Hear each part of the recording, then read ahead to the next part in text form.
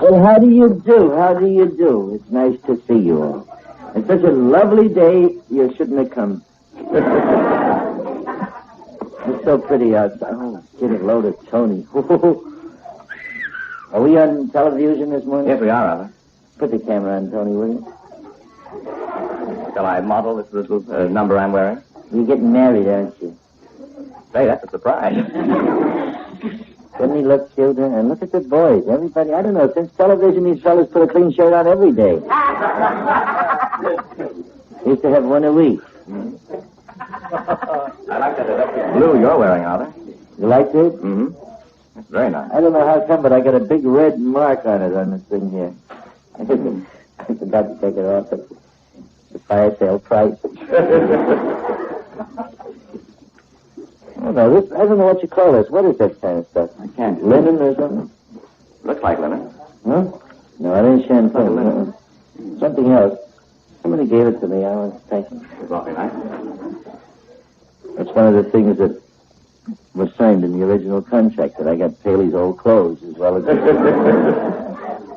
Trouble with him is he's a little big for me. Well, this is the Star-Kissed Tuna Fish Hour, huh? Yes, sir. Tuesday, September the 9th. And I got a United Press report from Silver Springs, Florida, which says that a Mr. Ross Allen is recovering nicely in a local hospital, and I know you're all happy to hear that. He's the guy you know who was bitten yesterday while trying to milk a rattlesnake. I keep telling you people, buy it at a delicatessen like everybody else. Can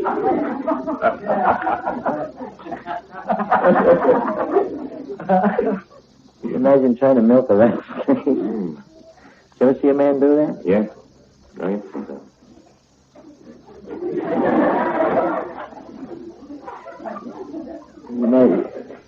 It's amazing, you know, where this guy spends his time. Where did you see a man milking a rattlesnake? Many years ago, sir, I did another program. Oh. And, why didn't you tell me then? You have not told me all of your past. I'm sorry, I haven't. There are some things This was supposed to have been your first affair here. Well, I will say this, in all honesty, it's the greatest affair I've ever had. It's a pleasure. He means the money is very good here. No, I mean the company, sir.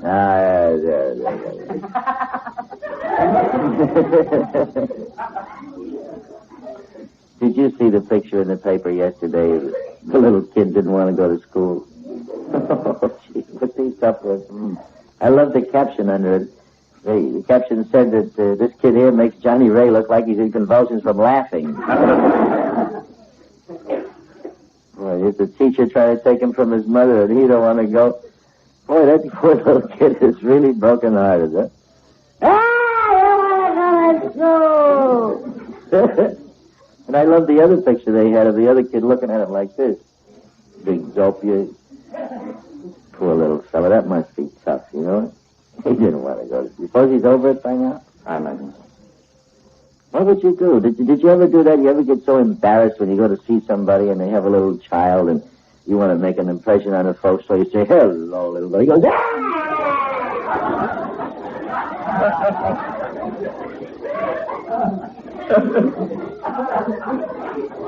You can throttle him, you know. Oh, boy. Especially in my early days when I was courting. Maybe it was the gal's little brother. See, I'm going to make a big hit with this kid. That was the end of that romance. Somewhere else. What can you do? Do you know how to overcome that? Well, I would suggest a rather large all-day sucker. Well, he was there the day before.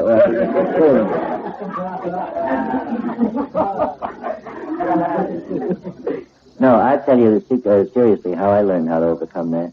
Don't pay any attention to him. Do the same way with dogs. Somebody's got a dog, you know.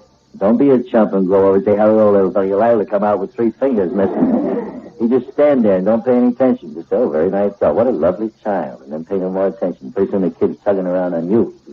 You can't take that. I found out that little trick. I went to see a friend of mine once who had a dog, and I just instinctively didn't like that dog, and I knew he didn't like me. I could see the way he looked at me. So I paid him no mind at all. And then he invited me in the house, and I turned to walk in, and wham, he hit me right in the ankle here, this fella. He waited till I turned around. You know that place between your tendon and your bone where there's nothing much? Yes, it's behind the Achilles tendon. Closed in behind that. Ooh. I said, what a charming little dog. I said something to that effect. I've forgotten now what it was. He didn't mean quite that.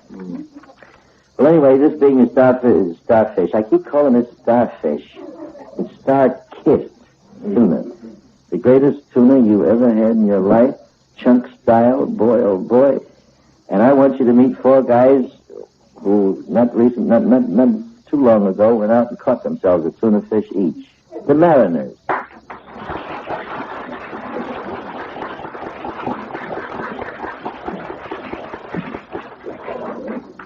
On a level, who was it caught the tuna? Oh, I caught an albacore. Well, that's a tuna. In California. That's a tuna. You rest of you fellas never caught one, huh? No, we haven't been that lucky yet. You go for striped bass, don't you? Yes. Going for striped bass.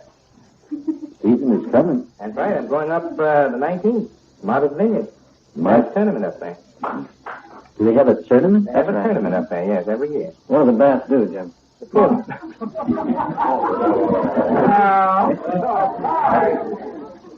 a bass tournament.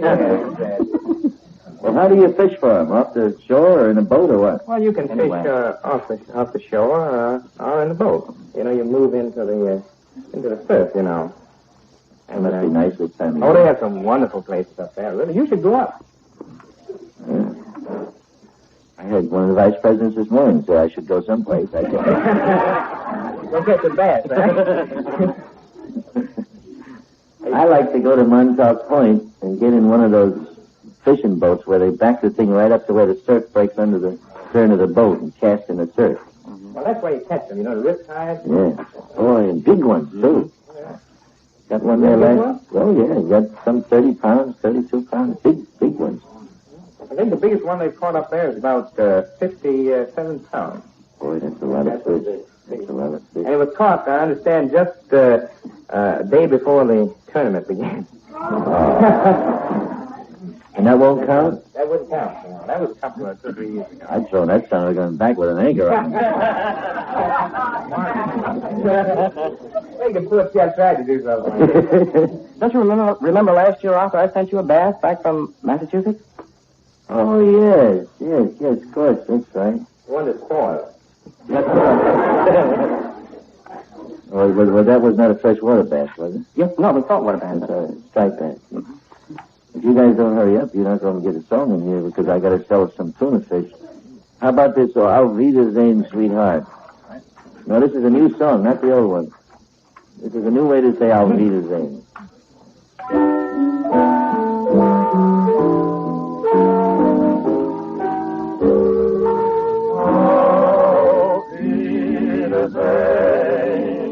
Auf Wiedersehen, we'll meet again, sweetheart. This lovely day has gone away, but time has come to part. We'll kiss again, like this again. Don't let the teardrops fall. With love that's true, I'll wait for you. I'll be the same, sweetheart. I'll be the same, I'll be the same. We'll meet again, sweetheart. With love that's true, I'll wait for you. I'll be the same, sweetheart.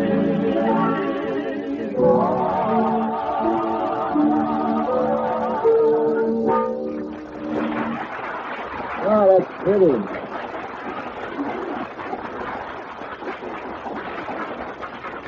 That's brand new, isn't it? Yeah. It's a good song. Very.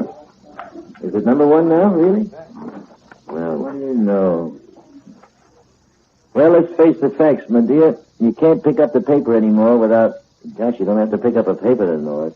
Everything is up. But there's one thing here that you perhaps didn't know. There's one protein-rich food that has not increased in price in 4 years. And that is Star-Kissed tuna fish.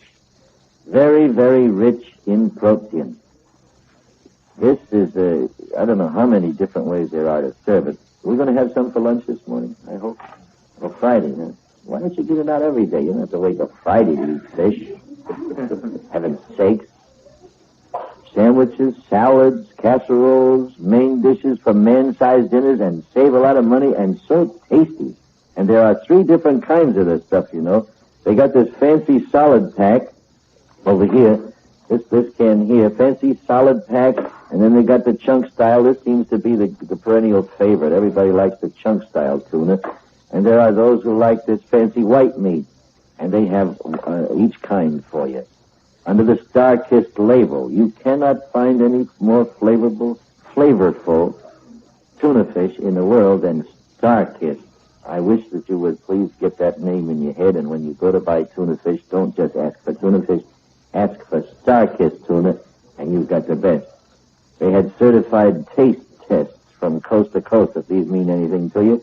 America's homemakers and leading food experts voted Star-Kissed tuna the flavor winner 3-1. All over the country, over every other nationally advertised brand. So, please get acquainted with Star-Kissed tuna fish in either of the 3 packs, any of the 3 packs that you like best. Try them all. The solid pack, or the chunk style, or the fancy white meat. Star-Kissed.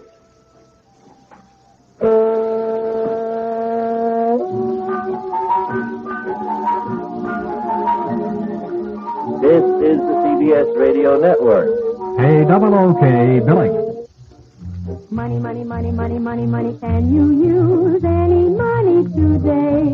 Are you wishing you had the money to take a real vacation? You'll have the money to do that and numerous other things when you see your financial friend, the local finance company. Confidential unsecured loans in any amount from $5 on up are granted with only your signature required. Make your vacation plans now. See the local finance company, 201 Stapleton Building, 1st Avenue North and Broadway. Frigidaire, the only all-porcelain automatic washer, presents Arthur Godfrey Time.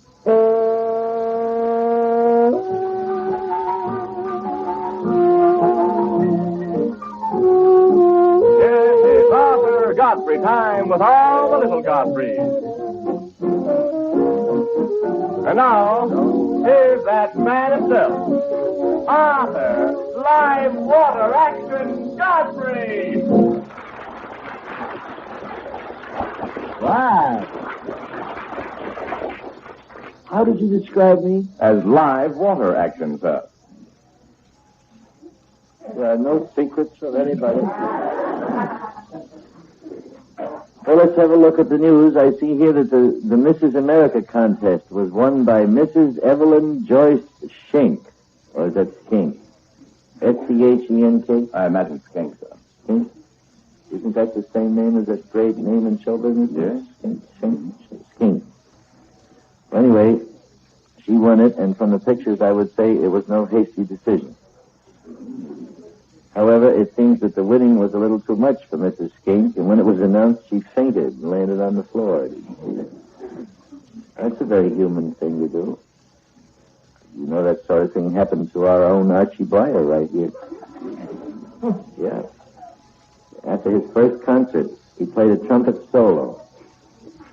And as the last note died away, plunk. Archie keeled over. He never did find out who threw that rock, did he?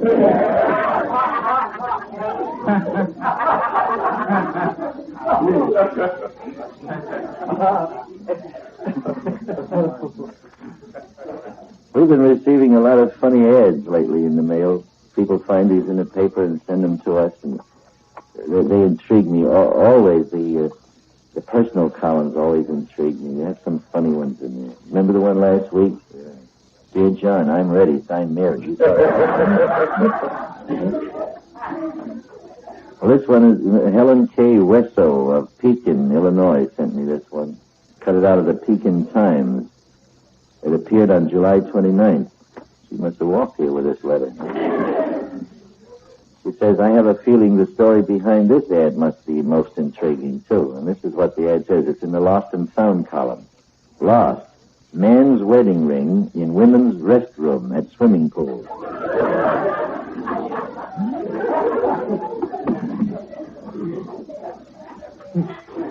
Now, you could figure out a lot of things about that. But it's probably very simple, huh? Those ads are interesting things to watch. The little troubles and tragedies in people's lives. They think they're so important at the time. Like, John, I'm ready, signed Mary. Boy, what a moment that was, huh? I wonder what she was ready for. And in the paper today, I see a prominent TV engineer predicts they'll soon be broadcasting actual battles on television. That's just what we need, huh? Televising a battle someplace. Can't you see the picture on the screen? Some tremendous bomb explosion. And after the smoke clears away, the announcer breaks in and says, and speaking of blowing up, are you bothered with after-dinner stomach distress? Try Burpo's little stomach pills.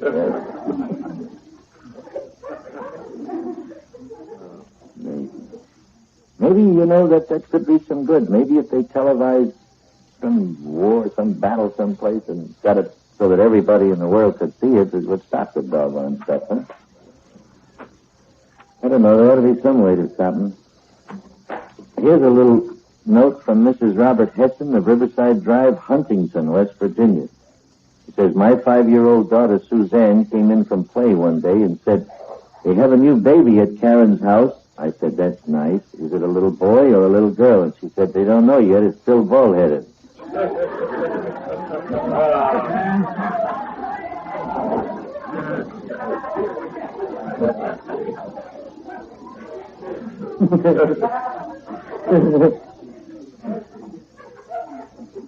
Mrs. J.S. Carlson of Rio, Illinois, sends me this. The guest to his host, who had just moved into a new house, says, well, old boy, how do you find it here? The guy says, upstairs, first door to the right.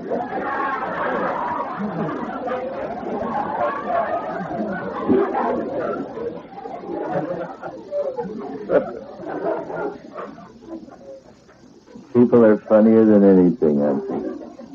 Tuesday, September 9th, Frigidaire automatic washer presents a guy who does his own laundry every morning, Frank Parker.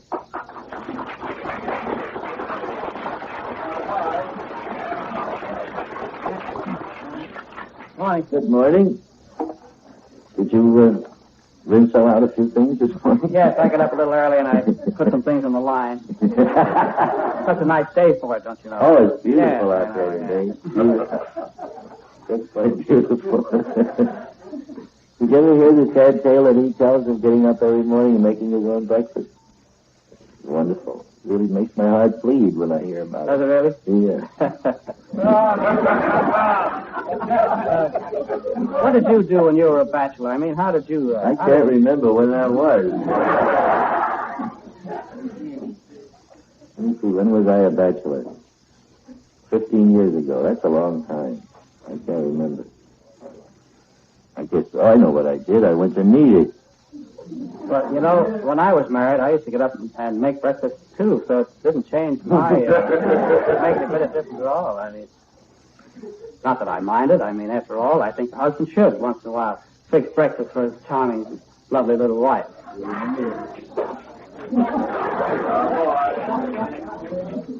That's going to get him married again. I do it every once in a while. Sure. I bet you're a pretty good cook.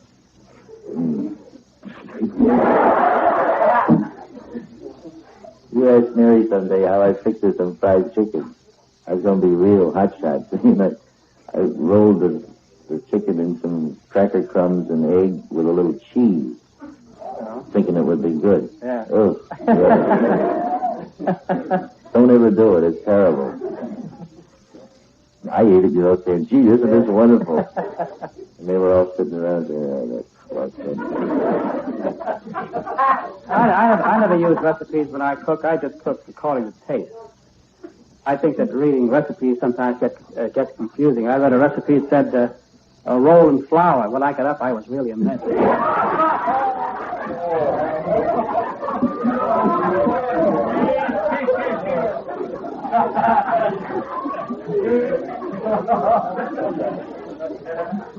Oh, brother. Oh, brother. That's the guy you should label live water action. That was cornmeal, not flour.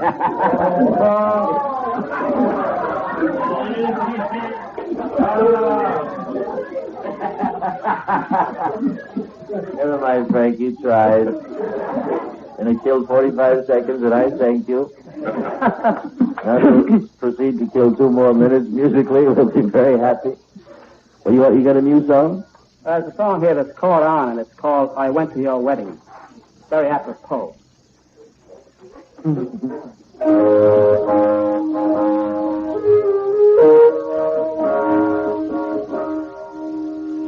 I went to your wedding, although I was dreading the thought of losing you.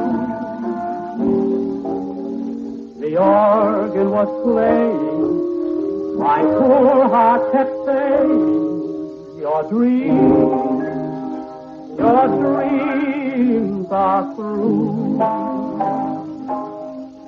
You came down the aisle wearing a smile, vision of lovely hair. You uttered a sigh, sent whispered goodbye, goodbye to my happy land. Your mother was crying, your father was crying, and I was crying.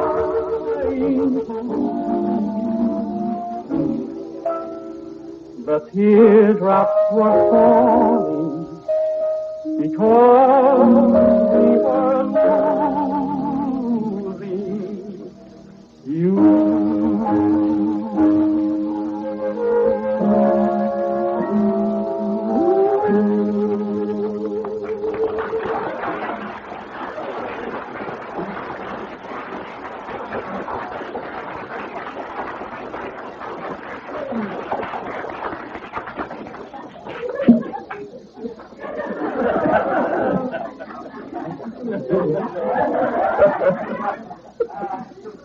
Put a damper on the whole day, didn't it?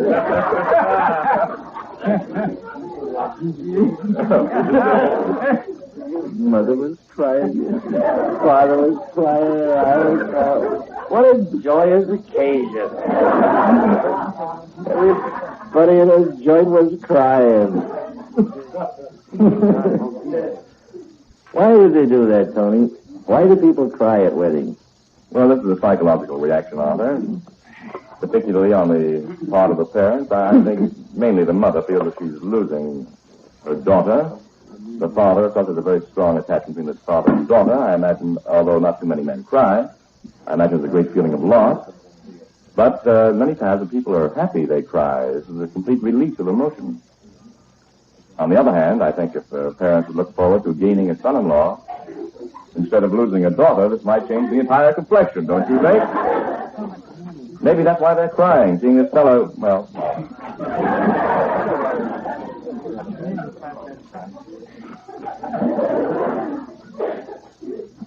I still don't know why they cry. Look, I got a washing machine that's sold here. Frigidaire automatic washer. Do you know anything about it, Tony? Quite a bit, sir.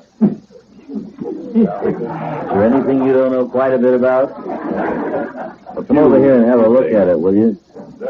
Exclusive live water action gets rid of deep down dirt. The pulsator goes up and down, and keeps sending hot, sudsy currents of water through clothes again and again. Oh, brother. How does that work? Well, the water agitator down here can't be seen, unfortunately, by our audience in studio. All of you on the television end of the receiving set. We don't have a film to describe it. Oh, we should. But it really agitates the water constantly. And all that sudsy water goes through every piece of laundry in that washer. Only... Nothing like having your water agitated constantly. That's a real live water Only... The only washer with a lifetime porcelain finish inside and out. Acids, grease, stains, and so forth wiped clean with a cloth. No worries about rust or rust spots. Porcelain just won't rust. It stays new-looking for years. And the thing is completely automatic. This is the thing about it that I love, because it takes all the work out of it for you. You don't even have to get your hands wet in this machine. Not even get your hands wet. You drop the wash in and the soap or the detergent or whatever you use, set the selecto dial that Tony's got in his hand there, and relax. The washer does all the work, washes the clothes, rinses them in fresh water, and then spins them drier than any other washer, some dry enough to iron right away. Then the Frigidaire washer even cleans itself and shuts off automatically. Boy, what else can you do, huh? The Frigidaire washer, buy one of these for your gal. This is the CBS Radio Network. This is KOOK in Billings. 970 on your radio dial. The biggest little electric range in the world. Frigidaire Thrifty 30. Oven large enough to bake 6 pies at once. See it at the Hart Albin Company today. $219.75. Small down payment, 24 months to pay.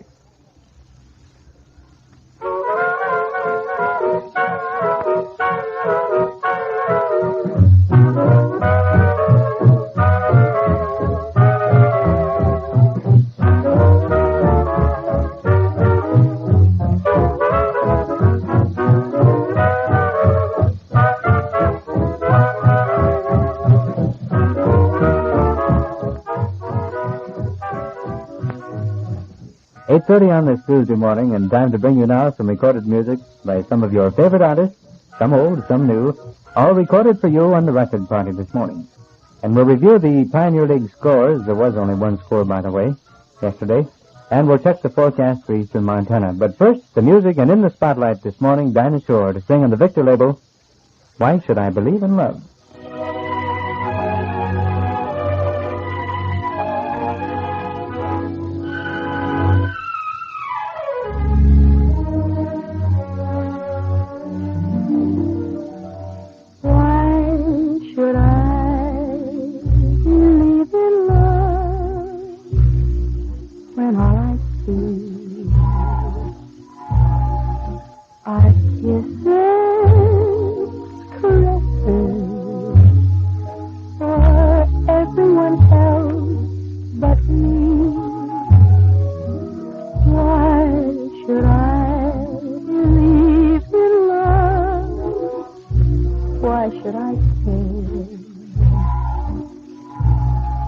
Kiss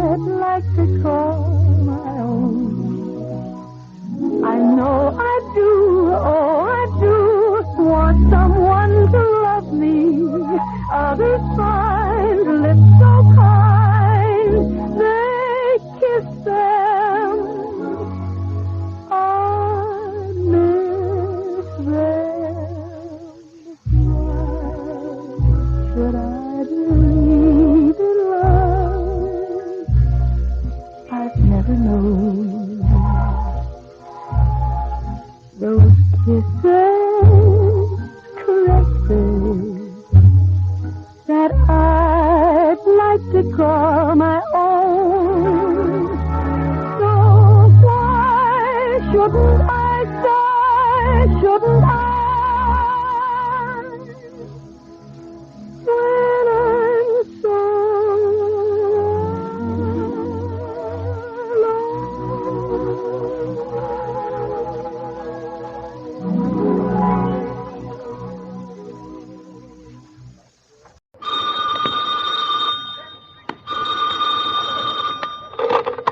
Sheffield Farms, hello. I don't know. The man just says, guess who? Yes, it's the game Guess Who. And your host is Sheffield Farms, who also bring you that delicious new Sheffield cream cottage cheese and other fine dairy products. And now let's all give a warm welcome to our genial Sheffield Quizmaster. It's that big hippo with the bigger potamus, Happy Felton.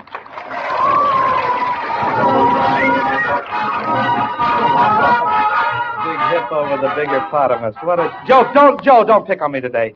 I've had a terrible time. I started off early this morning. My wife had the usual stuff for breakfast. Eggs, toast, coffee, and arguments. She hounded me all morning for more money. She wanted to waste it on some brown liquid leg makeup. I saved the dough. I painted her legs with peanut butter.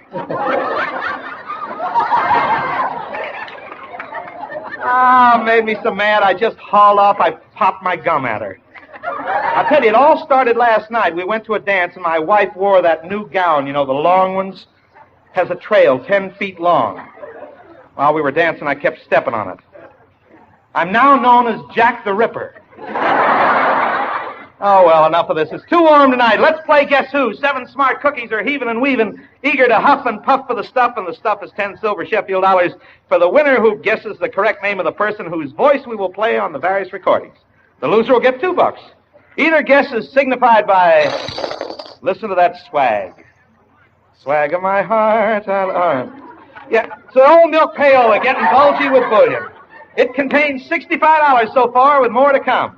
And later, all contestants are going to get a chance to put the squeeze on the old milk payola. What's more, we have the Sheffield alarm clock all set to ring when some contestant at the mic least expects it. Then, what does said contestant get, Joe? A beautiful Waltham wristwatch, Happy, the first American watch. The watch that keeps time beautifully. A watch. Well, speaking of a watch, what you say let's call up the first quizaroo? Sure we will. Meet Mrs. Jane Walter of Bamberg, South Carolina. How are you, Mrs. Walter? Welcome to Guess Who. You're from South Carolina? That's right. Hamburg? Bamberg. Oh, Hamburg. Bamberg. What do you hear from the onions? Nothing. I had to get that in. Bamberg. You know, the last time, Mrs. Walters, we had a Southerner up here. I said, is that you all? She said, yes. Is that all you? Yeah. Mrs. Walter, what are you doing in New York? Oh, I'm just having a good time. You having a good time? Yes. Your husband with you? Yes. Do you own your own house in Bamberg, South Carolina? Not at the present. We're going to build right You're away. Going to build? Yes. What business is your husband in? Automobile business. What automobiles? Dodge and Plymouth. Dodge and Plymouth. I see. Well, now, what type of a house do you live in? Oh, I live in a bungalow. Bungalow? How long have you rented it? About 6 years. How long have you been married? Oh, that's a long time. 18. 18 years? Tell me this. Does your husband ever say nice things about your appearance? You're a very attractive lady. Thank you. Well, does he? I think so. Does he appreciate you? I hope he does. He does? I want to ask you a very personal question now. Mrs. Walters, did you ever dye your hair at all? No, I haven't. You never touched it? No. Do you think most women do? Well, I've noticed a right good bit in New York. You have? That's wonderful. Well, I'm trying to get a plug for my brother. He's in the hair business. He's a Chihuahua dog barber.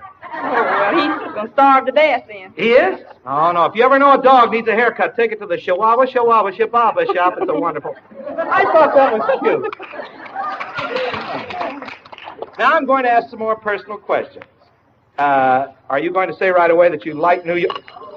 Well, look what happened. Early tonight, wasn't it? Very early tonight. You know what happened to you? I can't stand it. You can. No. You don't have to stand it, dear. All you have to do is wear it. You won a beautiful watch. Oh, I need a Waltham one. wristwatch, the first Isn't that American beautiful? watch. The watch that keeps on beautiful. Are you excited about it? That's Joe Ripley, an old Southerner from Thank you, Norfolk, Joe. Virginia, sir. What is it, Roanoke? Roanoke. Well, it's Roanoke all right and down Bamberg. What's the population of Bamberg? 3,500. 3,500. Yeah. What's the population of Roanoke, Joe?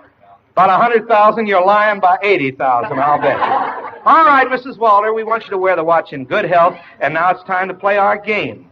We want you to listen to the voice of one of the suavest movie stars ever to be on the screen. You tell us who he is, and Joe will give you 10 silver Sheffield dollars. Listen closely. Guess who? Yes, of course, but she just wouldn't marry any man who came along. No. A girl as lovely as Olivia should be entitled to something better, don't you think, Charles? Why, of course, she might prefer a man who's traveled abroad, who's seen the world, who, perhaps one who writes. Now, that's a nice idea. Now, you look a little puzzled, Mrs. Walter. He and a very famous movie actress have been teamed together so much, a lot of people think they're really married. His first movie was made in 1920, and it was Sherlock Holmes. The funny part of it is he still plays a detective in most of his movies. His most recent part is that of Clarence Day in a pretty swell picture called Life with Father. Oh, William Powell. William Powell, is that what gave it away to you? She guessed it. All right, give her a nice hand. And 10 silver dollars. South Carolina starts off grand. Thank you. Stand by for the jackpot, Mrs. Walter. Here's a young man in the United States Navy stepping up here. Hi, Norman. Hi, Lou. Norman, it's pretty hot for me tonight. Now, you tell us in about, I'd say 5,000 words all about yourself, will you? Where are you from, how old you are, and how long you've been in the Navy? Go ahead. When I came on the program, I gave my name. My home is Wilkes-Barre, Pennsylvania, but I really come from Forty Fort. That's a small town outside of Wilkes-Barre. What's the name of that? Forty Fort. F-O-R-T-Y, F-O-R-T. 40 Fort, That's Pennsylvania? Right. That's right. I'm from Pennsylvania, and I never heard of that. It's a small town. Is it as big as Bamberg, South Carolina? I'm afraid it's a little small. It's only got a population of about 7,000. 7,000? Yeah. Well, that's not bad. Now, tell us, how long have you been in the Navy? 17 months. How do you like it? I'm expected to say it's pretty good. No, you just all say right. what you feel like up here. You have any more gripes or anything, you just spill them right out. It's all right. Well, I'll like it while I'm in, but when I get out, I'll be happy. I see. All right. Are you single, Norman? Yes, I am. Do you think women are unreasonable, Norman? Some are and some aren't. This fellow should be in the diplomatic service. He's all right. Well, now, do you have a special gal? Well, I know I don't. Well, do women gripe you when they show up late for a date? Or, I'm trying to get at something here now. For instance, if this girl, this mythical girl you're going to marry, if she found a strange blonde hair on your coat, would you expect her to be reasonable about it? Yes, I guess I would. What would your explanation be? Probably a yellow-haired dog. You'll do all right, Norman. You'll be all right. That's okay. My brother came home to his wife unexpectedly, found a strange man's hat in the hallway. My brother did what any red-blooded, fearless he-man would have done. He tried on the hat. Norman, has the hot weather bothered you much? Yeah, it's pretty hot now with these blues on. Yeah, blues, navy blues, they're pretty hot, huh? Yes, yeah. You think your uniform's cooler than an ordinary suit, for instance, like I have on? No, I don't think so. I tried to pick out a cool suit today. Matter of fact, this is the suit I got married in. You can still see the bullet hole in it. Norman? Oh, thank you. Thank you very much. Norman, tell me about yourself, what you'd like to be when you get out of the Navy.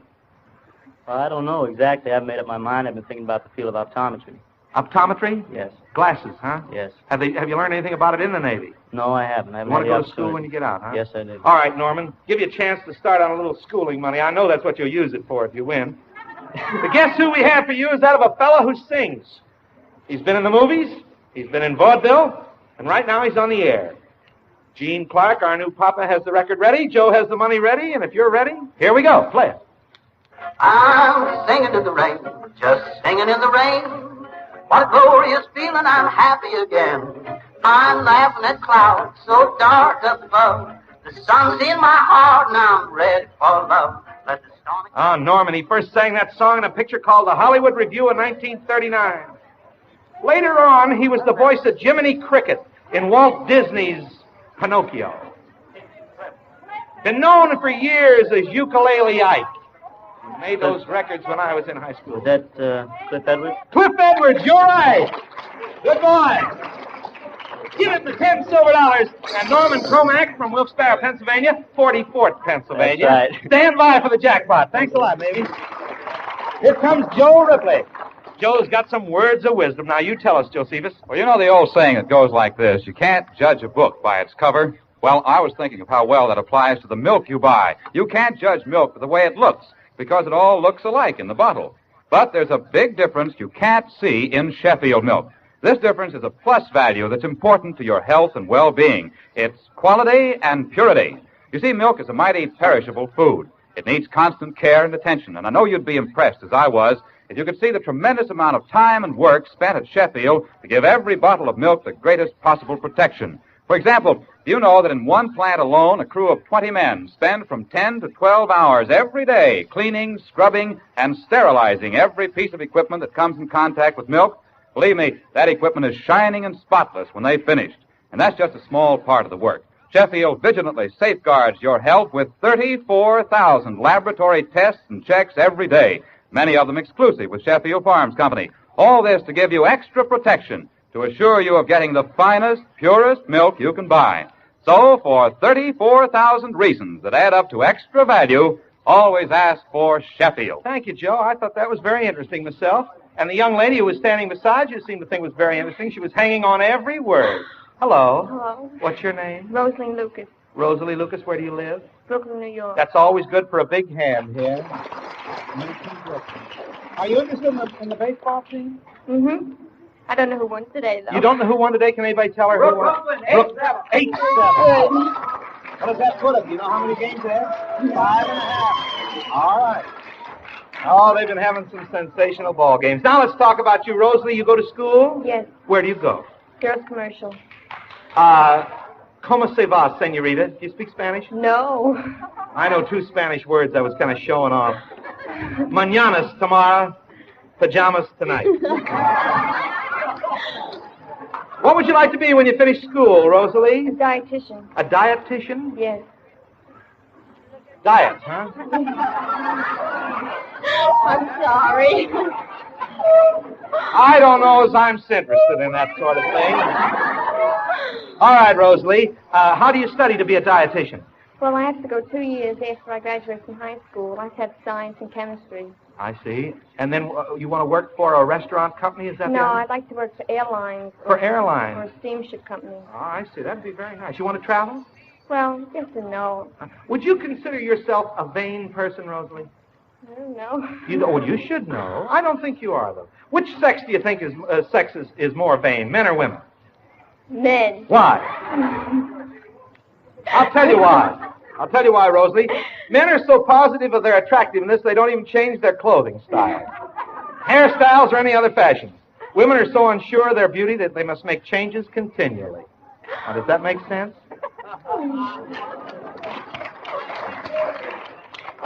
Now, Rosalie, how many are in your family? 5. 5? Tell us about them. My mother, my father, my sister, my brother, and I. And are you the youngest or in the middle or what? I'm the middle. You're in the middle. Your oldest one is a sister or My brother? sister. And what does she do? She works in Western Electric. Western Electric. Do you want to get married someday? Oh, I hope so. Have you guys picked out the fella yet? I got him in mind. You have him in mind? I won't embarrass you. You don't want to tell us who you have in mind? No. Oh, dear. My mother's out there. Your mother's out here? I'll be very nice. Well, I'll say to Mrs. Lucas, is that her name, Mrs. Lucas? Yes. You have a very nice daughter, Mrs. Lucas. We won't embarrass her. All right. Here we go now. Let's play Guess Who. You're going to listen to the music of a famous pianist. He's a famous pianist, a famous composer, and he's a famous orchestra leader. 10 silver Sheffield dollars if you guess who, Rosalie. Here we go.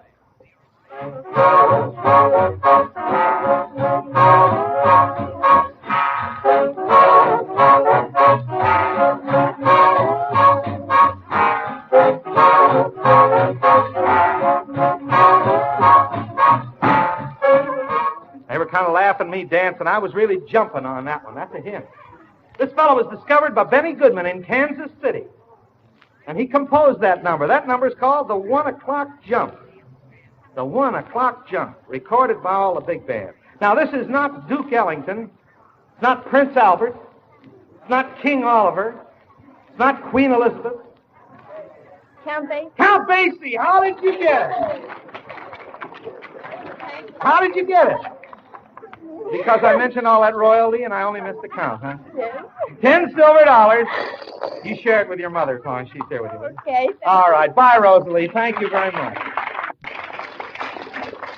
Here's a gentleman coming up here who told me when I picked him out that he's lived in and around New York for a long time. Is that right, sir? Practically all my life. And your name, please? Tom Harity. Tom Harity. And where do you live now, sir? Astoria. Astoria, Long Island. That's right. What is your job? Maintenance mechanic. Maintenance? Maintenance, yes. What do you do? I was with the Department of Hospital, building maintenance. In hospitals? In the hospital department. I see. City of Oh, New that's York. very nice. Now, Mr. Harity, is that right? That's right. Mr. Sheffield has a highly polished silver dollar for you if you can answer this one. And being around hospitals, maybe you'll know. I hope so. How many bones are in the human body? I'll give it. If you're within 20, I'll give you the dollar. How many bones? Make a guess. About 5,000. 5,000? No. Can't give you the dollar on that. 206. Imagine that. 206 bones in my body. Take away all this fat, I sure would rattle, wouldn't I? Now, how many years have you lived around New York? All my life. How long is that, sir? 52. 52 years. Can you remember when the Waldorf was where the Empire State Building is now? I certainly do. Back in those days, the old Murray Hill Hotel was the swankiest place in town. You know where that is? 41st and Park. 41st and Park. Lincoln, Grant. Did you ever go up in the old Murray Hill Hotel? I was in all of them because I roamed around all over New York. Did you ever live in one of the old hotels? Not quite. I just passed through them. Somebody had to make. My brother always goes to those old hotels every time he comes to town. Goes to the old Astor House, then he goes to the Essex House, and he goes to the Station House. It's very... All right, now, Tom, have you ever traveled much? Yes, I've been in Chicago for about 5 years, and Rochester. Did you see the movies of President Truman back all the way from South America? No, I didn't. They say when he got back, all his clothes were wrapped in a little paper sack. When Margaret sang in Hollywood, she forgot to return her father's suitcase. Oh. Tom, they're punching me here, telling me to move along. Let's play a record for Tom here. One of our country's most famous political figures is the Guess Who we're going to play for you. This man made some great speeches in his time. Here's part of one of them. A famous speechmaker. Here we go. The principles for which we stand are the principles of fair play and a square deal for every man and every woman in the United States. A square deal politically, a square deal in manners, social, and industrial. You notice he kept talking about a square deal, Tom. Not a new deal, a square deal. This man was once governor of New York. President Roosevelt. Who's that? President Roosevelt. Well, we've had a couple of President Roosevelts. Franklin D. Roosevelt. No, this is not Franklin D. Roosevelt. This fellow was in the Spanish-American War. Theodore Roosevelt. Theodore Roosevelt. Very good. Eliminate one, you have the other. Give him the $10, Joe Ripley. That was Teddy Roosevelt, the 26th President of the United States. Stand by for our jackpot. Thank you, Thomas. A very charming lady stepping up here. Very neat. Is that green? Would you say that was green? Yes, it is. Well, any special color green? Well, not to my eyes, just green. Just green. Your name, please? Jane Jones. Jane Jones. That's an odd name, isn't it? Very unusual. Where are you from, Miss Jones? Scranton, Pennsylvania. Scranton? We had a sailor here from Wilkes-Barre. It's not so far, is it? No, not far at all. And what do you do? Well, I teach at the ICS, the International Correspondence Schools. How do you teach, then? Now, tell me that. Tell us about it. Well, they send in their lessons, the students, Yes. people all over the world. We sit down, we look them over, we correct them, we tell them what we think's wrong, what we think's right, give them a mark, mail it back. Well, now, what subjects do you specialize in? Well, I personally teach French and English. French and English? How do you say But- guess who in French? Qui est? Yes? I don't know. How do you say Sheffield milk in French? Le lait Sheffield? Le lait Sheffield. Very nice indeed. Oh, that's very interesting. Do you find it dull teaching school that way, or do you like it? Oh, I like it. You don't have to face them every day. You can put them in their envelopes if you get a little tired. Did anyone ever send you any spitballs mailed in an envelope? I used to go to the girl who resembles you very much, Miss Jones. She always had me, she tried to get me to eat Wheaties. I thought she liked me. She was just saving box tops. You're not married, is Miss Jones? That's Have right. a special interest in New York by any chance? No, just vacationing a You little. spend most of your time in Scranton? Most of it, yes. I live there. I see. Have you traveled much? Yes, some. Been abroad twice. Have you been abroad? Yes. Whereabouts? Well, in France and the British Isles. Well, now, if you've been abroad, you've seen something about these new styles that are startling all the women and especially the men here. What do you think about the long skirts versus the short skirts? I don't like the long You skirt. don't like the long No, skirts? indeed.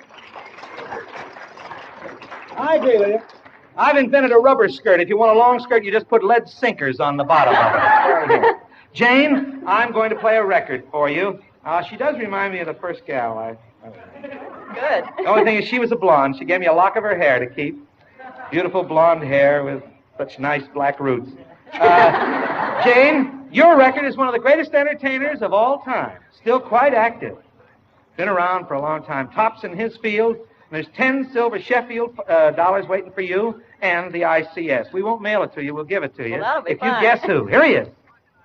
That dancing demon, he has my feet in a trance. 'Cause when I'm dreaming, folks, I go right into that dance.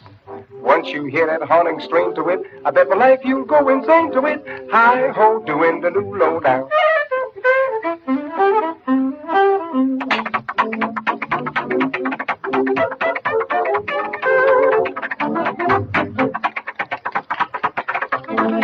That's him dancing. He's a good friend of mine. He's a wonderful fellow. Holds the world's record for running backwards, by the way. And he was in a show here. He was great in it, The Hot Mikado. And I saw him in several pictures where he was with Shirley Temple, and she looked up at him, and he taught her to dance. He's a dancer. Bojangles, they call him. Oh, I can't tell you very much more. Bill Robinson? Who? She said it. She said it as the cowbell rang, so we'll give her half credit for it. Who'd you say? Bill Robinson. Bill Robinson, of course it was. Give her $5. We'll discount the other half of the cow and put it into the jackpot. You'll have a chance of that later. Thank you, you. Miss Jones, and my best regards to the ICS. All right, looky up here now, Joe.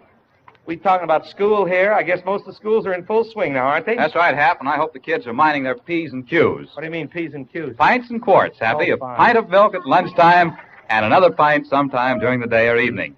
Now that they're spending more time indoors, it's more important than ever that they have a quart of milk every day for strong bones and teeth, extra energy, and all-round good health.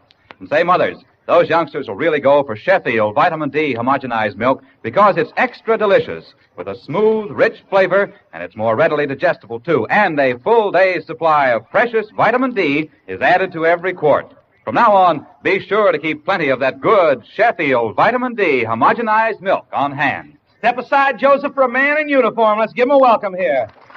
This kind of uniform we usually see in the last few years on Guess Who, but we want to welcome you here, sir. Your name? Donovan. Donovan? Yes. Flight Lieutenant? That's right, yes. Flight Lieutenant? That's right. Lieutenant, I picked myself. Flight Lieutenant Pat Donovan. Where are you from, sir? London. London, England. How long have you been?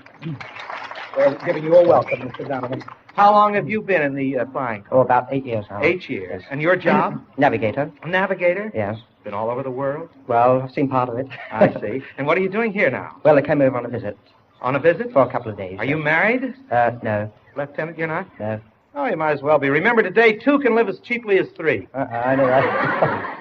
I'm going to tell you something, Lieutenant. Mr. Sheffield has bright dollars for bright visitors up here. We give you $1 if you can tell us how many people live in the United States. Oh. If you come within 1 million of the correct figure, I'll give you a silver dollar. Make a guess. Must be a hell of a lot, but... Yes. Lieutenant, you're right. You're right.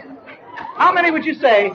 Well, I should say about, about 40... No, it'd be more than that. Well, now let's figure it out. About 75 million. 75 million, no. 143 million. The man shouted it right out, and he was right. Well, that's all right. We'll give you a little something else going. Good. Now, during the war, there was a demand for dogs to join the WAGs. That was what it was called over here. Did they have army dogs in England? Yes. Do you have any idea what kind they used? They're usually Alsatians. Alsatians? Yes. Airedales, do you know that breed? Airedales, yes, but... Malamute?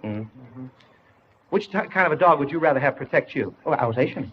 You would? Alsatian, Yeah. why? Well, the main thing is that in itself it's very faithful. It will only acknowledge one master. Only one and other than that, it's faithful and do what you tell it. Well, it's that's a easy to train. very good reason. I wish my wife had got an Alsatian. She ended up with a Pekingese. It's all covered over with hair. Say, Harry, I have to stick in a pin to find out which end will bark. I don't know.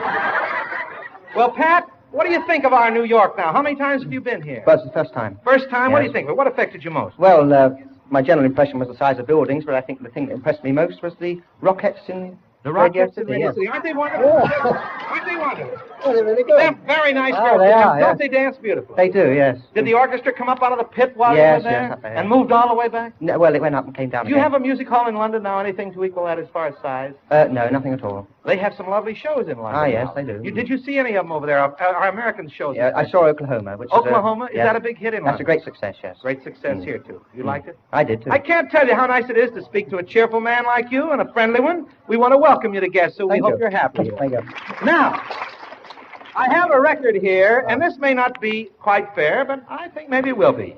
Man of your caliber, going to play a record for you of one of the finest actresses of our times. Now, actresses are international, and I'm sure you've seen her in would you say the cinema? Is yes, that right? that's right. In the movies over here. I'm sure you've seen her, and especially on the stage. 10 silver Sheffield dollars if you can guess who it is. Here we go. No American mother can be unmindful of the debt of gratitude we all owe to the women of the Army Nurse Corps. Now, as the good news continues to roll in ever-increasing proportions. I'm going to try to give you a lot of quick hints. Her daughter is now starting her stage career. She's featured here. She's known as the First Lady of the Theater by many of us. She's featured in Happy Birthday. She also played Queen Victoria in Helen Hayes. Helen Hayes, of course it is. All right, thank you very much, Flight Lieutenant. Now sit right down there. There's your 10 contestants. Listen carefully, all of you. It's milk payola time. Tonight, the bucket is filled with $70. What we're going to do is play 3 songs. In the title of each one is the name of a cocktail. You listen to the record, write down the name of the cocktail in the title. You have to get all 3 to win, and if more than one wins, we divide it up. Don't let anybody else look at your card. Write them down. Here's number 1.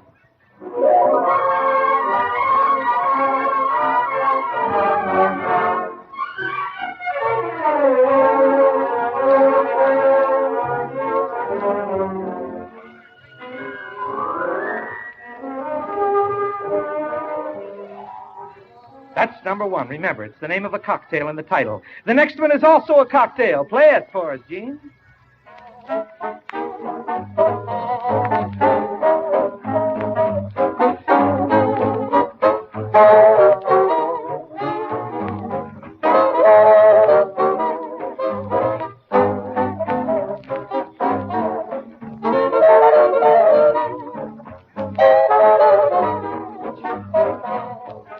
Now, if you have those 2, you only have to worry about the third one. Here it is, number 3, another kind of a cocktail. Play it.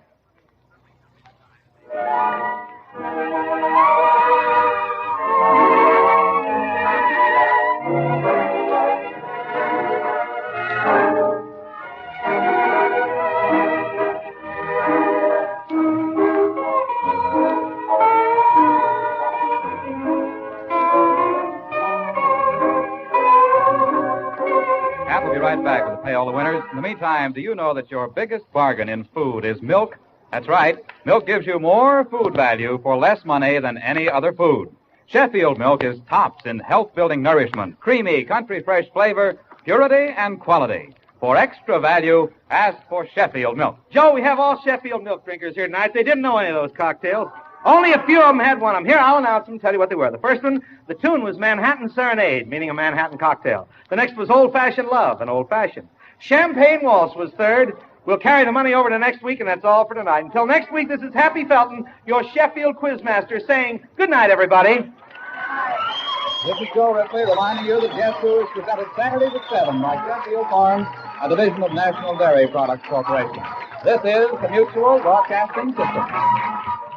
Road of Life, brought to you by Duz, D-U-Z, Duz, the new kind of soap that does everything in your wash.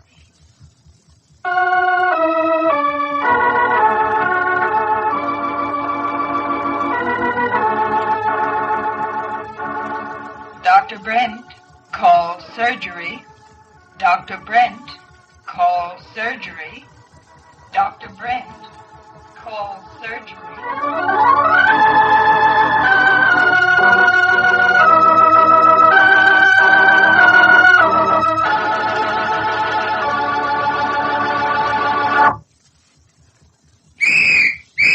Oh, it's Dan. Dan, the Does mailman. Hi, Mr. Collier. Look at the big stack of Does letters that just came in. Golly, folks everywhere are finding out this soap does everything. You said it. Take this letter from Fayetteville, North Carolina. What's that? Mrs. A.M. Waddell says her husband got his Panama hat all greasy working under their car. So she does the hat. Hey, the lid does did. Sure. And pipe this postal card from Bellevue, Michigan. Mrs. Grace Russell likes Does so much on wash day, she's even got her brother using it. Her brother? Yep. He lathers up his beard with Does when he shaves. It's Does for his fuzz. How do you like that? Say, listen to this letter from Cambridge, Massachusetts. Mrs. Mary Busby writes, I do a family wash for 10 people, but Does makes it easy. Our towels come out snow white, the work clothes so clean, and the colored rayons so pretty. I wouldn't be without Does for any money. Well, folks, Mrs. Busby's right. You just won't find a soap that gets towels whiter or work clothes cleaner than Does. Yet it gives your colored rayon undies extra safety. You see, when you Does everything on wash day, you've got the soap that's best. Actual comparisons with 25 different wash day soaps proved it. Only Does, the new kind of soap, gives you this amazing combination. Unsurpassed whiteness for towels, unbeaten cleaning power for dirty work clothes, and greater safety for colors. So be a lady who does best. Take it from Dan, the Does mailman. Does everything. And now we invite you to listen to Road of Life.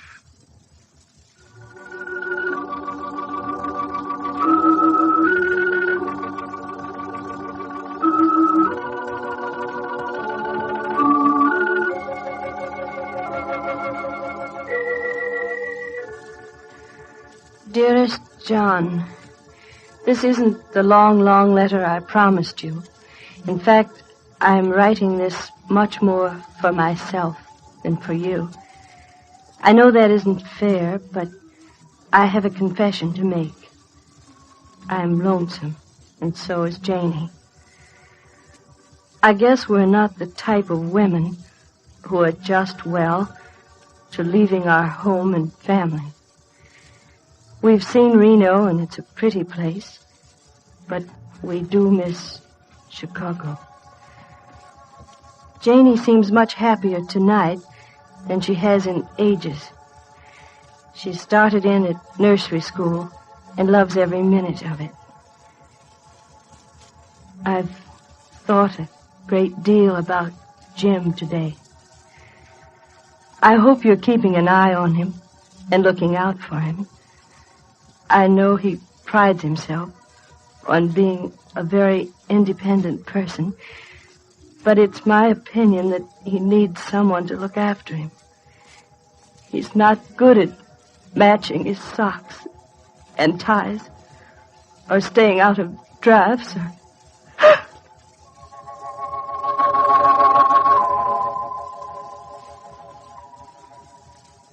And then, because Carol Brent realized that she couldn't possibly send that sort of letter to the son of the man whom she was divorcing, she slowly tore it into small pieces and allowed them to flutter down into the wastebasket.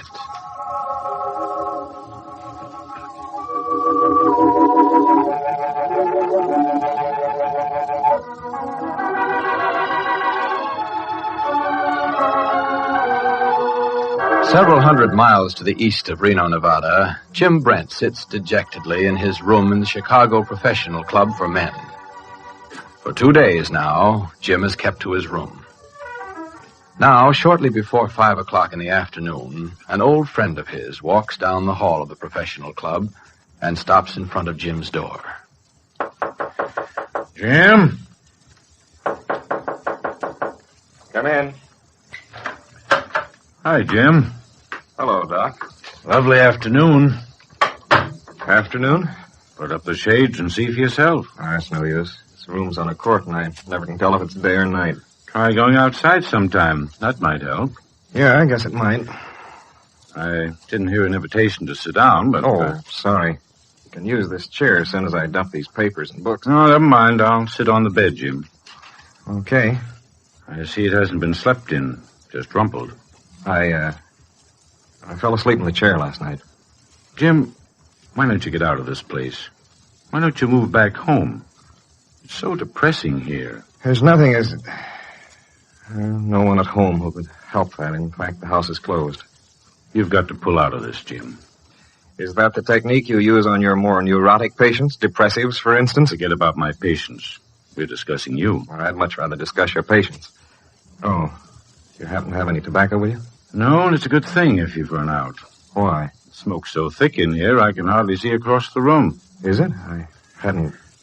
Yes, I know. You hadn't noticed. I'll open the window a bit. That ought to help. Careful, you're not used to fresh air. Look out for shock. Skip it, Doc. Don't be so sarcastic. Well, let's see. What can we talk about? You've been up in this room for such a long time. Look, Doc, I've only been up here 2 days. Only? I'm not doing any harm by staying in my room for a couple of days. Why the big to-do over it? Well, put it this way. Have you done yourself any good by staying up here? Oh, I've given myself some time to think. Arrive at any great and far-reaching conclusions? I wasn't trying for anything like that. I've just been taking stock of myself. You know, it's healthy for a person to do that every now and then. Do tell me more, Doctor. Now, listen, I'm serious about this. A man suddenly finds himself in a muddle like I'm in, he must take time off and figure out where he's going. And where he's come from? Right. Maybe I can help you in a few little things. You see, you've been shut up in here, and I've been out listening to some of the talk this muddle of yours has caused. I don't want to hear what they're saying, Doc. Of course you do. Why lie to yourself? Go ahead, Doc. You're right again. What's been happening? Well, I won't bother to go into what your friends say. You can use your imagination on that. But I think you'll be interested in the general reaction. And this comes from people who could have been considered impartial. Nurses, interns, orderlies, and doctors. Not only at City, but at other hospitals as well.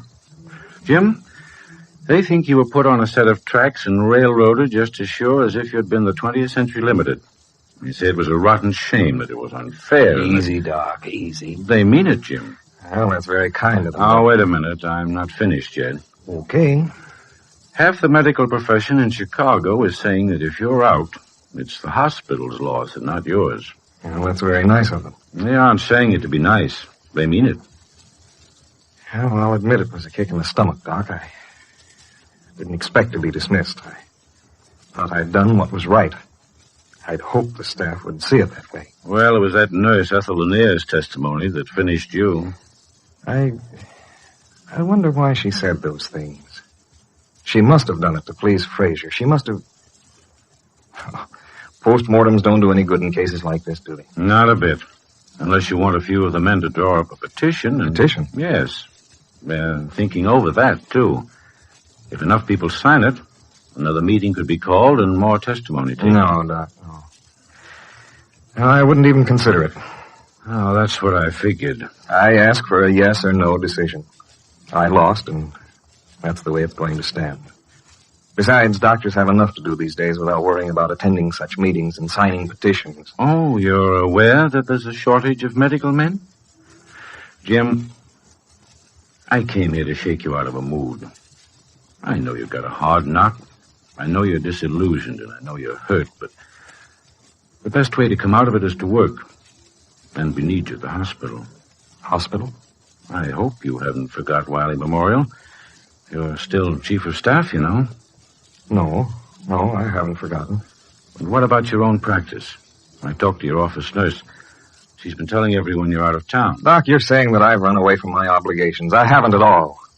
I've just taken some time off to think and set myself right. In the long run, it'll be better for my practice and for the hospital. Don't forget, I've had more to digest than this trouble with Frazier. There's been Carol. Are you going to write her about it? Of course not. And no one else will either. I'll see to that. Did you hear me? I heard you. Good. And it's settled.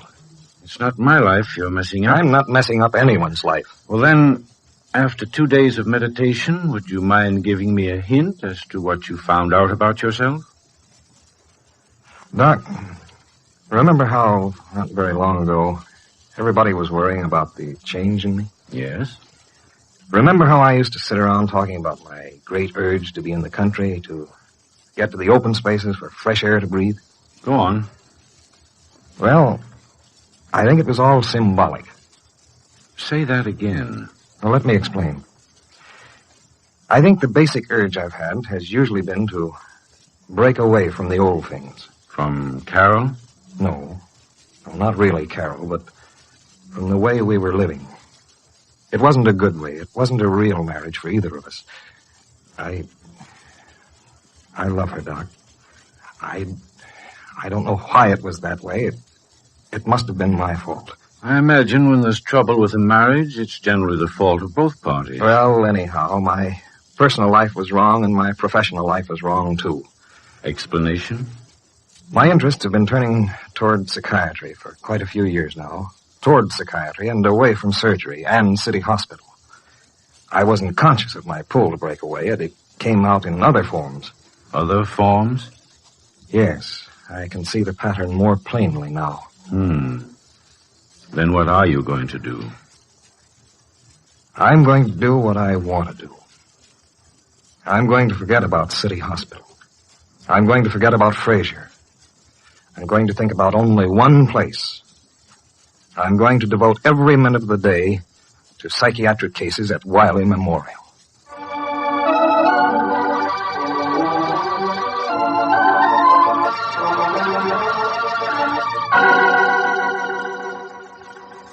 Those are good resolutions. But there's a world of difference between resolving to do a thing and actually doing it.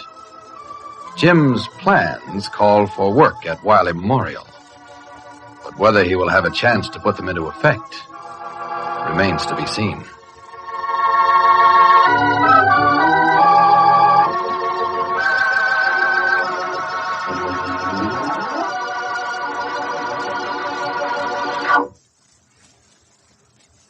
You know, no one likes to miss out on a good thing.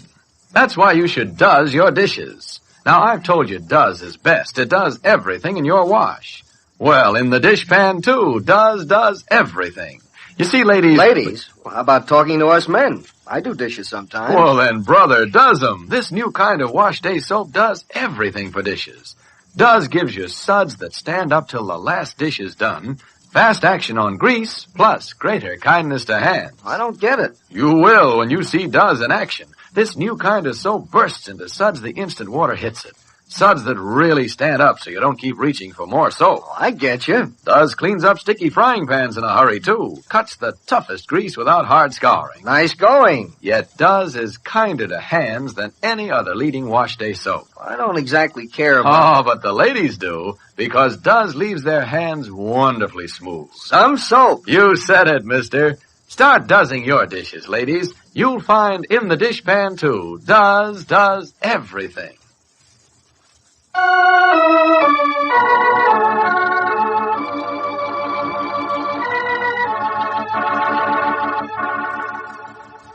Be sure to listen tomorrow when DUZ Does will again bring you another absorbing episode on Road of Life.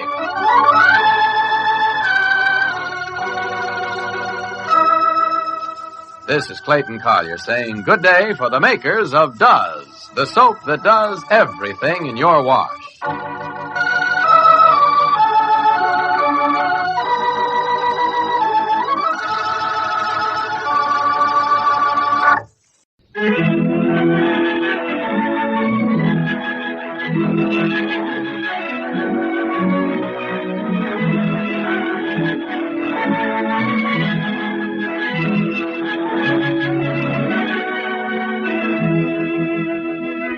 The bakers of Slow Bake Wonder Bread and Hostess Cakes present Pretty Kitty Kelly.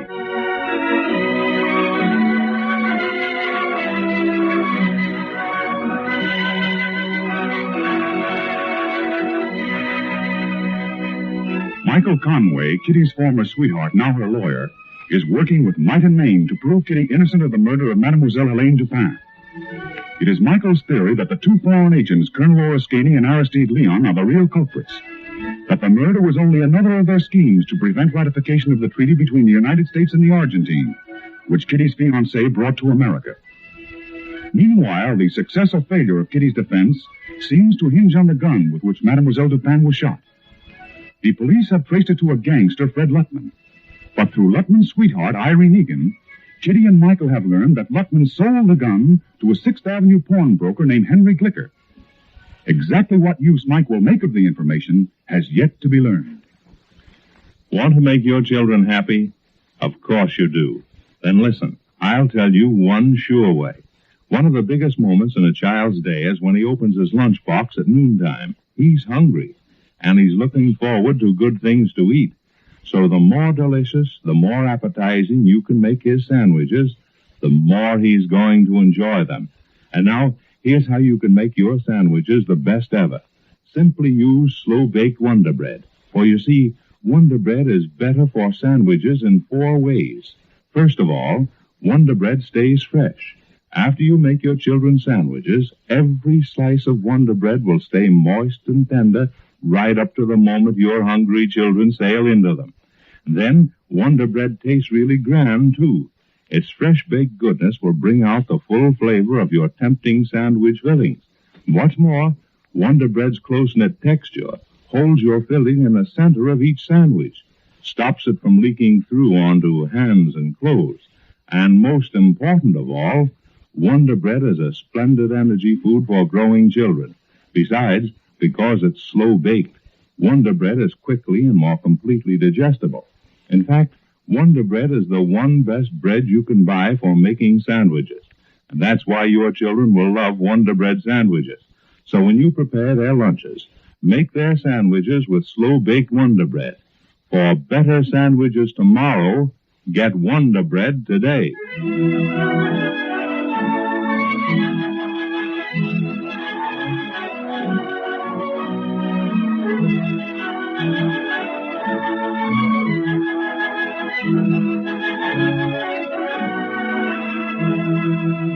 Now back to Kitty's story. Our scene is the living room of our 31st Street apartment. The time is early evening. Kitty's aunt and uncle, the Welbys, are deep in conversation. While curled up in one corner of the couch, deeply engrossed in a book, is 10-year-old Billy Wilson, Bonnie's little brother. He is totally oblivious of their discussion. Well, do you think we should do anything, Edward? It may have been just an oversight, Phyllis. I rather fancy this week has been something of a problem for Mr. Bowes, too. Well, should we tell Kathleen? I think Kathleen has enough to worry about. The check may simply have been delayed. We'll wait a day or two before saying anything. It always arrives today, and I take it to the bank. Well, as I say, Bowes has his problems, too. Edward, you don't suppose he stopped Kathleen's salary, do you? Well, for all our sakes, I rather hope not, Phyllis. I think he would have told Kathleen, let it go for a day or two. If it hasn't come, we'll look into it then. Oh, it'd be a terrible blow. I don't know what we'd do. What's all that clatter about? Hey, let me in. I'll get it, Mr. Welby. It's funny. Sit still, Billy. I'll let her in. Hello, Mr. Welby. Where's Billy? Oh, he's here. What do you want, Ronnie? Look at here. We've been subpoenaed. What? Yeah, we got to appear as witnesses at Kitty's trial. The fellow asked the papers, and I got one for you, too, Billy. Sure, I know, Bonnie. Mike told me I was going to be a witness. Oh, but this is the other side. It ain't Mike Conway. These are from the district attorney's office. The fellow that brought them told me. He's just up to my apartment. He left me yours, too, Billy. I told him I might as well take it. The state? You mean the prosecution wants you to testify? But what about, Bunny? I don't know, Mr. Welby. I ain't got any idea. I think as Kathleen's lawyer, Michael should be told about this. Oh, I'm going to. He's coming up here. He wants to see Billy. Well, I'll bet you he wants to find out if I remembered that telephone number. The one that the Pantane called that afternoon. And I can't. Why not? You got the Plaza part of it in 3. Plaza 3. Why can't you remember the rest? Gee, Bonnie, I've been trying to. I've been thinking so hard I'm almost dizzy. Benny, he'll never remember it that way. It'll just come to him, or he'll never remember it at all. I'm thinking about it even while I'm reading, Bonnie. Oh, the heck you are. You're thinking about that book. You got your nose glued to it. Well, one can hardly blame him, Benny. It's one of those sex rumor thrillers. I came across it in a second-hand bookshop today and bought it for him. I'm going to read it myself. What's the name of it, Billy? Batwing. Ah, yes, Batwing. And is it swell? You ought to read it too, Bonnie. Oh, go on and read it. Oh, sit down, Bunny. Is Michael going to stop in here? I think so. Oh, jeepers, that could hardly be him already. Oh, hello, Jan. Hello, Miss Wilson. Say, Mr. Welby. I'm here, Johnson. What is it? Anything wrong? You busy, Mr. Welby? No. What is it? Well, a fella come just now and he gave me paper. I got it right here. Looks like law business. You tell me what it is, please, sir. Oh, you got subpoenaed, too.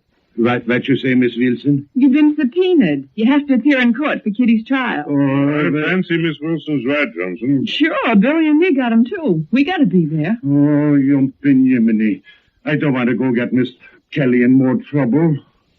No, they want me to tell you about that gun. Oh, no, keep still, Billy. You just be there next Monday at 9:30, Johnson, that's all, or they'll send the paddy wagon after you. Well, how long I got to stay here? Oh, I guess till they've heard what you got to say. They got to pick a jury and everything, and it'll probably take a couple of weeks. Couple of weeks? Don't ping him. What about my job here? Well, you better tell your boss that you got to go to court so he lets you off. He has to do it, too. That's the law. Cheapers, it'll be a regular vacation for you. A vacation? I don't know. I guess I got to get me lawyer fella and tell me what to do. You don't need a lawyer. All you have to do is go to court and testify. It tells you there in the paper where to go. Miss Wilson's right, Johnson. We're going to court on Monday. You can come along with us if you like. Well, sure, come with us. We're all in the same boat. Well, maybe that's Mike now. Well, you got company coming. Hey, go back downstairs. Very well, Johnson. Oh, Mr. Mack. Hello, Kelly. Mr. Bowles. Hello, Miss Wilson. Oh, Edward, it's Mr. Bowles. Yes, I heard, but... You've been a stranger. Where you been? We want to see Mr. and Mrs. Welby. Are they here? Yeah, come on in. Come in. How do you do, Mr. Bowles? Sit down, both of you. Really get your feet off the couch. Okay.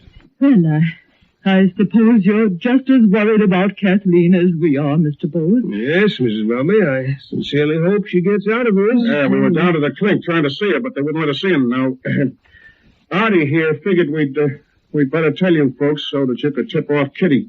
I'm afraid we got some kind of bad news for Kitty. Bad news? I made Artie come along so he could tell you his side of it, and then I'll try to tell you what I think.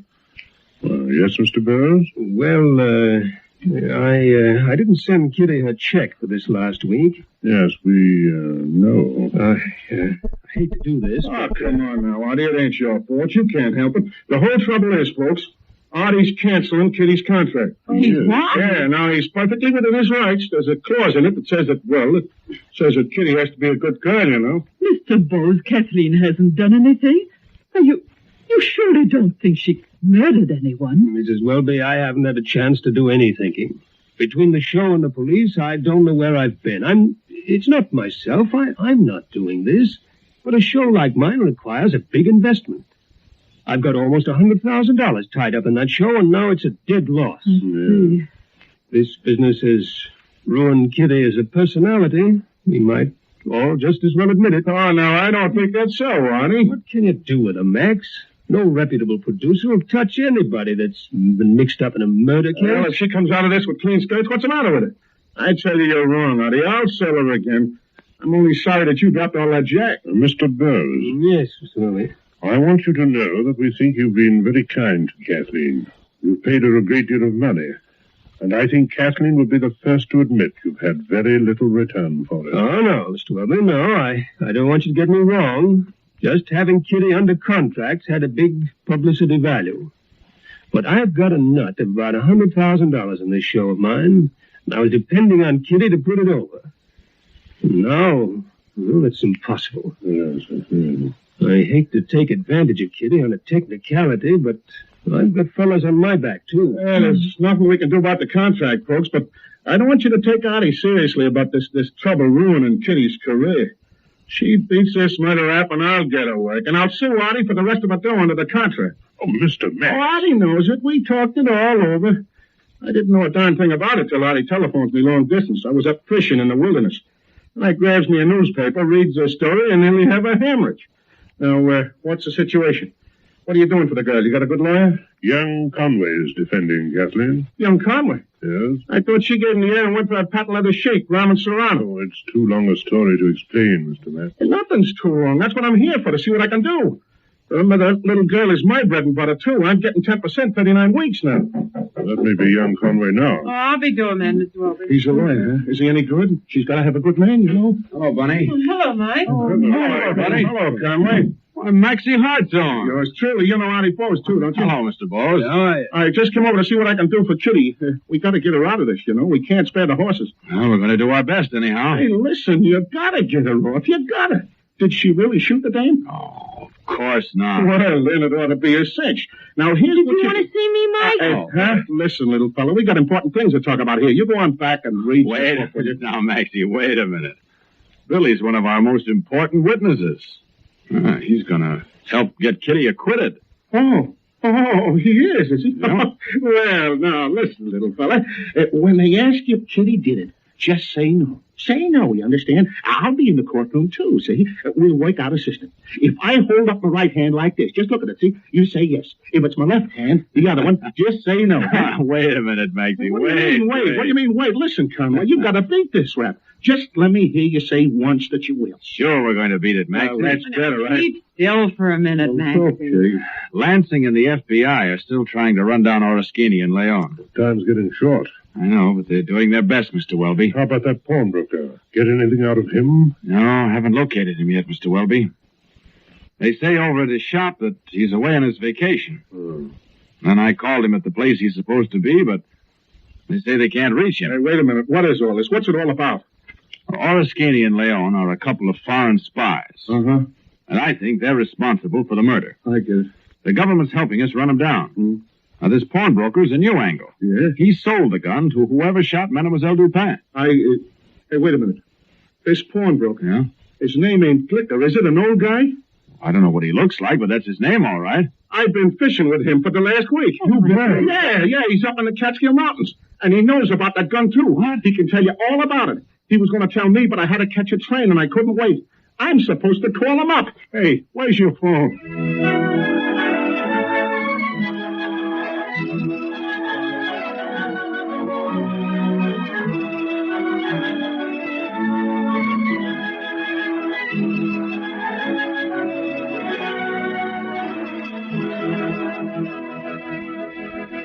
Bread's the most familiar food on your table. Make it the best, too.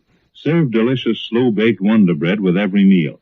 Wonder Bread is the one best bread you can buy, and the bakers of no other bread in the country can offer such convincing proof of this fact. Listen, to date, over 500,000 women have compared all good breads at their food markets.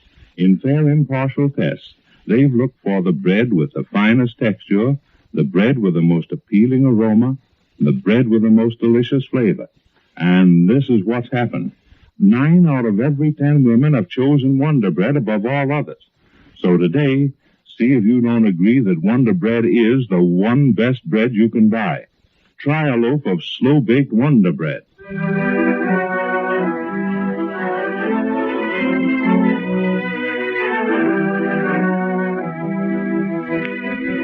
Mr. Mack's sudden appearance and his knowledge of liquor save Kitty? To whom did the pawnbroker sell the gun that shot Mademoiselle Dupin? Tomorrow, be sure to hear the next episode in the thrilling life story of the beautiful golden-haired Irish girl, Pretty Kitty Kelly.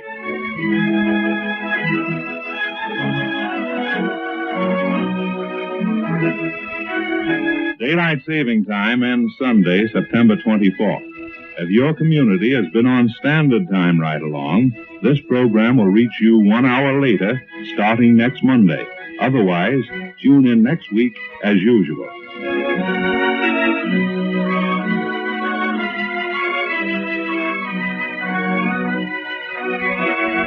This is the Columbia Broadcasting System. Saturday, September 7th. So far today, there are no reports of aerial activity over England and Germany. But during the night, both capitals and other points underwent heavy attacks. Berlin had a 3-hour air raid, one of the most severe it has yet experienced. But Nazis claimed that German planes had bombed many important points throughout England. In London, officials were taking stock of the damage resulting from yesterday's 24-hour raids. Bombs fell in many London sections, within a radius of 15 miles from the heart of the city. Tenements were destroyed. Now the news direct from London and Berlin, then to our own nation's capital, for the report of Albert Warner. We take you first to the British capital. Go ahead, London. This is London. A refreshed London because after midnight last night, relative quiet prevailed, in central London at least. A marked contrast to our previous night of extended alarm. But parts of London caught a packet, as they say over here, just before midnight. In fact, many of the now homeless people declare that the German bombs beat the air raid sirens by at least 10 minutes. The raid on a thickly populated district in eastern London came about 11:30 last night, just between the all-clear signal of a previous German visit and the quavering howl of the alarm which signaled the arrival of the new batch of German planes. Following the bombing, in the southern London area, traffic had to be diverted for a small distance. The trolley cars in that section are still not running this morning. There's a big crater near the subway station.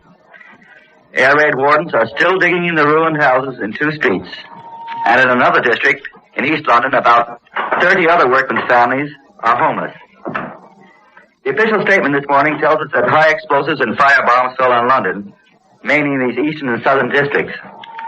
Industrial buildings and private houses were damaged, and a number of fires started, which have now been extinguished or brought under control.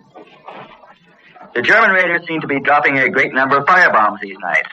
But London has built up what is probably the world's greatest firefighting system to defeat the incendiary bomb. And so far, the firefighters are beating the bomb.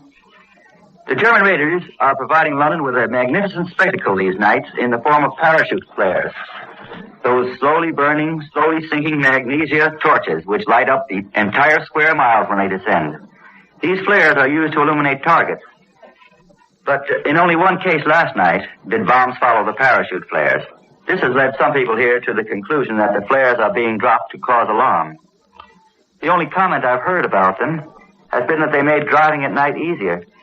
Some people insist they can read newspapers in the streets by their weird light, too. In the blackout at night, you know, people here often shout at persons lighting cigarettes to put out that light. Last night I heard some humorists shouting the same thing at a German parachute flare. People here are asking why British night fighting planes are not equipped with searchlights to pick out the German night bombers. It's been reported that a German machine, by means of a strong searchlight, was able to hold a British machine in the light and fire at it with telling effect. It's no secret that experiments are being carried on in this country. One of the advantages of a searchlight on a night fighter is that the beam could be used to dazzle the enemy pilot. The disadvantage is that the enemy machine gunner can fire right along the searchlight beam at the fighter plane. We've just been permitted to disclose the name of one crowded London area which was bombed last night. It's on the south side of the river, and the subway station there bears the strange name of Elephant and Castle, so called because of an old pub nearby which has borne that name down the centuries. It contains row after row of little yellow brick houses, and it's right next to Lambeth, the working class district where they invented the famous Lambeth Walk. Today, just when people were getting used to what seemed to be a new phase of the air war with continuous raids on London, the Germans seem to have slackened off. We haven't had our breakfast alarm this morning, nor the usual one for lunch. But beauty parlors here report a great rush of trade in the last few days. Women are coming in to have those tired lines around the mouth and eyes massaged away. And some of the beauty specialists are advertising air raid treatments aimed at relaxing the nerves and muscles most affected by strain and lack of sleep. Incidentally, official records just compiled here show that from June 17th to September 6th, 1,688 German planes have been brought down. These planes, they think, must have contained about 4,000 German airmen. We return you now to CBS in New York. That was Wireless, sir, reporting from London. At this time, we had expected to take you direct to Berlin for the latest news reports from the German capital. But up to this time, we've been unable to contact our Berlin correspondent. We take you now to the nation's capital for the report of Albert Warner. We take you now to Washington. Sometime today, sometime before midnight, the administration leaders hope the conscription bill will come to a vote in the House. There are still amendments to be dealt with. House members may not talk as long as senators, but they like their 2 or 3 minutes in the spotlight, and there are 435 of them. One highly important amendment remains for action, along with a good many lesser proposals. The important proposition deals with industrial conscription. an issue brought to the front by Wendell Willkie, Republican presidential candidate. The administration amendment advanced by the Military Affairs Committee proposes penalties for industrialists who decline to cooperate with the government in its defense program.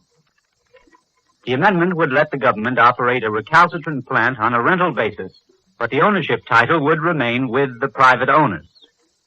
The Senate adopted perhaps a sterner amendment, allowing the government to condemn and take complete possession of facilities whose managers, in the opinion of the government, are not cooperating. Mr. Willkie complained of the arbitrary threat to industry. Later explained he was not opposed to penalties for non-cooperators if applied by orderly regulation and the rule of law, and not by the fiat of one man. Once all the amendments are disposed of, the House, which has been sitting in Committee of the Whole, comes out of committee and greets itself as the House again. At this point, the administration may ask for a roll call on any amendment adopted in Committee of the Whole, which it doesn't like. There, the Fish Amendment rises for a second vote and by roll call. Supporters of the draft bill hope to overturn and reverse the fish provision. As it stands, it would postpone the draft for 60 days while the president issues a call for volunteers and waits to see if 400,000 men flock to the colors.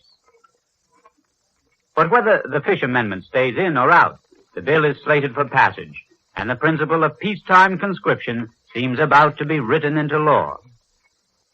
Already the Congress has finished its work on the $5 billion record appropriation bill for national defense. The Senate completed action yesterday, and today, or in the next 2 or 3 days, the President will sign the bill. A total of $10 billion have been appropriated this year for defense, not counting additional billions in authorizations for expenditure later on. Despite a drastic tax bill to raise $1 billion additional revenue already enacted, and an excess profits tax bill underway, which may produce $500 million more, a deficit of over $5 billion for the current fiscal year is foreseen. In this country, as in all other large nations, the deficit grows. Whether in the war or out of it, the whole world is going deeper and deeper into the red. The Defense Advisory Commission is reported studying a possible embargo on steel scrap export. The Commission may recommend such action to President Roosevelt. At present, a large part of the United States scrap exports go to Japan. After the draft bill, the only remaining big measure before Congress is the excess profits tax bill. The Senate Finance Committee seems to be in sympathy with the charge that no one can understand it in the shape it came from the House. The committee is rewriting the measure. Chairman Pat Harrison has called the group into an extra Saturday meeting in an attempt to get the bill before the Senate early next week. Administration leaders hope to begin debate on it Tuesday. It has been given precedence over all other legislation. Senate Majority Leader Barkley says he thinks that the upper house can get the tax bill out of the way in 3 days. When these bills, conscription and excess profits, are out of the way, either adjournment or recess is now definitely indicated. Republican congressmen who opposed adjournment early in the summer now want to get away just as badly as do the Democrats. And Senate isolationists, who once thought that Congress would be a check on the president, are now despondent. After the destroyer deal, in which the president ignored Congress, some of these isolationists said, we might just as well be at home. As adjournment or recess approaches, Representative Joseph Martin, Republican leader of the House, and his party's national chairman, predicts a minimum gain of 60 House members for the Republicans in the next election. His prediction is that there will be a gain of between 60 and 75. The Republicans need a gain of only 48 to organize the House and elect Mr. Martin Speaker. Well, the present Democratic Speaker of the House, William Bankhead, declines to be worried over the outlook. I don't hear that they are going to make any substantial gain, he tells me. In fact, the Republicans may lose some seats. But this talk of winning or losing seats makes members of the House nervous. Political fences back home are calling them. It won't be long now. We return you now to New York. That was Albert Warner speaking from Washington. And still, we are unable to contact our Berlin correspondent. However, we do bring you at this time the latest news from Berlin, received at Columbia's newsroom in New York. Sweeping over Berlin at altitudes of only 3,000 feet and lighting their targets with parachute flares, British bombing planes raided Berlin for 2 3/4 hours in the early hours of this morning, dropping high explosive and incendiary bombs. Fires were started at various points in the city, including a huge warehouse and a stable a few blocks north of Myrt and Marge, municipal buildings in the Wiesenstee suburb in northeastern Berlin, the old criminal courts building in the center of the city, a storehouse, and police station in the diplomatic quarters a few blocks southwest of Myrt and Marge, and a radio factory and dwellings in the wedding district in North Berlin. A tour of the city arranged under the auspices of the propaganda ministry after the raid showed that bombs had struck in the districts to which correspondents were taken near legitimate military objectives at most points. Across the street from the criminal courts building is a great military barracks. A bomb struck the Tegel railroad station in northern Berlin, not far from the Borsig arms factory. 1 was killed and 10 were wounded when a bomb struck near an automobile chassis plant. It was admitted that 1 searchlight of a battery had been destroyed at Brandenburg, 55 miles west or southwest of Berlin. The raid was the noisiest and most dramatic yet. The air raid alarm sounded at 12:15 a.m. Heavy anti-aircraft gunfire started immediately. Flashes of heavy batteries lighted the sky to the west, north, and east. About 15 minutes later, the hum of airplane motors was distinctly audible. British planes had begun to cruise over the city. The planes dropped dozens of parachute flares. 1 dropped direct over the United Press building in Myrt and Marge, the center of the city. The Wilhelmstrasse and Adolf Hitler's ornate chancellery, situated on it, must have been visible to the flyers in the blue-white glare. It was evident that the planes were flying back and forth across the city on the same paths. Daringly, the planes came down to about 3,000 feet, but not once were they picked up by searchlights. The British planes seemed to be disregarding entirely the heavy fire from the ground. 1 plane dropped a string of parachute flares across the center of the city from west to east, circled, and dropped another series farther south from east to west. As soon as a flare dropped, guns blazed into furious action, trying to shoot them down. Pom-pom and machine guns joined in the fire unavailingly. Several times it was observed from the United Press building, as soon as a flare would go out, a British plane would return to the spot and drop another at almost exactly the same point, despite deafening ground fire. After an hour and a half, reddish glows began to appear in the northern and northeastern sky. 2 fires, it could be seen, were put out quickly. A third burned for 2 hours. Windows rattled and buildings trembled in the din of gunfire. It was noted that, though this part of the dispatch emphasized the number of parachute flares, the daring of the British flyers, and the fury of gunfire, it did not mention bombing. Under German propaganda ministry rules, foreign correspondents may send nothing on an air raid until after the all-clear signal had been sounded, and then their dispatches must conform to official versions. English bombers flew to Berlin in several waves. 2 waves were repulsed before they reached the city by anti-aircraft fire and night fighters. Several planes of a 3rd wave flew over the anti-air cordon and dropped bombs on various points of the city, particularly in the workers' quarter of Wedding in the north, where several fires were ignited and there was appreciable damage to buildings. And thus we conclude this morning's report of European development. Larry Lasser reported from London, Albert Warner from Washington. Larry Elliott speaking. This is the Columbia Broadcasting System. Alka-Seltzer, first aid for the relief of headaches, acid indigestion, and muscular aches and pains. Alka-Seltzer brings you Hilltop House.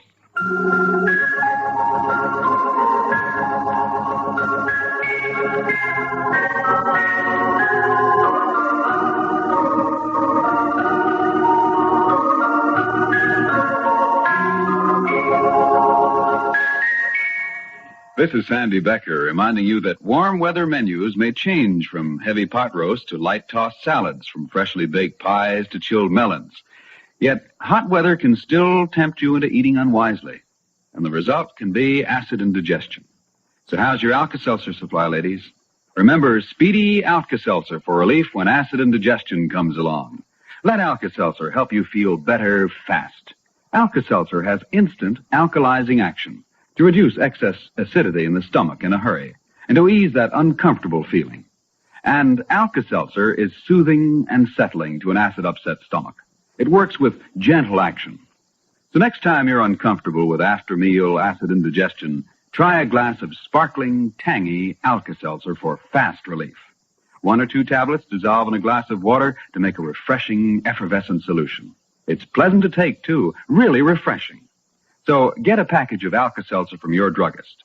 And then, when unwise eating causes acid indigestion, be wise. Alkalize with Alka-Seltzer. And now, Hilltop House.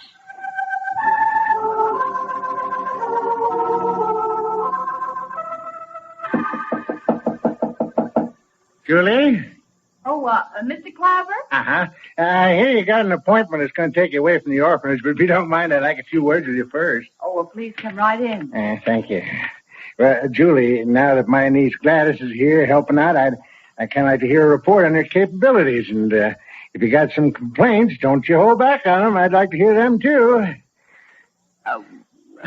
Well... Oh, yeah, now, Julie, since you're thinking so hard and so long to come up with an answer, because you got no objections to my niece so far. And that's fine, because I don't want you worrying about the orphanage.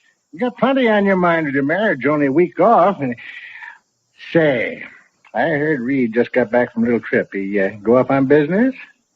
In a way, yeah. He's a humdinger, that feller. You know that Pearson property over on Maple Street? Well... everybody was saying he was a fool to buy it. And I'm telling you, I thought for sure he'd made a mistake that time. Well, have you heard a soda pop factory's opening up in Glendale and going to build on that land? Yeah. And Reed's the boy who sold him a bill of goods to set up here instead of Madison City. Oh, I tell you, he's a smart feller. And he's so young, too. Some people call him lucky, you know. But I say you gotta have something to go with the luck, and Reed's got it. Oh, he is a humdinger. I think he's pretty nice. That's rich. Well, now about my niece. Well, I think it's too soon to give any real criticism. She feels nervous about taking over, but that's to be expected because I'm still here. Well, now, if you've got anything you'd like to tell her and you don't want to say it straight to her, why, I'd be glad to take the criticism and pass it along. Now, mind you, Julie, we all understand she's trying to take over your job as best she can. And don't forget, we're considering that as a temporary substitute till somebody more qualified comes along, providing Gladys don't turn out right. Now, I'm saying she will, though.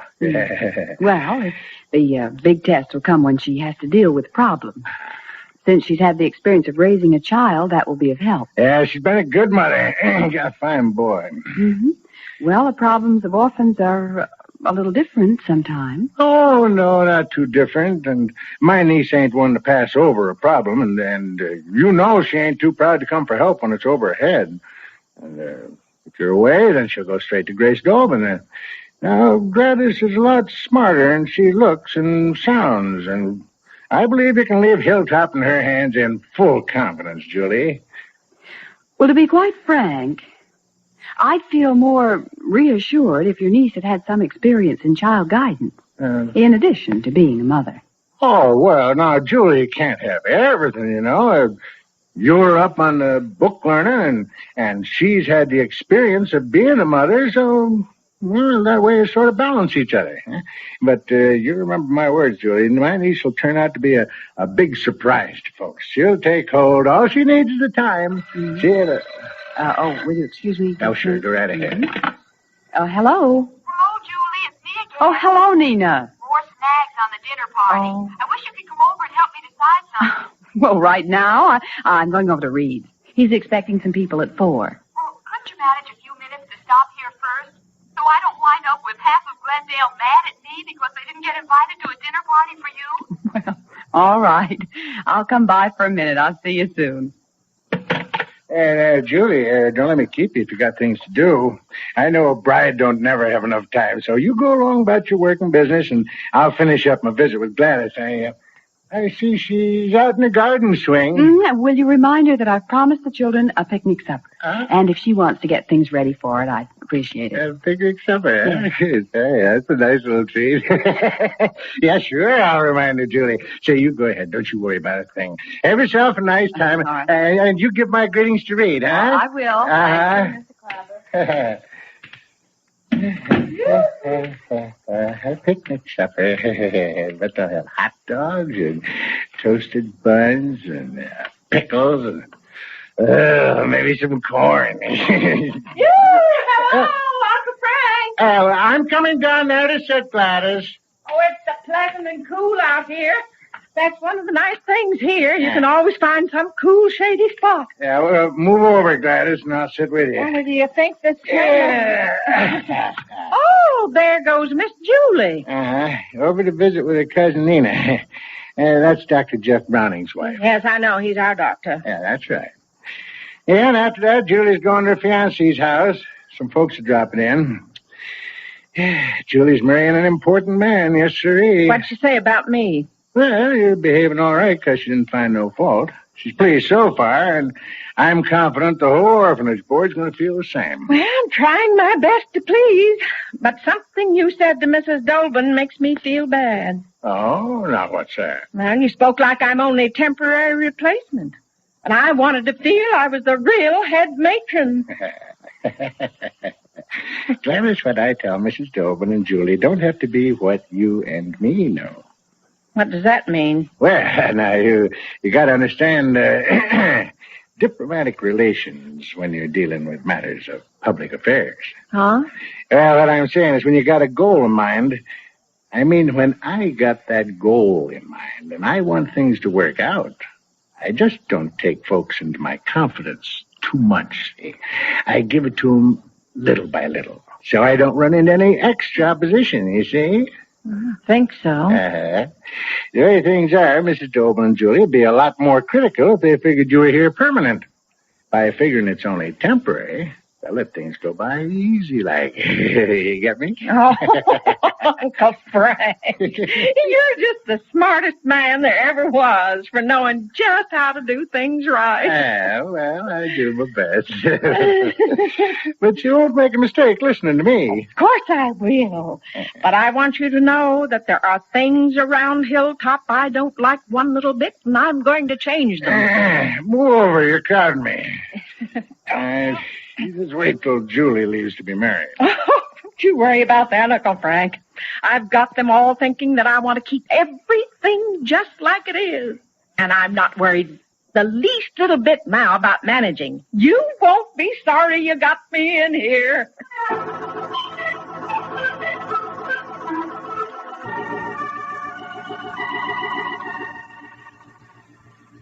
But, Julie, you don't understand. Dr. Oliver and Dr. Pringle and Dr. Sampson are all on the staff of the private hospital, but I can't manage that large a dinner party. Well, then make it a buffet.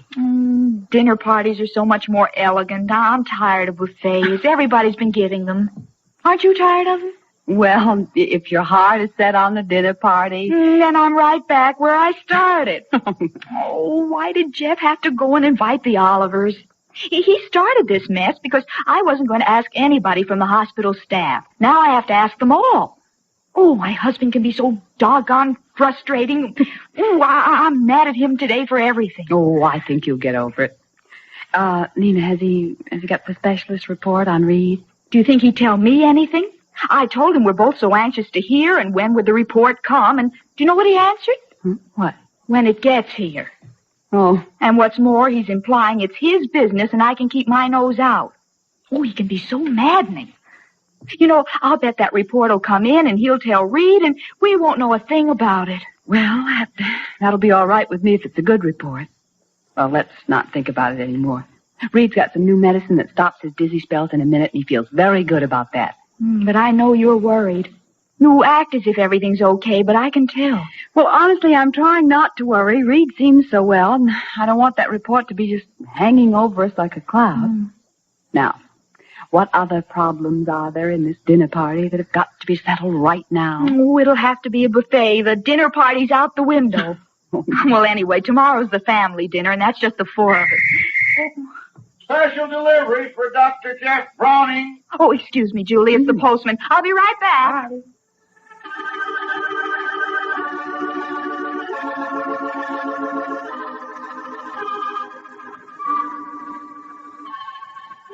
Special delivery letter from Dr. Bernays. It must be about Reed. Oh, gee, won't Julie be glad? Oh, no. No, maybe I hadn't better tell her. I don't know what's inside. I'll be right with you, Julie.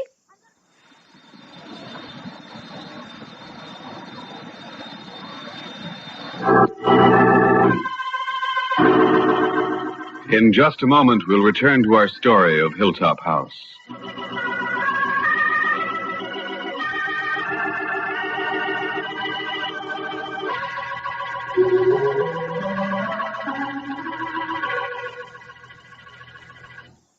Do you ever have one of those days when everything seems to go wrong? Yes, and that's usually when I have a headache. Just like the other day, I had a nagging headache. An unexpected guest dropped in. And you weren't prepared. No, because of my headache, I'd put off cleaning the house. But it all worked out. How so? One of my guests had some Alka-Seltzer in her purse. She suggested I try it. I did, and in almost no time, I felt fine again. I was so pleased I invited them for dinner. Ladies, when a headache gets you down, why not let Speedy Alka-Seltzer help you feel better fast? Alka-Seltzer contains an effective pain reliever, one of the most useful and helpful known to medical science. And remember, tests prove the system absorbs more of this pain reliever faster from Alka-Seltzer. So for pleasant, fast headache relief, turn to Speedy Alka-Seltzer. You can get Alka-Seltzer at any drugstore, by the glass at the fountain, by the package at the counter. Speedy Alka-Seltzer for fast headache relief.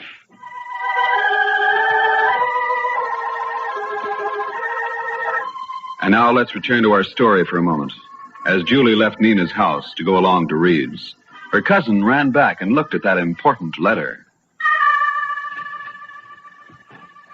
Oh, I wish I could open it. I wonder if I dare.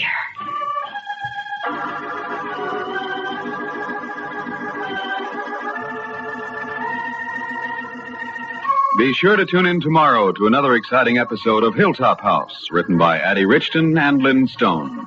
Julie is played by Jan Miner, and Janice Gilbert is Nina.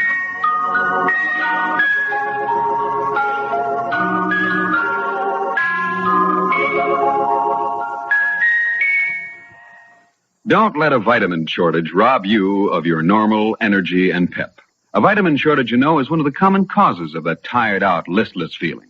You can correct a vitamin shortage with one-a-day brand multiple vitamin tablets. Taken daily, they can give you all you normally need to take of all the vitamins proved necessary.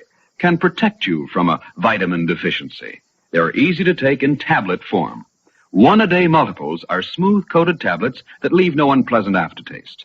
And they now contain vitamin B12. So at any drugstore, get the vitamins in the blue box with a big red 1. Guard against vitamin deficiency with one-a-day brand multiple vitamin tablets. Take them regularly, every day. Listen to Hilltop House tomorrow and every day, Monday through Friday. Sandy Becker speaking. And remember, America now listens to 110 million radio sets and listens most to the CBS radio network. Good morning, ladies. This is Jim Amici.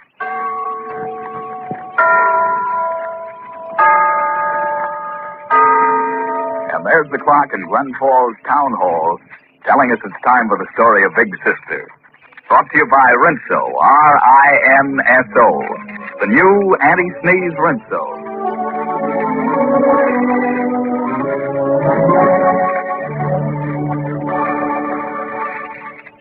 Here they come, folks. You'll hear them in just a minute. And here they are. It's the Rinso girls, Lily White and Auntie Sneeze in person. To get clothes Lily White with these, be sure to get new Rinso. You'll fly through wash day like a breeze if you get Rinso. For Rinso's anti-sneeze, you know, it saves you wash day sorrow. You spell it R-I-N-S-O. Get some tomorrow. Say, you girls look mighty pert this morning. Been up to something? Nope, we've been down in a lady's basement, showing her how to rise above her troubles. Yep, there she was, running her washer on and worrying herself sick about how she was wearing it out. Well, you girls certainly could give her the answer to that in a hurry. Oh, sure. We showed her how as little as a 5-minute run with Rinso would give her a load of clothes as white as fresh fallen snow. Really, really white. Of course, she saw in a flash how easy a short run like that is on a washer. Yes, and the clothes, too. It really saves them. And that's something to think about in wartime. So, ladies, think of it when you buy soap, won't you? And get the new anti-sneeze Rinso Sure. And now, it's time for Rinso's story of Big Sister.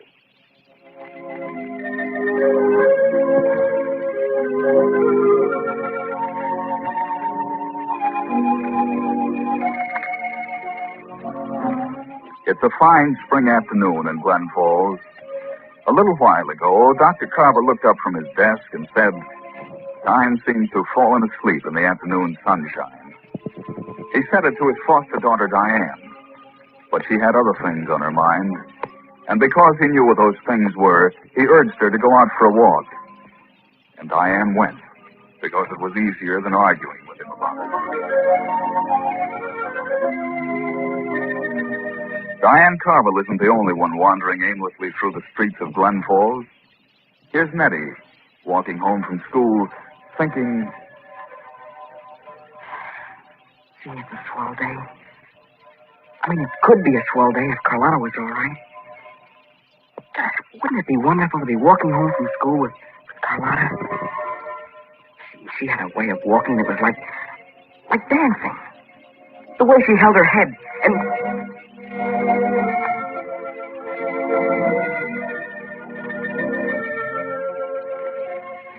Oh, dry up, you dope. Carlotta will never be able to walk again. It's your fault. No, it wasn't my fault. Sure, I asked her to go for a ride with Gordon and me. But it wasn't my fault that Gordon was driving so crazy. I've got to stop thinking about that. I wonder if Dr. Carvel and Ruth really believe that someday Carlotta's going to be all right. Of course it's true. Otherwise, why would they say it?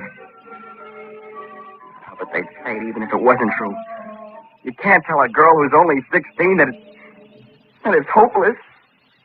Hello, Nettie. Oh, Miss Carvel. Hello. How are you? Oh, I'm all right. You sure? Sure. How's Carlotta? She's fine. Dr. Bannister's ordered a wheelchair for her. You'll be able to take her out in the sun just as soon as it comes. That'll be swell. Nettie, Yeah? you're not having a very good time these days, are you? Good time? See, how can anybody... No, Nettie, you've got to get over the idea that what happened to Carlotta was in any way your fault. Well, I don't think it was my fault. I mean... How did you know I was thinking about that? I'm not the only one that's been able to guess what's on your mind these days. You mean that... Well, has my sister talked to you? No. Carlotta has. Just last night she was saying she wished there was some way that she could make you understand that what happened couldn't possibly have been your fault. Did she really say that? Mm-hmm. You're not telling me that to make me feel good, are you, Miss Carvel? The night the accident happened, you were trying to help her find the money that she had lost. Isn't that right? Yeah. Yeah, that's right. Well, she knows that. Oh. Thanks for telling me, Miss Carvel. I mean, gosh, you've been swell. Not only because you just told me this, but, well, the way you've been taking care of Carlotta and the way you persuaded her father not to take her home. You're swell, Miss Carvel. Well, I gotta go now, but I'll see you later. So long, Nettie.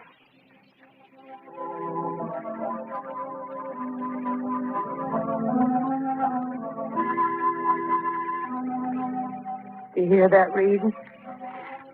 That boy approves of me. I've got a heart of gold.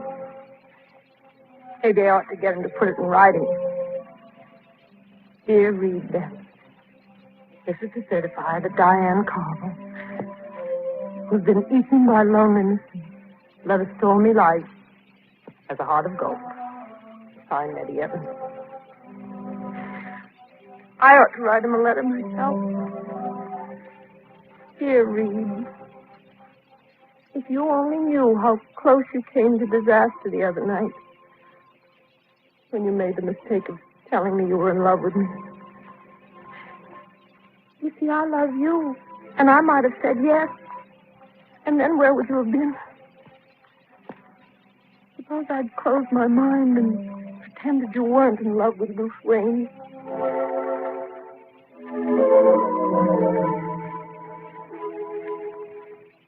She has a husband and a child and a life of her own.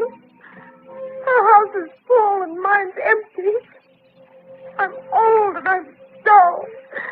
I need love and I have no love. Oh, Diane.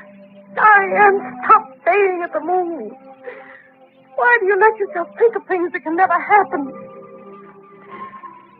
Reed Bannister loves Ruth Wayne. You're just somebody he's sorry for. Now, you've got to remember that and never forget it.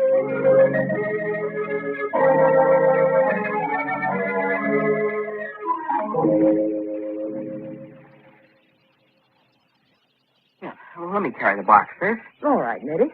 What's in it, anyway? Virginia made an apple pie for the Carvels. Oh, swell. Sis. Yes, Nettie. Do I look any different to you these days? Different? Yeah. I'm afraid I mean older. Oh. Don't say it if it isn't true. When I look at her now, I certainly feel older. I'm sure of that. You know, this accident of Carlotta's, it's done something to me. I mean, all of a sudden, I've grown up. Yes, that's the way it often happens, Nettie. You know, last year, I felt I was pretty grown up, too. Now I realize I was just a dopey kid. Do you suppose that next year I'll say the same thing about the way I feel now? I hope so, Nettie. What do you mean, sis? Well, when I was your age, I felt the same way. And I still do. You mean that you feel more grown up and wiser than you did last year? Mm-hmm. That's it. See, I didn't know that. I thought only kids felt that way. I thought there was a time when people stopped growing.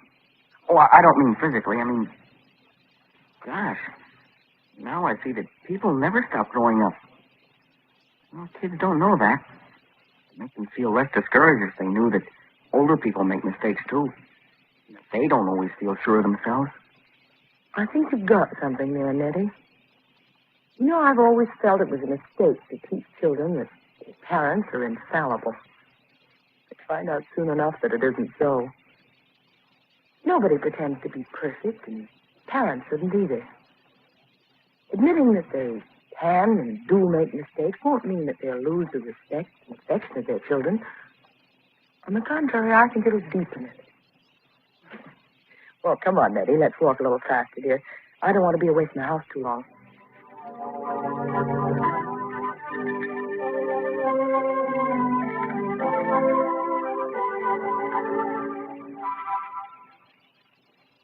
Diane? Yes, Hello. Do I have to memorize the names of all these bones? Well, you want to be a nurse, don't you? A nurse has to know a great deal about anatomy. All right. I'll go on trying to memorize them. That's the way to talk. But you really think it's a good idea, my studying this nursing textbook? Hmm? I mean, do you really think that someday I'm going to be well enough to use this? Carlotta, you mustn't ever say things like that. Come in. Hello, Nettie. Oh. Hello, Carlotta. Hello, Ruth. Hello. Hello, Carlotta. Hello, Mrs. Wayne. What's that book you're reading? That's my old training school anatomy book. Carlotta and I decided that as long as she's going to be a nurse, there's no point waiting until she's able to get out of bed. And that's a good idea. She'll be just that much ahead of the other girls. Yeah. How's it coming along, Carlotta? Carlotta? It's a little hard at first, naturally, but Carlotta's a good student, and in a little while... I'm not going to do it. You're not going to do what, dear? I'm not going to study anymore. Oh, why not, Carlotta? Carlotta, why did you say that? Because it's no use. What's the use of pretending I'm going to be a nurse? I won't be able to make it.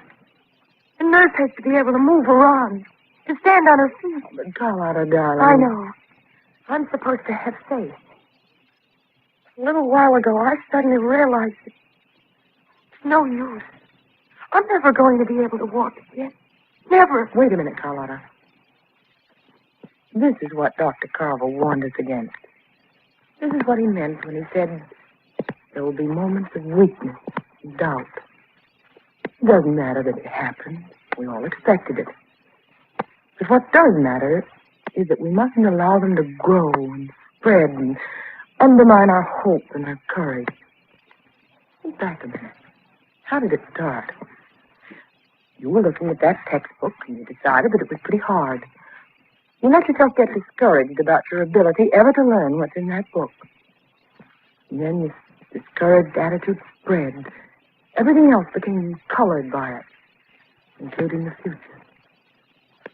Darling, that's the thing you got to guard against. Letting little things discourage you. Permitting a moment of uncertainty to last more than a moment. I'm sorry. No, don't be. Be glad that it happened when your friends were all here with you and able to help. But remember this. It's going to happen again when there's no one around to help you. You've got to be prepared and you've got to be fearless. You hear me, Carlotta?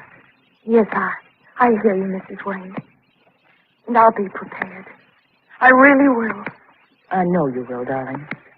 We're all counting on you.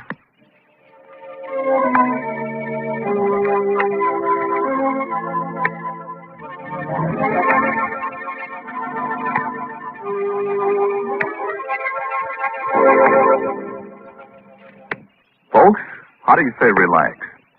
In the language of jive, it's take a load off your feet. But when I want to say lady relax, I just say lady get rinso. Yeah, it means the same thing. For instance, take that job of washing dishes. If you still use some old bar soap or other, goodness knows it's a pesky job. Why, you have to rub at the soap to get suds, and then rub the dishes to try and get the grease off, till you wish dishes had never been invented. But believe you me, it's a different story with rinso in the dishpan. Those grease-getting rinso suds make the job a cinch, I promise you. Why, about all you have to do is pop the dishes in, then try your hair a new way or something, while rinso does most of the work for you. Yep, just a short soaking in those up-and-atom suds, a few quick swishes and a wipe, and your dishwashing's done. So how about it, friends? Why not relax and let the new anti-sneeze rinso do the hard work for you? Try it today, won't you?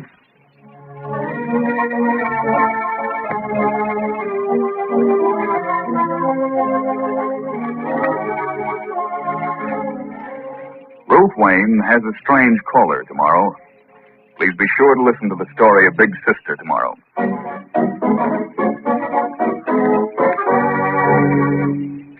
What befell the mysterious wanderer Michael West? Here is moving and dramatic story, the drama of a man regenerated, bright horizons, heard over most of these stations each weekday morning, Monday through Friday, at 11:30 Eastern Wartime.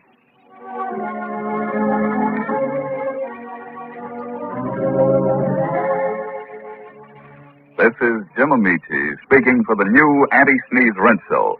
R-I-N-S-O.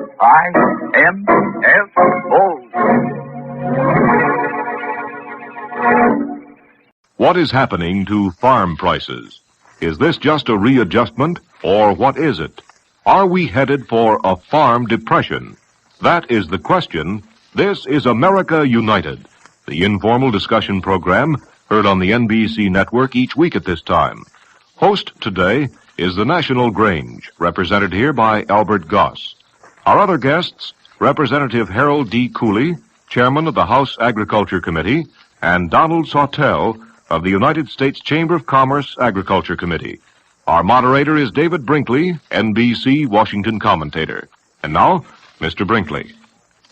In the last few weeks, we've all seen some rather sharp and rather sudden breaks in the prices of several farm commodities. Our question today is, what does it all mean? Is this going to be a permanent slump in farm prices, or it is a temporary fluctuation, or what is it? We may not find the answers today, but we will hear some expert opinions. To start getting expert opinions, I'm going to call first on Mr. Goss of the National Grange to tell us briefly what he feels about it. Are we headed for a farm depression, Mr. Goss? Well, we may be headed for a farm depression, and we may not. If we handle the problem intelligently, I think a farm depression and a general depression can be avoided. If we don't handle it well, I think we will land in a farm depression before too many years. Mr. Sawtell of the U.S. Chamber of Commerce. In a general way, I think that business interests of the country would agree with Mr. Goss. We have recognized for a long time that agriculture was developing very large productive capacity and might have, in the near future, very large surpluses, which would have price-depressing effects. So we would agree, I believe, with Mr. Goss, that we have a problem here which we have got to face and has got to be handled very carefully in order for us to avoid serious economic trouble. Thank you. And now Mr. Cooley, Chairman of the House Agriculture Committee.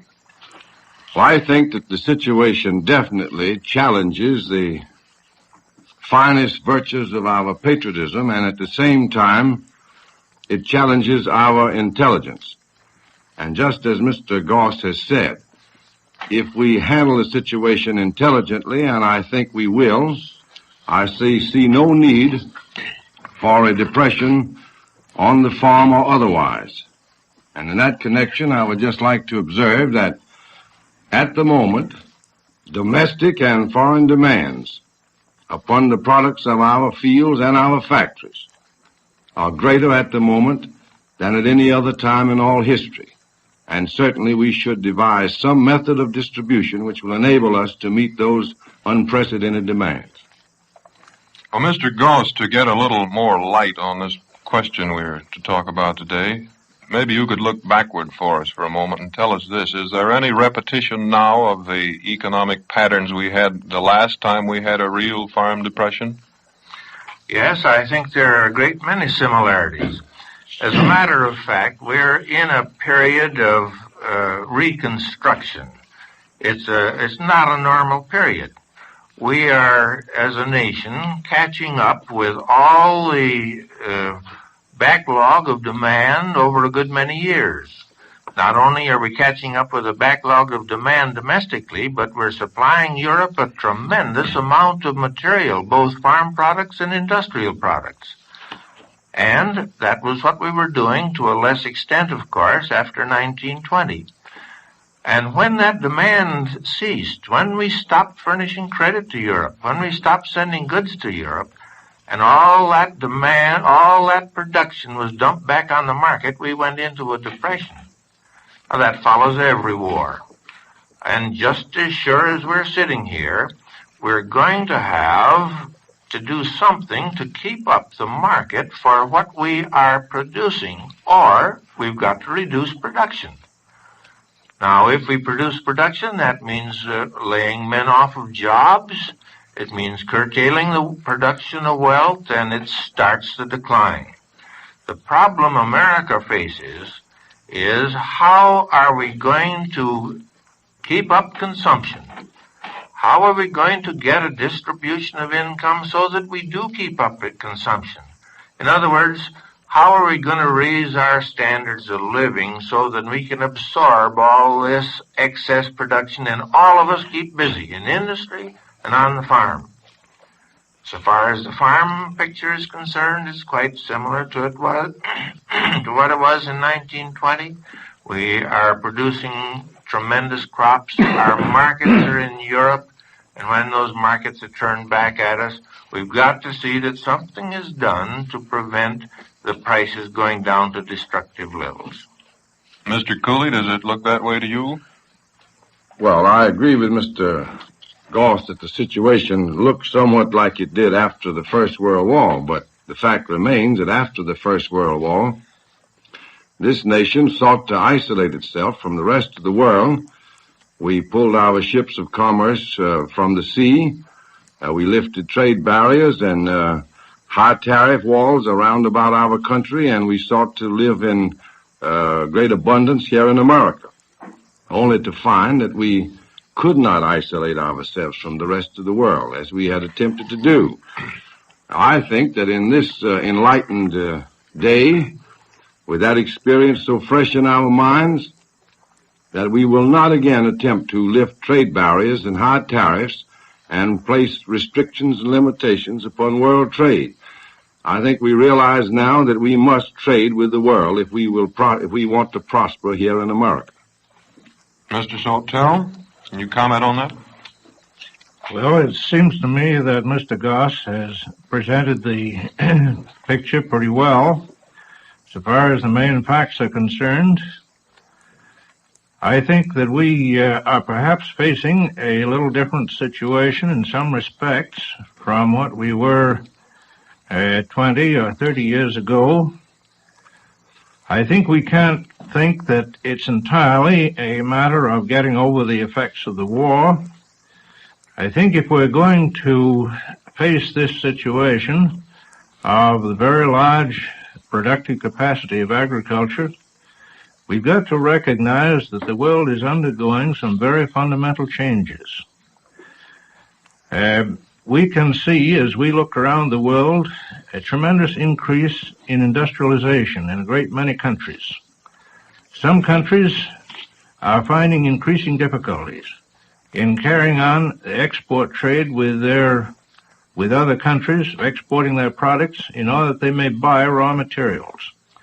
I'm just wondering if we haven't got to look ahead to the time perhaps when many countries, perhaps ourselves included, will begin to experience some difficulty in finding markets abroad for the tremendous productive capacity we have for certain agricultural products.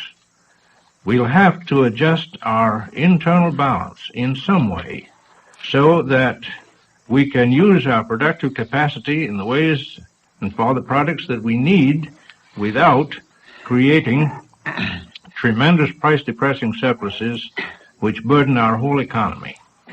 I agree with Mr. Sauer. We've got to have some adjustments in our production.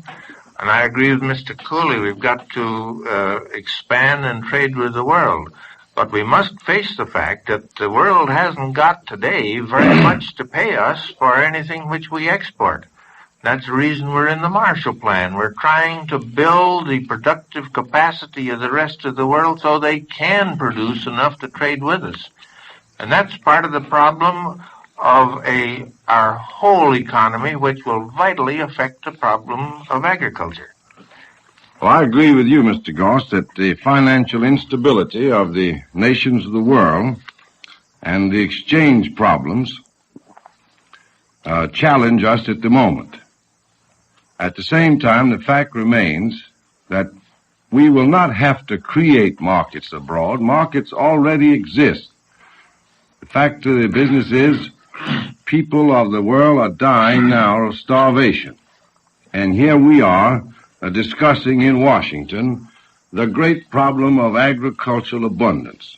And I hope you'll pardon me for just reading a little clipping from the Washington Post of less than a year ago from Shanghai, China, April the 8th. Bodies of 405 Chinese infants were found on Shanghai streets in the first week of April. Most of them were victims of measles. Bodies of 26 adults were found. The total of disease, starvation, and cold totals 7,307 for the first 3 months of the year. 6,957 of the victims were children. Now, as long as people are starving to death in such tremendous numbers, it seems to me that the intelligent people of the world should be able to find some method of distribution that would enable the starving peoples of other lands to use the products of our fields.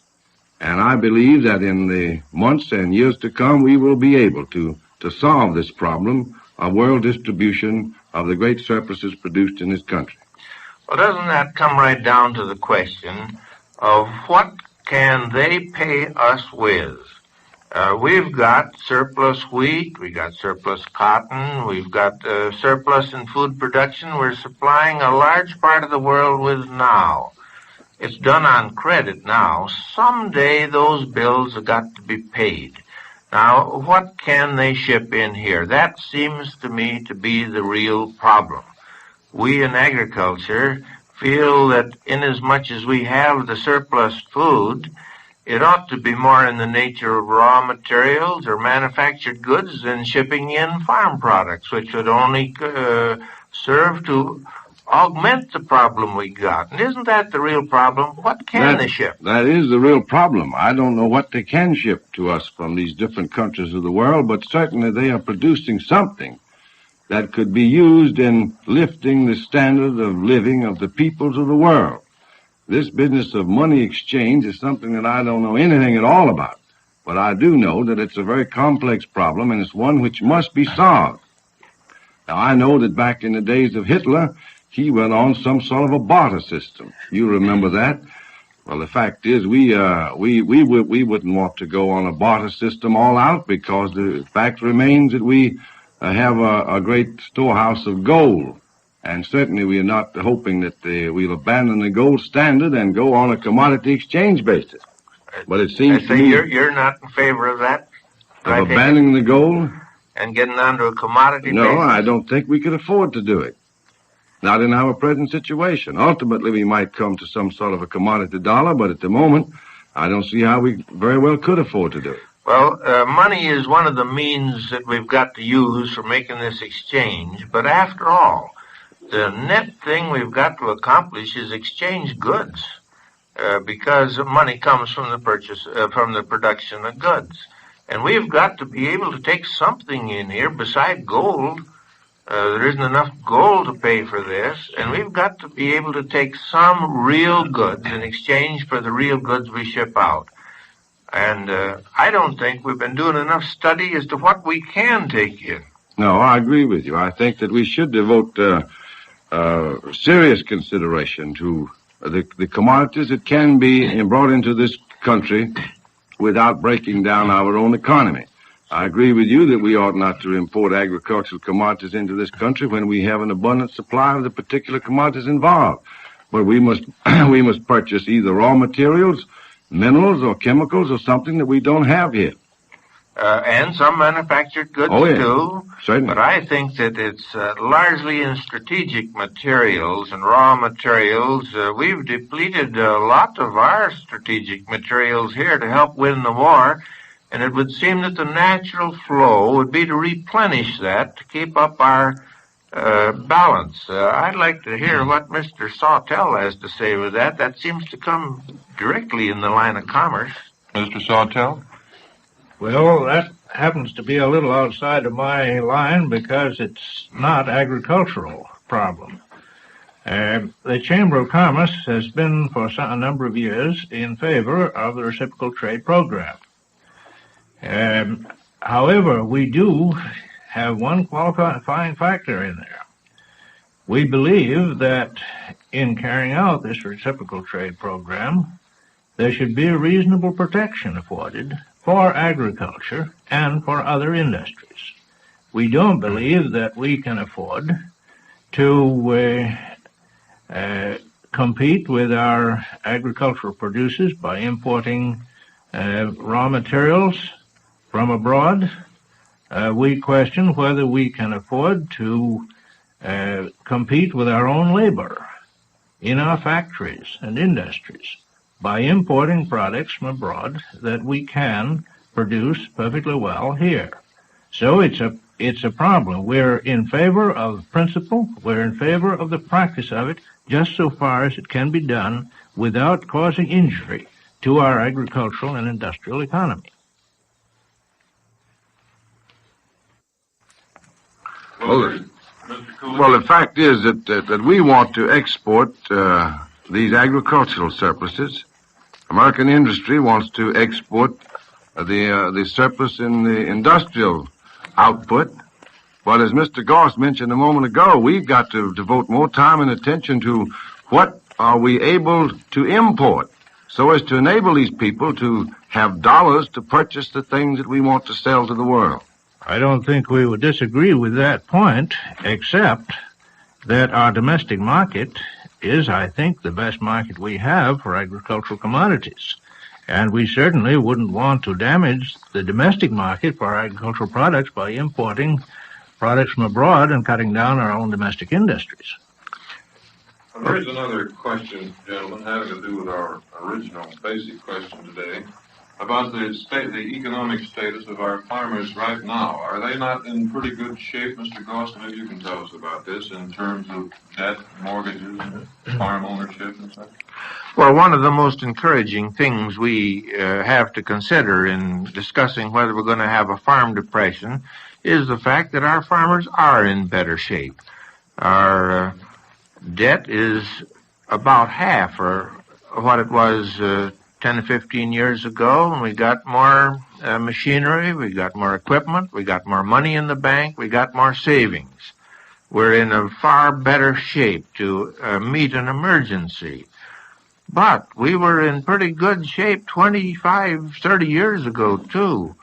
And when we had these surpluses dumped back on us, and they were allowed to kick the bottom out of the price structure, we soon used up all of our savings, and we soon went into debt. We lived off of our fat to the tune that we lost $25 billion in farm wealth in 8 years. Well, Mr. Goss, you do agree that our greatest problem at the moment is one of distribution. We are no longer faced with the problem of production. The American farmer has demonstrated that in war and in peace, that production is no longer a problem to us. That's right. Do you agree, then, that our problem really is one of distribution? Distribution at a level which will enable us to keep up a good production. Yes, at a price level which will enable us to do it. I agree with that. And I know we appreciate the starving people in China and India, and we've got to find some way so that we can use what we're producing to help them. And that means takes us back into the import problem which we were discussing. And we can't depend on the Marshall Plan or any other program of international relief. Those people must produce something that they can send to us in exchange for what we're sending to them. Yes, and the Marshall Plan basically has as its purpose enabling them to create wealth to exchange with us. They were all shot to pieces. They got to have a start, and that's what the Marshall Plan is doing. But I think on top of that, we've got to have some safeguards. When our crash came in 1920, the prices went out from under everything without any floors or any protection whatever. And we've got to, I think we've learned the lesson on that one, that we can't let prices drop to any such destructive levels merely because suddenly a surplus hit the market all at once. Well, along that line, Mr. Goss, during the last year, hasn't the government been supporting farm prices at 90% of parity? Yes, 92.5% as far as cotton is concerned, and there have been a good many commodities that have been supported at 90% of parity. And that's been a safeguard for the American people. Because if farmers if they recognized the danger of having these prices fall out from under us all at once, they wouldn't have produced this great, the record crops, which have kept prices down where they were and have given us plentiful food to eat. And that's a principle we must protect above all Mr. Goss, things. if I may interrupt you, I'm glad you made that point, because I'm very much afraid that the workers in the city feel that these support programs are entirely for the benefit of the farmer. Whereas, as a matter of fact, as you say, they have a dual purpose, that of encouraging the farmer to produce so that the city man may have an abundance from which to purchase at a reasonable price. The support program only affects the farmer when the price goes below 90% of parity. And certainly no one in the city or elsewhere has a right to expect the farmer to produce on any basis that's unfair. And it seems to me that the support program is something in which the city housewife should be interested, because it does assure her an abundance from which to purchase. There has been an awful lot of misrepresentation of the support program. They've called it subsidies, and they've said that it was responsible for holding the prices up. As a matter of fact, it is more responsible for holding prices level than any other one factor. Well, how many farm crops, are being sold at a loss right now? Are there a great many? Potatoes, one. Well, I think the worst crop that's hit is citrus and fruit. That's been terrible. There hasn't been any support price, and the farmers of California got less than 10 cents a box for their oranges on the tree and their grapefruit last year. I don't know whether that would follow the whole year, but for a considerable portion. Freight rates have gone up. Marketing costs have gone up. And it just took all of the margin out. 10 cents a box. What would a normal price be, Mr. Goss? Well, I don't know that I could say normal, but net on the tree, they should get somewhere 60 cents to $1 a box, I should think. Because, mind you, 10 cents a box, they had to pay all their production costs out of that water and all the cost of raising it. Just an impossible situation. There have been some tremendous losses in grapefruit. Well, Mr. Cooley, I believe next week, is it Wednesday? You begin hearings on several farm matters, bills. What's that all about? Well, what we're starting on the 23rd, a subcommittee which I appointed some time ago, headed by Mr. Stephen Pace of Georgia, will start hearings on the aching bill, which was enacted in the last hours of the 80th Congress. And in making a study of that bill, and it will be a very detailed and line-by-line study, we will discuss the support programs, the parity formulas, and the situations in which the producers of all the various agricultural commodities find themselves at the moment. And of course, that brings up the question again of support programs, which have been discussed very much back during the campaign and since. We've heard a lot about flexible programs and fixed programs, and the entire agricultural picture will be surveyed by our committee, and a very careful study of the Aiken bill will be made.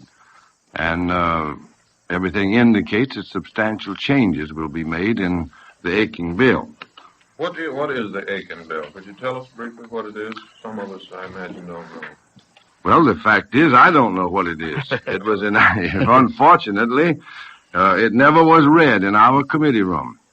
It never was discussed in the House Committee on Agriculture.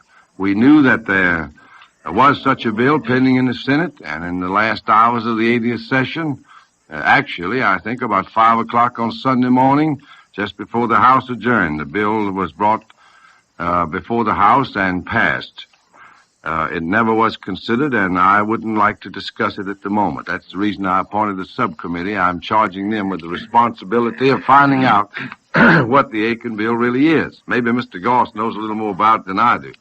Well, the Aiken bill was a bill for changing the parity formula and changing the method of price supports. It has some good points.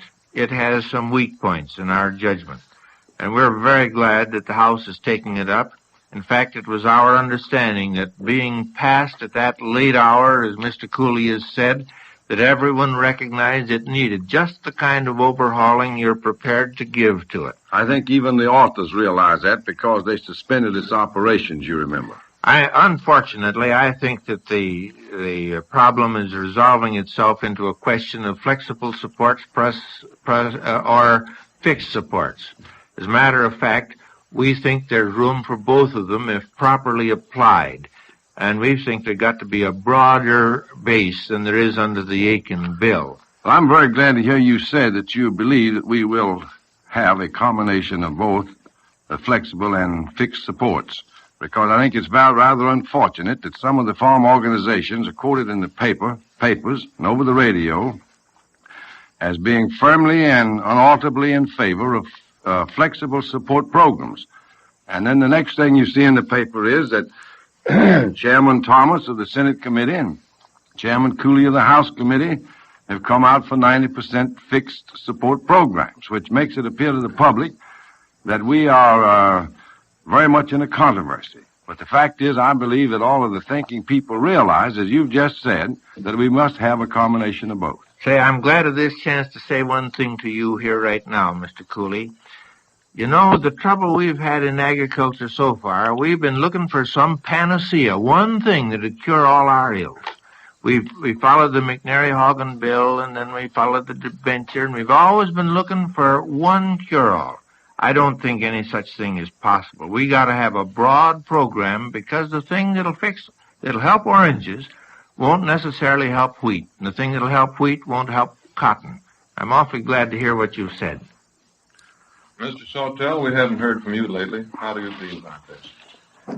Well, the Chamber of Commerce has no very extensive policy with reference to these price supports, but its position in general is that it is inclined to favor rather lower price supports, which will leave an opportunity for a normal movement of market prices within reasonable limits, though we would not take the position that prices should be permitted in an emergency condition to fall to disastrous levels as they did in one other time.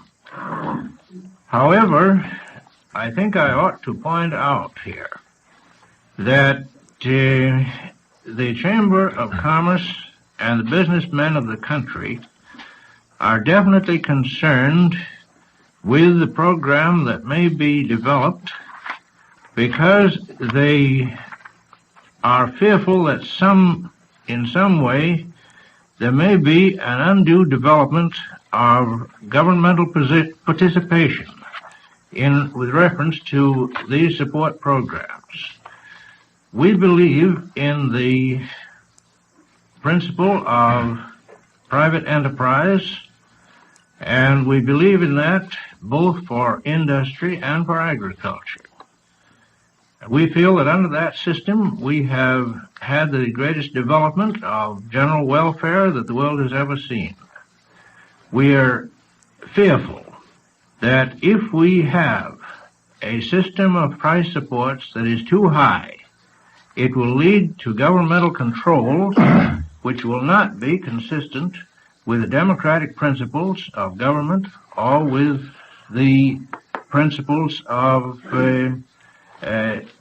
private enterprise. Well, Mr. Sawtell, may I say that I agree that we cannot afford to have high support prices on any commodity unless the producers of that commodity are willing to try to keep production in line with reasonable demands.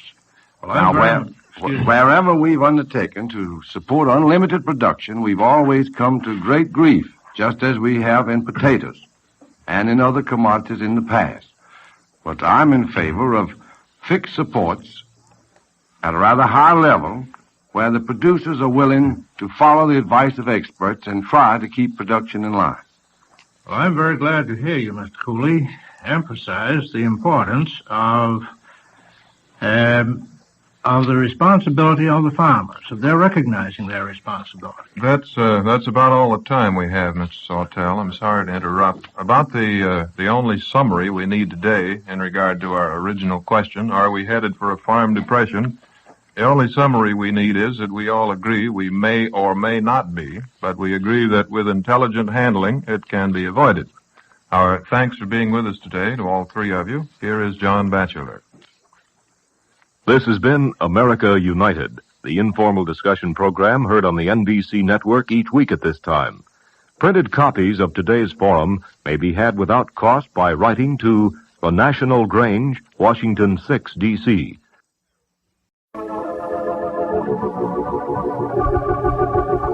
The story of Myrt and Marge.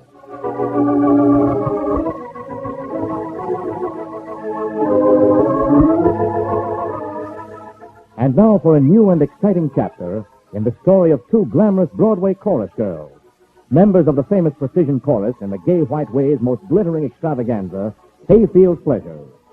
In our last episode, we saw one of the most dramatic behind-the-scenes moments in show business, the first lucky break of a new player. It came when sweet, pretty Margie Minter, alone and friendless, was befriended by pert Myrtle Spear, captain of the Chick Chicks. As a result, Margie has now been given a chance to take the place of one of the chorus girls who is ill. Our curtain is about to go up on today's action-filled chapter in the story of Myrt and Marge.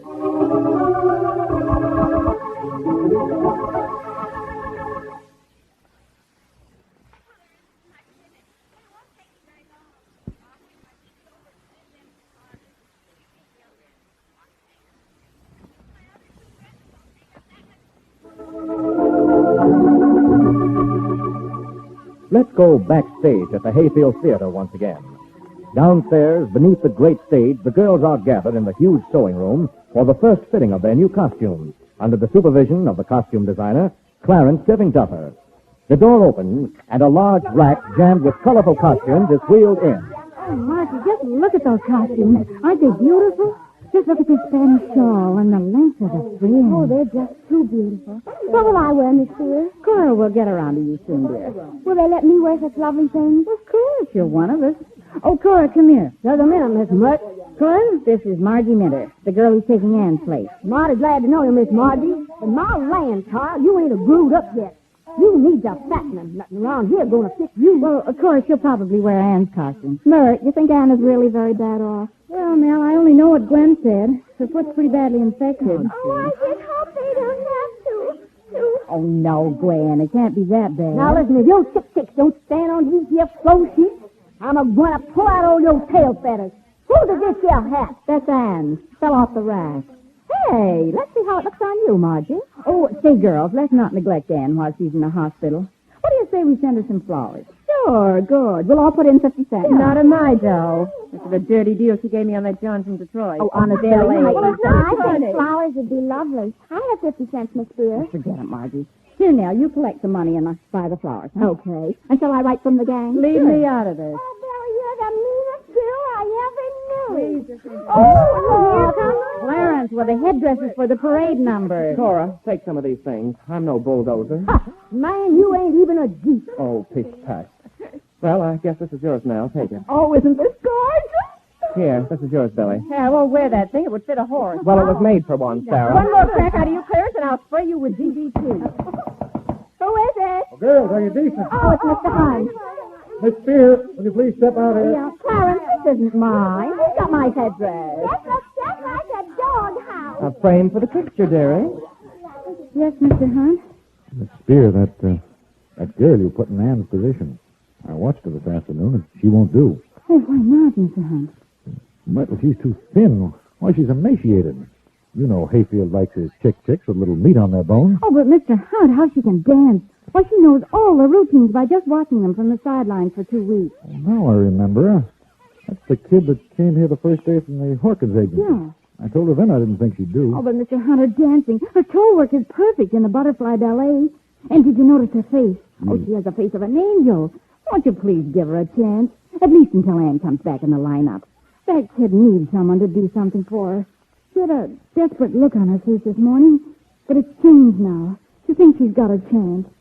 A lot of good food will fatten her up. A few friends, a kind word, and just a break from you.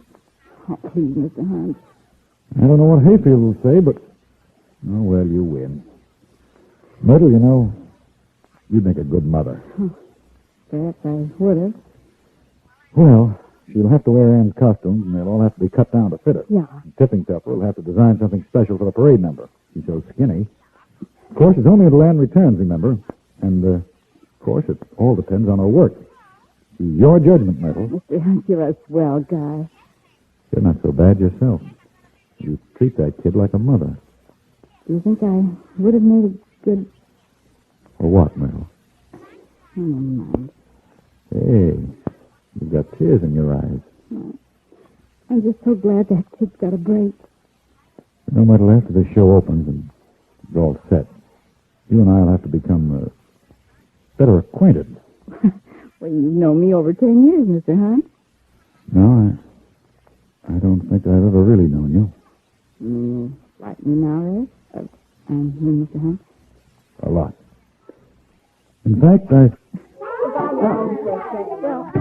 Yeah, a little tete-a-tete out here, huh? Oh, here's Clarence now. We can... how are things progressing, Clarence? Oh, everything's coming along just dandy, just dandy.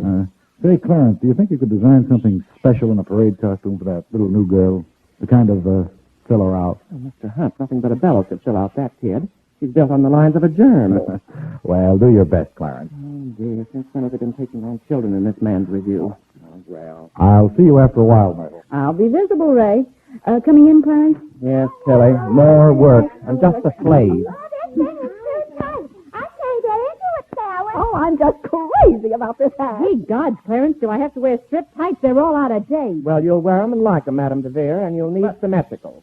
Those gams of yours are practically parenthetical. Says you. What you said, Sarah? Oh, Miss, what's your name? You, come here. Who's you, Margie? Yes, Margie, I think I'll make you a bride. Oh!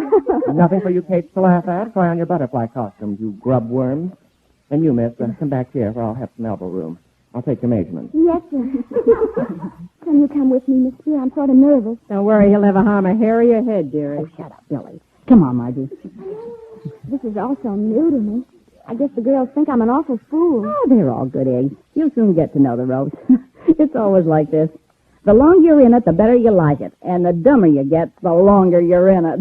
Cora, take these measurements. Yes, sir. Let's see now. Bust, 30 inches. She's so tiny mighty. There. Waistline. Oh, it isn't worth bothering about. Well, at least dressed as a bride, she'll be individual. She'll be the only one in the model parade completely covered up. Hurry this up, Cora. I want these linings, but immediately. Yes, sir. Coming up. And don't leave here, Margie. I'll drape you as soon as they're ready. Oh, I'm so excited, Miss Spear. Hey, why don't you call me Myrt? The girls all do. Myrt, what an awful tag. I think Myrtle's a pretty name. Myrtle isn't too bad. Spear's just my stage name. I hate the name of Myrt. Why couldn't I have been named Gloria or Marguerite? I love the name Marguerite. Well, that's my name, my real name. I just call myself Margie. It's really Marguerite? And you're just 16. Oh, what a strange coincidence. You like the name Marguerite? Oh, I think it's beautiful. Why did you say what a strange coincidence? Well, like you, Margie, I have a long story. I'll tell you sometime. Couldn't tell you now. It'd take too long. I should go up and hear the principals rehearse. You know, I understudy one of the parts. What kind of a part? Oh, she's a torch singer, Miss Hall. She plays in one or two of the short comedy scenes, and cracks wise with one of the comics. But she'd probably have to drop dead before I'd ever get a chance to go on. Unless Ray Hunt. Ray Hunt. Say, there's a great guy, Margie. First stage director I ever saw with a heart. Say, kid, do I look all burned up? I know. Are you warm? Yeah. I think I'm carrying a torch. You what? Oh, you little baby. I mean, I think I could be crazy about that guy. In fact, he's been my big moment for a long time, only he didn't know it. You mean you're in love? Got all the symptoms. But it may be just another headache. I've never been in love. What a shock you've got coming. Why, baby, I've been in and out of love a dozen times. Married once. Once was enough. But there's something else again. Why, kid, I was married when I was your age. And then when I was 17, well, there I go running off at the mouth. Why, Myrt, you don't look any older than the other girls. Don't look now, but Margie, I'm 33. Oh, no. I know I haven't seen Hayfield all these years. Guess you just feel sorry for me. Forget all this, honey, and don't tell the girls. They drag me to death. I can't believe you're more than 25. No, I don't think I'm fooling anyone, least of all myself. Here is, little half-pint. Put this here line and sitting on. Oh, I guess Clarence is ready for you, Margie. I'll help you. Okay. There. All right, Miss Margie. Hold the end of the chiffon. Pins. Cora. Pins, pins, pins. Yes, sir.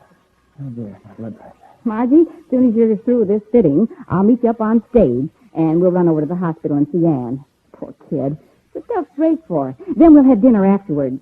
Say, we'll go over to that little Italian joint I know. It's run by Mama Spinelli, and they have wonderful raviola. Oh, I've never eaten raviola. I bet they're good. Oh, they melt in your mouth. Say, Margie, then, will you tell me the rest of your story? Well, yes, but you won't tell anyone. Margie, they could cut my tongue out first.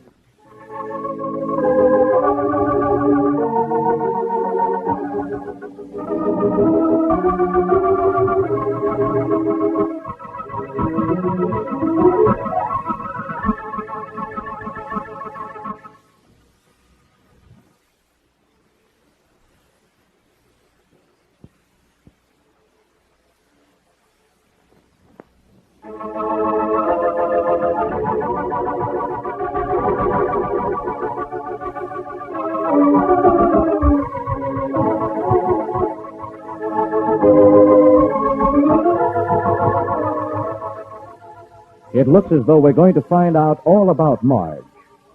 What is her real story? Is there something mysterious in her background? She seems so secretive about it all. Well, we'll find out in the next exciting episode of the story of Myrt and Marge. This is Andre Baruch speaking.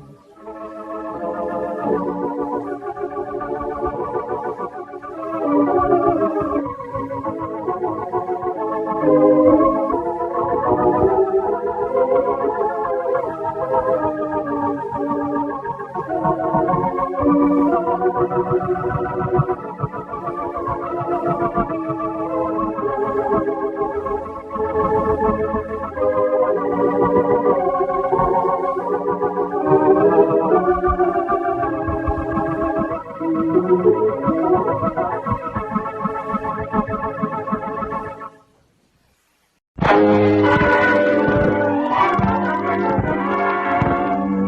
National Broadcasting Company presents The National Hour.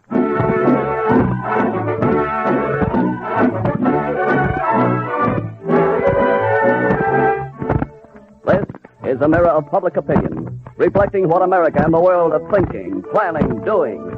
This is today's interpretation of the problems and the newsworthy milestones that we must reach and pass on the road to peace and reconstruction. Today, February 10th, 1946, we present the 13th in the distinguished new NBC series, The National Hour.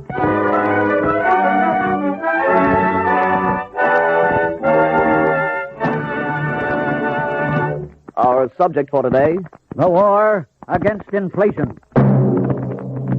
Now, in the 6th month of the first year of peace, we, the American people, face a crisis. This is a year of decision. We now stand at a junction from which lead several roads. The high road of economic stability, full production, and real prosperity, or the road that can lead to a false boom and inflated prosperity, and then depression. These are the decisions we face as we push forward in the war against inflation.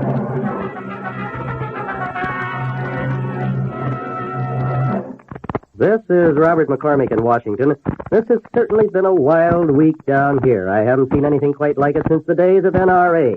Meetings at all hours of the day and night, and excited conferences in the White House. Wages and prices are the words most commonly heard. Bowles and Snyder are the names most often mentioned. Later in this program, I shall bring you a summary of what has happened this week. So in Washington, we are standing by. And in New York, this is Robert St. John.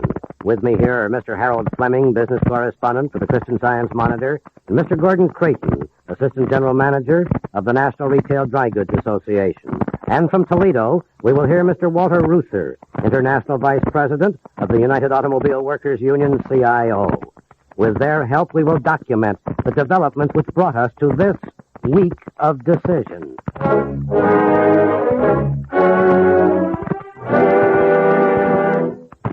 Da da da da da da da da da. Hey, Shots, I got it. I got it. Yeah, Joe, what? An idea for a song with significance, with boom, right up to the minute. We'll clean up. Yeah, with a broom and shovel. No, Shopsy boy, this is it. Sure. So was the last one.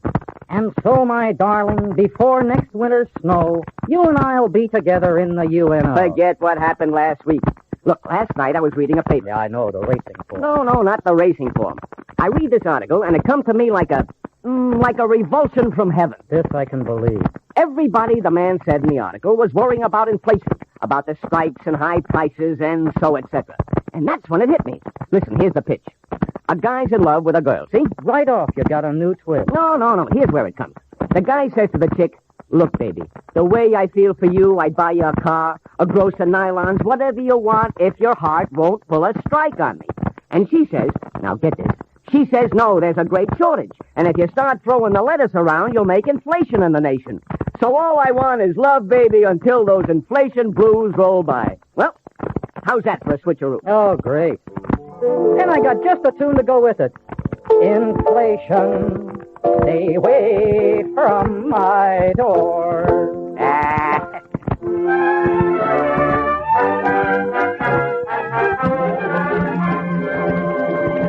And while the assorted geniuses of Tin Pan Alley were wrestling to tuck a major economic problem into a 32-bar straitjacket, a letter came to me in care of the National Hour. The letter was from a gentleman in Massachusetts, Peter J. Guare. Mr. Guare wrote in part, I heard you say next week's show would be about inflation. I'll be in New York, and I'd like to come to the studio.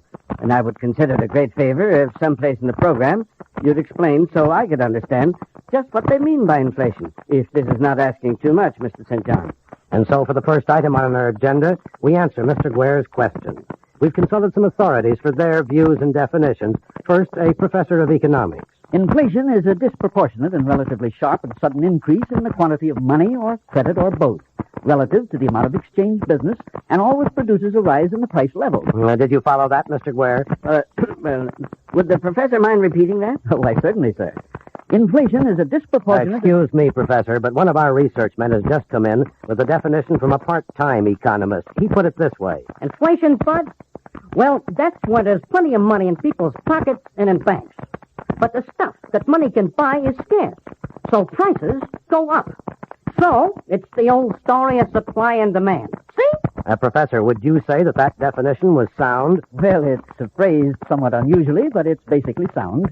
By the way, what does that part-time economist do for a living? He tends bar over on 3rd Avenue.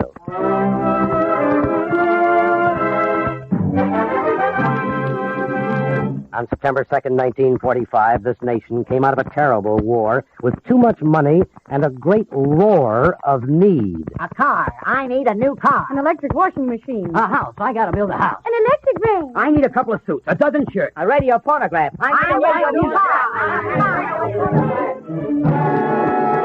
car. This is McCormick in Washington again. The years of war put more and more money into America's pockets. The years of war created more and more shortages of civilian goods. Demand was greater than supply. And finally, prices gave way. They went up. Since September of 1939, the cost of living has gone up 33%. But in a similar 7-year period in World War I, the cost of living rose 108%. The rise in our present cost of living would have gone higher than the 33% if the Office of Price Administration had not taken hold in May of 1942. 90% of the increase came before that date.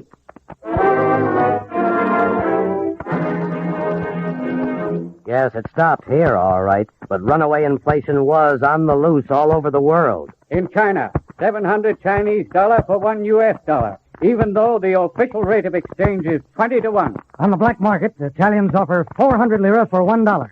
Before the war, the exchange was 20 to $1. In Greece, 400 billion drachmas for one of our dollars. In normal times, a dollar is worth 125 drachmas.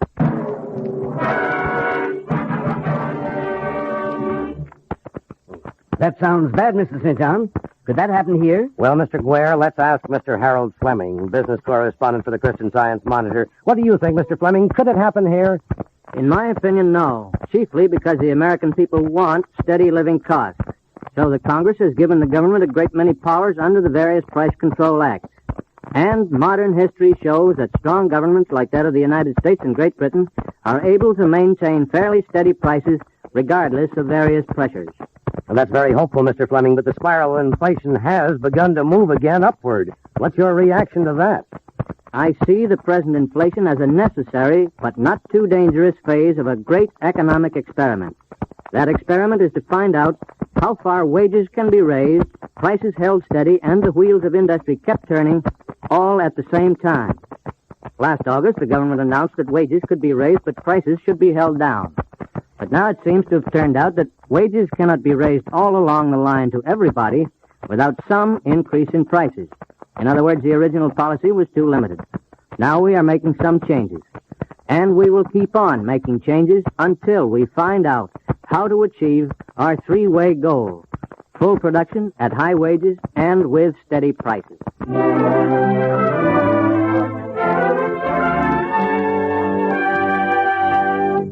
In the first few months after the war, this great new experiment in applied economics began undergoing a most devastating test. There was 4 times as much money in circulation as in the boom years before 1929. The demand for civilian goods was greater than ever, and it kept growing.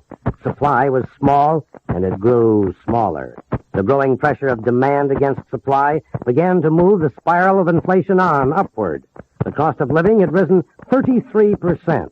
Now wages began to climb to try to catch up with prices. The United Automobile Workers, CIO, ask as a cost of living adjustment a wage raise of 30%. General Motors offers a settlement at a lower figure, and the plants are shut down by a strike. Ford signs for 15 1/10% increase. Chrysler for 16 7/10%. The Kaiser Fraser Company signs on the union's terms. RCA announces a wage increase. Clothing manufacturers grant an increase. Wages were climbing upward to meet the cost of living. The spiral began moving and prices began to push hard against the ceiling. January 31st. The lumber industry flatly asserted today that OPA must lift price ceilings if the acute shortage is to be ended. Meat packers demand in advance. Sugar to be raised. Cheese prices will move upward. With no ceiling set, cotton has risen to its highest price in 25 years. The tug of war between wages and prices is on. With us today on the National Hour is a man from each side of the rope. Each man represents an important view in the controversy. First, from our studios in New York, Mr. Gordon Creighton, Assistant General Manager of the National Retail Dry Goods Association. Mr. Creighton. In this moment of controversy over the extension of price control, the National Retail Dry Goods Association takes a position based squarely upon its belief that production is the only cure for inflation. The moderate course we are pursuing is the result of the long history of our almost 6,000 member stores and our experience as an association through 2 wars and many booms and depressions. In our annual convention last month, one of the largest on record, the delegates voted unanimously that our policy should be that we do not seek to end price control. We seek to amend it so as to increase production. In our opinion, OPA has it in its power to stimulate the flow of essential goods immediately by stepping up 2 of its policies. These are incentive pricing, or the granting of sufficient increases to manufacturers to make it possible for them to expand operations on needed but missing merchandise, and extension of decontrol actions into the fields where shortages are sharpest. OPA recently applied the incentive pricing corrective to the making of linings for men's suits, which had been hanging, unfinished, and useless in the factories. Let there be more of this type of thing. We retailers are the purchasing agents for our consumers. We are the ones who have to face the ultimate consumer across the last 3 feet of selling space in the economic process, our counters. We are tired of confronting them with empty shelves, which had to stand idle during the war, but need no longer do so. And millions of veterans are now civilians again. Take controls off shirts. That will be something for the boys that they really need. And it would be a step that OPA could easily retrace if inflationary prices resulted. In fact, it would afford the most conservative kind of a test, since nothing else in the economy would be affected. That is our stand in this moment of controversy.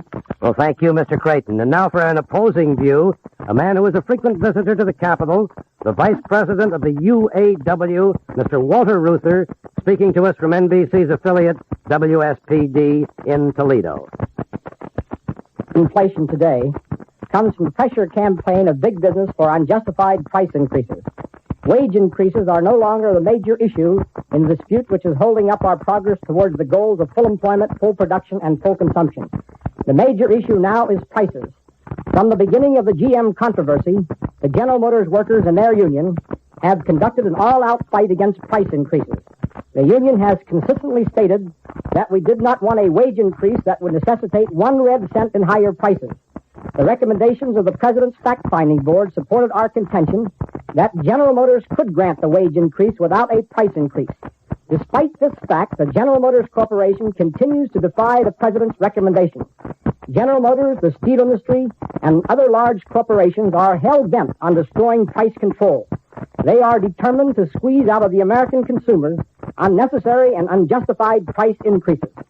American labor does not want a 10-cent wage increase in one pocket with a 15-cent price increase taken out of the other pocket. We do not want to be paid off in the wooden nickels of inflation. We want, and we are fighting for, an increase in real wages, an increase in purchasing power.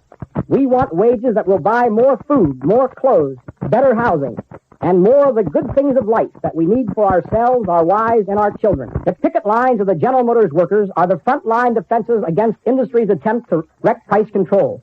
We are determined that the government and the American people shall not be hijacked into permitting higher prices that would provide industry with the most outrageous profits in history.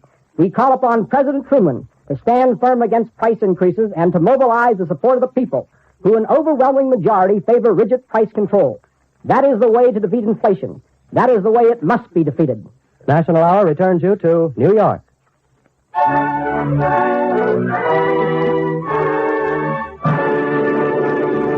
Up to this point in our program, we have made much mention of prices, wages, ceilings, the dangers of runaway inflation.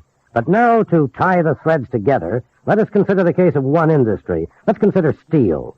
3 weeks ago, on a cold midnight of winter, 750,000 members of the United Steelworkers of America went out on strike. If the strike lasted 1 month, 2 million men and women in other industries would be laid off. The country would begin to drop $500 million in lost business each week. The conferences begun between the Steel Union and the Steel Institute before the strike were continued at the White House.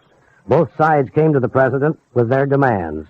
The union spoke, "A wage rise of $2 a day." The Steel Institute replied, "An adequate raise in the price of steel before any consideration of a wage settlement." Well, they met with the president, who in his latest message said most industries and most companies have adequate leeway to grant substantial wage increases. So the nation waited for the verdict from the White House, and then the news was released. The president had scaled down the union's demand to 18.5 cents an hour and had indicated that steel would be allowed a price rise.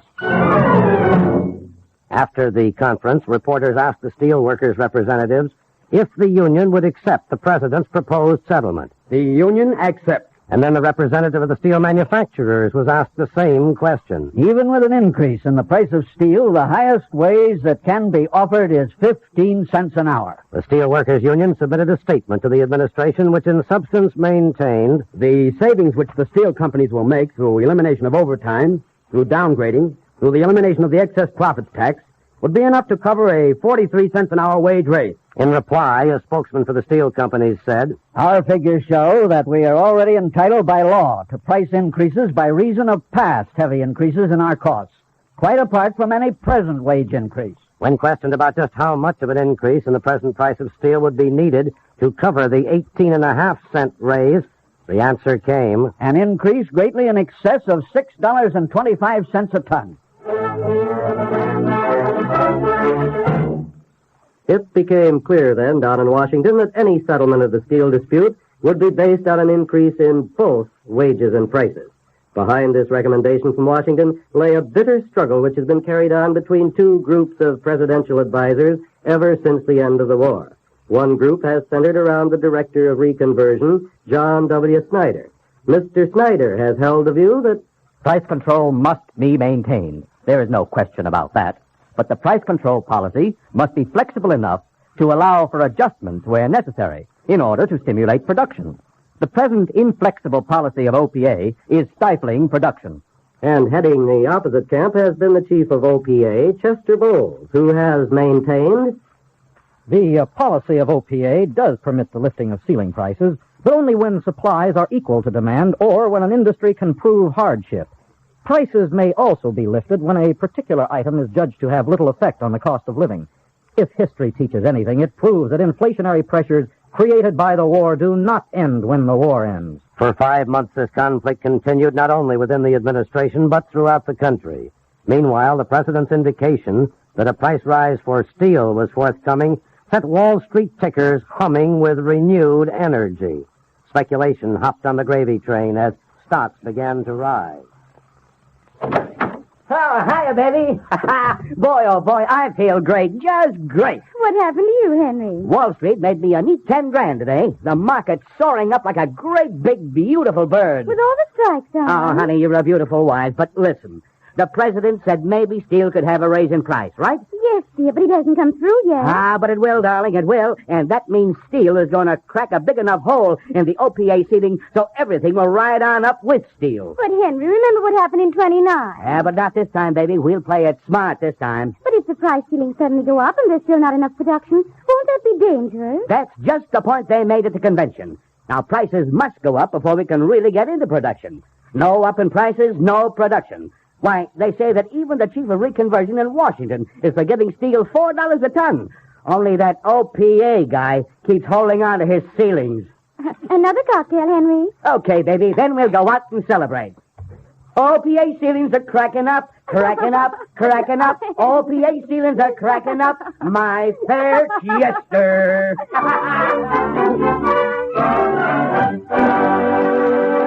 While the deadlock continued in steel, the country was able to study as if in a scientific laboratory the winds and currents and pressures of inflation.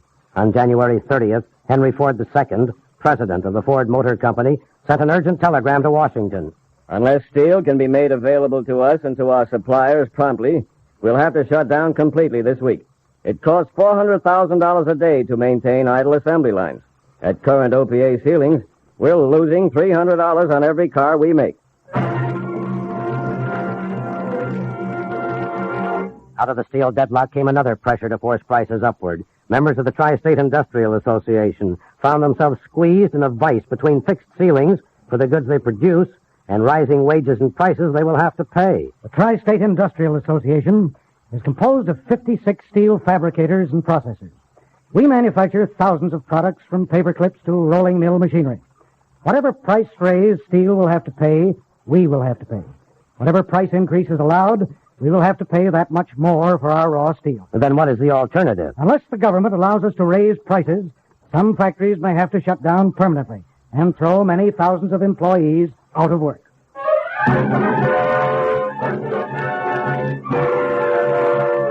The pressure against price ceilings comes from more and more sides, and the total pressure grows greater and greater. Mr. St. John. Yes, Mr. Greer. Manufacturers and businessmen are consumers, too.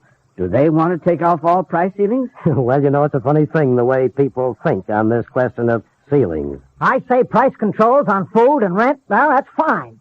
But lift the ceilings in our business, and we'll soon be able to supply the people of America. And what business are you in, sir? I manufacture auto parts. We need ceilings on clothing and food, but ceilings choke the life out of guys like me. Like you, sir? Yes, I own a couple of apartment houses. And I say that wages in our industry must be raised. And what do you do, sir? I'm a union representative. For 4 years, we were the goats for ceilings. It's time we had some relief. But the ceilings ought to be held on steel and automobiles. And your business? Men's clothing manufacturer. Oh, say, before you go, sir. Yes, what is it? Do you know where I can buy a white shirt, please? No place, brother, till the ceiling price is lifted.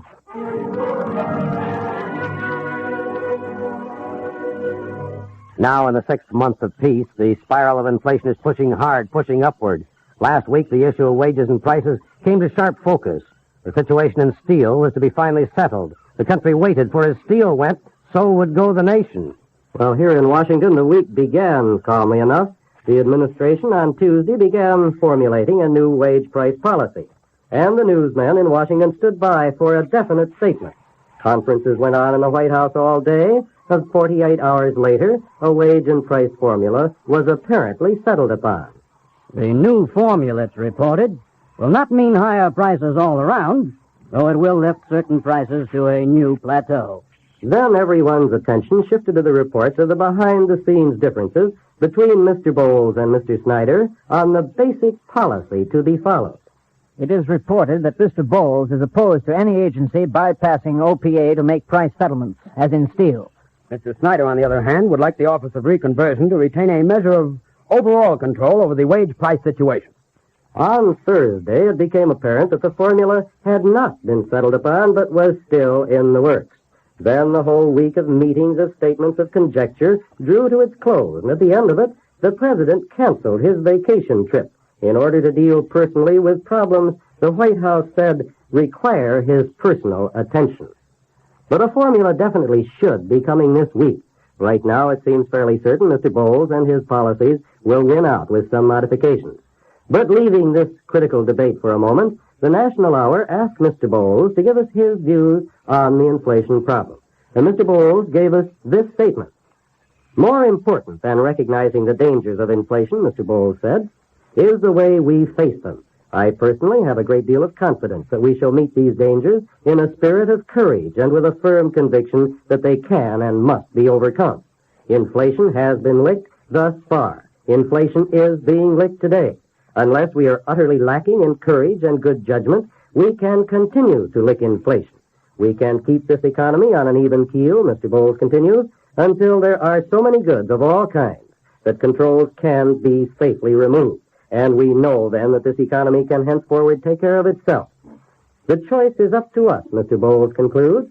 We can blunder into disaster once more, as we did after the last war, or we can take steps now to ensure a stable, sound prosperity, with factories going full blast and jobs, good-paying jobs for all.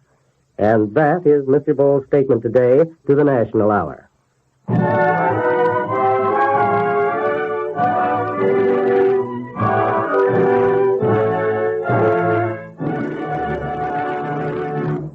inflation has been the subject of our documentary. And this is what we have learned. That a condition of inflation does exist in these United States today. Most crucial is the matter of rising wages and rising prices. That another factor in inflation is the scarcity of consumer goods. To get factories into production, to get workers back on the job, to determine a workable balance between wages and prices, that is the task with which the government, industry, and labor grappled this last week. And the government's formula is soon to be announced. To keep inflation under control, to move from war to a solid prosperity of peace, that is the goal, not only of the various factions involved, but of the people themselves.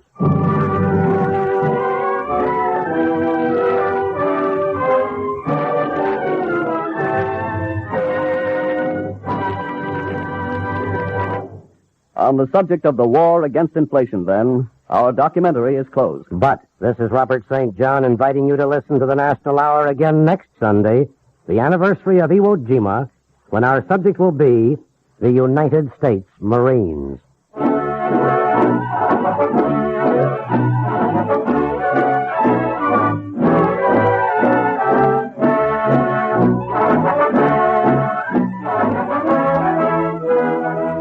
This has been the National Hour. From our studios in New York and Washington, the National Broadcasting Company has presented the 13th of the new series on current affairs and national problems. Our speakers today were Gordon Creighton, Walter Reuther, and Harold Fleming. Robert St. John was your narrator, with Robert McCormick reporting from Washington.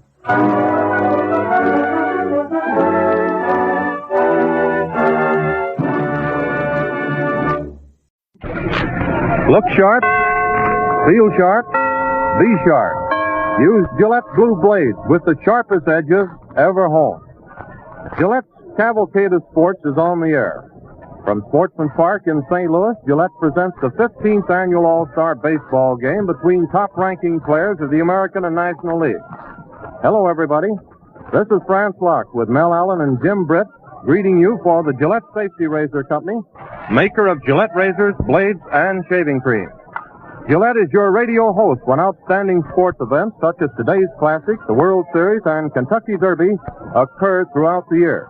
Now, this is the second time that the All-Star Game has been played here at Sportsman's Park. You'll remember that back in 1940, the Cardinals were the host club. This year, the St. Louis Browns of the American League are the host club. And our hats are off to Mr. Markerman and DeWitt because they have everything in tip-top shape for this afternoon's ball game. They've even managed to get in a good word with the weatherman because this morning it was raining here in St. Louis, and the weatherman forecast cloudy weather with showers. But we're happy to say that right at the moment the sun is shining very brightly. However, there is a few clouds in the sky, but we have high hopes that we'll have an ideal afternoon for this ball game. The two clubs have been out on the field for some time. The American League club was out first, have gone through their batting practice, and at the moment the National Leaguers are taking theirs. And the clubs, we might say, have sent quite a few souvenir baseballs into the stands, and it looks like that it's going to be a capacity crowd here this afternoon. The tickets to this All-Star game have been sold out for weeks. The only thing that you've been able to buy for the last 3 or 4 days have been standing room tickets only. So if everything turns out okay, it's going to be a packed house, and even a larger crowd than attended the All-Star game here back in 1940. You'll remember in that particular game that that's one of the few times that the National League has won in the All-Star contest, and that was the first shutout that happened in All-Star play. In the very second inning, Max West hit a home run with 2 men on, and then they went ahead to score another run along in the 8th inning, and it was 4-0 in favor of the National League. You know, this game originally was started through the efforts of Mr. Arch Ward, a sports editor of the Chicago Tribune up in Chicago, the same man who originated the idea of the All-Star football game. And it's been carried on ever since, with the exception of 1945, when the game was out due to the fact of wartime travel. And since it originally started, the American League has won 10 of these victories, with the National League only winning 4 times. There's been 2 of the All-Star games that have been played at night. One was a twilight contest. All of the others have been afternoon games. And as you reminisce and look around, you'll see that only 3 players are actually active as players today from the group that originally participated in the All-Star game way back in 1933 at Comiskey Park in Chicago. And that happens to be Joe Medwick, Archie Vaughn, and Schoolboy Rowe. Of course, there's quite a few others around that are coaches at the present time, but we mean fellows that are actually still playing baseball. We'll sort of skimp over some of the scores of the game since the All-Star League started to sort of bring you up to date. You'll remember that back in 1933, the American League team won by a score of 4-2. Then the following year, the game was moved to the Polo Grounds in New York, in which the American Leaguers again won by a score of 9-7. And that's the particular series that Lefty Hubble, Carl Hubble, gave his great exhibition of pitching when he struck out 5 of the greatest hitters in the game in a row. In fact, I believe he had 6 strikeouts in the 2 innings. And when he walked off from the mound at the Polo Grounds, the stands really rocked from the ovations that he received. Then there was the game of 1935 at the Municipal Stadium in Cleveland, and the American League again won by a score of 4-1. In 1936, at Braves Field in Boston, that was the first win for the National League. The score in that particular game was 4-3 in favor of the National Leaguers. The next year, 1937, the game was played at Griffith Stadium in Washington, and the American Leaguers won by a score of 8-3. And you'll remember in that particular game, that is the game where Dizzy Dean, while pitching for the National Leaguers, was hit on the toe by a line drive off the bat of Earl Averill. And we might say that that was really the start of the downfall of Dizzy Dean's pitching career, because he came back and tried to pitch before the toe was in shape, and naturally he threw the ball while off balance, and it eventually hurt his arm, and he never did get over it. The game of 1938 was played in Crosley Field, Cincinnati, and that was the second win for the National League. They came out on top in that particular contest by a score of 4-1. In 1939, Yankee Stadium in New York, and the American Leaguers won out by a score of 3-1. The game of 1940, as we mentioned earlier, was played right here at Sportsmans Park, and the National League won their third contest by a score of 4-0. In 1941, the game was played at Briggs Stadium in Detroit, and that was another contest that had a dramatic finish when Ted Williams hit one right at the tail end of the game to break up the contest. And then in 42 at the Polo Grounds, the American League won 3-1. A night game at Philadelphia in 43, the American Leaguers won 5-3. A night game in 44 at Forbes Field, Pittsburgh, the National League won their last contest 7-1. No game in 1945. In 1946, at Fenway Park, Boston, the American League won by a score of 12-0. And then in 1947 at Wrigley Field, the American League won by a score of 2-1. There's 28 American Junior Legion baseball players, who are graduates of Junior Legion baseball, participating in this All-Star Classic here today. I believe there's about 17 on the American League and 10 on the National League, if we remember correctly, on the dope. The groundkeepers are out now, manicuring the infield, getting the diamond in shape for this afternoon's game, and the 2 respective pitchers are starting to warm up. We'll run over the lineup hurriedly for you, and then Jim Britt, who will do the play-by-play on the first 4 1/2 innings this afternoon, will check them with you a little later on. For the National League, Richie Ashburn of Philadelphia in center field. Red Chaney of the St. Louis Cardinals, second base. Stan Musial of the Cardinals in left field. Johnny Mize of the New York Giants at first base. Enos Slaughter of the Cardinals in right field. Andy Pasco of the Chicago Cubs, third base. Walker Cooper of the New York Giants, catch. Pee Wee Reese of the Brooklyn Dodgers at short. And Ralph Branca of the Brooklyn Dodgers will be the starting pitcher. In the American League, Pat Mullen of the Detroit Tigers, right field. Tommy Hendrick of the New York Yankees, left field. Lou Boudreau of the Cleveland Indians at short. Joe Gordon of the Indians at second base.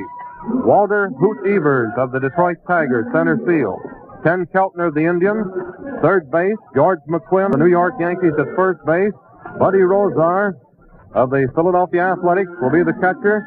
And Walter Masterson of the Washington Senators will be the pitcher. Masterson has won 6 ball games and lost 6. Ralph Branca has won 10 and lost 6. The umpires, Charlie Berry of the American League, will be working behind the plate. Bill Stewart of the National League at first base. Paparella of the American League at second base. And Beans Reardon of the National League at third. Now, these men will alternate. That is, Berry and Reardon will alternate from after 4 1/2 innings. Berry will go down to third, and Reardon will come into the plate, the way we've been informed. And the same thing applies to the 2 umpires working at first and second, Paparella and Stewart. And now, doing the first 4 1/2 innings of the play-by-play this afternoon, a man who hardly needs any introduction to you baseball fans. Up around Boston, he does the home games of both the Boston Braves and the Boston Red Sox. I believe this is his 4th All-Star game. You've also heard him on World Series play. None other than Jim Britt. Come in, Jim. Thank you, Franz. Good afternoon, everyone. In just a moment, I suspect we shall have the national anthem, and then the baseball festivities will get really underway. But before that, I would like, even before he comes in for the last 4 1/2 innings of the play-by-play description of this Gillette-sponsored 1948 All-Star Major League Baseball game, to present, again, my colleague, Mel Allen, whose broadcasts of the New York Yankee games during the regular season are so popular throughout the metropolis. Mel? Hello there, everybody. Jim, it's real swell to be working with you again. And incidentally, we're getting ready to get underway, and I don't want to take up any more time than necessary. I'll be back a little bit later on for the last half of the game. But it is interesting to let you fans know that Commissioner Chandler made the statement. He said, even though it isn't very likely, he said, in the event the ball game is tied up and it becomes dark, he said, we're going to turn on the lights and keep playing until the ball game has reached a conclusion. So if you folks got any plans ahead for the evening, I'd suggest you kind of hold them in abeyance, because you never can tell. We'll have to play till midnight. Okay, Jim. Well, come missed planes or missed trains, this ball game is going to go to a conclusion. But now, before it gets underway, we pause for station identification. Remember, men, look sharp, feel sharp, be sharp. Use Gillette Blue Blades with the sharpest edges ever honed. This is the Mutual Broadcasting System.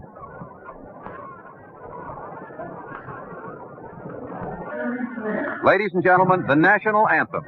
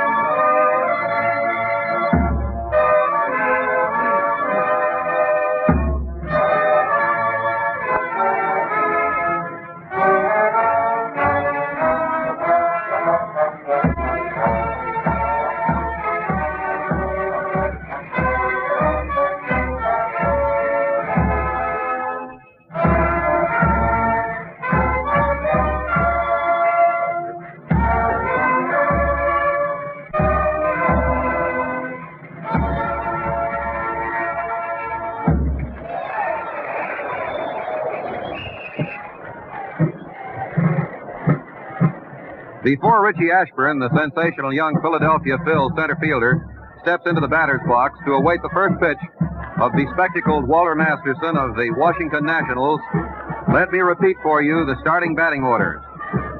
For the National League, Ashburn of Philadelphia, center field. Shane Dean of the Cardinals, second base. Musial of the Cardinals, left field. Mize of the Giants, first base. Slaughter of St. Louis in right field. Pafko of the Cubs, third base. There goes Bert Schotten's first pitch, and it is taken by Buddy Roser. And Buddy then flips it back to Bert Schotten, who piloted the Brooklyn Dodgers to their 1947 National League Championship. And Commissioner A.B. Chandler autographs the ball and insists that Bert keep it. In the National League, after Enos Slaughter, who will play right field and bat in the number 5 position, if you're scoring the game, mark down the name of third baseman Andy Pafko of the Chicago Cubs. In the number 7 position, catcher Walker Cooper of New York. At shortstop, Pee Wee Reese of Brooklyn, and the starting pitcher Ralph Branca of Brooklyn, number 13. He flaunts superstition with it and has a record of 10 victories, 6 defeats for the Bums of Ebbets Field. The Bums, of course, is a term of affection and endearment bestowed upon the Brooklyn Dodgers by one of the most rabid sets of baseball enthusiasts in the nation. Defensively, Pat Mullen will be in right field for the American Leaguers. Hoot Evers of Detroit, his teammate, will be in center field. Tommy Henrich of the Yankees in left field. And the infield will be McQuinn of New York, Gordon of Cleveland, manager Lou Boudreau of Cleveland, Keltner at third, and the battery Masterson and Rosar. Ashburn, a blonde left-hander, is up. And the first pitch is a ground ball that goes into the glove of Gordon. Gordon throws to first, can't get him. A magnificent play by Gordon, who went back to first base, made a cross-handed stab, left high off the ground, and he fired it. He went back of second base, fired to first base, but the throw was so high that McQuinn was taken off the bag, and the official scorer rules base hit. Red Schoendienst, formerly of Germantown, Illinois, now of St. Louis, and is up. He's a switch batter, batting left. Foul ball, right back, strike one. Masterson tried to powder over a fastball. This is Ashburn's first All-Star game. He entered it with a batting average of .351. He is the second highest batter in the National League, and of course that is his first All-Star hit. One of many to come, I'm certain. Schoendienst stands straight away. Ashburn leads off. There he digs for second base. Here's a throw from Roser to Boudreau, and it goes over second base, backed up by Gordon, and it's a steal for Ashburn. The count is ball one, strike one, and it is a stolen base for Richie Ashburn. In the National League, he just gives opposing pitchers fits. So now, third baseman Ken Keltner is laying in just a bit in the event of a bunt. Mel Ott, the manager of the New York Giants, is the first base coach. He came up under the great John McGraw. Eddie Dyer, the manager of the St. Louis Cardinals, is coaching at third. Charlie Berry, the plate umpire. Ashburn is on second base, taking a good lead. The pitch to Schoendienst. There's a ground ball that goes down the third base line, an unassisted putout. The first base line, an unassisted putout is made by George McQuinn, and Ashburn moves up. Ashburn is on third with just one out. And one of the great St. Louis Cardinals stars of St. Louis baseball history, Stanley Musial, comes up with a current season's average of .403. His All-Star average is down to .182. This is his fifth All-Star game. And the outfield moves around to the right. The infield pulls in to try to cut off the run. Masterson pitches. Strike call, fastball. That just bit the inside corner of the plate. The temperature is somewhere in the upper 80s. The humidity is high, but it's the kind of a baseball day the players profess to prefer. Here it comes. Foul ball. That one caromed off the left shin guard of Buddy Roser into the first base stands. And the count is strike two.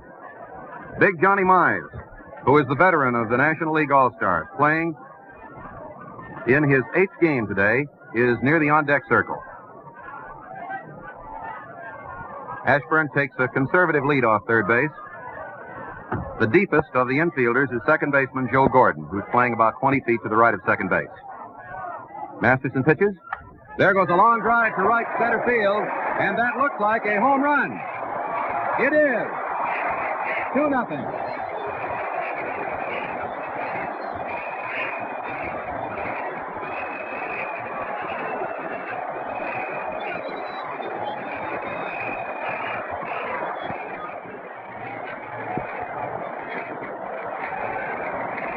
Stanley Musial just walloped an enormous home run atop the right center field stands.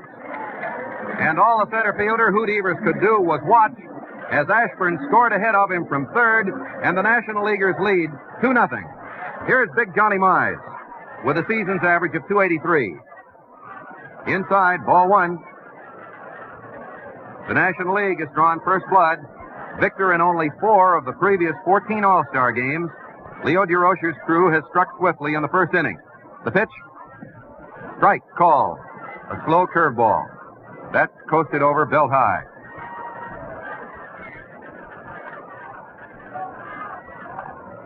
The ball was atop the right center field stands, just to the left of the 354-foot mark. Musial's drive. There's a fastball low.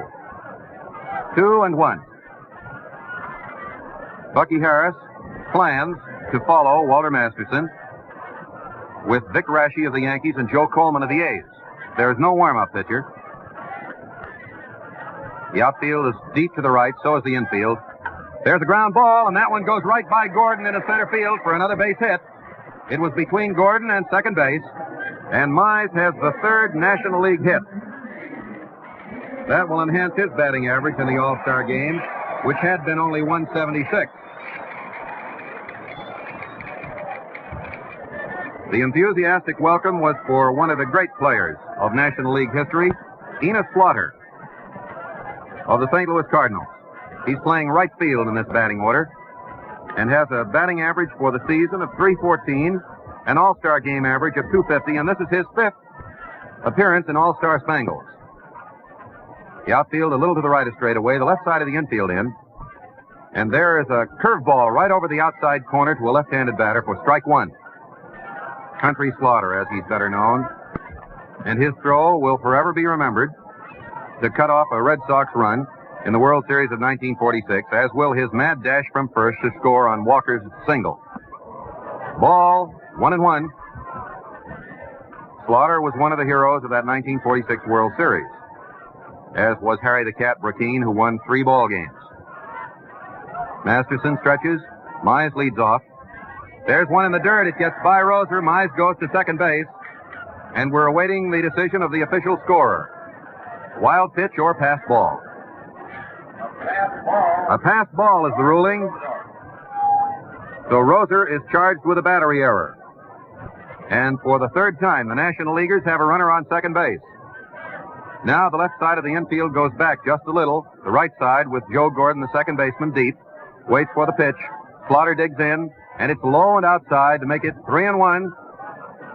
And there, hustling out to the bullpen, is Yogi Berra. He may be sent out to warm up Joe Dobson of the Boston Red Sox. Berra just carried the message. John Sholey is doing the warming up. The official scorer just changed that pass ball to a wild pitch. So it is a battery error charged to Masterson, not to Roser. 3-1. Ball 4. That was a little too high. It seemed to catch the corner, but it was up around the neck. A base on ball for Slaughter. Masterson has runners on first and second with 1 out, and Andy Pafko, the Chicago Cub third baseman, up with an impressive .342 batting average. This is his 2nd All-Star game. In the first one, he had 1 hit and 2 trips. He's a right-hander. Dan Musial's first All-Star game home run gave the National Leaguers a 2-0 lead in the first inning. Now there are 2 on with 1 out. The pitch to Pafko. There's a ground ball. That goes to Keltner. He steps on third, flips to first, and the throw is not in time as it hits the dirt, bounds into McQuinn's glove. So it is a force play on Johnny Mize at third base. Keltner unassisted, with Slaughter moving to second base on the fielder's choice, and Pafko reaching first. A good throw by Keltner would have retired the side, but the ball bounded in the dirt about 10 or 15 feet in front of McQuinn. Walker Cooper of the New York Giants, the catcher and the number 7 batter for the National Leaguers in the first inning, comes up. He has a season's average of .257, but an impressive .385 All-Star mark. This is his 6th All-Star game. He's a big, husky right-hander. Outside, ball 1. You'll be interested to know that his brother Morton pitched an exhibition game for the New York Giants last night against Buffalo, allowed 2 hits and only 1 run in 4 innings, and the Giants won the ball game 8-3. Masterson pitches. There's a ground ball. It goes to Keltner. Keltner elects to make the play to second base to Gordon, and Pafko is forced going in 5-4. So it's another fielder's choice to wind up the first inning with 2 National League runs on 3 hits, no errors, a base on ball, 2 runners left. National League 2, American League, nothing. Baseball has yet to produce a more forceful figure than the late John McGraw, who was supreme in his field for over 2 generations.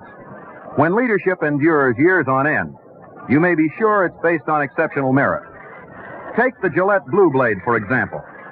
It continues to be #1 in popularity because it's #1 in shaving performance. No other razor blade is as sharp, smoothly finished, or long-lasting. Now, to enjoy extra convenience at no extra cost, buy Gillette Blue Blades in the modern Gillette dispenser, which deals them out one at a time, unwrapped, ready for any Gillette razor. The dispenser holds 20 blades, 40 superlative shaving edges. You pay only 98 cents, price of the blades alone. Look sharp, feel sharp, be sharp. Use Gillette Blue Blades with the sharpest edges ever honed. The score is National League All-Stars 2, American League All-Stars nothing.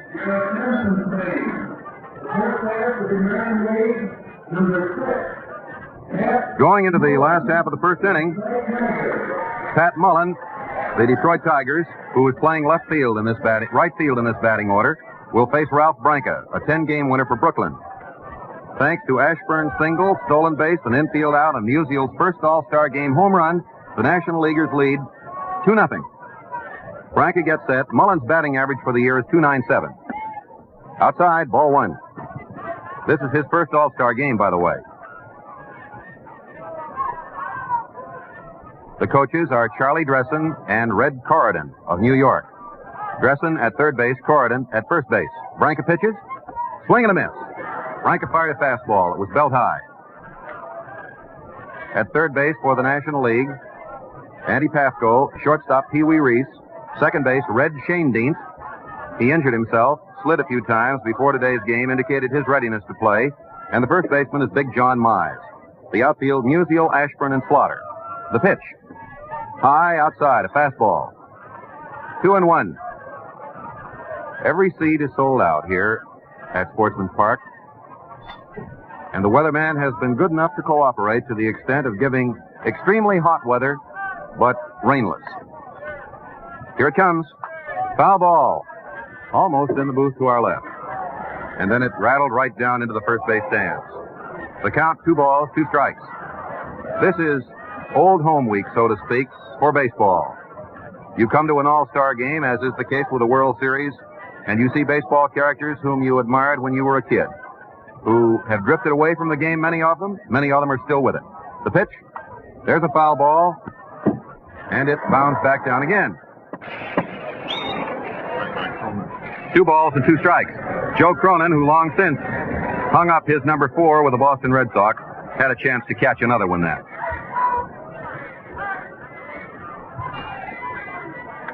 2-2 the count. Third baseman Pafko is playing close.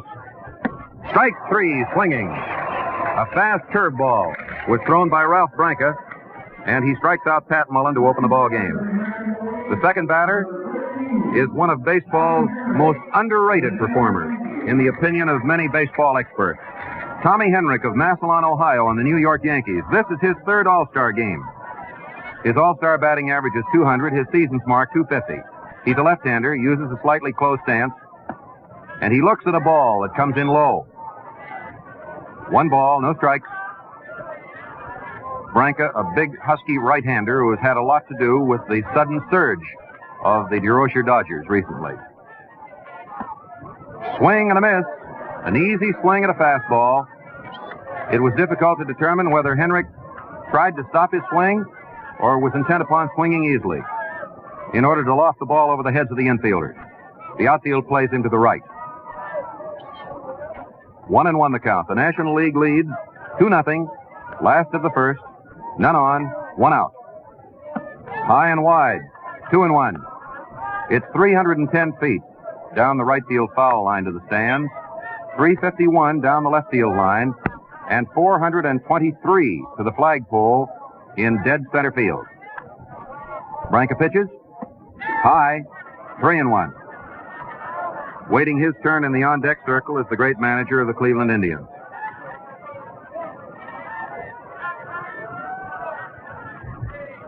Three balls, one strike to count. Red Corridon, who is coaching down at first base, is anxious to have a base runner, so he'll have someone to chat with. The windup. Strike call. Branca threw a moderate fastball that caught the outside corner. Henrik's rear foot is almost outside the batter's box. His heel touches, his toe is out. The payoff pitch coming up. Branca studies the sign of his catcher.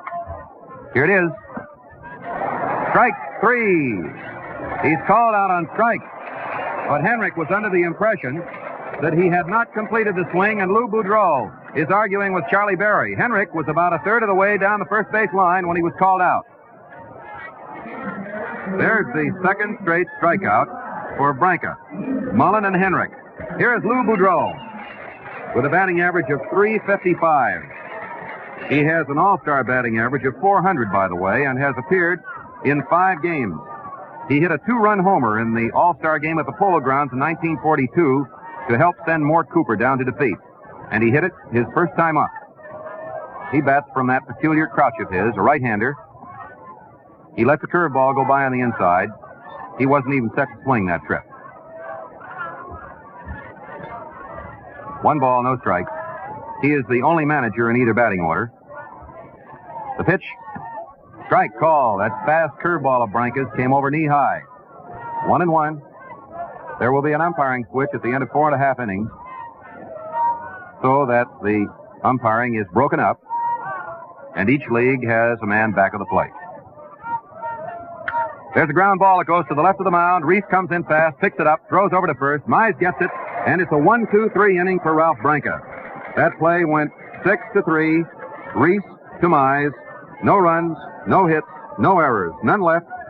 And Leo DeRocher's own right-handed star, Ralph Branca, with a record of 10-6, is off to a most impressive start. In the first half of the second inning of this game, Pee Wee Reese, Ralph Branca, and Richie Ashburn will be the first 3 batters. At the moment, however, there is time, in the event you just joined this Gillette broadcast, to bring you up to date on the batting orders. For the National League, center field, Ashburn, Philadelphia. Second base, Shane Dienst, St. Louis. Left field, Musial, St. Louis. First base, Mize, New York. Right field, Slaughter, St. Louis. Third base, Pasco, Cubs. Catcher, Walker Cooper, New York. Shortstop, Reese, Brooklyn. Pitching, Branca of Brooklyn. Charlie Dressen, by the way, went out to the bullpen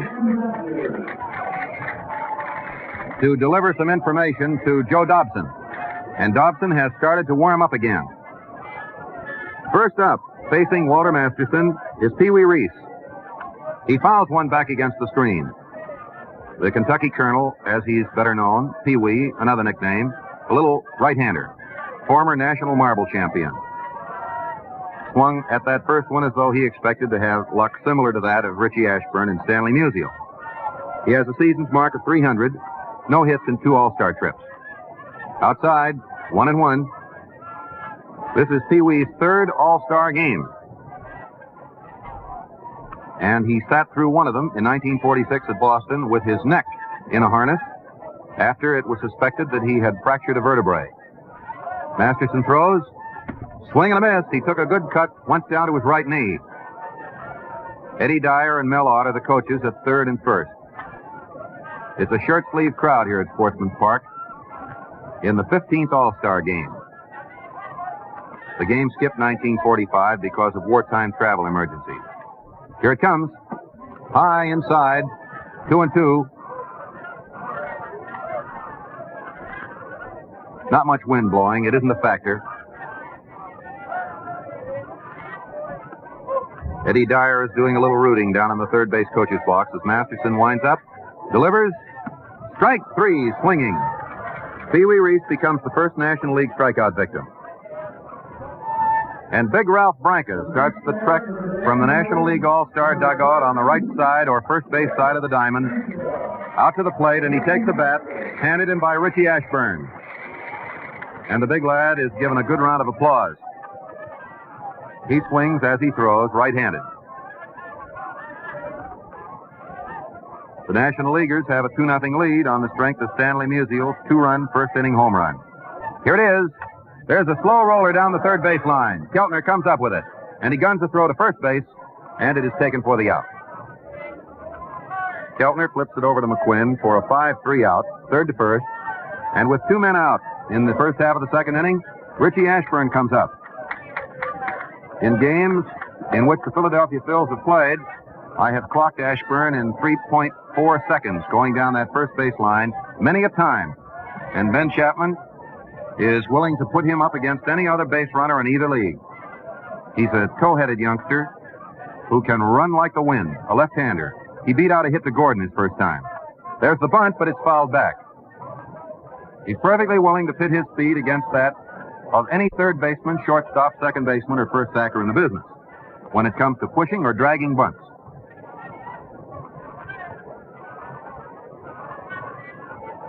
He already owns the game's first stolen base and has had an impressive All-Star game debut. Masterson pitches. There goes a high pop-up to deep shortstop, but the left fielder, Henrik, comes in, and he takes it. Lou Boudreau couldn't have reached it, and it's a pop-up to left field. No runs, no hits, no errors, none left. The score is National League All-Stars 2, American League All-Stars nothing. As plenty of you know, the greatest pitching exhibition of all time took place in 1905. That was the year of the all-shutout World Series. Believe me, the customers got their money's worth and then some. Yes, and so will you when you ask for the improved Gillette Super Speed Razor, the greatest shaving value ever offered. With this razor, you change blades instantly. Twist, it opens. Zip, it's loaded. Twist again, and you're ready to shave. To clean, simply loosen the handle, rinse, and shake. Make no mistake, this is a precision instrument, not a gadget. There's nothing to fit together, nothing to jam or clog. You save time, save fuss, and enjoy the swellest shaves ever. Ask for the improved Gillette Super Speed Razor with 10-blade Gillette dispenser. It's a big $1.50 value for only $1. Now we pause for station identification. This is the Mutual Broadcasting System.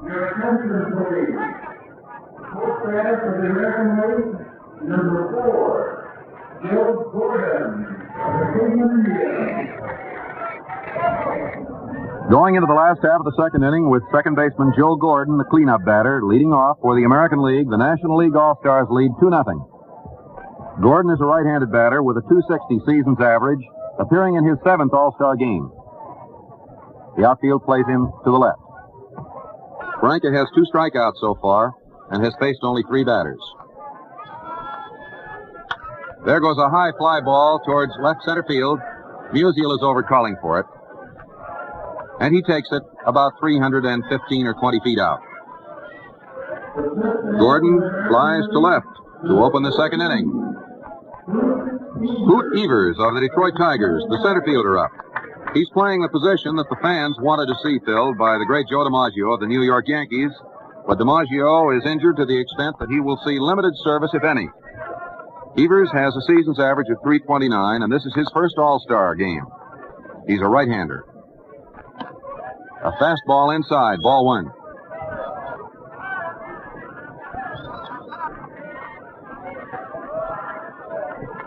There are 6 National League teams represented in this batting order at the moment. This defensive lineup. There's a drive down the left field line. Musial goes back, but he can't get it, and it is a home run. Hoot Evers homers to make it 2-1 National Leaguers.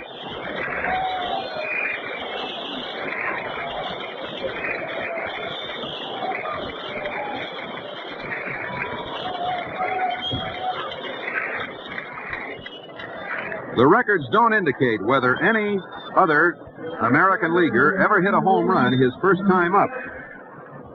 In an All-Star game, we're checking to determine whether or not the information is available. But Evers broke in with a bang. And it is 2-1 National Leaguers with one out in the second inning, and Ken Keltner, another right-hander, up. This is his 7th All-Star game. Ball 1, high inside. Keltner is one of the big reasons why the Cleveland Indians are in first place in the American League currently. His All-Star game average is .214. The pitch, high for ball 2, 2-0. Branca and Cooper, a Dodger and a Giant. 2 balls and no strikes. That drive was just to the left of the 358 mark. There's a foul ball that's drifting into the first base stands, and the count is 2-1. 2-1 the count. High, 3-1. 3 balls, 1 strike. This is the sort of a baseball game where no one will be required to go the distance.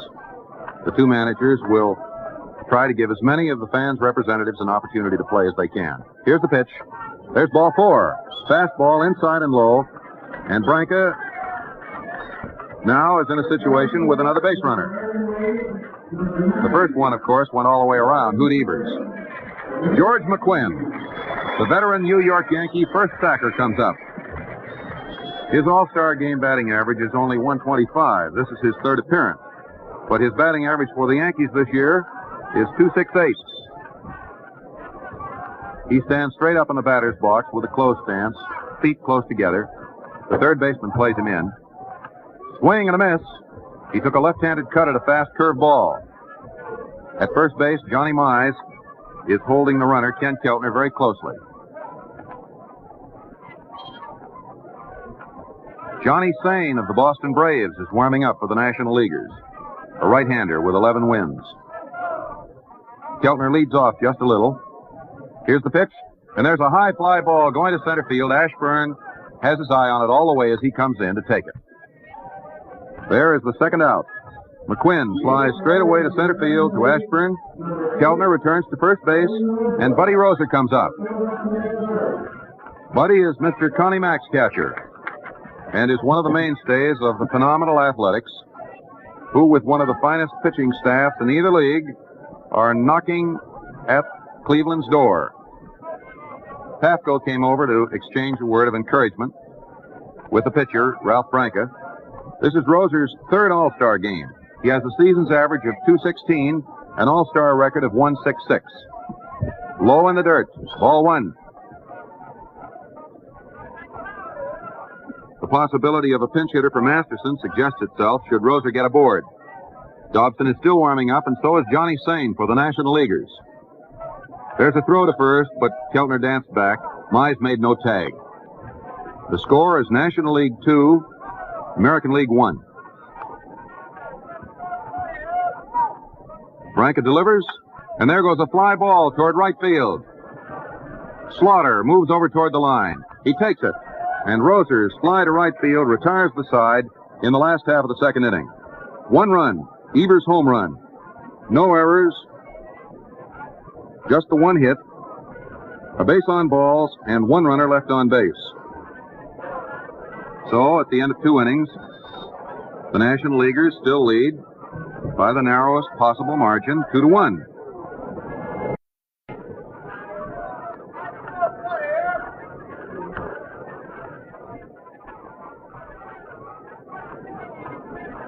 The first 3 men up in the 3rd inning for the National Leaguers will be Red Shandy, Stan Musial, and Johnny Mize. Mel, did you suspect that it was going to be the National League that would unleash its power so quickly to take a lead, as has been the case?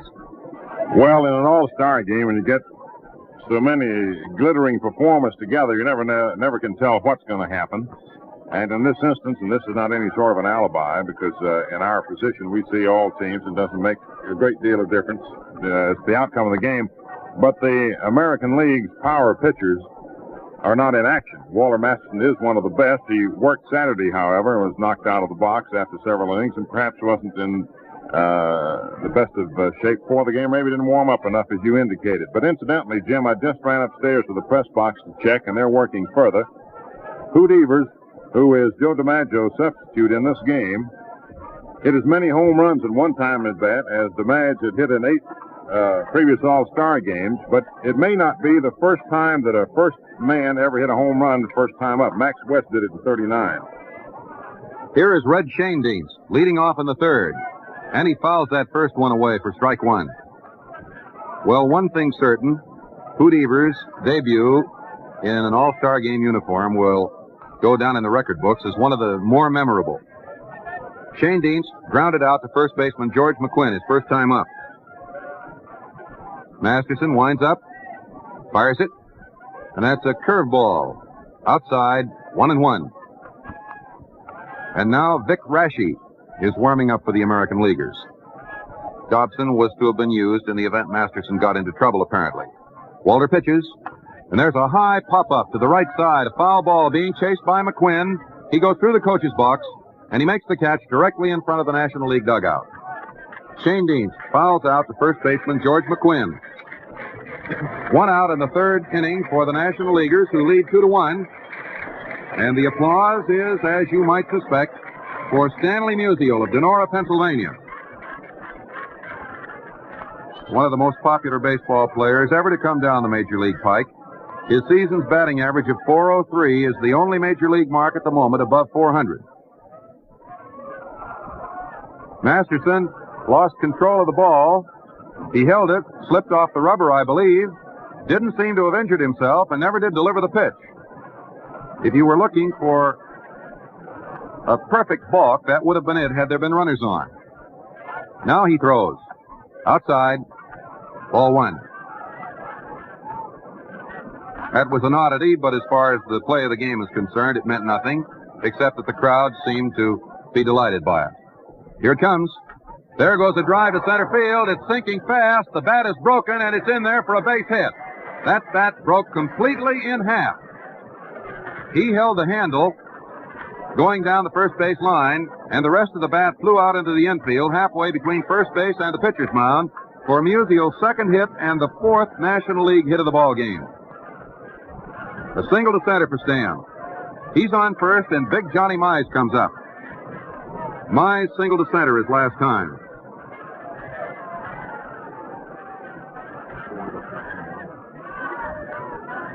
Here's the pitch. Strike called, a fastball. Mize singled through the middle his first time. That was Musial's 4th hit in 13 trips to the plate in an all-star capacity. But this is the first game in which he has really started off impressively. Masterson pitches. There's a ground ball. That one goes over to Joe Gordon. Gordon to Boudreau. Boudreau fumbles the ball, and he is out at second base. He picked the ball up just in time to get Stanley Musial at second. But, of course, the double play opportunity went by the boards, and very nearly both runners were safe. It was a high-bouncing ground ball, a very slow one to the right of second base, and in the interest of the double play, Gordon decided to flip the ball over to Boudreau. Had a force play been required, he obviously would have made the play himself. So the force out on Musial at second base is 4-6. Gordon to Boudreau. Lou dropped the ball on the left field side of second, but picked it up just before Musial came sliding in. That chops Johnny Mize down to 1 hit and 2 trips, gives him first base by virtue of the fielder's choice as Enos Slaughter comes up. He hasn't officially been at bat because he walked his first time. Masterson stepped off the mound, off the rubber, just as the plate umpire Charlie Berry called time. The outfield is deep to the right. Boudreau is playing just 12 or 15 feet to the left of second base. Swing and a miss. Strike 1. You may recall last year in the All-Star game at Wrigley Field that one of the great plays of the contest was a position play by Lou Boudreau at the expense of Slaughter. Left-handed Johnny Schmitz of the Cubs is warming up for the National Leaguers. A curveball outside, 1-1. It was indicated to me prior to the game by Eddie Dyer that Schmitz might be the second starter, the second pitcher, but he at that time wasn't certain.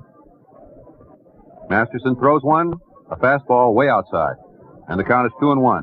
The score, National League All-Stars 2, American League All-Stars 1. But it's in the early stages of a game that must go at least 9 innings.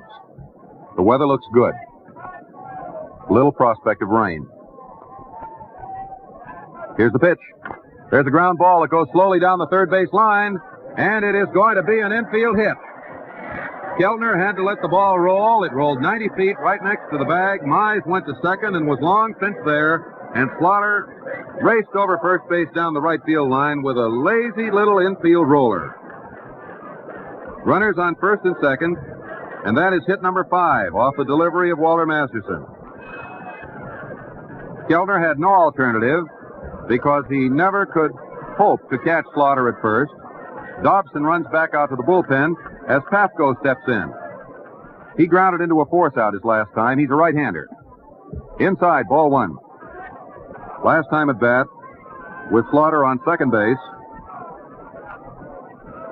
Pafko forced Mize at third. Mize on second base, rather, and Slaughter on first. Here's the pitch. Outside, and it's 2-0. Rashi continues to warm up. Dobson did not go out there for the purpose of replacing him. He had made a trip to the dugout and took a Turkish towel back out, which is a very useful implement on a day like this. Schmitz, a left-hander, still warming up for the National Leaguers. Masterson throws. There's a ground ball that goes to Gordon. Gordon flips to Boudreau, and the force on Slaughter winds up the inning. That one went 4-6. And in the third inning, no runs, 2 more National League hits, no errors, 2 runners left. The score is National League All-Stars 2, American League All-Stars 1. During his career with the Washington Senators, Walter Johnson pitched 7 opening day shutouts, a record no other pitcher has ever come close to matching. Unequal performance also explains the worldwide popularity of today's Gillette Blue Blade. No other blade on earth is as easy shaving or long-lasting. Now, folks, for extra convenience at no extra cost, buy Gillette Blue Blades in the handy Gillette dispenser. This puts 20 blades, 40 shaving edges right at your fingertips. There's an unwrapped blade for any Gillette razor. These blades reach you factory sharp and stay that way until used. You pay only 98 cents, the regular price of 20 blades. Look sharp, feel sharp, be sharp. Use Gillette Blue Blades with the sharpest edges ever honed. The statistician in the press box has completed his checking and has found that Hoot Evers is the first American League All-Star ever to hit a home run his first time up. It was done previously by Max West of the National League All-Stars.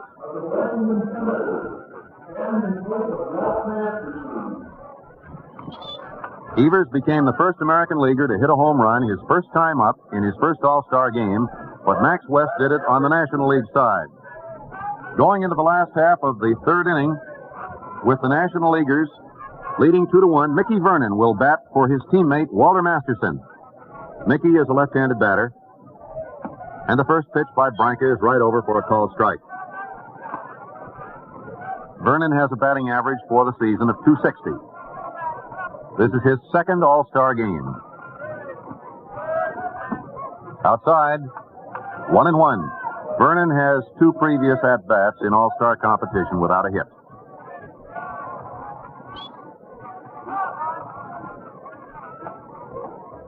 Branca starts his windup, throws, and it's a half swing, but Mickey checked it and took one low.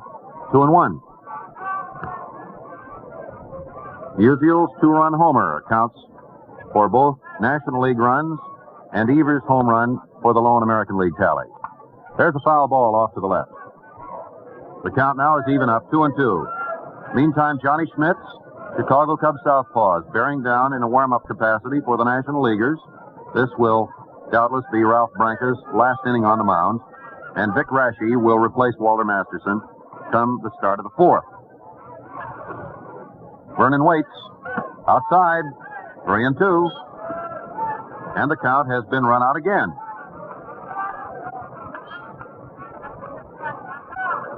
Tebbetts may be the new catcher because Yogi Berra just took over from Birdie and took Rashi's last few pitches.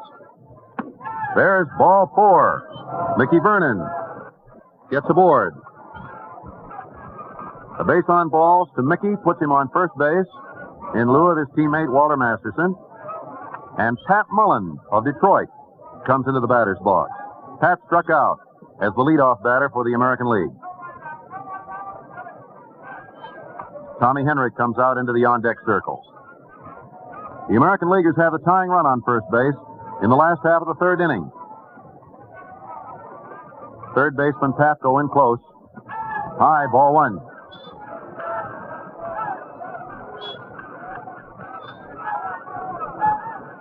The National Leaguers are probably not certain of the tactics that will be used by Bucky Harris, but third baseman Patko is playing close in the event of a bunt. There's the stretch. Ball two outside. It looked that time as though Mullen was just about to swing on it. 2-0.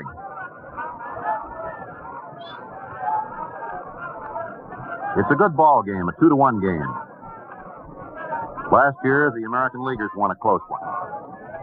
A game in which Johnny Mize homered. All 3 runs today have been the result of round trippers. Ball 3. Fastball high. And Branca says, new ball, please. Charlie Berry is quick to reply, and he gives Walker Cooper a new one. Sometimes there's a little roughness on a ball that a pitcher doesn't like, or a smooth spot. Or maybe it's strictly psychological. He just gets it into his mind that it's the baseball and not a temporary lack of control that is troubling him. And umpires are nearly always willing to oblige. In all cases, save where stalling seems to be a factor. Charlie Dressen is hollering over to first base where Mickey Vernon is ready to go. The pitch. Ball 4. Consecutive bases on balls to pinch hitter Mickey Vernon and leadoff batter Pat Mullen. That is the third base on balls, given up by Ralph Branca. Runners on first and second. Tommy Henrik up. And now from the position of the National League infield, they believe that the stage is about to be set for a sacrifice because Mize and Patko are close with Henrik up. Henrik bluffs the bunt, and there's a throw to second base. It bounds away from Pee Wee Reese. There's no advance on the part of either base runner, and Pee Wee is looking at a finger on his right hand as though it dented it just a little. His thumb, but it's trivial. He just looked at it, flicked it, and went back to his position. Branca has his back turned to the batter and seems to be working with his glove. He is soaking wet. It's a muggy day, excessively warm. Patko is sneaking in toward the plate a little. Inside, ball 2, 2-0. Johnny Sane is warming up again. A moment ago, it was Johnny Schmitz, the southpaw. But either Leo Durocher has changed his mind, or he believes Sane is going to be a better fireman. He probably has earmarked Sane for a relief role. Strike called, a fastball over the inside corner. This is the first inning in which Branca has found himself in anything approaching serious trouble. He's pitching behind a 2-1 lead. And his previous only bad pitch was a home run ball by Evers.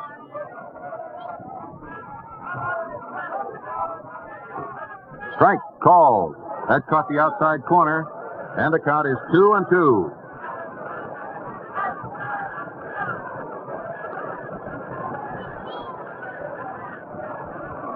Two balls, 2 strikes. His first time up, Tommy Henrik went down on strikes. He protested, so did Lou Boudreau, but the decision stood. Here it comes. Ball 3. He started a swing, checked it just in time, and the pitch broke into the dirt. And now the payoff pitch comes up with Mickey Vernon on second base, Pat Mullen on first base. Both of them fast on the bases. Chuck Dressen hollers something at Mickey Vernon. Red Corridon is coaching Pat Mullen. Here's the big one. Strike. A throw to third base is not in time. And it's a double steal. Henrik swung, missed, struck out to become Branca's third strikeout victim. But when the throw from Walker Cooper to third base was a poor throw and pulled Patko over into foul territory, Mickey Vernon was able to slide in safely with a stolen base, and it is scored a double steal. Double steal. 2 stolen bases simultaneously. Give the American Leaguers an opportunity to go ahead in the event of a good solid base hit. On the other hand, a perfect throw there would have made a double play. Lou Boudreau up. He grounded out to shortstop Pee Wee Reese the last time. The possibility of a double play now is remote.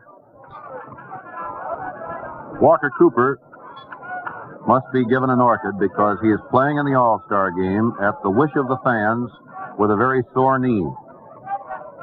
He is not at his physical best. There goes a drive to right field. It will mean a run.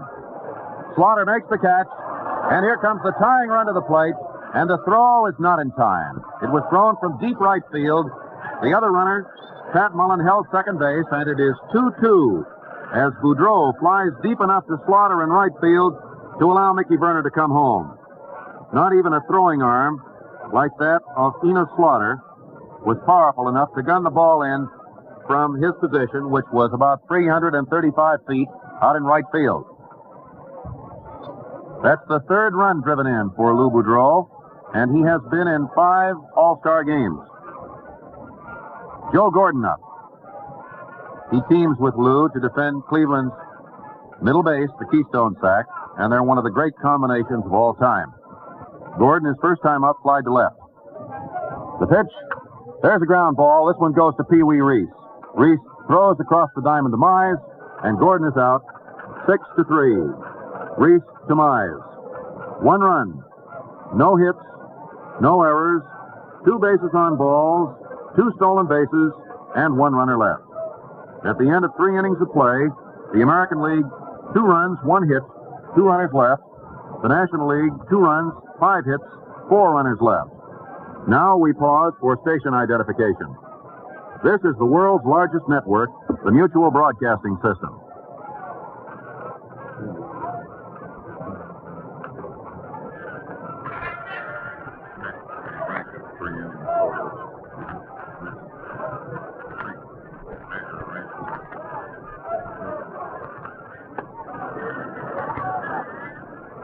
We of the broadcast crew are deeply indebted to the great hospitality of Sid Keener, the veteran sports editor of the St. Louis Star-Times, for the excellence of his cooperation and the thoroughness of his assignment of facilities for both the AM broadcast and the television coverage of this event.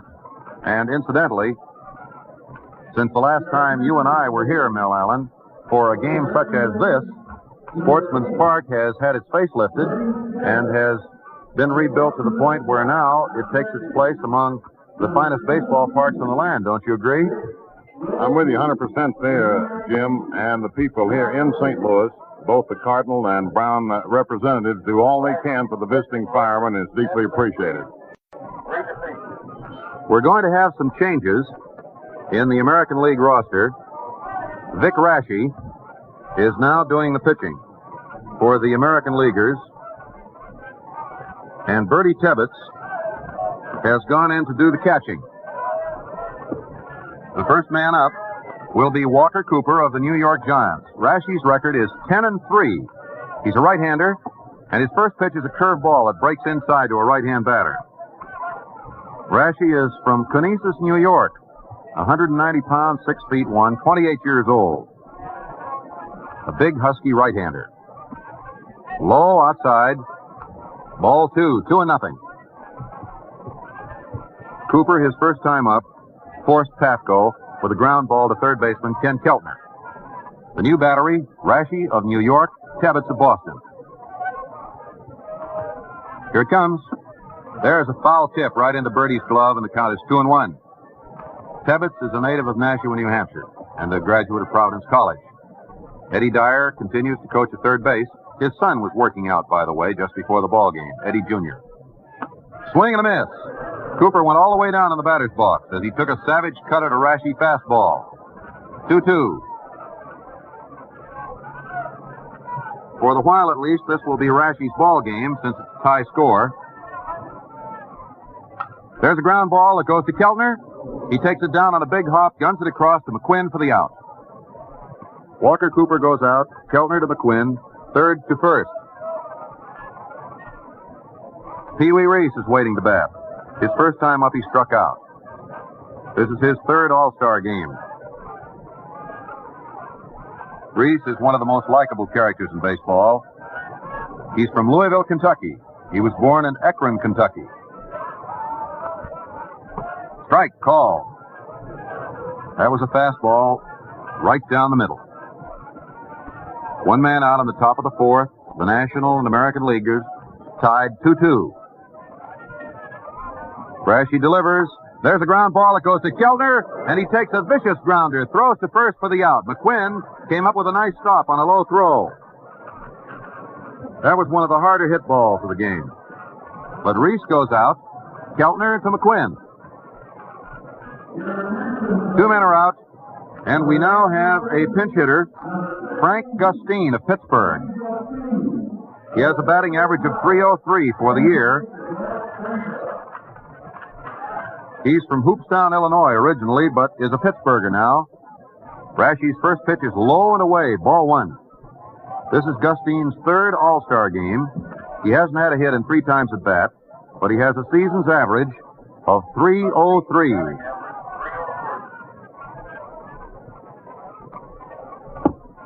Brashy winds up. Low. Ball 2, 2-0.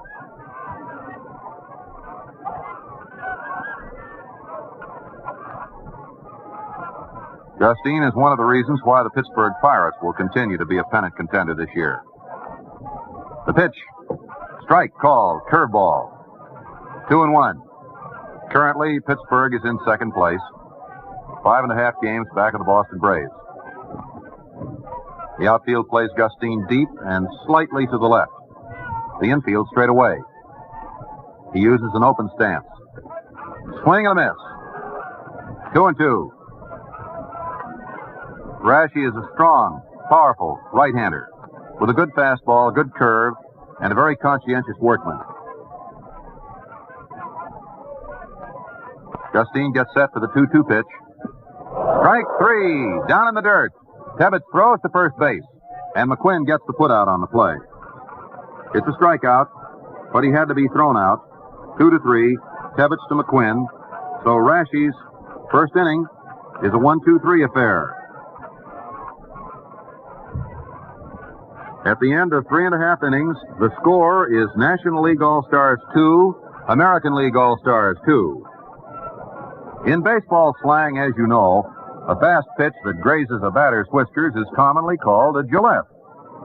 Do you know, however, that fast-acting Gillette shaving creams now contain K34, an amazing facial antiseptic? K34 does what no amount of scrubbing with ordinary soap and water can do. It destroys from 85 to 99% of dangerous bacteria on and beneath outer layers of the skin.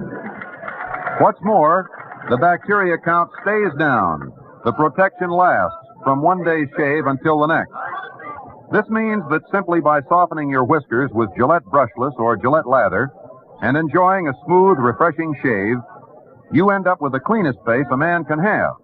Not just clean looking and clean feeling, but surgically clean. Enjoy this valuable protection. Ask for Gillette brushless or Gillette lather, a quarter. The new pitcher for the National Leaguers is going to be left-handed Johnny Schmitz of the Chicago Cubs. And his record is 8-9. He will face Hoot Evers, who homered his first time up. Strike called. It's a 2-2 ball game, and just as it is Rashy's to win or lose, for the while at least, so it is Johnny Schmitz's. The pitch, inside 1-1. Vern Stevens, who ranked behind Lou Boudreau in the balloting for American League shortstop, is warming up out in the bullpen. And Bobby Dorr, his second base teammate, is warming up with him. There goes a high fly ball towards left center field. Ashburn coming in. Reese going back. Reese waves everybody away, and he got it at the last instant. But there were a few oohs and ahs before it became certain that he would make the catch. Reese went out about 75 feet from his normal deep shortstop position. So Evers popped to 6. 1 out. Ken Keltner up. His first time up, Keltner walked. He has 1 of 3 bases on balls that were issued by starting pitcher Ralph Branca. A right-hander. Here's the windup. Schmitz pitches. There's a ground ball that goes down the third base line, labeled perhaps for extra bases. Musial fields it quickly. Keltner rounds and has to hold on with a single. A swell throw from Musial to Shane Dean. Holds that hit to 1 base.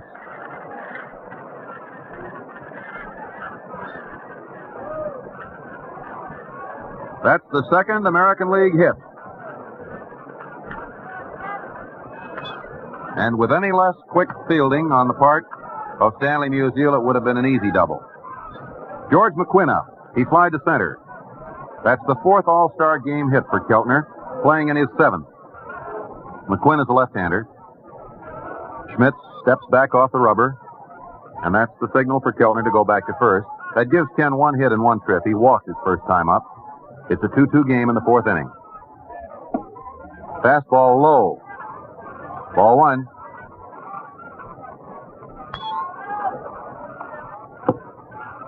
The game is nearing the halfway mark, at which time there will be the customary change of umpires. 1 ball, no strikes. Outside, ball 2. That was a hook. Wide breaking curve ball. The second base combination, Shane Dienst and Reese of the Cardinals and the Dodgers, is playing in a little, hopeful of a double play. Third baseman Pafko is in fairly close with a left-hander up. McQuinn waits for the pitch. There's a drive that goes into center field for a base hit. Keltner goes to second and holds up. Ashburn's throw is cut off by Reese, and the American Leaguer's third hit by George McQuinn puts runners on first and second with Bertie Tebbetts coming up.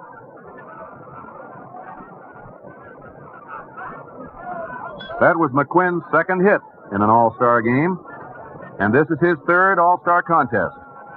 So again, the American Leaguers have the tie-breaking run on second base. Bertie Tebbetts' batting average is .286, and this is his 2nd All-Star game.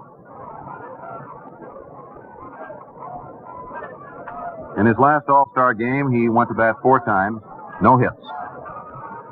George uses an open stance slightly, bends his knees, and looks at one inside for ball 1.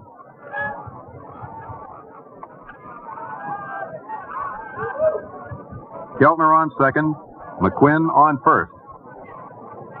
Smith is having less luck in his first inning than Branca did in his. The game is tied 2-2. Here it comes. Inside. Ball 2, 2-0.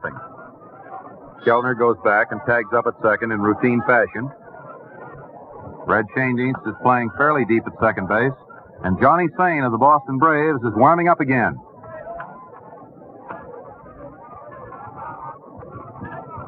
The stretch.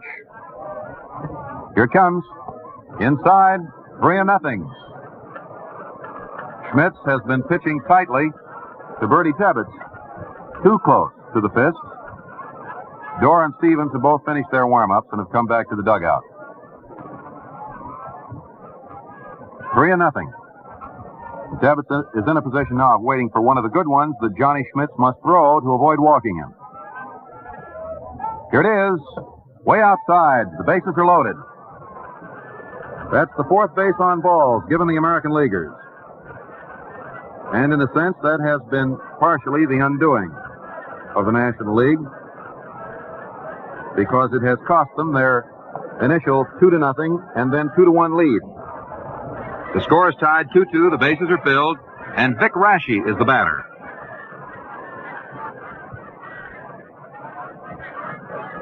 Raschi is very workmanlike. He gives you the impression of quiet, modest, confident efficiency when he steps into the batter's box. Pee Wee Reese just had a word with Johnny Schmitz.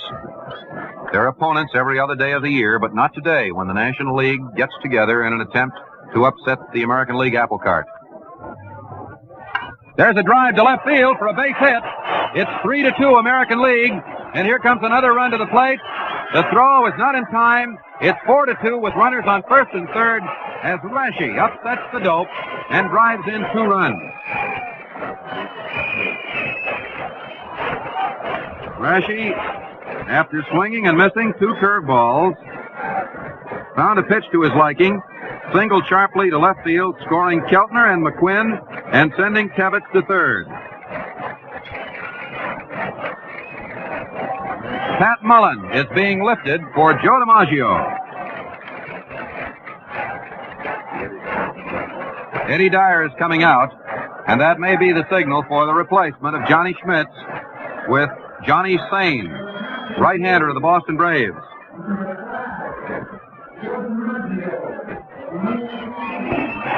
There's the announcement, and that is the signal for a fresh burst of applause.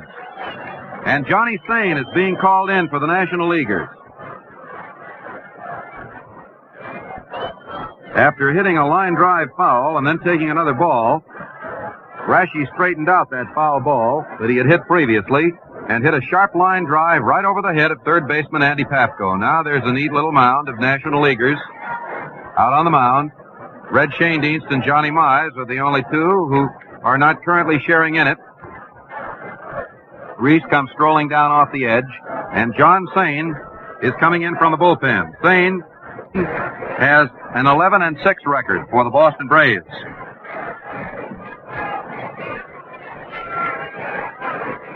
And this is all happening in the last half of the 4th inning. Sane has been in one previous All-Star game, and he was the losing pitcher, you'll recall, last year. In 1 inning, he allowed 1 earned run, 2 hits, struck out 1, but he was charged with a defeat.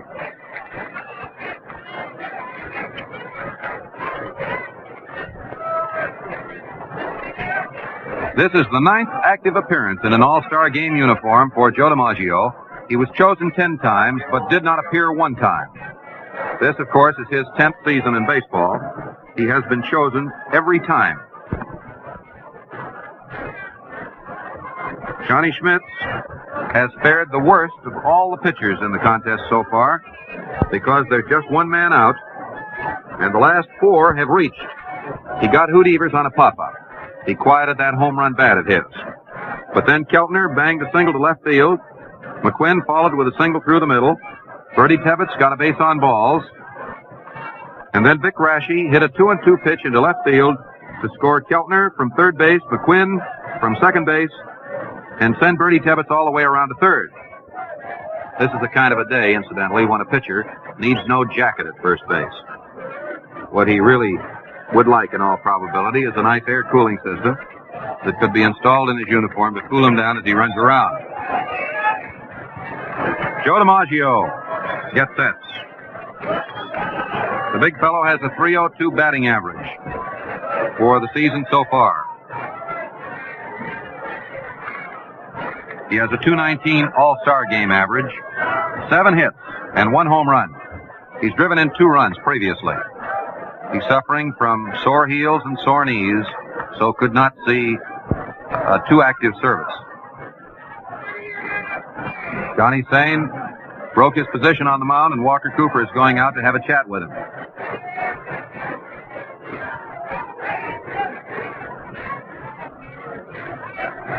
Even though he is not at his physical peak, Joe DiMaggio is a frightening picture for almost any pitcher to contemplate.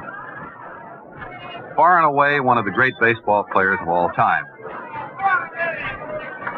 And he comes from a distinguished San Francisco baseball playing family. He stands straight away, erect in the box, waits for Sane's pitch. And there's a drive to left field. Tagging up at third base is Tebbett. Musial makes the play, and run number 5 scores. It was a line drive that was hit to left field, so the big fellow has driven in his 3rd All-Star run. And the American Leaguers have taken a 5-2 lead.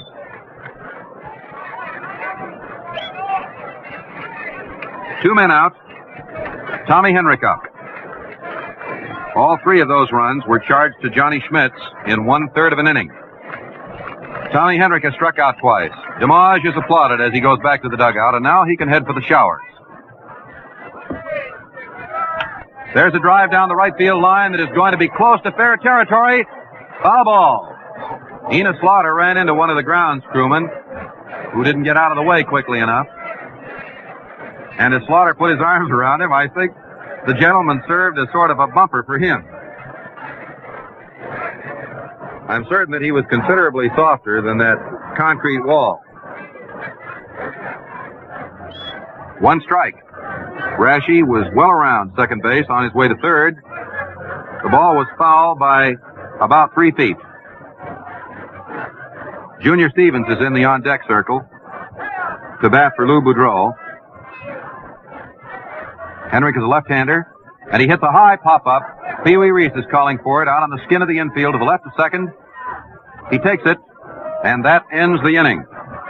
And it was a big inning, too, as Henrik popped up to Pee Wee Reese to end it. The American Leaguers came up with 3 runs in that frame on only 3 hits. There were no errors, 1 base on balls, the 4th, and there was just the 1 runner left. So, at the end of 4 innings of play, the American Leaguers have 5 runs, 4 hits, no errors, 3 runners left. The National Leaguers have 2 runs, 5 hits, no errors, and 4 runners left.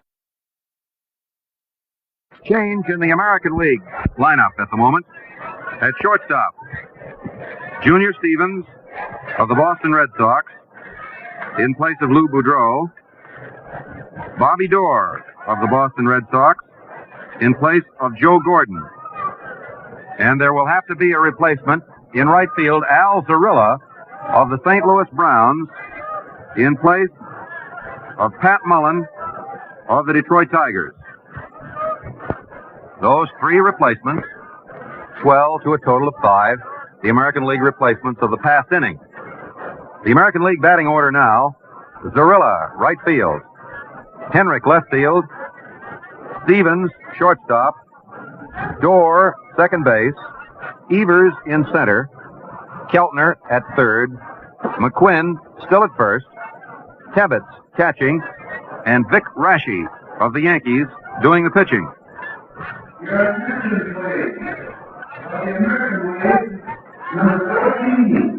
The public address system announcer is acquainting the fans here at Sportsman's Park with a number of changes. And out in right field, 4 National Leaguers are beginning to warm up. Not pitchers. Bob Elliott is one of them, and they will doubtless go to other positions. Phil Macy, a catcher, is one of them. But meanwhile, Richie Ashburn, with 1 hit and 2 trips, leads off in the 5th. Rashi's first pitch is right over the plate for a called strike. Curveball.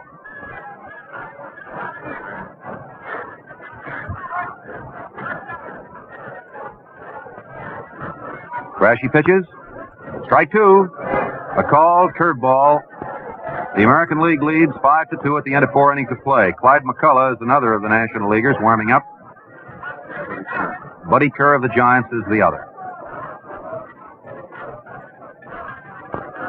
The windup. High. 1 ball, 2 strikes the count. Eddie Dyer still coaching at third base, and Mellott doing the coaching at first base for the National Leaguers. The outfield is playing Ashburn a little to the left. There's a ground ball that goes to center field for a base hit. It went by Junior Stevens as he streaked over to try to knock it down, and Ashburn gets his second hit. That is the 6th hit for the National Leaguers. A single to center by little Richie Ashburn of the Philadelphia Phils, one of the rookie sensations of the year. Shane Dietz, the second baseman, up. He has grounded to first and fouled to first. A left-hander. There's a ground ball that goes foul down the right field line. And Buddy Kerr of the Giants turns around and fields that one. Flips it back to first base umpire Bill Stewart. 1 strike to count.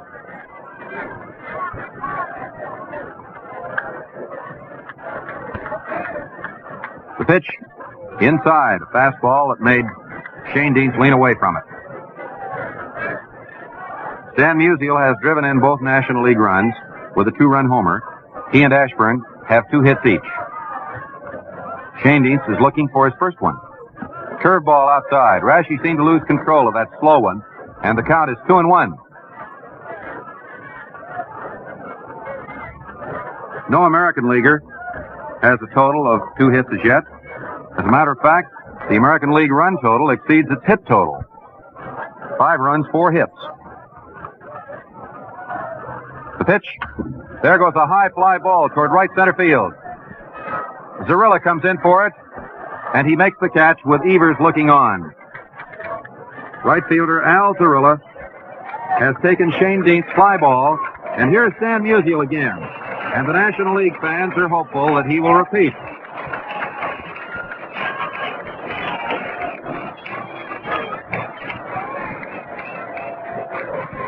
Hal Newhouser ran out to the bullpen in left field for the American Leaguers, but probably to take a message. Here's the pitch. Outside, ball 1. Musial has a 2-run home run and a single to center, 2 out of 2. Bob Lemon of Cleveland is warming up for the American Leaguers. Rashi takes a stretch.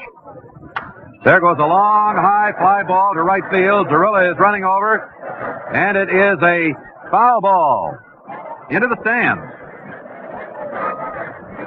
That would not have been a home run because the screen stretches all the way over. Had it been in fair territory, it would have been as many bases as Musial could have made. The American League still clings to its 5-2 lead on the basis of that 3-run rally in the 4th inning, in which Vic Rashi swung the big bat. The count 1-1 on Musial. 1 out, 1 on. Strike call. Rashi slow curved him.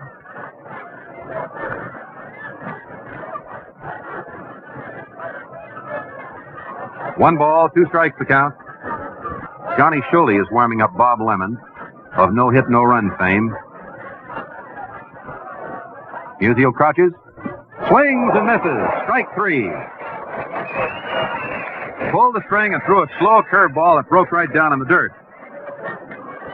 That is the 3rd National League strikeout. It's the first time Musial's big bat has been silenced. Johnny Mize up. Johnny hit a home run in last year's game. He has 1 hit and 2 trips in this. He singled through the middle in the 1st inning, and in the 3rd inning, his roller to Joe Gordon forced Musial. He's a big left-hander. The outfield moves deep. Outside, ball 1. Ashburn, in 2 leadoff capacities, has reached base safely, each time with hits.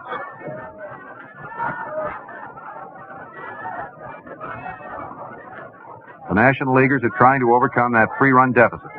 The pitch. There's a ground ball that goes to Bobby Dorr. Dorr makes the play to first base. McQuinn takes it, and that's all for the National Leaguers in the 5th inning as Mize goes out, 2nd to 1st. No runs, 1 hit, no errors, 1 runner left. And at the end of 4.5 innings of play, the score is American Leaguers 5, National Leaguers 2. While the fame of his immortal achievement grows with each passing year, no one knows the pitcher who struck out the mighty Casey. Just about everybody, on the other hand, can name the razor that fans out tough whiskers with the greatest ease and dispatch. Yes, you're right. It's the improved Gillette Super Speed razor that changes blades instantly. This razor has a notched positioning bar for use with the Gillette dispenser. Hook on a blade and it drops in place presto. Twist the handle and the razor closes. To clean, loosen the holder, rinse, and shave. Convenient? You said it. What's more, you get shaves that are shaves. Clean, smooth, and oh, so refreshing. No, it doesn't take a locksmith to make this razor work. Ask for the improved Gillette Super Speed razor with 10-blade dispenser, a big $1.50 value for only $1. And now, for the 4th time as an All-Star Game colleague, it is a privilege again to bring in Mel Allen, the popular broadcaster of the New York Yankees, whose voice you have heard many times on Gillette's All-Star and World Series broadcasts. Mel? Hello there, everybody, once again. And before we get into action here in the last half of the 5th inning, with the American League leading by a score of 5-2, we see the whip, Ewell Blackwell, walking down to the National League bullpen. We have two changes in the National League defensive lineup. Bob Elliott has taken over at third base of the Boston Braves. Buddy Kerr of the New York Giants is at short. Red Chaindean still at second. Johnny Mize at first.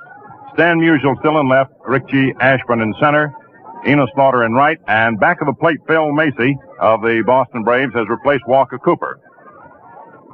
So those are your lineup changes, plus the umpire switch with Beans Reardon, who was umpiring at third base, taking over back of the plate, and Charlie Barry of the American League, who was back of the plate, taking over at third with the switch between first and second bases, which we'll pick up in a moment. Junior Stevens leading off, takes a curveball. It's over that outside corner for a called strike. Stevens went in to replace Lou Boudreau at shortstop, hitting .300 on the season. Junior is a right-hand hitter, knows this ballpark very well, used to play with the St. Louis Browns. Johnny Sain, the right-hander, throws a fastball, swung on and missed. Strike two.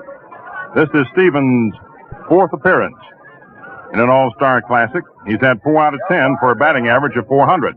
Joe Paparella is umpiring at first base now, and Bill Stewart at second as they switch too. So it's the National League umpire back to the plate right now. Johnny Sain's two-strike pitch to Stevens. The curveball's over there for called strike three. A beautiful hook that sailed right over that outside corner just below the shoulders. So Vern Stevens strikes out as we come into the last half of the fifth inning with the American League leading 5-2. That's the first strikeout recorded by Johnny Sain. And the fourth recorded by National League pitchers as starter Ralph Franco whipped 3 of the American Leaguers. Bobby Dorr, right-hand hitter up, takes high, ball 1. Bobby Dorr replaced Joe Gordon at second base. For Bobby Dorr, this is his 6th All-Star game. He's had 3 hits and 14 times at bat in previous classics. Holds that bat high off his right shoulder. In comes the pitch. Curveballs outside. Ball 2. 2 balls, no strikes. The score, the American League 5. The National League 2. The outfield playing Bobby Dorr over toward left. He's a full hitter. He employs a wide-open stance. The infield shaded around toward third, and there was a hint of thunder, I believe. In comes the pitch now to Bobby Dorr. He takes strike called. That was a fastball over that outside corner, about letter high. It's a 2-1 count on Bobby Dorr. Johnny Sain, the third pitcher, employed by Leo DeRocha this afternoon. Sain in a relief role, relieving Johnny Schmitz. Here's the pitch. It's in there for called strike 2. Bobby started to swing, held up, but the pitch was in there anyway, sweeping curve. Johnny Schmitz was scheduled to have worked the middle 3 innings, the 4th, 5th, and 6th. He took over from Branca, who had worked the first 3 innings, giving up 2 runs and 1 hit. But Schmitz was knocked out of there in the 4th inning, and Sain came on to put out the fire. Now the pitch is swung on and missed. Beautiful curveball that Bobby Dorr swung at and missed, and it's strike 3, and Johnny Sain records his 2nd successive strikeout. And that's the 5th American Leaguer to go down on strikes today. Now coming up is Hoot Evers of the Detroit Tigers, who hit a home run in the 2nd inning to give the American League its first run. Popped out to short his last time up. The outfield playing him to pull. Infield shaded around toward third. Johnny Sain delivers over the outside corner for a called strike. And the big Boston Brave right-hander is showing some of the neatest pitching of the afternoon thus far. The American League out in front 5-2, last half of the 5th inning. Johnny ready, delivers, pitch that's just outside for a ball. Hoot Evers started off right, it held up, and plate umpire Beans Reardon called it a ball, and the count is 1-1. 1 ball, 1 strike, 2 outs, nobody on. Last half of the 5th inning, 5-2, favor the American League. The right-hander delivers. Here's a fastball that's over that outside corner for called strike 2. Johnny Sain, who was charged with the defeat in the 1947 All-Star game, coming on to do some wonderful pitching thus far. Bob Elliott at third, close to that line, halfway back. Sain ready. Here's the 1-2 pitch to Hoot Evers. Curveball's in there for called strike 3, and he strikes out the side.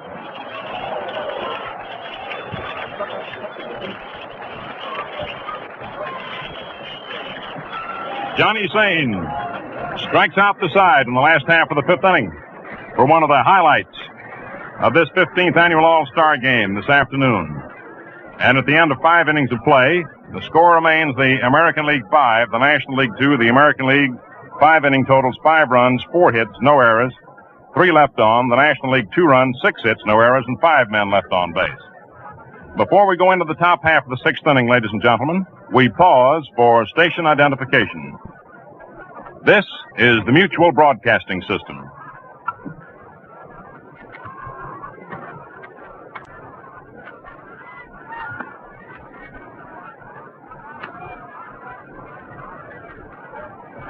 This is Mel Allen with Jim Britt and Franz Locke speaking to you once again from Sportsman's Park in St. Louis, Missouri, site of the 15th annual Major League All-Star Game.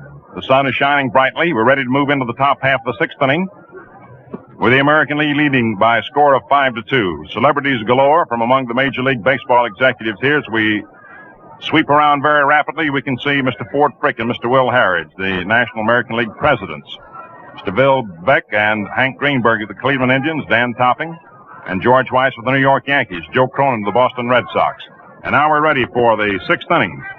Enos Slaughter takes a pitch in there for a called strike. Top half of the sixth.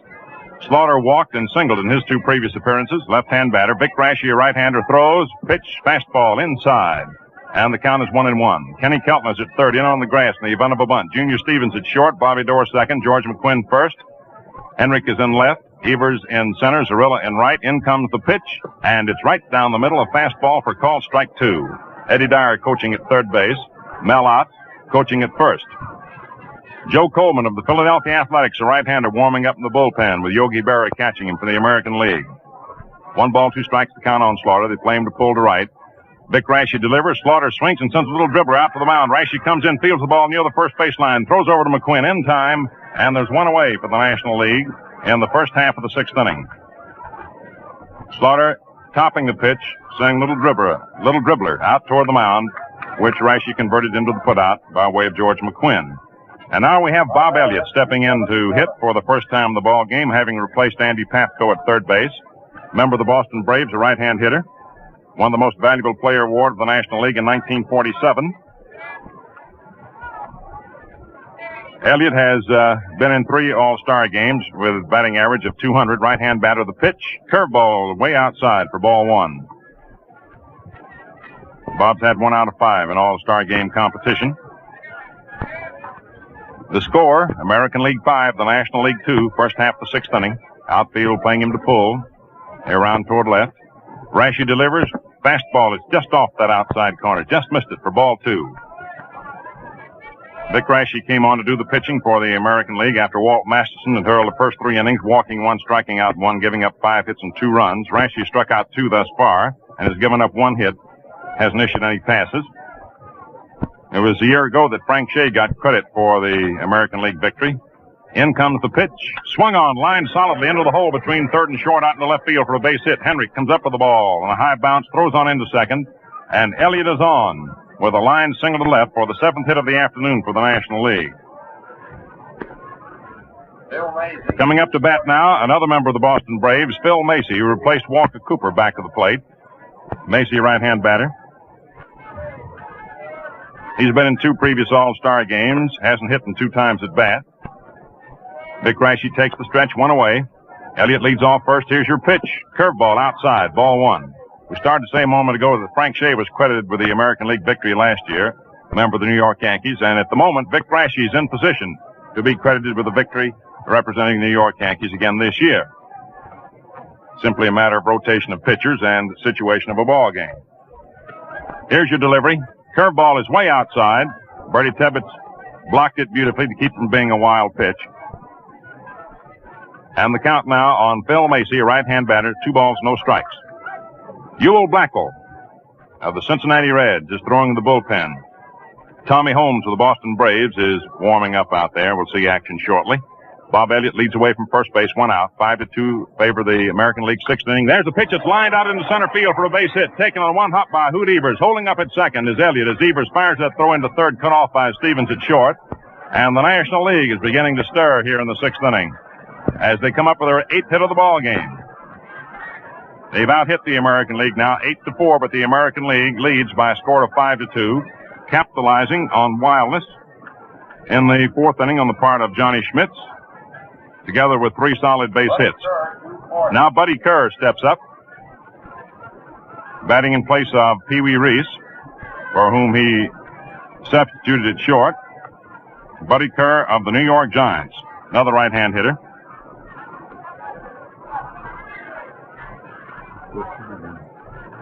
Buddy Kerr's first appearance in an All-Star game. You've got Bob Elliott on second, Phil Macy on first. 1 out, 6th inning, 5-2 American League. And ominous clouds are looming back at center field. Here's the pitch. Inside and high, ball one. In addition to Joe Coleman in the American League bullpen, we've got further activity. Bob Lemon is beginning to throw as Vic Raschi is showing a sign of weakening. 2 men on, 1 out. 6th inning, 5-2 American League. The National League threatening. Buddy Kerr up there, right-hand hitter, chokes his bat about 3 inches. Outfield step toward left. Your pitch is right over that inside corner. There's a throw down to second base, but it's knocked off by Vic Raschi at the mound as Bertie Tebbetts bluffed the throw down there, but threw it right back to Raschi hard, and Bob Elliott went scooting back into second base as Bobby Dora had sneaked in behind him for a potential pickoff. All right, we're ready.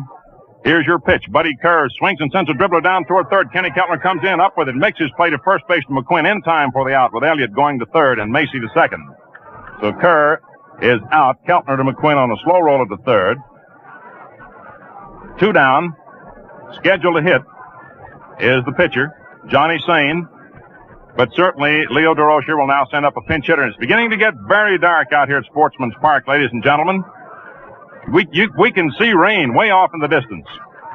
And not too far off in the distance. The wind is blowing those clouds in this direction over the ballpark. And the wind's beginning to blow around. Put some weights on your papers, fellas. And we may have rain here in any moment, at any moment. But of course, it's already a full ball game. We've gone 5 innings. We're going to have a pinch hitter for Johnny Sane. It's going to be Ed Waitkus of the Chicago Cubs, making his first appearance in an all-star game, a left-hand hitter. Eddie Waitkus coming up. Left-hand batter with 2 men on, runners on second and third. Waitkus, a boy from Cambridge, Massachusetts. Elliott on third, Macy on second, and rain in the offing. Rain, rain, go away, come back another day. Here's the pitch. Waitkus takes outside and high, ball 1. So the American League is being disturbed by the National League at the moment, though the American League leads 5-2 top of the 6th, and everybody's being disturbed by the threat of rain. Now the pitch comes in to Waitkus. He takes outside, ball 2. The wind is blowing in toward home plate. And it is definitely raining about a half a mile from here. We can see it. And it's moving this way. Let's hope it holds away. Vic Raschi looks in to get the sign from Bertie Tebbetts. Elliott leads off third, Macy off second. 2 out, 6th inning, 5-2. Favor the American League. Raschi gets the sign. Pinch hitter Ed Waitkus up there at the plate, a left-hand batter. Here's the delivery. And curveball inside for ball 3, and the wind is blowing hard and blowing those rain clouds this way. And the fans are stirring in their seats. And they're beginning to move from the bleachers to shelter. And the Sportsman's Park groundkeepers are getting ready to roll that tarpaulin. Vic Raschi into the windup. The 3-0 pitch to Waitkus. In there for a called strike. And what was a beautiful day up until this moment, or a couple of moments ago, is being turned into stormy weather on the banks of the Mississippi. 3 balls, 1 strike. Runners on second and third, 2 outs. Here's your pitch. Waitkus takes strike 2 call. A fastball that zipped over that outside corner above the knees. Now the pinch hitter steps out of the batter's box, rubs his hands together, moves back in hitting position. Elliott on third, Macy on second, 2 out, 6th inning, 5-2 American League. Here's the payoff pitch. Eddie Waitkus swings and fouls it off to the left of the plate, out of play into the lower stands. And the count holds at 3-2.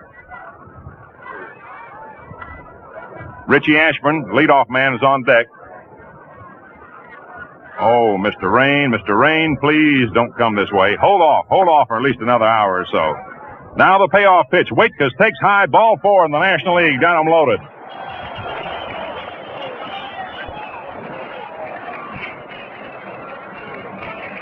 That is the first base on balls given up by Vic Raschi. And the second pass issued by American League pitchers. Masterson walked 1 in his 3 innings. You got Elliott on third, Macy on second. Eddie Waitkus on first base, 2 out, 6th inning, 5-2 American League. And here's Richie Ashburn, who's had 2 out of 3, 2 singles, fly to left in his other appearance. And the pitch, Ashburn takes strike call, a fastball poured over there, letter high. Vic Raschi in a bit of a jam, goes to the rosin bag, gives a little touch. Activity in both bullpens. Lemon and Coleman warming up in the American League bullpen. Blackwell for the National League. Bases loaded. Rain is on its way. The pitch.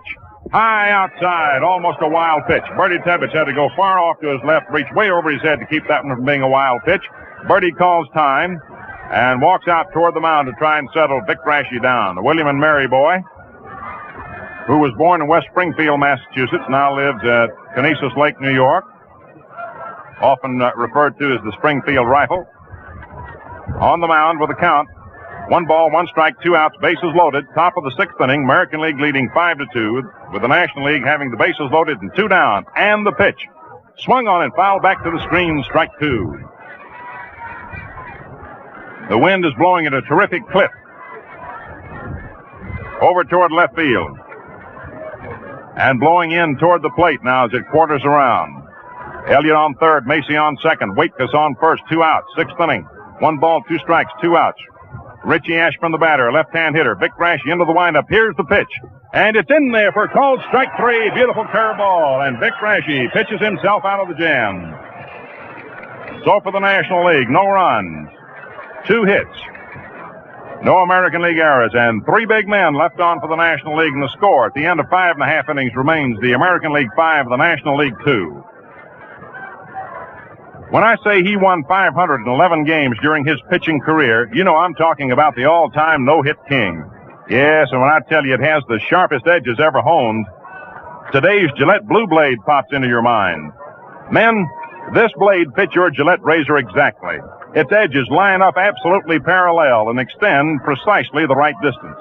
You avoid the irritation and discomfort caused by misfit blades and faulty shaving methods. For extra convenience, at no extra cost, buy Gillette Blue Blades and the handy Gillette dispenser. This contains 20 blades with 40 shaving edges. You deal them out one at a time, unwrapped, ready for any Gillette razor. Also, you pay only 98 cents, price of the blades alone. Look sharp, feel sharp, be sharp. Use Gillette Blue Blades with the sharpest edges ever honed.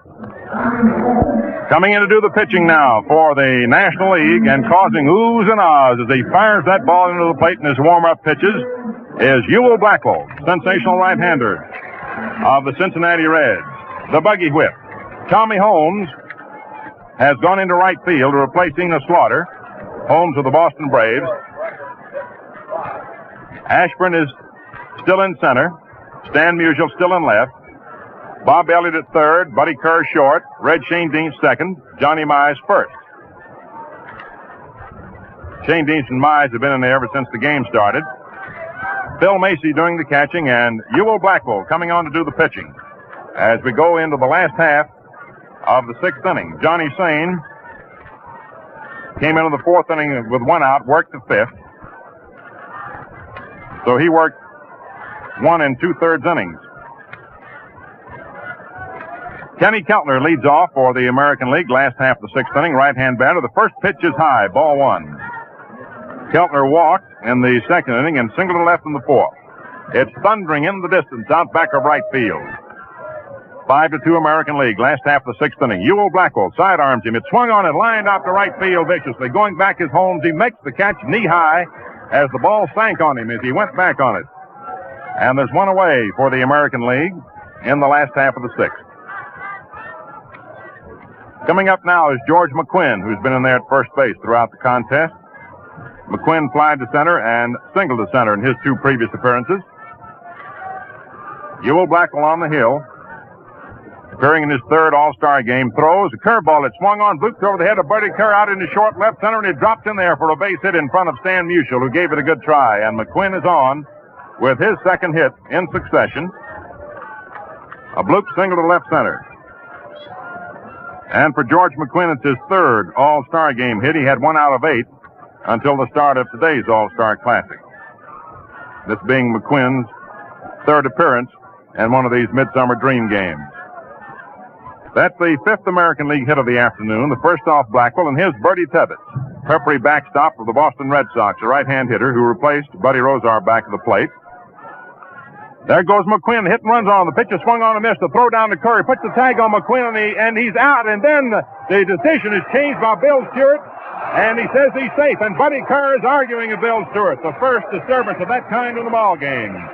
Buddy Kerr can't contain himself as he goes after Bill Stewart. Bill Stewart keeps walking away from him, and the New York Giants fighting shortstop is right after the diminutive umpire.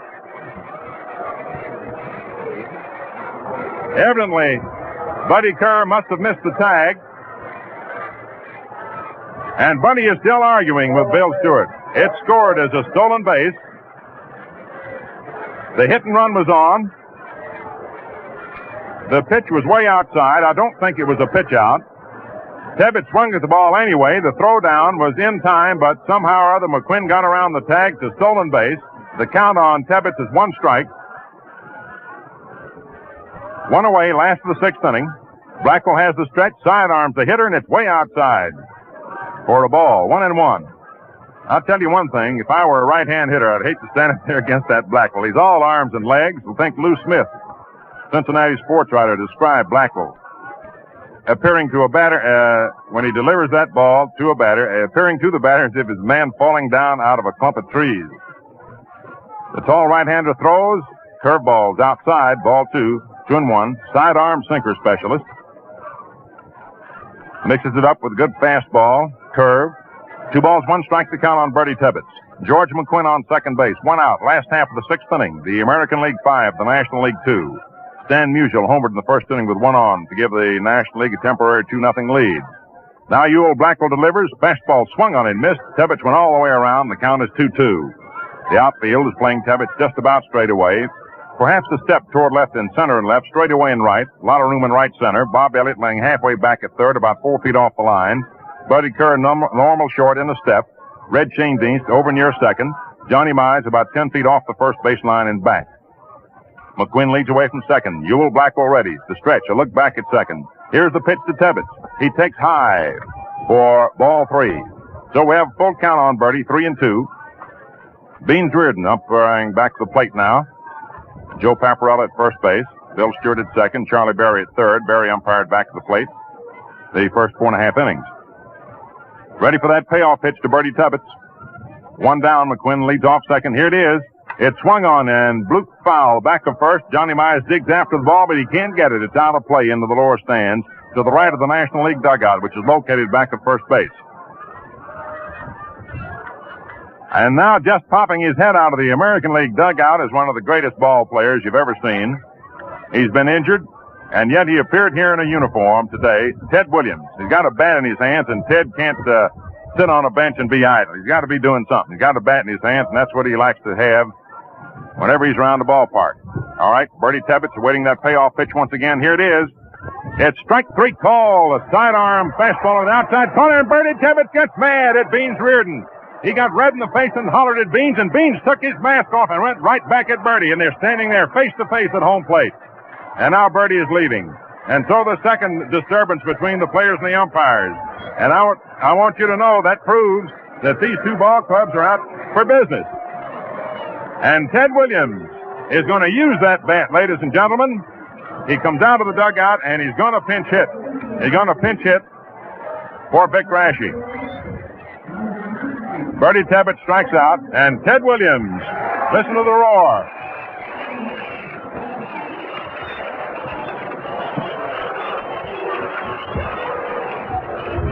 Ted Williams, who pulled a rib cartilage a few days ago and hasn't been able to play for the Boston Red Sox, nevertheless has come on to St. Louis, is in a uniform, and is up there to pinch hit with McQuinn on second.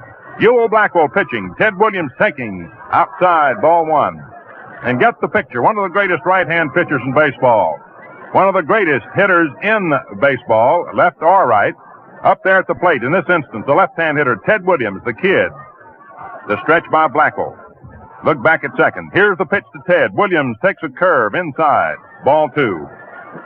And Ted would certainly love to be able to take his full cut. We watched him in batting practice. He wasn't taking that real Williams cut of the ball. But you know he's got so much power. He can take a half swing and send one over the wall. 2 balls, no strikes to count on Williams. 2 outs. Last half of the 6th inning, 5-2 favor the American League. The outfield around toward right. Buddy Kerr's playing directly in back of second base as the shift is on. The stretch, the pitch. Williams accidentally fouls one off to the right of the plate, a slow curve. He tried to check his swing. He was ready to step into the pitch.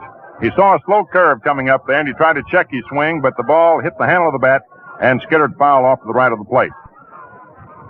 The National League version of the shift has Buddy Kerr, the shortstop, playing directly in back of second base. Most times the shortstop will play a normal second with your second baseman over toward first and your first baseman right on top of the first base line.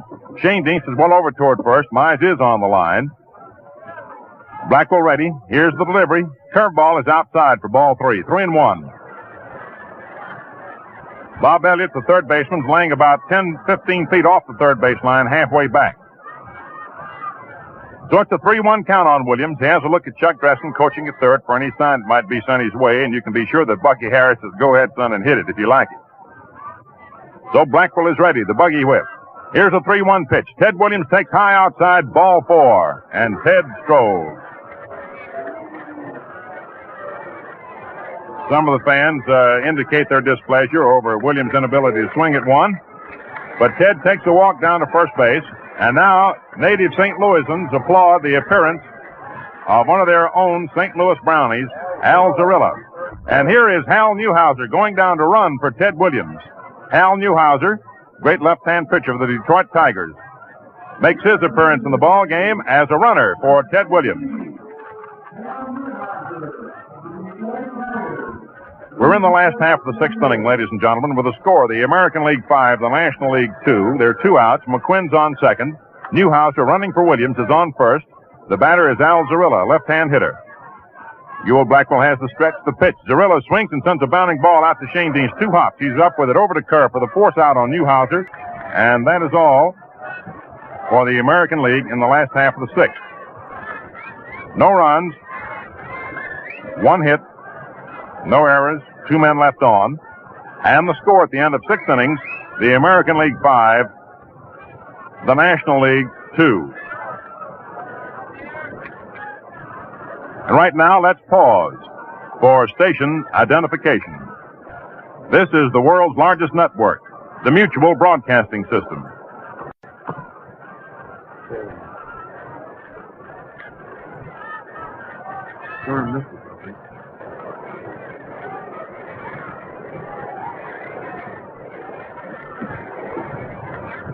Ladies and gentlemen, speaking to you once again from Sportsman's Park in St. Louis, the appearance of Ted Williams gives occasion to utter the thoughts of the baseball commissioner, Commissioner A.B. Chandler, who authorized us to make this statement to you baseball fans of America. He said that almost without exception, every man who was selected by you fans and by the managers is here today in uniform despite injuries or whatever the situation may be.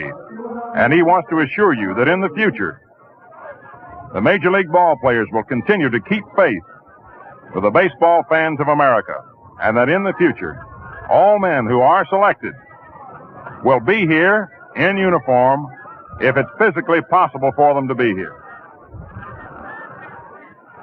Rashi worked 3 innings, gave up 3 hits, no runs. And as the score now stands, as the situation now stands, Rashi may be credited with a victory. Walt Masterson went the first 3 innings, giving up a home run to Stan Musial in the first inning with 1 on. Here's the pitch. Shane Deans swings, golfs a grounder out toward second. Bobby Dorr scoops it up, throws over to McQuinn in time, and there's 1 away as the ball almost played a dirty trick on Bobby by taking a bad hop. But Bobby watched it and played it perfectly to retire Shane Deans for the first out in the top of the 7th. And here is Stan Musial, who hit a home run in the first inning with 1 on. Richie Ashburn led off and got himself an infield hit. Musial singled in the 3rd, struck out in the 5th. Right-hander Joe Coleman comes in with an overhand curveball that zips over that inside corner for a called strike. Joe Coleman of the Philadelphia Athletics, 6'2", 193-pounder, comes in with fastball that's outside, 1-1. Coleman, a 25-year-old boy, is from Arlington, Massachusetts, and we have quite a number of New Englanders in the ball game today for both teams. Outfield around toward right. Here's your delivery. It's a curve inside, round the knees. Ball 2, 2-1. 1 out, 7th inning. Johnny Mize is on deck. Stan Musial at the plate.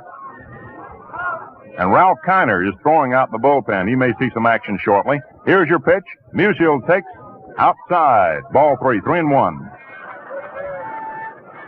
Joe Coleman, you know, is the boy that was discovered by Father Gilbert who discovered Babe Ruth. Now the pitch to Stan. Inside, ball 4. And one of the great hitters in baseball gets the base on balls here in the 7th inning.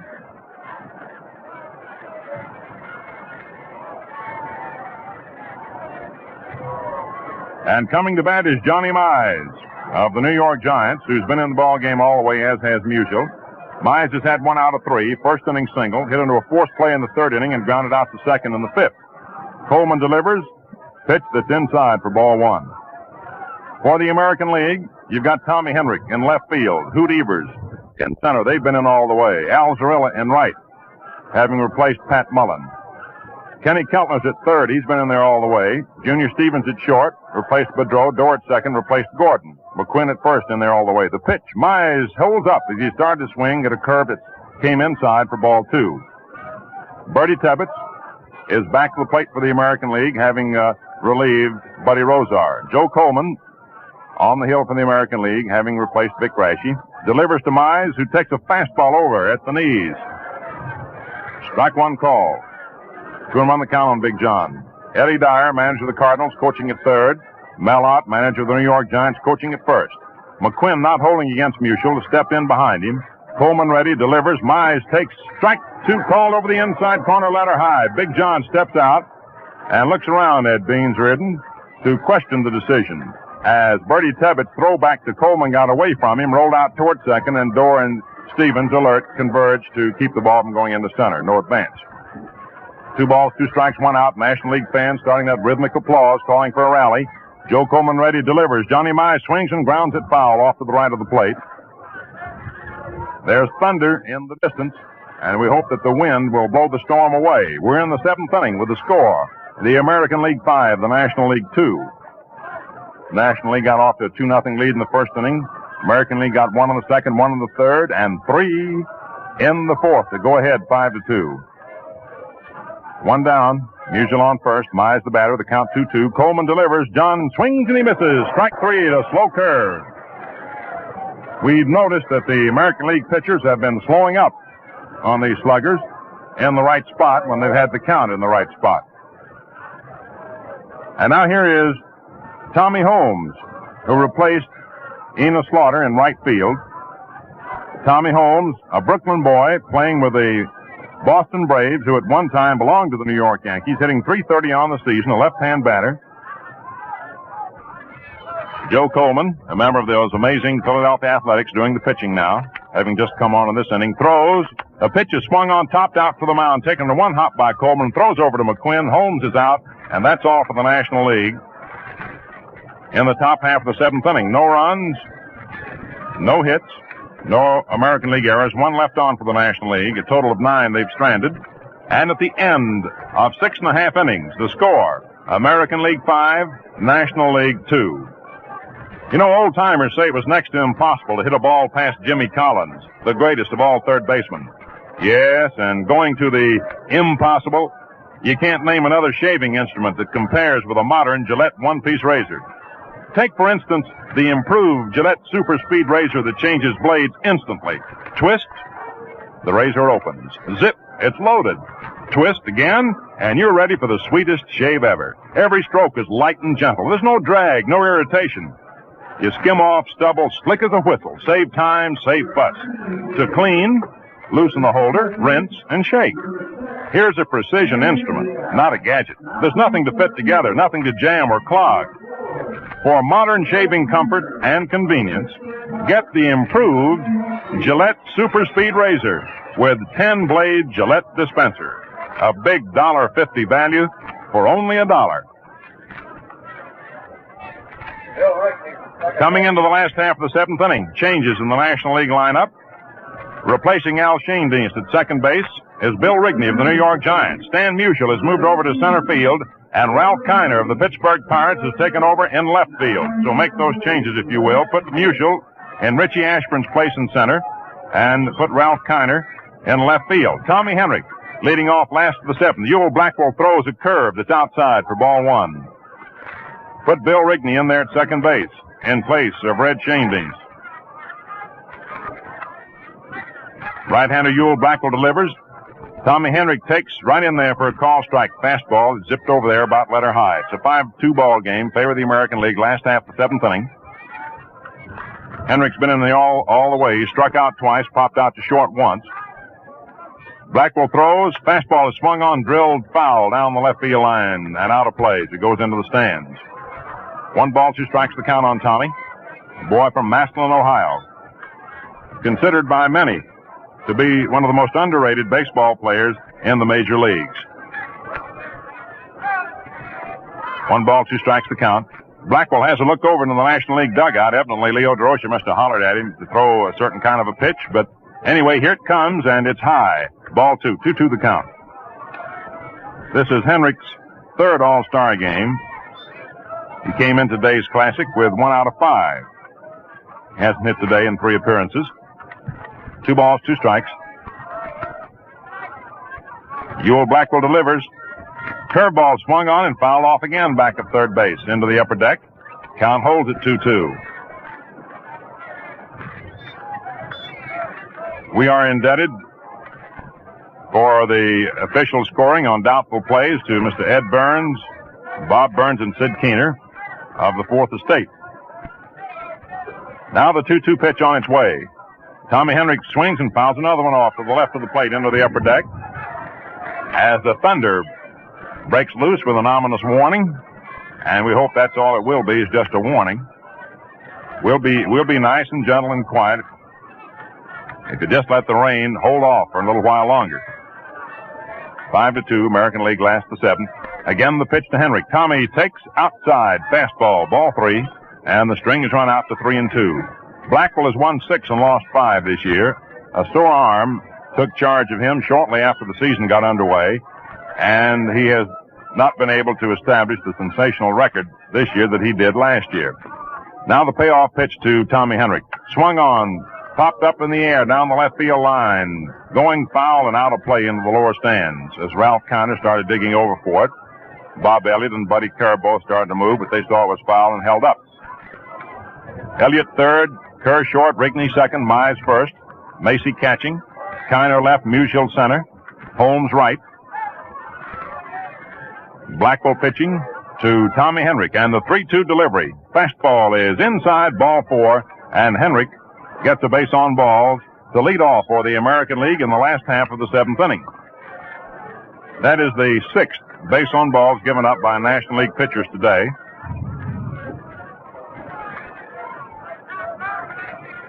And here is Junior Stevens coming to bat.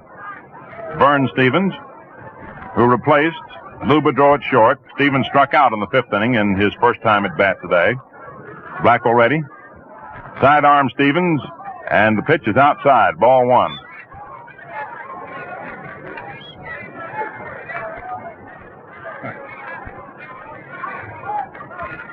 One ball, no strikes. Stevens has been a great help to those Red Sox, particularly in the last couple of weeks. He's really been banging the ball. Takes the pitch inside now for ball 2. He's been challenging Ted Williams and Joe DiMaggio for runs batted in honors in the American League and home run honors as well. 2 balls, no strikes to count. Outfield toward left. Stevens is a full hitter. Nobody out. Henrik on first. Johnny Mize holding against him. Blackwell taking his time, looks in and got the sign from Phil Macy. Thundering again. Henrik leads off first. Blackwell ready. A look around. Here's your pitch. Swung on, hit into the hole between third and short out in the left field for a base hit. Kiner takes the ball on the hop, throws toward third, holding Henrik at second base. So Vern Stevens singles to left field to send Henrik down to second. And there's renewed activity now in the National League bullpen. Looks like Elmer Riddle. Elmer Riddle of the Pittsburgh Pirates, who first gained fame as a member of the Cincinnati Reds, is beginning to warm up the bullpen, and we see a flash of lightning off back of right field. And there's the thunder that follows. And here is Bobby Dorr at the plate with runners on first and second. The stretch by Blackwell. Here's the pitch. Bobby shortens up, misses an attempted bunt. A throw down to Buddy Kerr, and Henrik is safe at second base. As the tag was put on, he slid in underneath it. Bill Stewart called it. Bobby Dorr missed an attempted bunt. The runners were way off their respective bases, ready to move. Phil Macy cut loose with a beautiful throw down on the bag, which Buddy Kerr came over and took on the run, put the tag on Henrik sliding in, but Henrik beat the tag. Elliott's in close at third. Mize in close at first to look for the bunt. Elliott will try to anchor at third in the event Blackwell or Mize can handle the bunt, or Macy the catcher. Now the pitch is bunted, popped up in the air. Mize comes in fast, grabs it in the air for the out, and the runners alert, streak back to their respective bases, one away. So Bobby Dorr, attempting to sacrifice, pops out to Johnny Mize halfway between home plate and first base. And now coming to bat is Hoot Evers, who's been in there all the way. The Detroit Tiger outfielder hit a home run in the second inning for the first American League run, popped to short in the fourth, and looked to the third strike in the fifth inning. Bats him right-handed. 5-2 American League, last of the seventh. One out, runners on first and second. Ewell Blackwell delivers. Hoot Evers swings and fouls a curve off back of first base, out of play against the upper deck steel girder, sometimes known as a facade. One strike to count. One out. Evers, a right-hand hitter, the batter, the outfield toward left. Henrik is on second. Vern Stevens on first. Infield shaded around toward third with Bob Elliott laying halfway back at third and about 3-4 feet off the line. Blackwell all set. Looks back at second and then steps off the rubber, bluffs a throw, and bluffs Henrik back toward second. Nobody was over to take the throw in any event. Once again, we're ready to stretch by Blackwell. Runners dance away. Here's a crossfire that's outside. Ball one to Hoot Evers. 1 ball, 1 strike. A young man who came to the Tigers touted as a potential great and who was stymied for a couple of years by injuries. So far this season, he's doing nicely, thank you. Blackwell throws, curve that swung on and missed. Strike 2. I'm telling you, that sidearm stuff of Blackwell's is murder on a right-hand hitter. 1 ball, 2 strikes to count. Hoot Evers the batter. Tommy Henrik eases off second base. Stevens off first. Johnny Mize not holding against Stevens, of course. He's laying back deep at first, about 10 feet off the line. Blackwell again prepares to work. Takes the stretch, looks back at second base. Here's the 1-2 pitch. High outside. The ball bounces out of the mid of Macy. No advance. And the count becomes 2-2. Jimmy Britt has seen Ewell Blackwell work many a ball game. He looks awful rough even from a radio broadcasting booth, doesn't he, Jim? I wouldn't want to stand up there with a bat that short, Mel. 2 balls, 2 strikes. 1 out. Blackwell sets once again, looks back at second. Here's his pitch. Swung on and fouled off back of first. Out of play, going into the lower stands as another clap of thunder bursts overhead. A short-sleeved crowd, and they have long since gathered their belongings, preparing to make a mad dash to the nearest shelter in the event the ominous-looking clouds overhead should let their wrath down upon those who've been kind enough to come out to see this all-star game. Ewell Blackwell throws. Pitch is swung on, foul tipped, and gets away from Phil, and the count holds it 2-2. It's a 5-2 ball game, ladies and gentlemen. Last half of the 7th inning. Favor the American League. The broadcast coming to you the best wishes of the Gillette Safety Razor Company from Sportsman's Park in St. Louis. Ewell Blackwell, 4th pitcher used by the National League today, on the hill, pitching to Hoot Evers with Tommy Henrik, who walked on second base, and Vern Stevens, who singled on first. And there's 1 out. Now the 2-2 pitch. Swung on, foul off again to the right of the plate as Evers keeps trying to get hold of it. Ball's out of play. Phil Macy gets a new ball from plate umpire Beans Reardon, tosses out to Blackwell. Meantime, Elmer Riddle continues to work in the bullpen for the National League.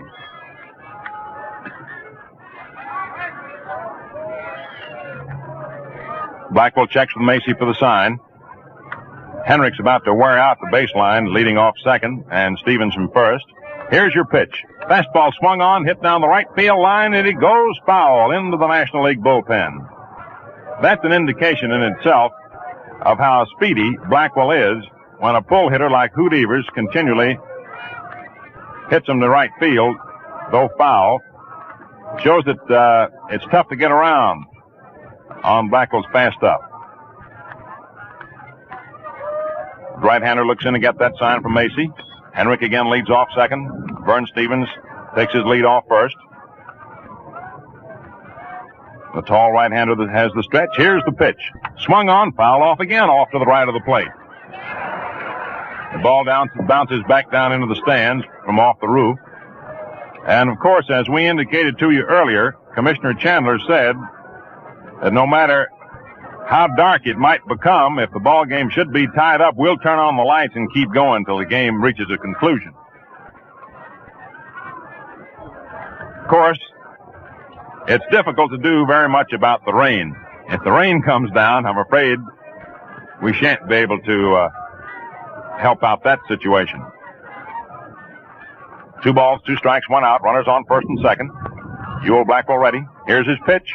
It's swung on by Evers, popped up into the air at about the mound, and with 1 out, we're looking for the infield fly rule to be called. It is, but Rigney comes in to make the catch at the mound, making the catch that Rabbit Marinville used to make around the midsection, letting that ball pop into his glove as he holds his glove just about belt high. But the batter was automatically out anyway, under the rule which says with runners on first and second or first, second, and third, less than 2 out, if a ball is popped into the air, which in the judgment of the umpire can be easily handled by an infielder, the batter is automatically out. The runners move at their own risk. So, Evers pops to Rigney at the mound, and here's Kenny Keltner, who walks single to left and flied to right. 2 men down. Here's the pitch to the right-hand batter. He swings and sends a drive out to left field. Ralph Kiner backing up, getting under it, and he takes it for the out. So once again, Ewell Blackwell pitches himself out of a potential jam. No runs for the American League. 1 hit. No errors for the National League. 2 men left on for the American League. A total of 7 that they have stranded. And the score at the end of 7 innings remains the American League 5, the National League 2. And incidentally, if you are sticklers for tradition and statistics, never has a National League entry ever won an all-star game when it has been the visiting team. The official paid attendance today, 34,009. 9 folks over 34,000, with the total receipts $93,447.07. And of course, the All-Star Game, as you know, is played for indigent ball players. That's where the money goes. For ball players who have found their luck going against them after they have retired from active play. All right, we're ready now to move into the first half of the 8th inning. The American League out in front by a 5-2 score. And here is Bob Elliott coming up for the National League. Right-hand batter. Joe Coleman of the Athletics throws fastball high inside. Ball 1. 1 ball, no strikes. At the end of the game, Franz Locks will be on hand to give you a recapitulation of what occurred during the course of the game if you missed any of it. There's a curve that's over the outside corner for a called strike. And Elliott stepped out of the batter's box, a little bit angry about it.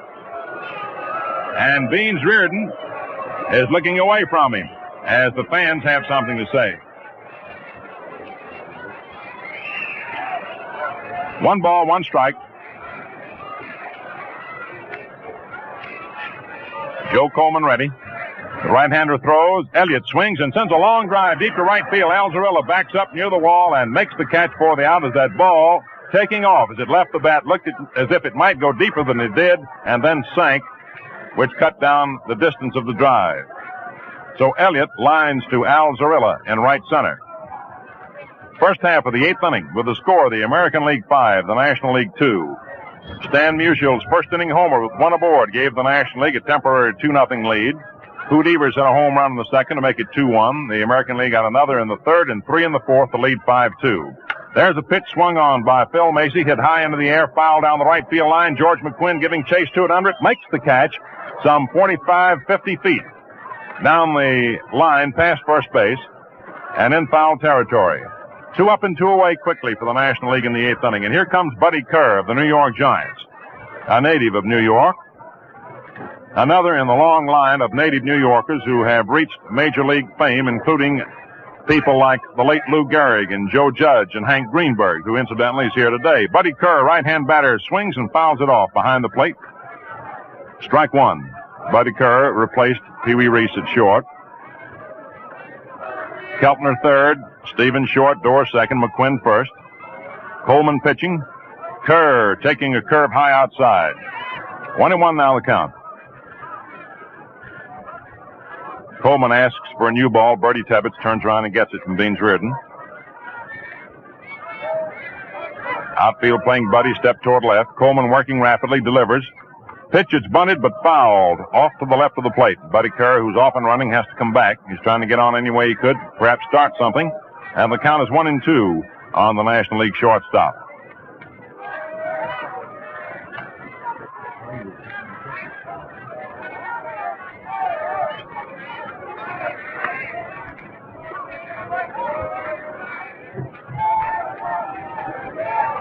Now your delivery is outside, ball 2. 2-2 the count.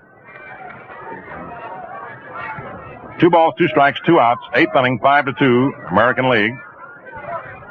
Coleman getting the sign from Bertie Tebbetts. Leans forward into the windup. Around comes the right arm. The pitch, curveball, just outside for ball 3. Coleman started to take that walk off the mound toward the dugout, but Beans Reardon said no, ball 3. So we have a full count on Buddy Kerr with 2 outs here in the 8th.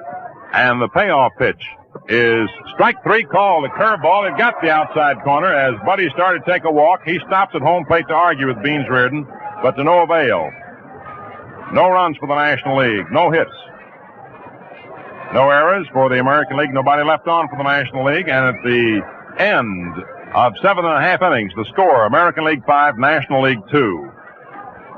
Fans, you'll never know what modern shaving speed and ease are like until you use the improved Gillette Super Speed Razor that changes blades instantly.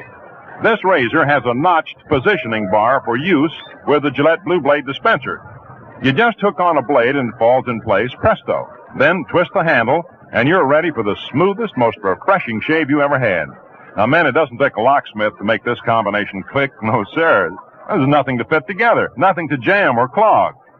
Cleaning is no trick either. Simply loosen the razor, rinse, and shake. Why not enjoy this extra shaving comfort and convenience?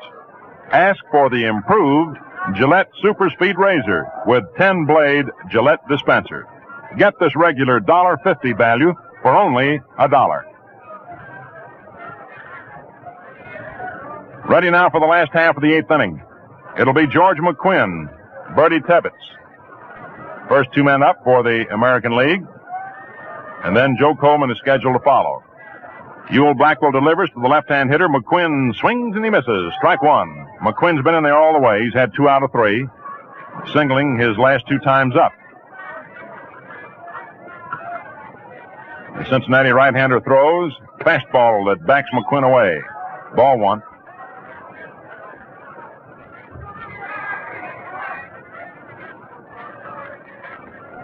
Now the 1-1 pitch to McQuinn. Backs him away again. This was a curveball. And the count is 2-1. High inside pitch.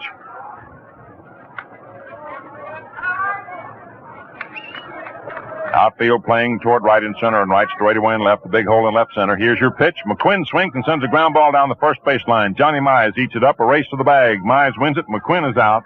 And there's 1 away in the last half of the 8th inning for the American League. And now Bertie Tebbetts strolls to the plate.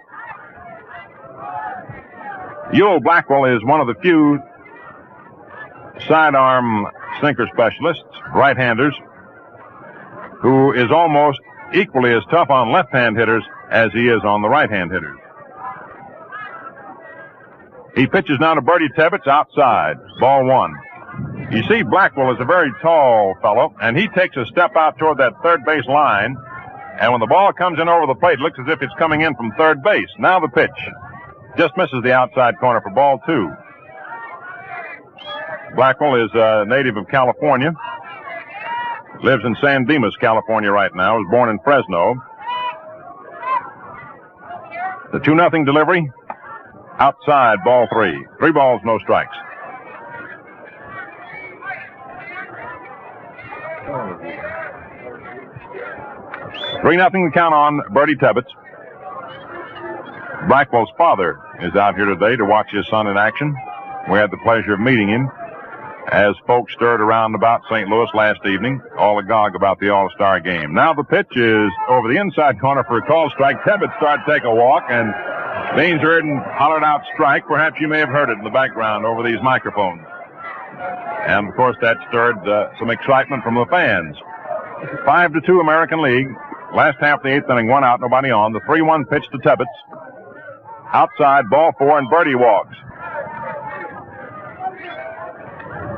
That's the seventh base on balls issued by National League pitchers today. And Blackwell walks in toward the plate to argue with Beans Reardon. Not too vehemently, but he's a little bit irked.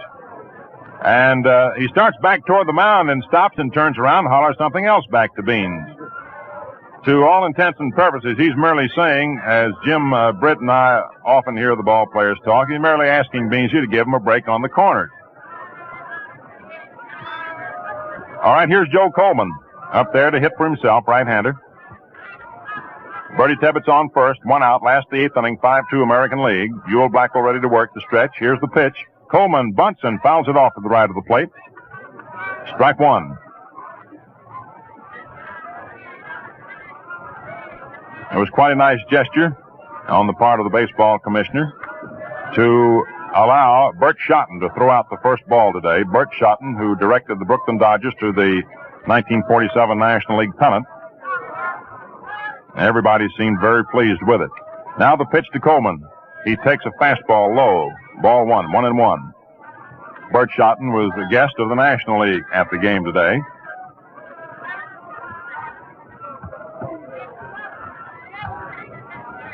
One ball, one strike, one out. Tebbett leads off first. Blackwell pitching to Coleman. Here it is. Coleman bunts and pops it in the air, but Blackwell can't get it. Gets by him, but Myers is backing up, picks it up, throws to Rigney, covering first in time for the out on Coleman.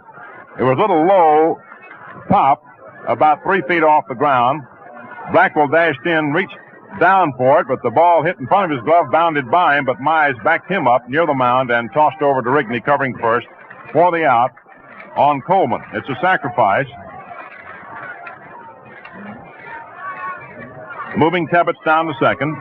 And with two down, here is Al Zarilla, left-hand batter, having a great year with the St. Louis Browns. Blackwell ready to work. Here's his pitch. Swung on and missed. Strike one. A sweeping curveball that had Zarilla fooled all the way. The National League started Branca, came on with Schmitz, who fared worst of all today. Schmitz was relieved by Sane, and Blackwell in turn took over for Sane. Now the pitch. Swung on, hit up into the air, out into center field. Going back for it is Stan Musial. He's under it, makes the catch in deep center for the third out of the inning. No runs for the American League. No hits. No National League errors. One left on for the Americans.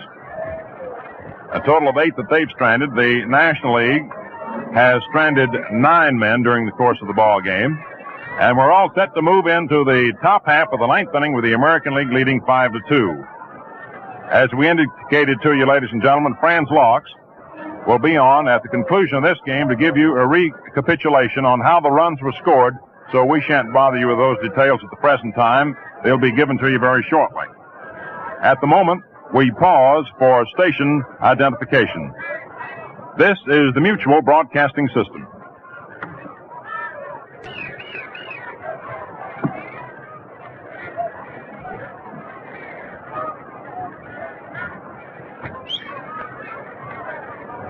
Going into the top half of the ninth inning, the National League trailing by 3 runs. It's 5-2 American League.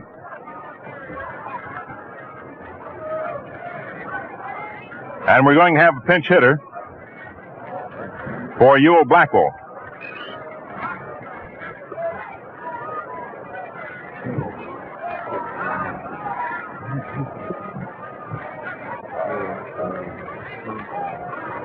Bobby Thompson, as we check, of the New York Giants, is going to come up to bat for Blackwell. He will be followed by Ralph Kiner.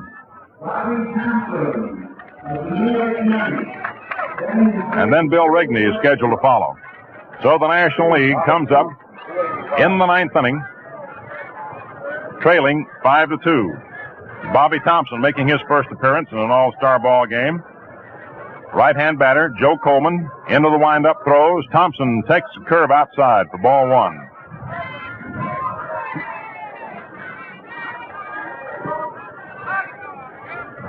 Bobby's one of the few Major League ball players that was born in a foreign country. He swings and fouls it off onto the screen. Strike one. He was born in Glasgow, Scotland, but now resides in Staten Island, New York.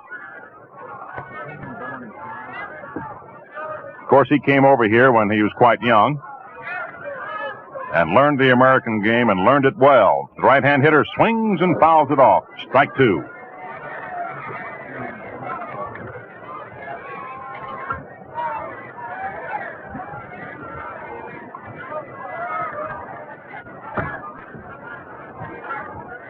Phil Marshallton of the Athletics is a Canadian, to give you another example. Here's the pitch over the head of Bobby Thompson, ball two.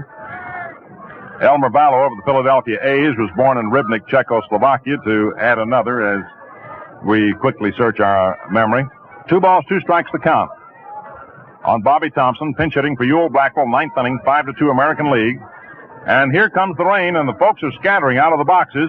Coleman delivers. Swung on and missed by Bobby Thompson, strike 3, and there's 1 out in the 9th inning. Coming to bat is Ralph Kiner. And the rain, kind enough to hold off till the 9th inning here with 1 out, begins to come down at Sportsman's Park in St. Louis. And Ralph Kiner steps to the plate for the first time in the ball game. Joe Coleman's into the windup. Here's the pitch. Kiner swings and sends a ground ball wide of third. Keltner in front of Stevens, up with it over to McQuinn in time for out number 2. So they're 2 away from the National League in the 9th inning. And here's Bill Rigney of the New York Giants coming to bat with a score of 5-2 in favor of the American League. And the rain is beginning to come down, and perhaps our prayerful remarks over the past few innings, asking the rain to stay away, were heeded, at least up until this point, with 2 outs in the top of the 9th inning, with Joe Coleman into the windup, pitching to the right-hand batter, and it's high inside for ball 1. 1 ball, no strikes. 5-2 American League, 9th inning. Joe Coleman delivers. Pitch is low. Ball 2. 2 balls, no strikes, and the rain is really beginning to pour down hard, and the umpires are hopeful, to a degree, that the game will be able to be concluded in its entirety before the rains pour down too hard. There are 2 outs here in the 9th inning. 2 balls, no strikes on Rigney. The rain pouring, and the pitch is inside for ball 3. 3 balls, no strikes. And ladies and gentlemen, with everybody scattering out of the field boxes, remaining and taking his soaking is Commissioner Chandler. The pitch is high, ball 4, Rigney walks. Commissioner Chandler refuses to budge out of his seat, along with his 2 boys, Ben and Sam. And he's sitting right out there in it. His sentiments being, I'm the commissioner of baseball. Baseball is my game, and I'm going to stick with it, rain or no rain. Here is Stan Musial. Bats him left-handed. And the pitch. Musial takes in there for a call strike. Rigney got a base on balls. 2 outs, 9th inning. 5-2, favor the American League. The stretch by Coleman, pitching to Musial. The left-hand batter takes outside now for ball 1, 1-1. Stan hit a home run in the first inning, single to center in the 3rd, struck out in the 5th, and walked in the 7th. Coleman all set again. Checks his runner. Here's the pitch. Musial swings and sends a ground ball out to Bobby Doerr, up with it. There's the throw over to George McQuinn in time for the out, and the ball game is over. And the American League defeats the National League by a score of 5-2 to become victorious for the 11th time in 15 games. And so, ladies and gentlemen, we come to the end of this 15th annual All-Star Classic, brought to you with the best wishes and compliments of the Gillette Safety Razor Company in another of its cavalcade of sport. We hope that you enjoyed the play-by-play description of this game, and it was a real pleasure to once again have been associated with Jim Britt, who brought you the first 4.5 innings, and Franz Laux, who will give you the summary. And this is Mel Allen thanking you very much for tuning us in this afternoon, and we hope to see you again soon. And now, here is Franz Laux. Thank you very much, Mel. And first, I want to compliment you and Jim Britt on doing a splendid job here this afternoon and giving the fans a play-by-play description of this game. a little rundown on actually what happened and how it happened. The totals on the game for the National League show 2 runs, 8 hits, no errors. For the American League, 5 runs, 6 hits, and no errors. The National being 2 up on hits, but they were a little bit down on runs. They started off by registering 2 runs in the very first inning. The National League, incidentally, had a total of 10 men left on base, while the American League had a total of 8 men. Johnny Schmitz, who was in there for the Chicago Cubs, was charged with a loss this afternoon, and Vic Raschi, who went in to relieve Masterson after Masterson went out of the ball game, was the winning pitcher. And incidentally, that makes the 6th time that a New York Yankee pitcher has been the winning pitcher in the All-Star Classic. Last year it was Shea of the New York Yankees. And then in 1942 it was Spud Chandler. And Gomez had 3 of them to his credit in 1933, again in 1935, and in 1937. So the Yankees really have a monopoly on the winning pitchers in the All-Star game. The game started off in the first inning with Masterson on the mound for the Washington Senators, and it looked like the National League was really going to go to town. When Richie Ashburn smashed one down through the box, Joe Gordon made a great stop over back at second base, but his throw was a little bit high, and it was an infield hit for Ashburn. And then Shane Deese, while Shane Deese was batting, Ashburn moved down to second base, getting credit for a stolen base. And then Shane Deese grounded out unassisted, with Ashburn moving over to third, and then Stan Musial stepped up to the plate, and after having the count 2 strikes and 1 ball, he hit one on top of the right center field pavilion for a home run to put the National League out in the lead. And that's the only runs that they scored for the day. Johnny Mize followed up with a single, and then Enos Slaughter walked, but they couldn't produce any more hits there in the first inning to get any more runs. The American League came up with their first run in the second inning after 1 away, when Hoot Eber sent a line drive into the left field seats. The American Leaguers came back to tie the ball game in the last half of the third without the assistance of a hit. 2 walks and a double steal resulted in the damage there in that inning. Vic Raschi, who happened to be the first batter up, walked.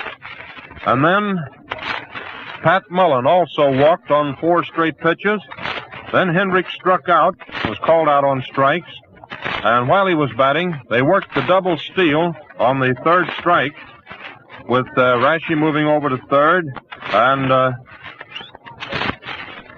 Mullen down to second base. And then Lou Boudreau sent a fly ball out to Slaughter in right field, and the runner scored with the run that tied up the ball game.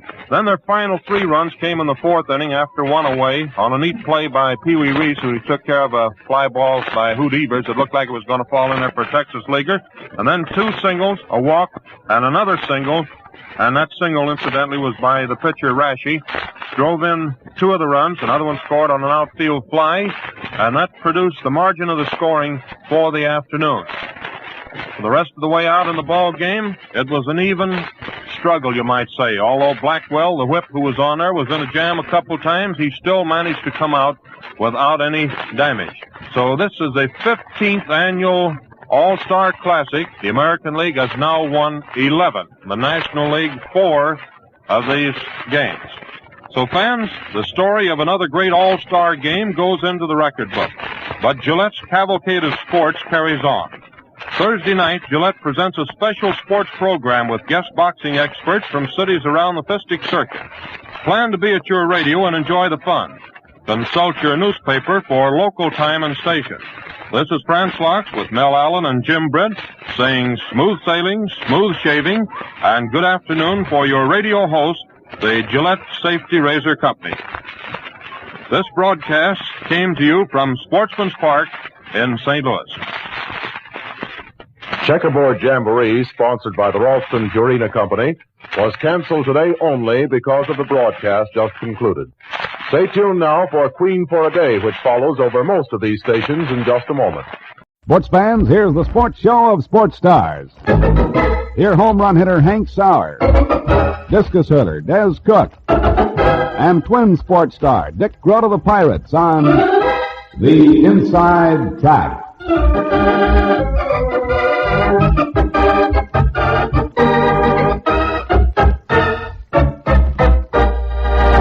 This is Fred Hessler presenting a parade of sports personalities with the answers to leading sports questions. Today, hear Hank Sauer of the Cubs and the way to beat the Hank Sauer shift. Discus performer Des Cook of Southern Cal tells the secrets of his field event. And Dick Grohl of the Pirates also appears, with Hilton's manager joining us at the organ for the Inside Track to Sports.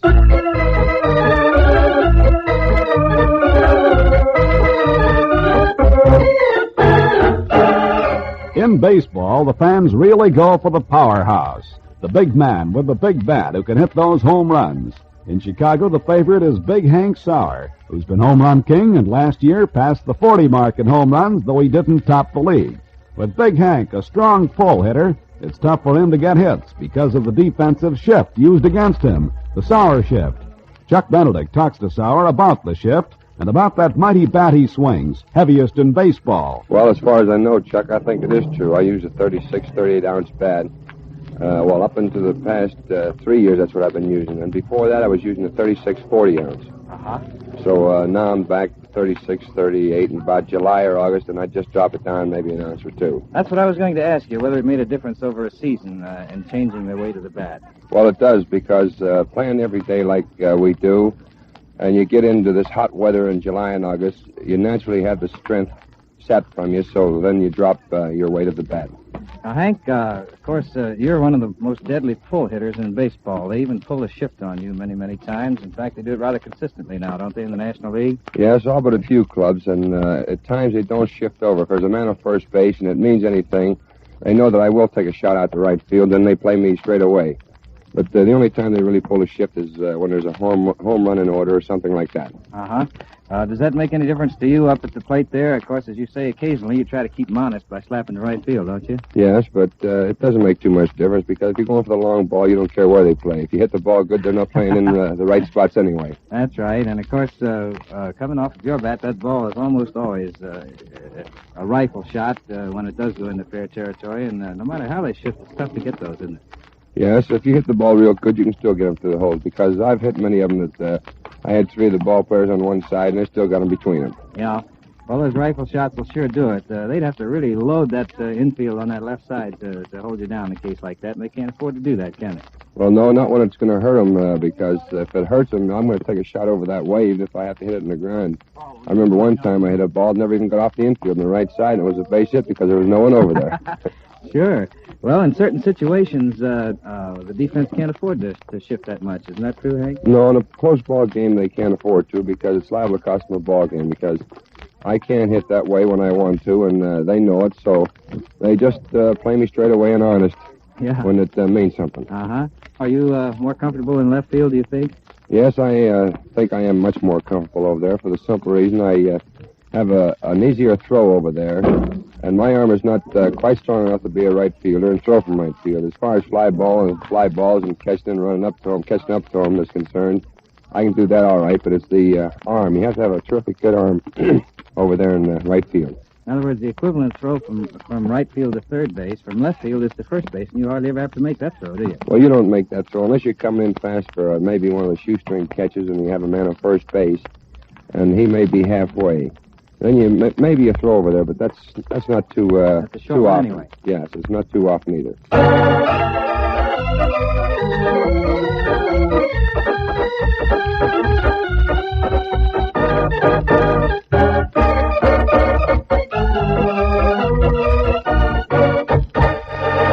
And that's the Inside Track to Hitting with Hank Sauer.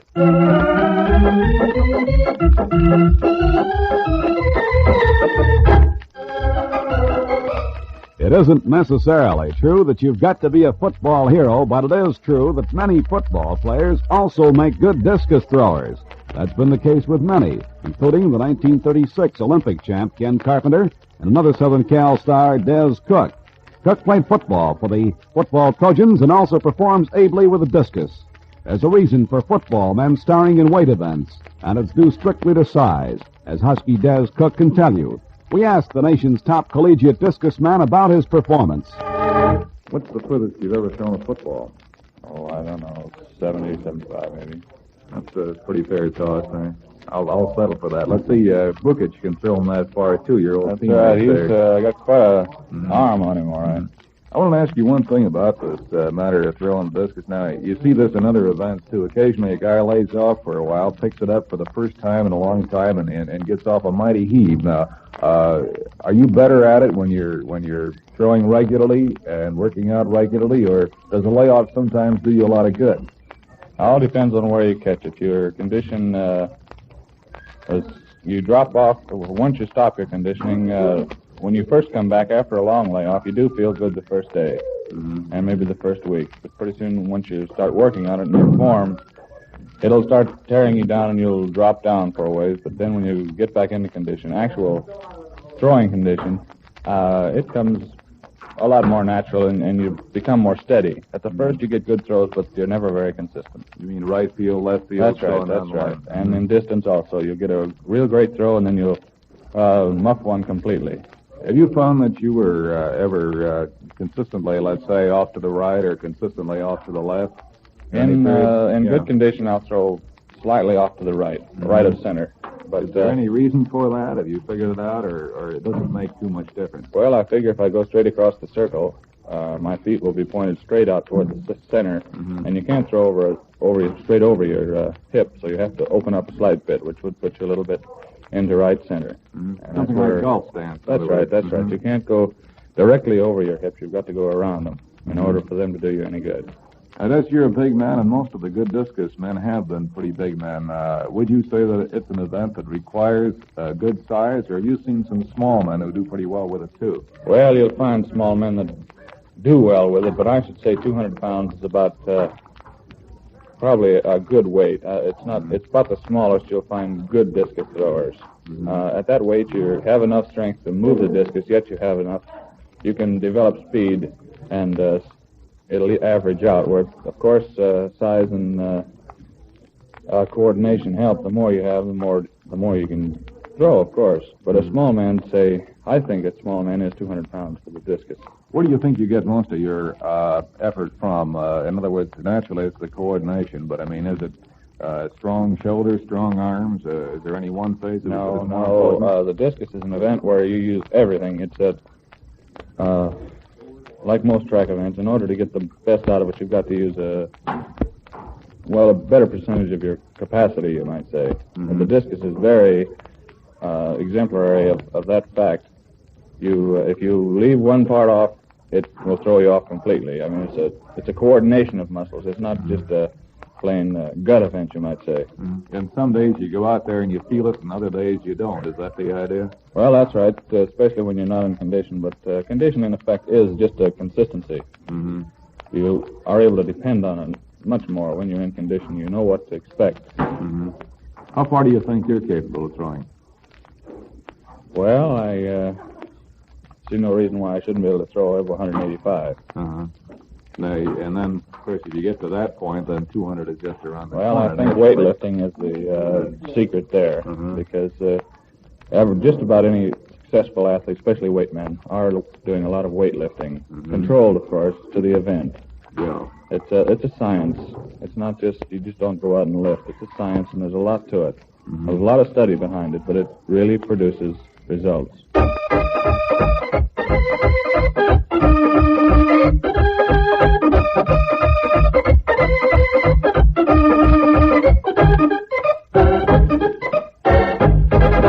And that's the inside track to the discus with Des Cook.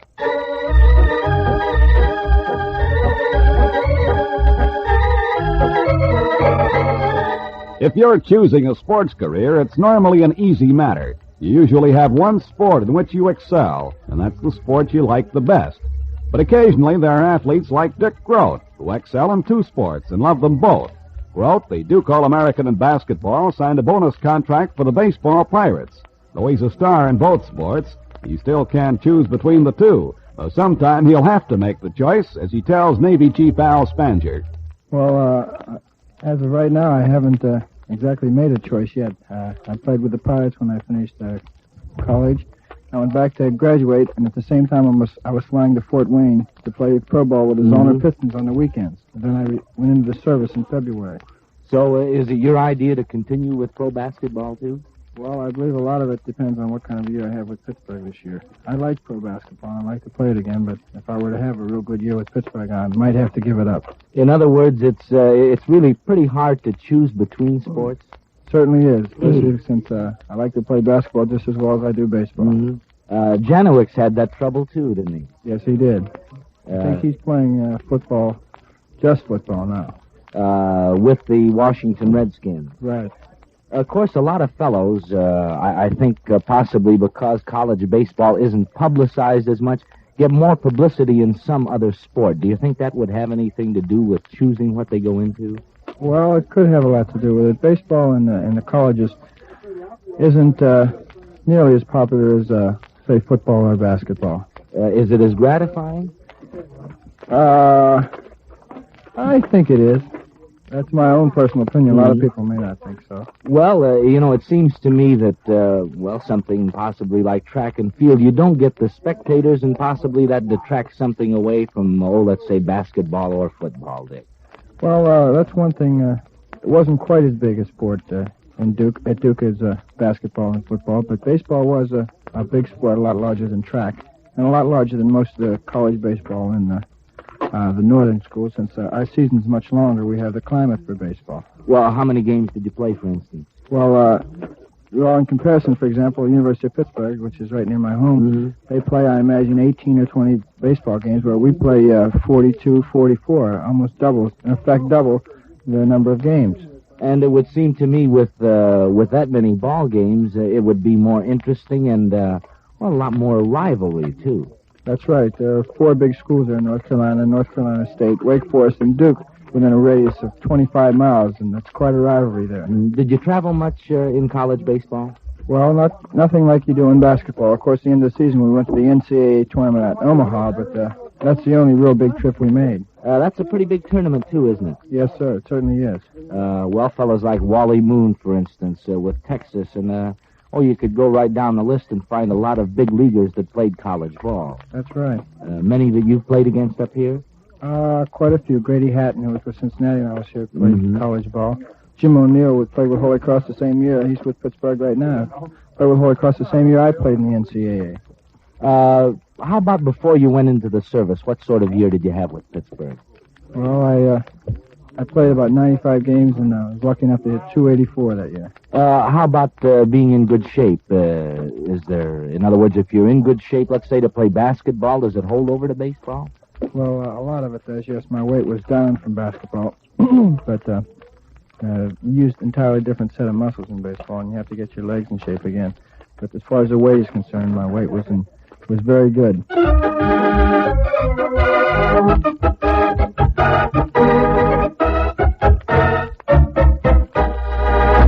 And that's the inside track to hitting with Hank Sauer of the Cubs, to discus throwing with Des Cook of Southern Cal, and to baseball and basketball with Vic Grote of the Pirates. Hilton Spaninger was at the organ. This program was produced by Frank Seeley and Fred Hessler, who invites you now to join us again for the answers to leading sports questions with the men who know, those who make the sports headlines. For this is The Inside Track, an original production of the United States Armed Forces Radio and Television Service.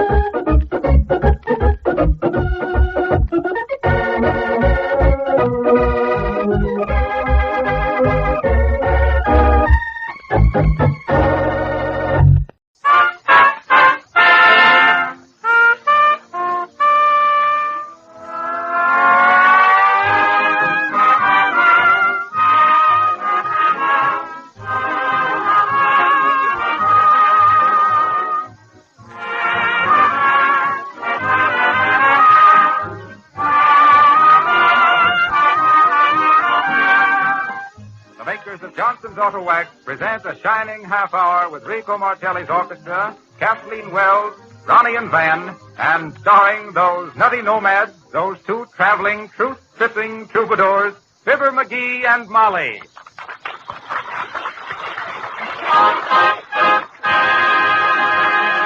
Martelli opens the show with a musical weather report in March winds and April showers, with our Russian rhythm boys, Dustoff and Brightsky, singing the chorus.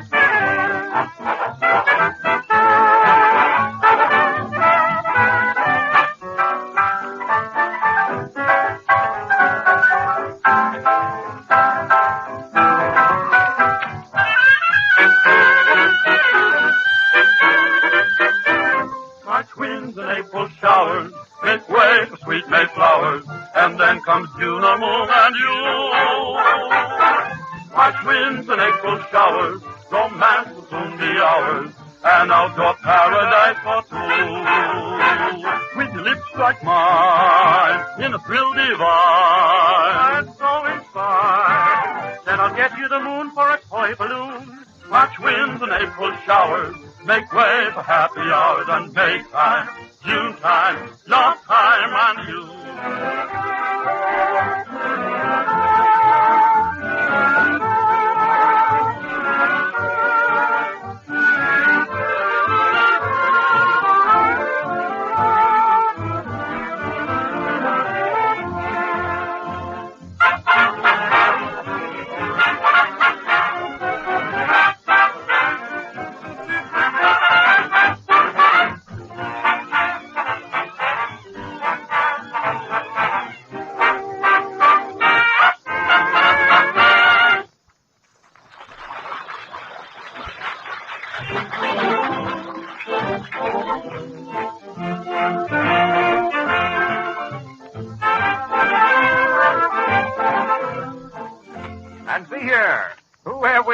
Merrily meandering down the macadam in that jittering jalopy, but Fibber, McGee, and Molly.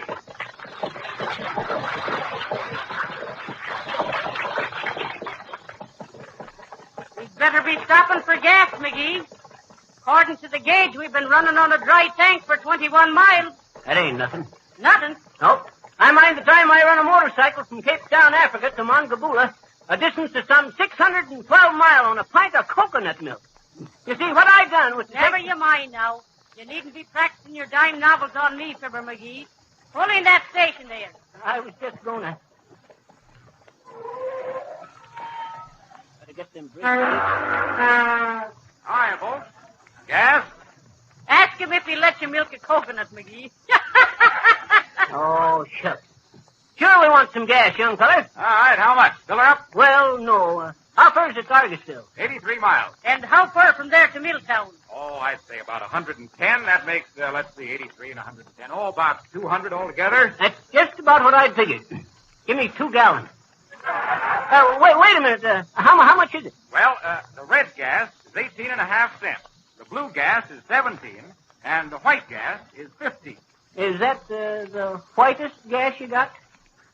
Mix up a gallon of blue and a gallon of red, mister. Purple's me favorite color. All right. All right. Say, I hear there's a circus over in Milltown. You don't mean to be Yep, that's why we're going there. I used to own the big elephant they got in the circus there. Name's Myrtle. Myrtle, the gentle giant of the jungle. Real sweet elephant, Myrtle was. Sure. You must have read the poem. What poem? Why should the spirit of Myrtle be proud? Remember? Quit interrupting, Molly. This young feller asked me to tell him about Myrtle, didn't he? No. Well, sir, I brought Myrtle over to this country in 1916. He was just a kid, man. Only 116 years old. Is that so? Yep. That's why I want to go see her again. See if that busted leg is healed up okay. Busted leg? Well, I never heard of an elephant breaking its leg. First case I ever heard of myself. You see, it was like this here.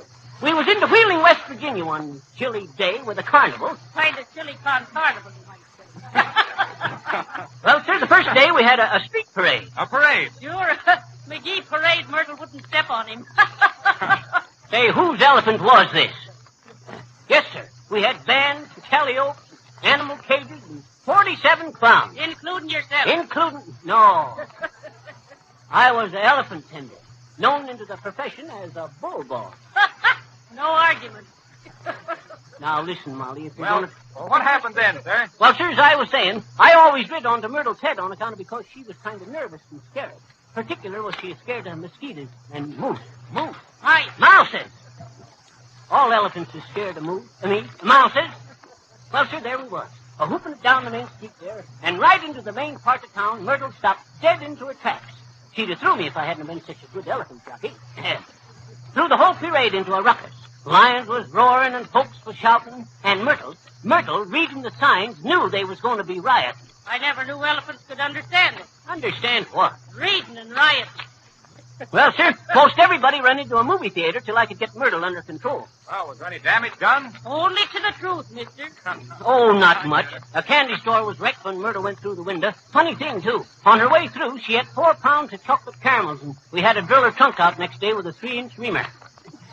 But there wasn't much damage done. Fruit stand dumped over, and 3 automobiles standing there, and 2 of them got scratched up, but the t'other one had Johnson's auto wax onto it. I kind of slipped that one in there, didn't I? But Myrtle's leg was the main thing. Well, how was her leg injured? You mean how'd she come to bust it? Yeah. Well, you see, on her way out of the rear of the candy store, she had to go through a pool room. And that's how she got behind the 8-ball, I suppose. As I was saying, as she was going through this here pool room, she seen them billiard balls on the table there and give 'em a kind of a curiosity sniff, just in passing. And, brother, will you believe me? In them innocent little ivory billiard balls laying there, she recognizes her cousin Elmer, which had been kidnapped in 1678. No. You don't say. I do say. Well, sir, in revenge for Elmer, she give the table a boot with her leg and snap. Busted the leg right at the cow. You mean the calf, McGee? No, the cow. It was too big for a calf. So that's why we're going over to see Myrtle, boy. How much owe you? 36 cents. Thank you. But listen, sir. You didn't explain what confused Myrtle in the first place. Confused? Shucks. She wasn't confused, boy. Myrtle was just bubbling over with happiness, that's all. For why, McGee? Well, sir, as the parade was going down the street, all the folks leaning out of their windows and waves their hands. And with all them palms fluttering overhead, Myrtle thought she was home into her own little jungle again. Be seeing you, sir.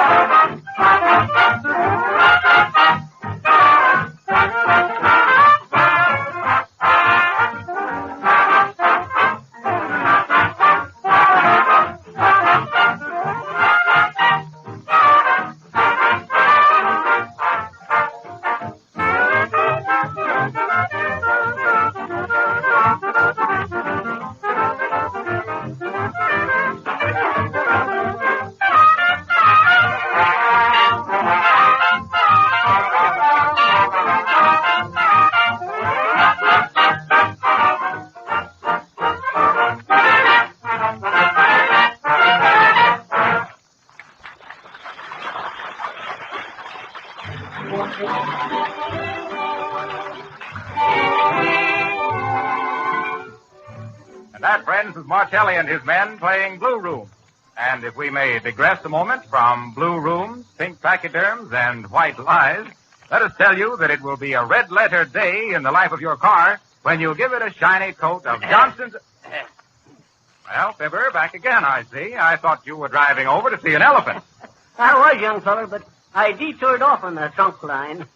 I get it. I come over to give you a hand with the commercial announcement. Go, Carlos. Harlow Wilcox, and I can handle the commercial announcement all right myself. That's what you think. Folks, Johnson's Auto Wax will give you a nice, shiny sheen onto your chassis that'll shine like the sun when the shine shows. I mean, when the sun shines on the teeny shine of the shiny... Folks, Johnson's Auto Wax will give... Stick to your fibbing. You'll have to excuse McGee, Mr. Wilcox. He's been eating alphabet soup in a Greek restaurant. McGee, why do you always have to put in on the... Well, it may have been alphabet soup to Fibber, but it will be duck soup for you to have a gleaming, protective finish on your car this summer. No matter how dull and dirty your old car looks now, Johnson's Auto Wax will make it shine like new again.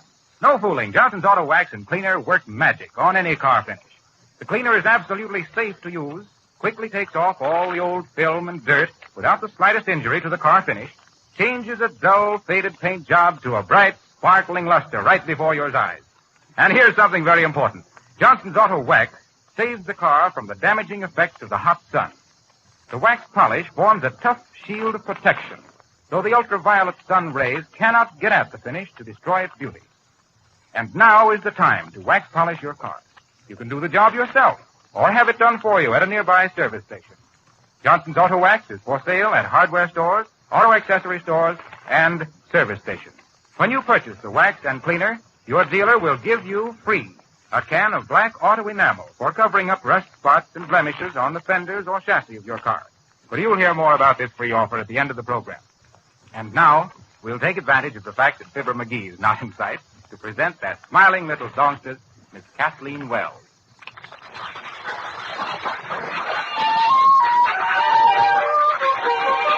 Kathleen is going to sing Every Day.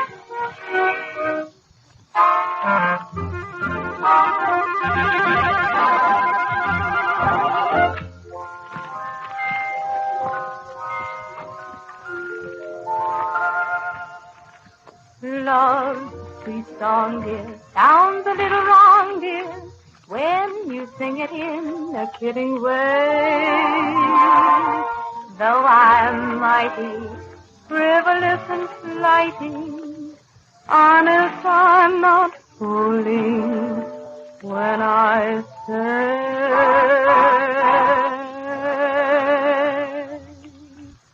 every day I'll fall in love all over again with you. I'll never let our love grow old. I'll always keep it new. Every day I'll let you know that my Valentine is you. We'll live the sweetest story told, like honeymooners do. Anything I do, I'll do to prove to you that romance never will die. It may be a word or a sigh, a kiss that I'll bring, and as the years go by, every day I'll fall in love all over again with you. I'll never let our love grow old. I'll always keep it new. And everything I do, I'll always do to prove to you that romance never will die. It may be only a word or a sigh, a gift that I'll bring, And as the years go by, every day I'll fall in love all over again with you. I'll never let our love grow old. I'll always keep it new.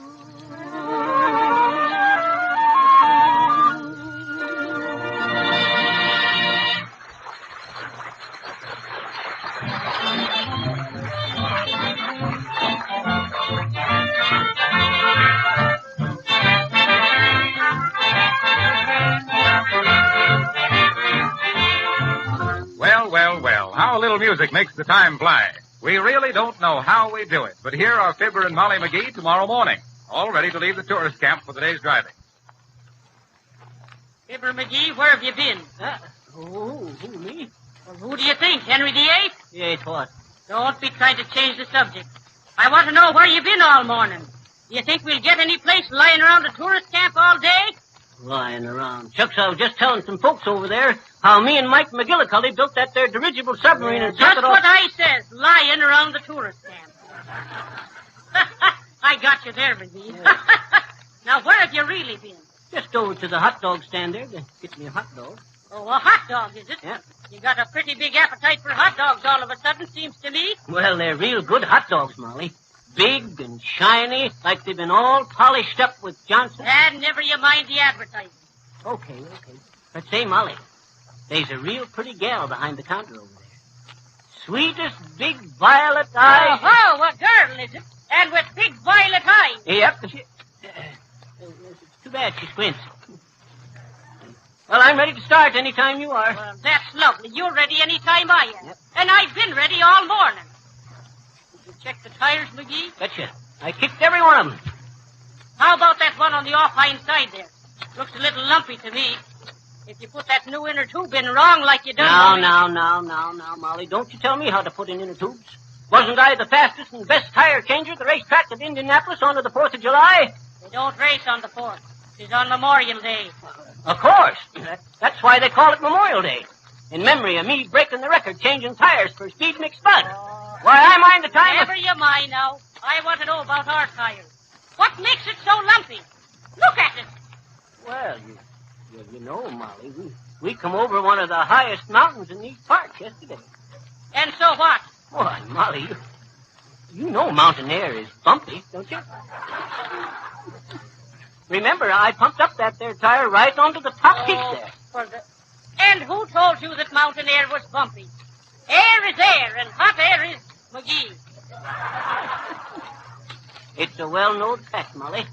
As I was flying an airplane once over the Sangahoopus Mountains, the radio operator says to me, he says, pilot, he says... Pilot?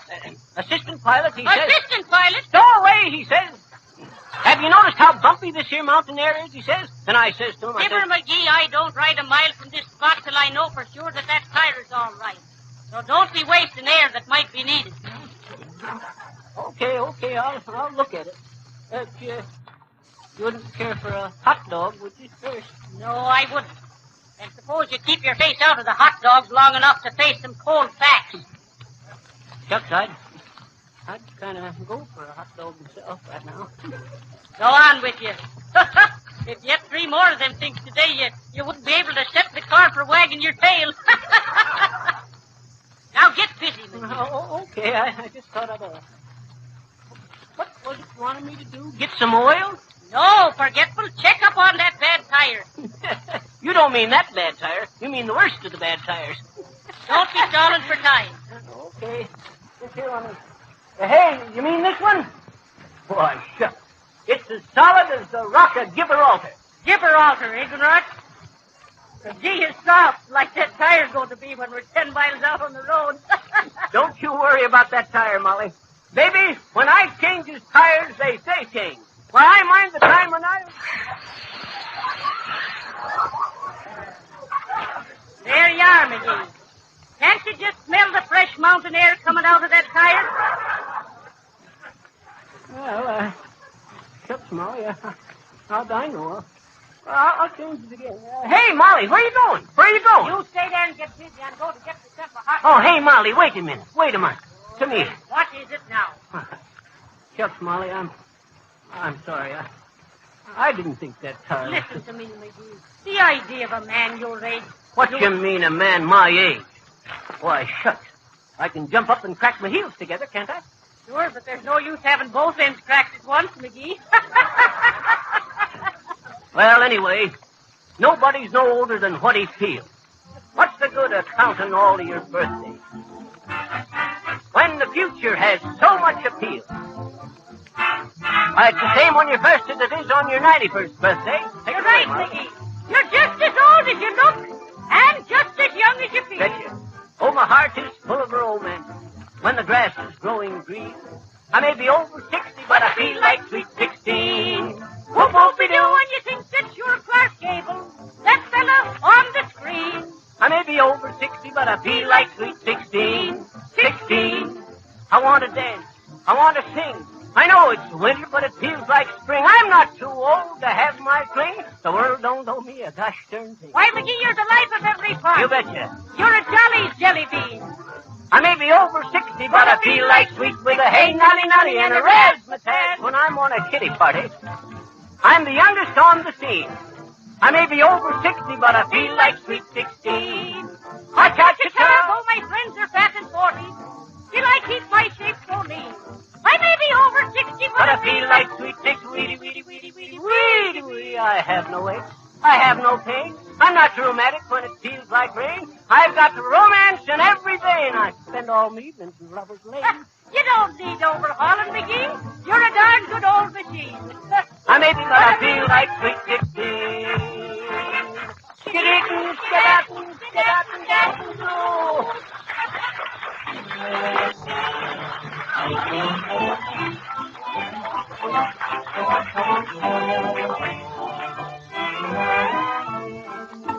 And that was that, with a Hey Nonny Molly and a Fibber McGee, from which we go into a number by Martelli and the trio, in which the losers are all winners. Lost the rhythm, lost the music, lost the man. Take it, Rico.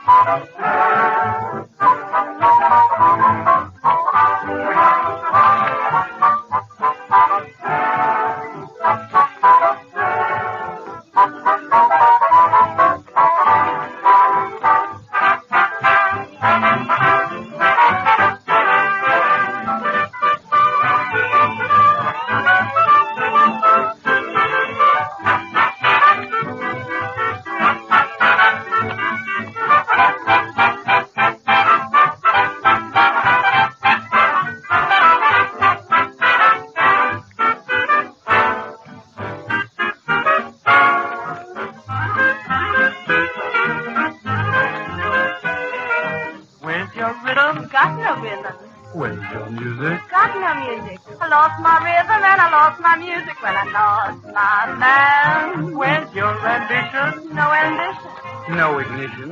No, sir. There's no show, it's only intermission when you've lost your man. Why don't you try dancing? Well, my dancing don't mean a thing. You were a hot singer. But what singer can sing her song without a song to sing? My rhythm. Indeed you do. Need my music. Sure do. If my man comes home, he'll bring them with him. I need my music and I need my rhythm. Jumping off so bad without that man.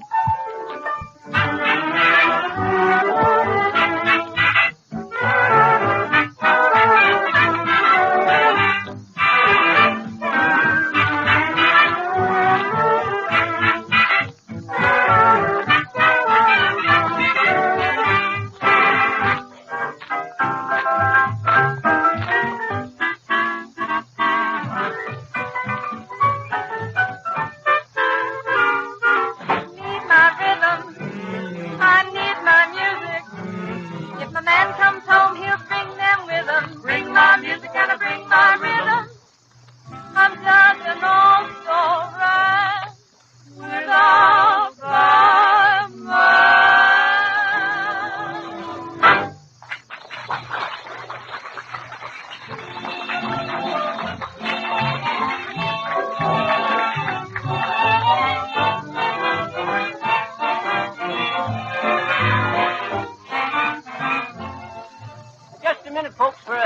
special pronouncement. Give me a fanfare, will you please, Rico?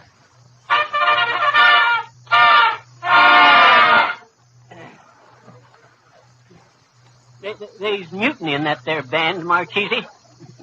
Listen, folks, me and Molly has got room into the back seat of our car for 3 of you folks that's listening in. All you got to do to apply for the ride is...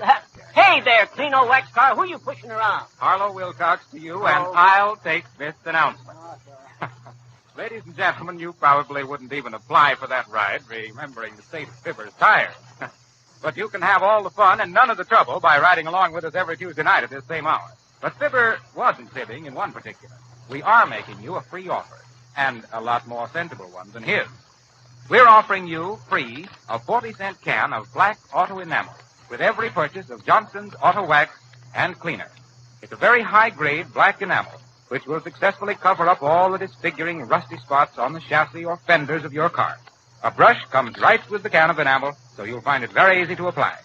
Ask for Johnson's Auto Wax and Cleaner at your hardware store, service station, or auto accessory store. The combination costs only 98 cents, and you get the 40-cent can of touch-up enamel free. Remember, Johnson's Auto Wax will keep your car young and beautiful, protect it from the ultraviolet rays of the sun, and greatly increase its trade-in value.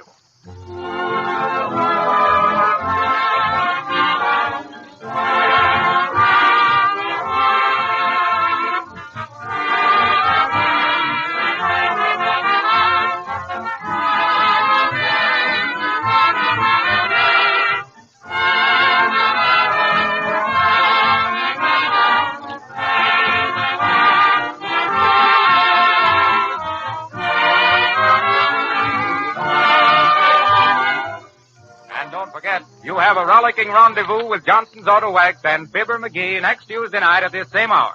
Your announcer is Harlow Wilcox. I hope. Good night.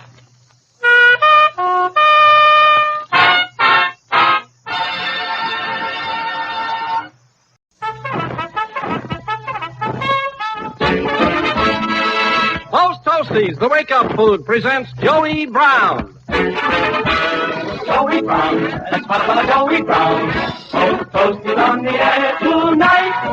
And Joey, laugh, laugh, laugh, laugh, laugh, laugh, laugh. Yes, another dramatic thunderbolt featuring those nimble nitwits Gill and Demling, with Paula Winslow as Jill, Gail Gordon as Bullhammer, yours truly, Don Wilson, Harry Sosnick and his orchestra, and the star of our Post Toasties show, Joe E. Brown. Hello, folks.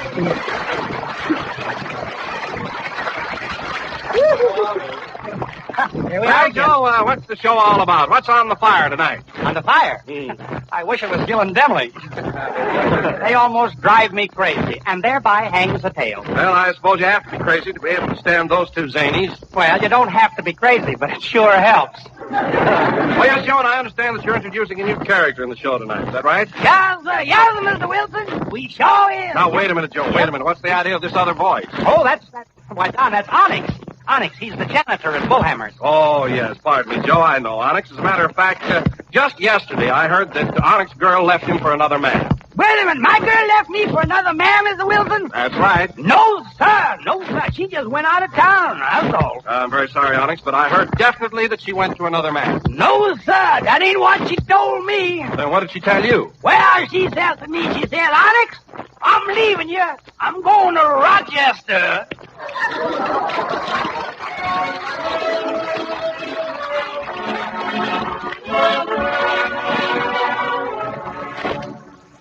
This is Don Wilson, friends, and I'm going to give you a real tip on a real breakfast cereal for everybody in the family. I mean, Post Toasties. These crisp oven-toasted cornflakes are so delicious your whole family will go for them. So delicious people everywhere say Post Toasties are tops in taste.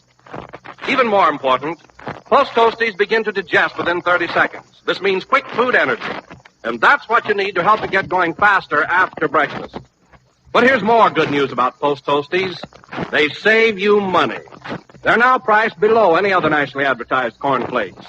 Today, you can buy Post Toasties at the lowest price in all their history. So if you want a faster start after breakfast, eat Post Toasties for breakfast. Post Toasties, the wake-up food.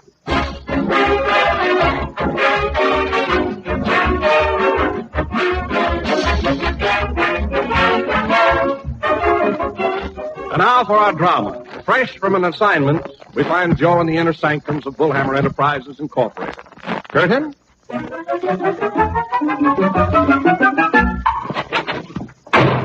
Howdy, Mr. Bullhammer. Have a cigar? Well, thank you, Brown. It's on days like these that I appreciate those little courtesies. I'm a sick man today, Brown. Oh, that's too bad. Why don't you go to the doctor? Well, I was thinking. I know a good doctor. Dr. Gubin. He set my Uncle Fred's leg when it was broken. Dr. Gubin? He's a tree surgeon. Yeah, I know. Uncle Fred had a wooden leg. But he had to have something done to it. It pained him so badly. A wooden leg pained him? Yeah. Aunt Phoebe hit him over the head with it. That's quite equipped, Brown. Yeah. Yeah. I hate to say it, but you actually cheer me up at times. Thank you. Oh, yes. The medical profession has always fascinated me.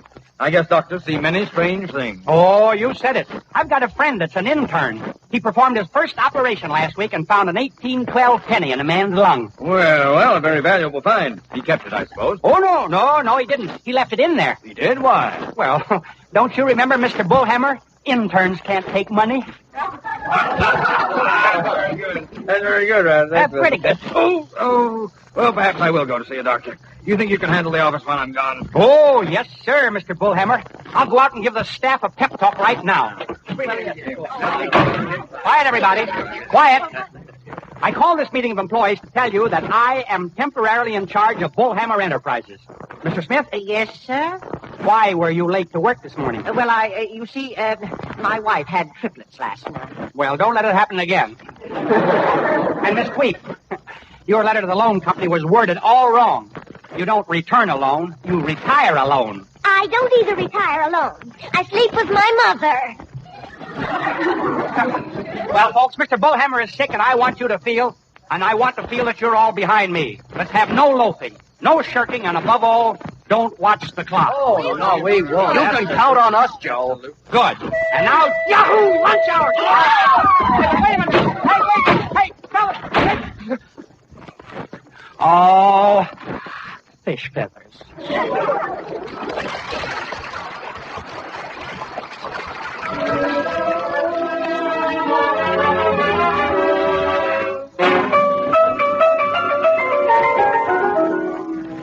Harry Sosnick and his orchestra play Swonderful.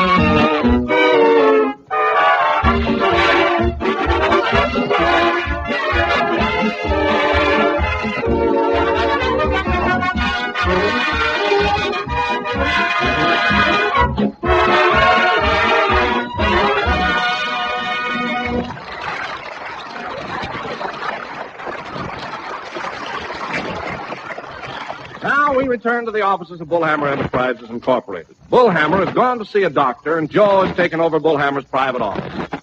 Curtain? Beulah. Yes, Mr. Brown. I'm very busy. I don't want to be interrupted. Yes, Mr. Brown. Oh, the fat food flute to the floor. Fat food flute. Hey. Who are you? Me? Well, Onyx, the new superintendent of the cleaning office department.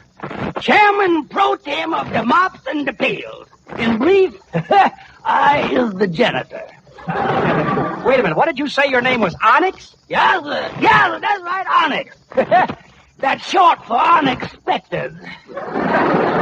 Unexpected? Yes, sir. You see, I was the third act in a pair of triplets. Well, Onyx, look at you. You're asleep on your feet. Yeah, well, you see, Mr. Brown, my constitution is such that I need more sleep than most people.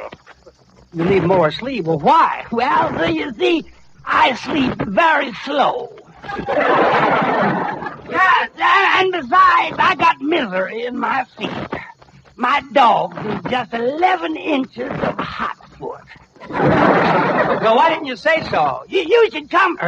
You should come here. You should come. You should come to me with your troubles. After all, your troubles are your troubles are my troubles. Yeah, my troubles is your troubles? Yes, sir. Well, then, you better get a good lawyer, Mr. Brown. A good lawyer? Why? Well, you see, there's a gal in Memphis that's suing us for breach of promise. Okay, Onyx, I'm afraid you'll always be just a lazy good-for-nothing, and I'm going to teach you a lesson. You're fired. Now, what do you say to that?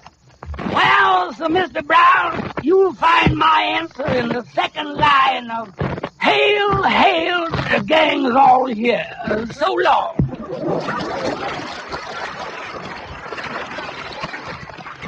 Guys, I'll never get any work done the way things are going around here. I'm Sam, the serious rover. Do you know I married an angel? Well, yes. Well, how do you get a hat on over a halo? Hey, what's going on here? Yes? Pardon me, I'm Tom, the fun-loving rover. Have you heard My Heart Belongs to Daddy? Yes? Then no wonder I'm anemic. Hey, keep those fellas out of here. Goodness sakes. I knew if we played hard to get, you'd send for us. Have a card, Brown. Give it back. I'm Limerick R. Gill. And I'm J. Epitaph Demling. Yes. We represent the Blotto Motto Company. There's nothing the motto with our mottos. That's right. We also rent Demling's forehead out to termites for a ski jump, just during the winter months, of course. Yes. Listen, I don't want any mottos. You get out of here. You... Oh, Gill, our man is frustrated. You're right. Slip him our motto 27. Ah, yes, a verbal Mickey Finn. That's a lovely one. Listen to this, Brown. It's called Frustration, and I quote, "The baby elephant is sad. His life is dull and gray. You see, he cannot suck his thumb. His nose is in the way." Hey, listen, I don't want it. You'd prefer a motto with the family touch. In large lavender letters on a background of pews. Says, I love my wife, but oh, you kid. Or is that dated? I'll say it's dated. Wait, now here's a little number that I made up myself. You made up that? Yeah. I knew a little girl, and boy, was she a dummy. She fell in the water up to her knees. Hey, wait a minute. Back up there. That doesn't rhyme. I know. The water wasn't deep enough. See. And now, my broken-down bard, how about something to hang in this office, say on the bookkeeper's chin? Read it, Demling. My thought for today. Here it is. Yes, Genevieve, Oxford 7748. Pardon me. No, that's wrong. That's my thought for tonight. You fellas are just wasting your time. I don't want any mottos, and the boss is sick. Sick? Well, we have just the thing then. A little couplet inscribed on a hot water bottle. We like that. No. I've got just the thing for a sick man. Really? Maybe you could use it. Listen. Mm-hmm. I sneezed a sneeze into the air. It fell to earth I knew not where. But hard and cold were the looks of those in whose vicinity I snows. Brown? Whiz bang. Brown, you have great talent. It gives me a great idea, too. Living slogans. Living slogans? Yeah, you act out a slogan. Go ahead, act. I acted? Sure. Absolutely, and we've got a honey for you. Living slogan. Very, very simple. Now, just stand on one leg. Come on. Stand on one leg? On one leg. And waggle your ears, see? And you do this. Like that. Go ahead. There. What am I now? Idiot's Delight.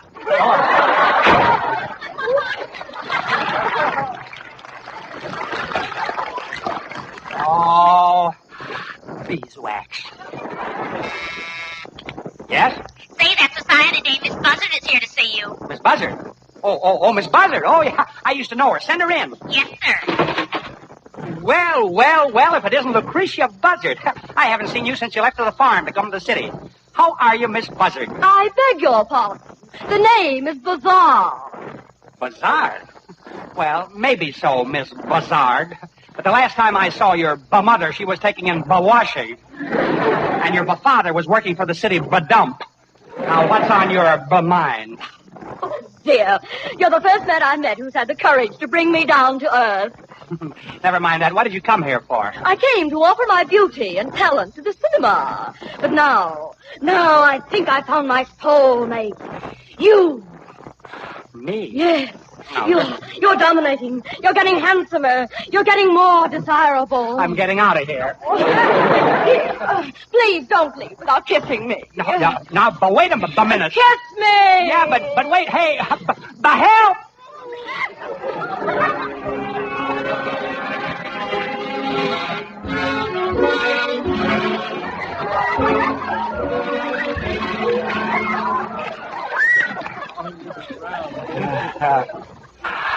Baloney.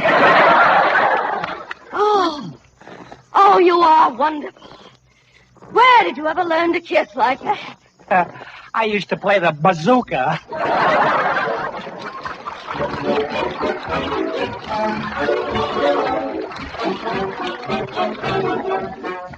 I went over to catch the final shots for RKO's new picture, Sorority House. I chatted with Anne Shirley, the lovely star whose work stands out as usual. Speaking of the active part she plays, she said, "It's a good thing I eat Post Toasties for breakfast and get quick food energy because in this picture, I start full tilt the minute I reach the set after breakfast.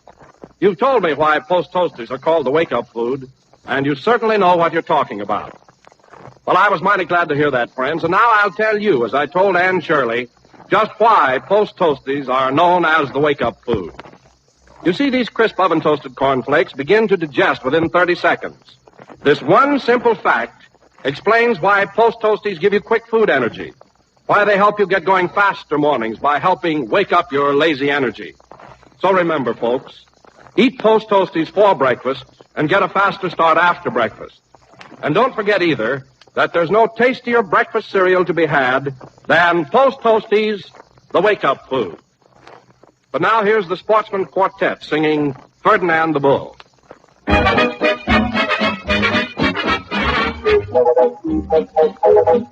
Oh, there once lived a bull, a magnificent bull, in a pasture near old Barcelona. He would romp and he'd play in the flowers all day, till it smelled just like eau de Kelowna. He was gentle and kind, and his mood was refined, which the rest of the bulls all resented. And there once lived a bee, a magnificent bee, who was feeling so chock full of vigor that he got out of hand and he stung Ferdinand with a sharp little thingamajigger. Ferdinand was so hurt he was pawing the dirt when a bull picked a torch and to fight him. This bull is magnifico, he is terrifico. Bring him to Madrid and I'll fight him. Ferdinand, Ferdinand, the toreador tried to spear him. Ferdinand, Ferdinand, they chased him but couldn't get near him. Ferdinand, Ferdinand, he used the occasion so lightly when the picador missed him. Why, Ferdinand kissed him, for he never learned to fight. With a rose to his nose, the study of nature would call him. He would sniffle completely and smell, oh, so sweetly. So end the tale of the bull, Ferdinand.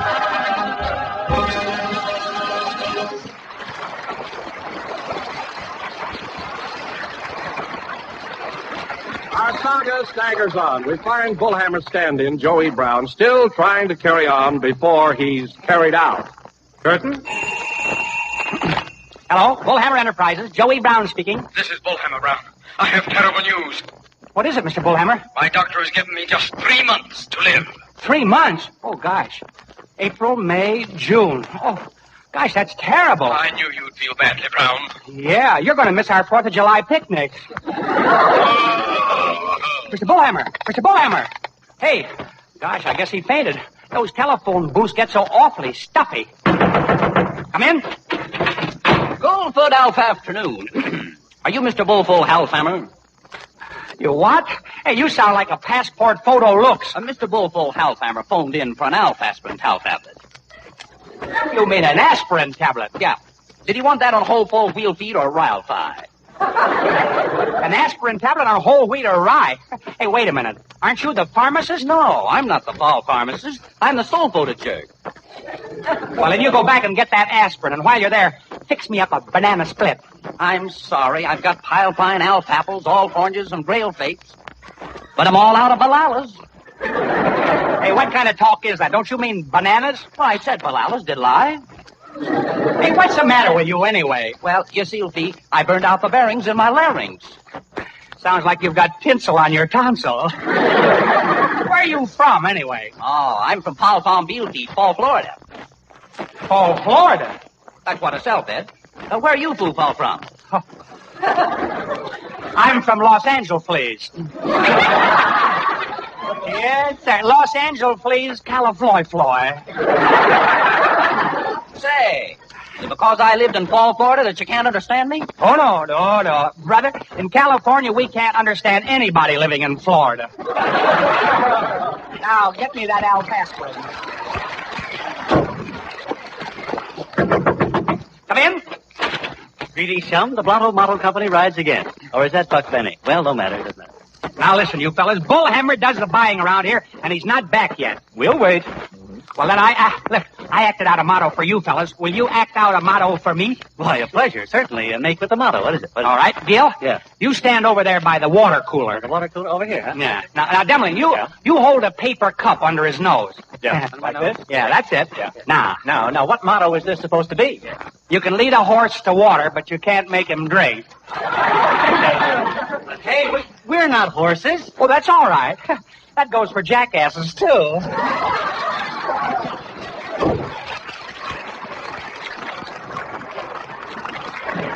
Well, anyway, now we've got an office to work out of. Demling, look around for a stenographer that can swim. I got water on my knee.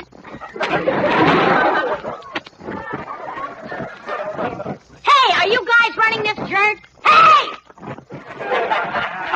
A woman. In a way, yes. See if she's got a friend, will you? And if it's her best friend, why hasn't he told her? Hey, Egghead. Egghead? Madam, please.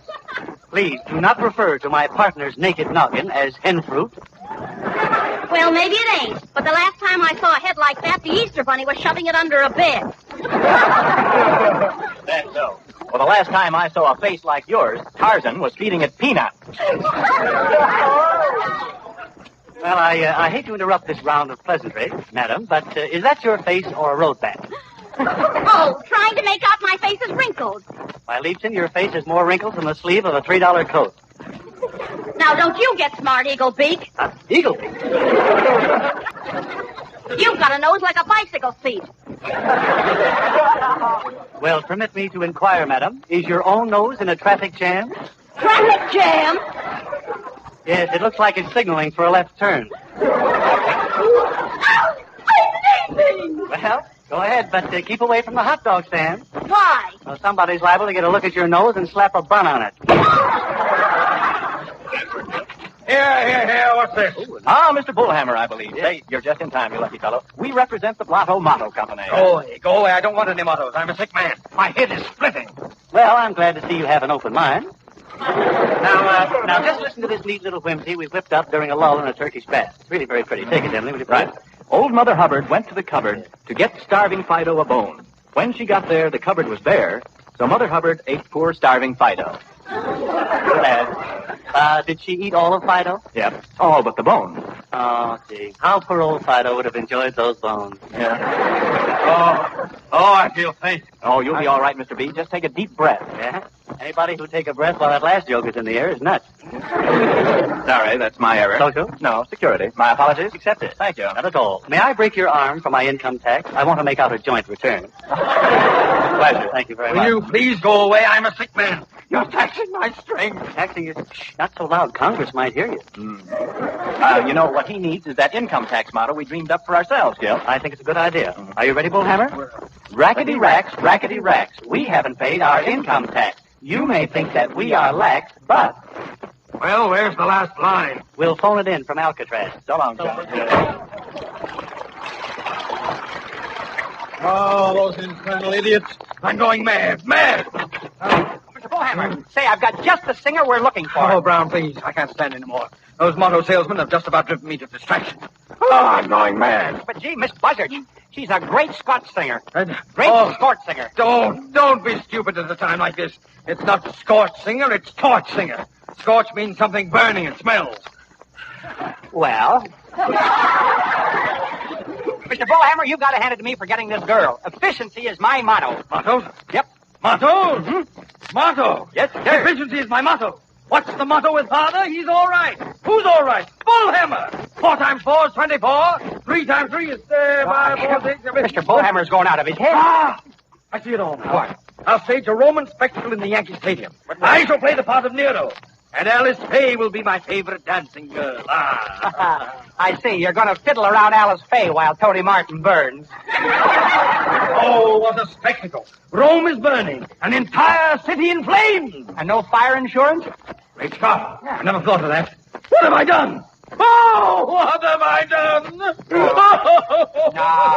Mr. Bullhammer. You'll be all right. Don't cry, Mr. Bullhammer. Brown, how can you stand there and see people being driven from their homes and not cry? Babies separated from their mothers. Bullhammer, that's terrible.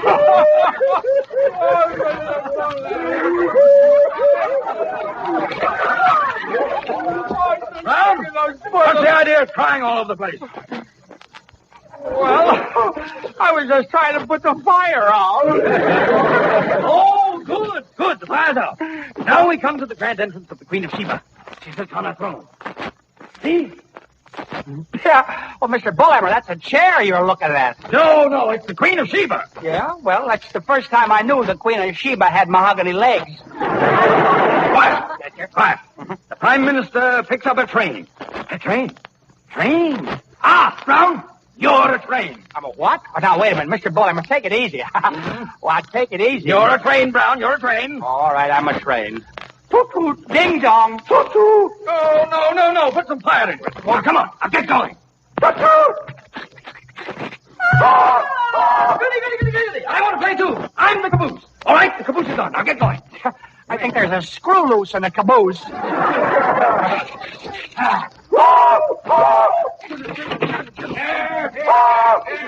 What's going on here? Everybody in the building's complaining. Well, officer, I was just playing train. Did you hear him tell me he was a train? Yes, that's the impression he tried to give me, too. Huh? Well, Mr. Bullhammer, you're Come along, you. You're going to spend the night in jail unless you can bail yourself out. Well, hey, wait a minute. Okay, I'll just borrow Mr. Bullhammer's wallet then. Here, now. That wallet has $500 in it, you crazy fool. What's the idea? Well, gosh, Mr. Bullhammer, if I'm crazy, do I know what I'm doing? Before Joe and Jill return, here's swell news for all kiddies. On the back of all Post Toasties boxes, you'll find brand new cutout pictures of Ferdinand the Bull and Mickey Mouse, too. If you saw Ferdinand in the movies, you heard your friend Don Wilson, for I recited the story. Ask Mother to buy Post Toasties so you can have fun with those Ferdinand the Bull and Mickey Mouse cutouts. Now, news for Mother. Your grocer is selling Post Toasties for less than any other nationally advertised cornflakes, the lowest price in Post Toasties history. So you save money. These delicious cornflakes are tops in taste, too. And they begin to digest within 30 seconds. Give quick food energy. Put Post Toasties on your shopping list right now. Then tonight or Monday, ask your grocer for the famous yellow and red box of Post Toasties, the wake-up food.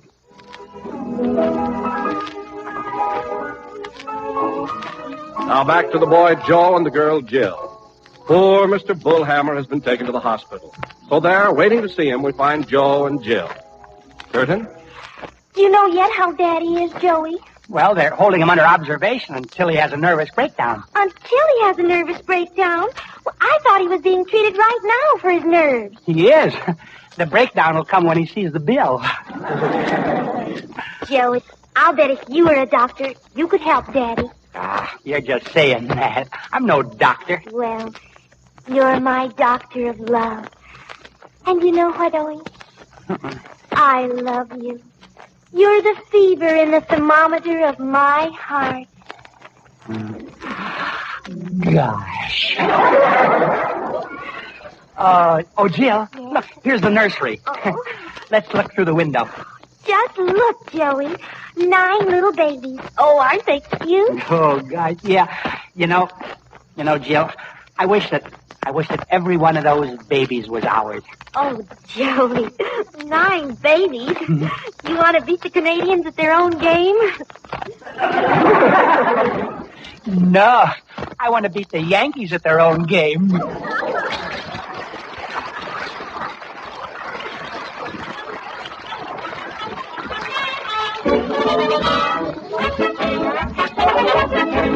This is Don Wilson saying goodnight for the makers of Post Toasties, the wake-up food. Heard on tonight's program, we're in a moment of weakness from Naughty But Nice and the title song from Honolulu. This is the Columbia Broadcasting System.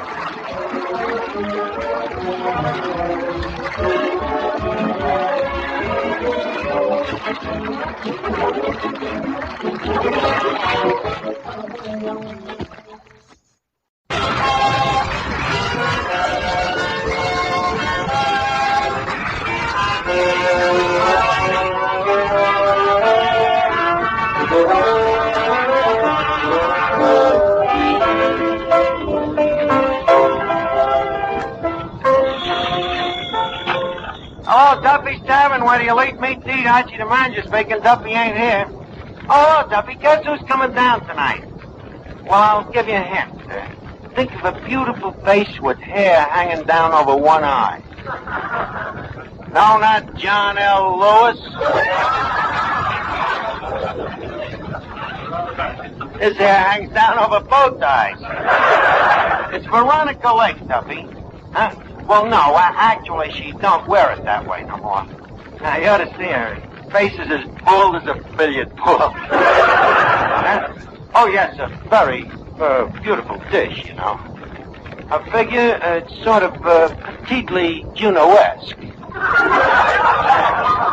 Petite in some spots and Juno-esque in others. Like Mrs. Duffy? Duffy, I said Juno-esque, not Jumbo-esque. Yes, sir, Duffy. Veronica's one of the most beautiful dames in this whole world. Yeah, her face beams like a full moon in April. Her shoulders have the whiteness of the blossoms in May. Her eyes twinkle like little snowflakes in December. What happened to June, July, August, September, October? The census cut them out. What? I promised to get a big name singer for the joint? Well, Duffy, I got that arranged. You see, Panya Slavnik, the music teacher, is bringing a singer down that's one of the biggest names in show business. A chanteuse? No, it's a male singer. Yeah, a manteuse. What? Look, Duffy, if I say I'm going to get you a big name, I'm going to get you a big name. If I don't, I'm a dirty what? I'm going to get you an even bigger name than that. Huh? Okay, I'll call you back. Say, Eddie, you know, we have a distinguished guest coming here tonight. Yes, sir? Did you wash the windows on the side wall? Oh, Mr. Arch, I've been washing that wall for years. I ain't found a window yet. Well, find one and clean it. We're sure getting particular here. First thing you know, we'll be using napkins. Eddie, you read me mind. You must be psychopathic. Oh, here. Look. Napkins. 2 of them. Sure. High-class customers, you know, the carnage trade. And, Eddie, I don't know whether you know anything about napkins, but look at these. Feel the quality of that paper. Yeah, that's a funny thing. I was in a place the other day that uses cloth napkins. Well, that's possible. These days they're using cheap substitutes for everything. Well, speaking of the devil... Archie, I hear Veronica Lake is coming down here tonight. That's right, Miss Duffy. For what reason? For what reason? Oh, far be it from me to say, but, well, what do you think? There must be another reason. Oh, yeah? Ask Eddie why she's coming. Well, it could be the food here. The food, Eddie, that'd be silly. No sillier than the other reason. As I have told you many times, Miss Duffy, it happens that I have a certain amount of personal magnetism. You mean you attract maggots? Veronica Lake happens to be a movie star. Don't change the subject. You and Veronica Lake. Yes, sir, I can see it already. The two of us sitting in the moonlight, holding hands. Swy hearts beating in diesel time. Her sitting on me lap, me kissing her kissing me. Me kissing her. Her kissing me. Me kissing her.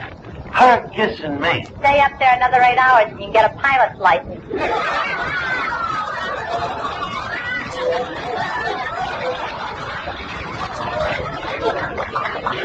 Oh, what's the use of talking to you? Hey, Eddie, dust off that mirror behind the bar.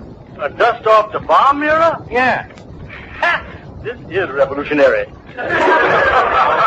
Duffy says he wants it so clean that he can see his face in it. Late to 5, when he takes a look, he'll want to put the dust back. Well, I don't know. There's uglier people in Duffy on 3rd Avenue. Oh.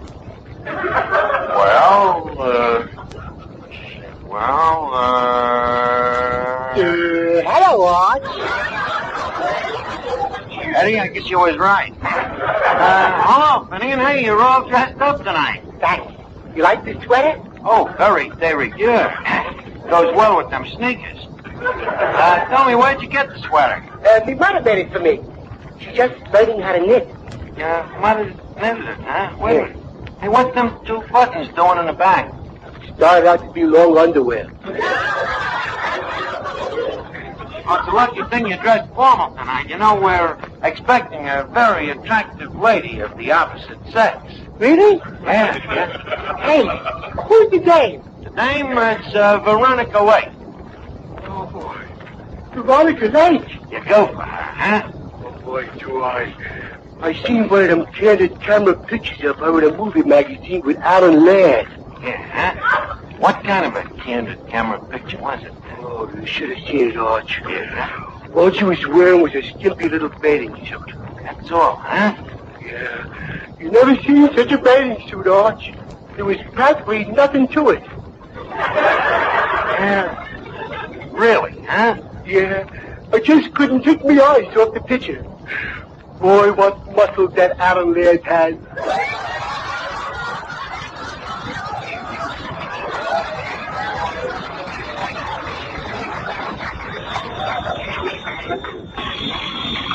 Hello? Oh, hello, Duffy. Huh? The big name singer I promised you? Well, Tanya Slavnik ain't brought him down yet. If it's Perry Como, Mrs. Duffy would like a lock of his curly hair? But, Duffy, suppose it turns out to be Crosley.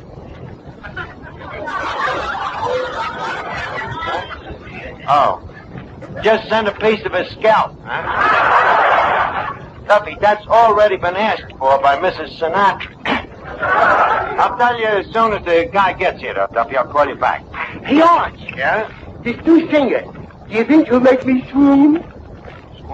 Well, with you, it'll be hard to tell. Hey, Miss Duffy. Yeah? Miss Duffy, that music teacher of yours, that Yasha Slavnik, is he a reliable judge of talent? If he wasn't, do you think he'd hold such an important position? What position? He only happens to be the technical advisor to Western Union for all singing telegrams. Oh, boy, I didn't know. I only hope that he ain't trying to palm you off as the big name singer. I wouldn't sing for you with a 10-foot pole. Besides, it so happens that Yasha is saving me for television. Lucky radio. He's gonna put you in television, huh? Yes, he's very complimentary. He keeps saying, Miss Duffy, your face will be just right for television as soon as some improvements are made. Well, you can't help your face, Miss Duffy. After all, it's a matter of heredity. Look at that picture there. Look at that horrible picture of your old man up there. I don't think it's so horrible. I think think it's a very good likeness. Miss Duffy, you're looking at the Bach beer sign. That's your father's picture hanging next to it. Oh. Well, I admit he's no Clark Gable. He ain't even a Boris Karloff. Eddie, please, turn that picture of Duffy around so that when Veronica Lake gets here, it won't turn her stomach. Brother, it's a lucky thing Devil Larry never seen that picture of Duffy. He'd sue him for lousing up the map of Ireland.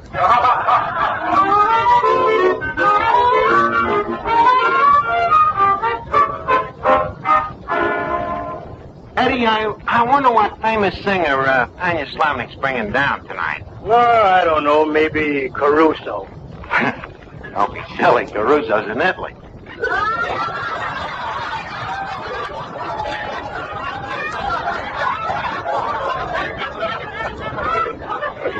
Yeah, that's right. I forgot. Oh, wait a minute. Here's Tanya Slavnik now. Hey, Yasha.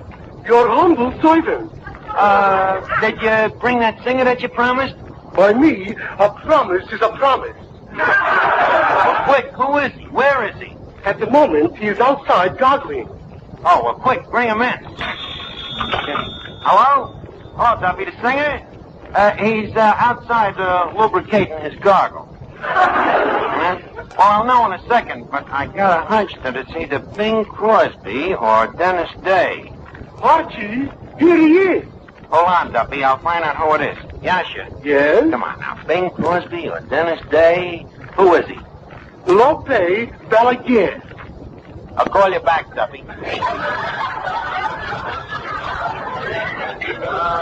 Tanya Slavnik, how would you like a punch in the nose? What is a Lope Balaguer? He is the singer. But you said he was a Bing Crosby. So we'll get him some loud shirts. Yasha, you promised me a big name, and you give me a guy named Lope Balaguer. Please, my boy. Lope Balaguer is only being his stage name. Oh, well, that's different. Of course. His real name is Jose Balaguer. In that case, I'll punch both of them in the nose. Please, my boy, don't be so impatient. Lope, what song you would like to sing? I will sing Contigo a la Distancia. Hello? Hello, Duffy. He's about to sing. Huh? No, it ain't Morton Downey. No, not Chauncey Olcott. No, not John McCormick. Is he Irish? Duffy, he's as Irish as Patty's enchilada. Well, now you just listen and see if you can guess who he is. Okay, Tanya Slavnik, turn him loose. You listening, Duffy? Okay. No existe un momento del día en que pueda apartarme de ti. Ya todo parece distinto porque no estás junto a mí. No hay bella melodía en que no surjas tú. Y yo quiero cantarla si no la escuchas tú. Es que te has convertido en parte de mi alma. Ya nada me consuela si no estás tú también. Más allá de tus labios, del sol y las estrellas, contigo a la distancia, amada mía,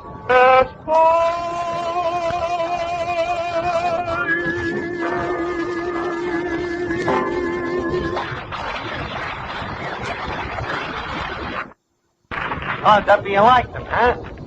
Well, did you recognize whose voice it was? Huh? No. Not Chang Chai Check. Well, keep guessing, Duffy. I'll call you later. So, Archie, what's the difference? He's got a big name. This boy is making the women swoon. Swoon? Hey, wait a minute. Maybe that's me way out of this. If I can get Veronica Lake to swoon over this guy, he'd get enough publicity to make him a big name. I can see the headlines already. Veronica Lake faints at Duffy. Hello? Hello, Duffy. Huh? No. Not Bobby Breen. Hey, just a minute. Veronica Lake just come in. Oh, yeah, it's dynamite, Duffy. You know, the kind of a dame when you see her on the beach in a bathing suit, you turn to your kid and you say, "Look, Junior, why don't you go bury your mother in the sea?"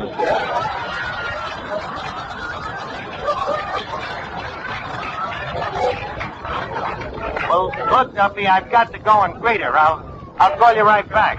Huh? What? No, not Carmen Lombardo. But you're getting close. I'll call you back. Well, Veronica, welcome to Duffys.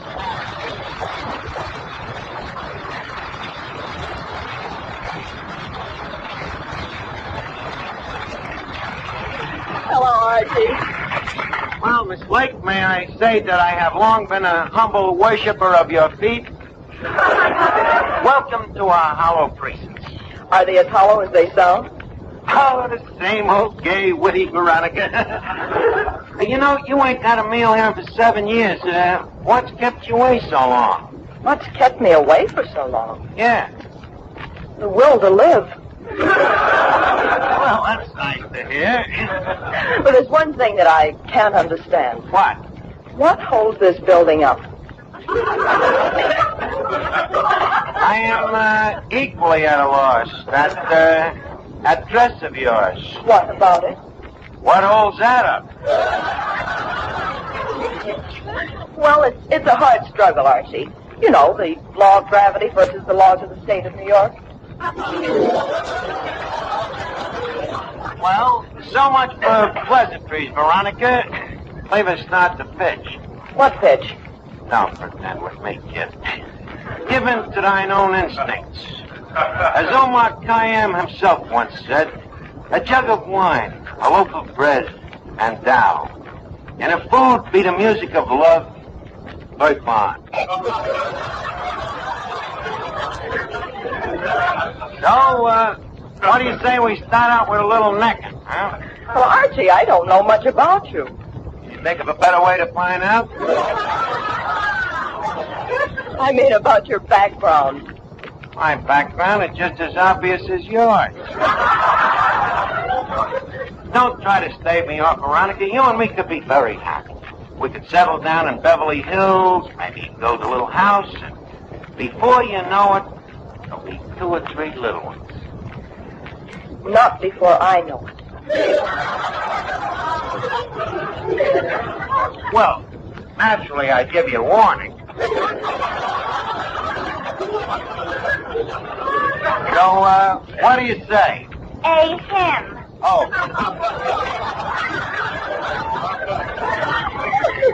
Oh, Miss Lake, this is Miss Duffy, the fruit of Duffy's wedlock, otherwise known as the fruitcake. How do you do, fruitcake? Likewise, I'm sure. Oh, this lake is a sure thrill. Just think, to meet in person a girl who was in the same picture with Claudette Colbert. Thank you. Oh, you know, we love your pictures in my family. Papa, that's my father. He cried at one of your pictures. He said it was just like the story of his life. The story of his life? What picture was that? I married a witch.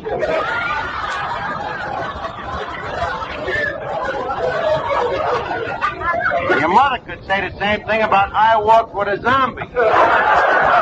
Quiet, Archie. Miss Lake, I'd like to ask you a personal question. Yes, what is it? When all of those fellas in the movies kiss you, do you get a thrill? Of course I do. I'm only human. There, you see, Archie? It ain't the same as washing dishes.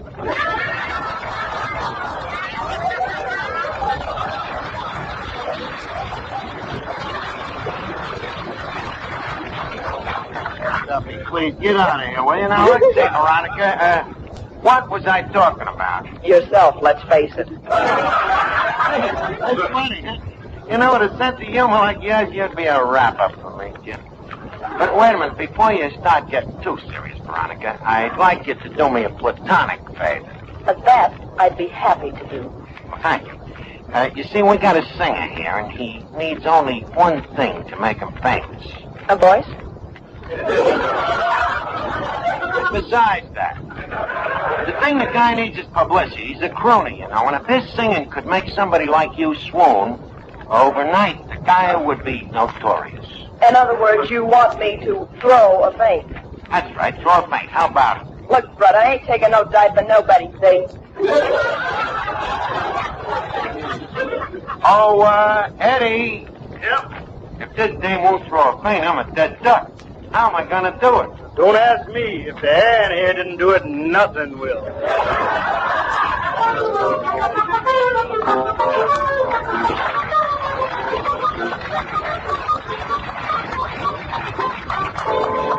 Come on, Veronica, give me a break, will you? When his crooner starts singing, how about one small swoon? Archie, I can't do it.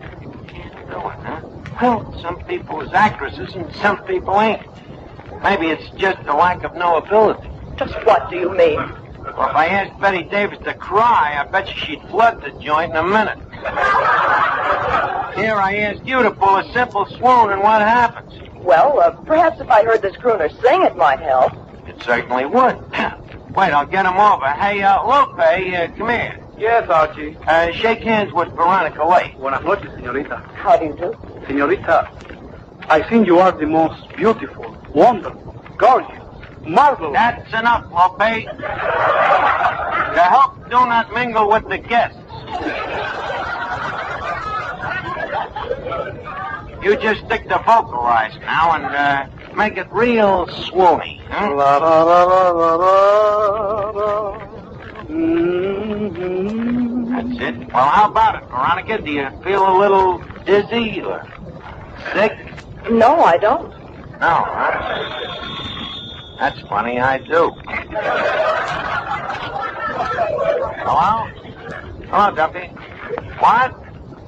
No, not singing Sam. Duffy. The guy's name is Lope Balaguer. Now calm down, Duffy.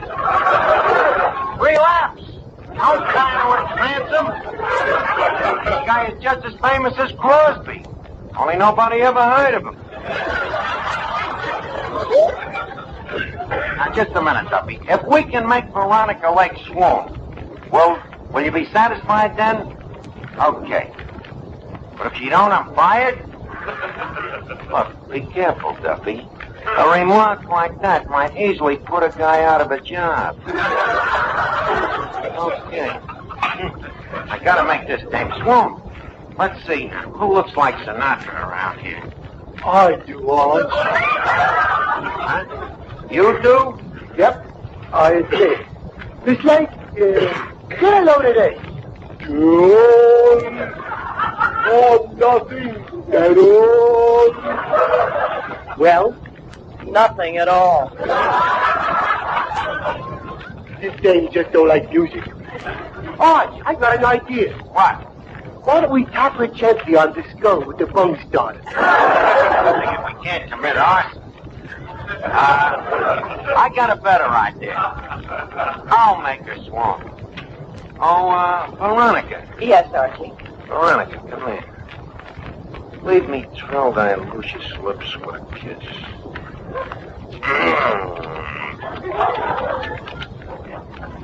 Well, how did you like it? I'll take Finnegan's singing.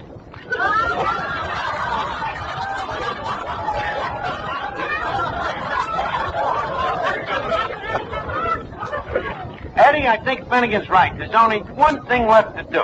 Give me that fun starter. Oh, where is it? Right there, back of Duffy's picture. Wait a minute, Eddie, don't turn that picture around. Who's that? Duffy. Oh.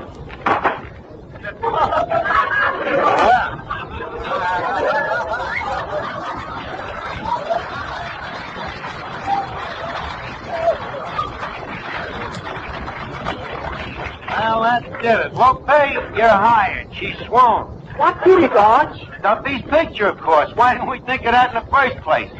It just shows you, Eddie. What?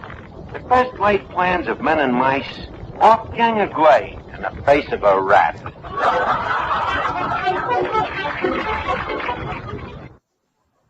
Ladies and gentlemen, this is very hush-hush. Tonight, the secret word is radio. R-A-D-I-O. Really? You bet your life.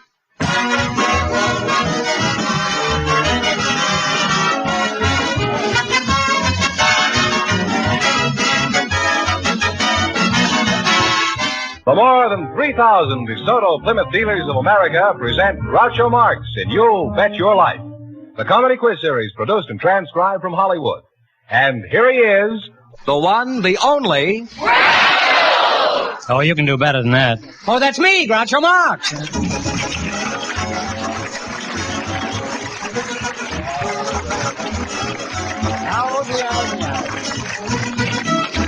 Thank you. Well, here I am with $2,500 for one of our couples tonight. George Fenneman, who's supposed to try for it? Just before we went on the air, our studio audience selected a bachelor and a spinster, and here they are.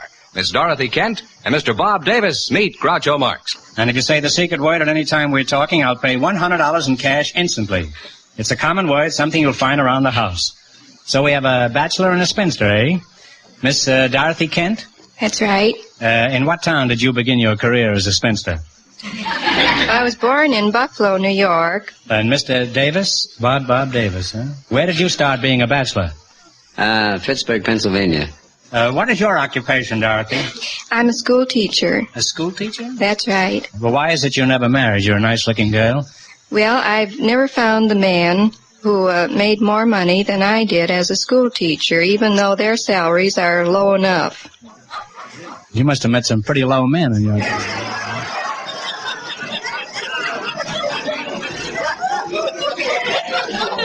Would you think it too impertinent if I asked you how old you were, Dorothy? No, I'm 43. Well, you don't look it. You look about 33. Thank you very much. What about me? And Bob? How old are you, Bob? Well, I'm approaching the half-century mark. You have, huh? Which century? And why haven't you married? Well, Mr. Davis? I just want to take my time. I don't want to rush into them. Seriously, thank you. Well, frankly, you haven't been acting like a jet plane so far.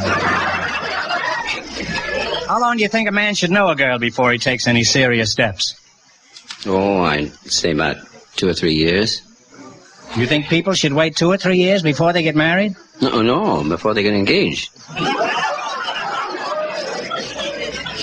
Well, you're pretty near the slowest man I ever met. Are you sure you're not a statue from Pershing Square? Will you turn around? I want to see if there's a pigeon on you. Now, Dorothy, how would a marriage-minded woman like you encourage a creeping Casanova like him to pop the question? Well, I think one way would be to flatter him, or perhaps find his weakness. Well, do you have a weakness, Bob, that you would care to discuss? No. In addition to rushing headlong into everything. Now, Bob, what sort of work do you do? Well, right now I'm in between jobs. I've done a lot of selling, and I'm just sort of looking into television. Oh, you're going to sell the sets, huh? Well, I don't know. I'm just looking into it. Mm-hmm. Well, you keep looking into it. All the sets will be sold by the time you... Well, in other words, at the moment, you're at leisure. Is that right? I fool around a little bit with radio.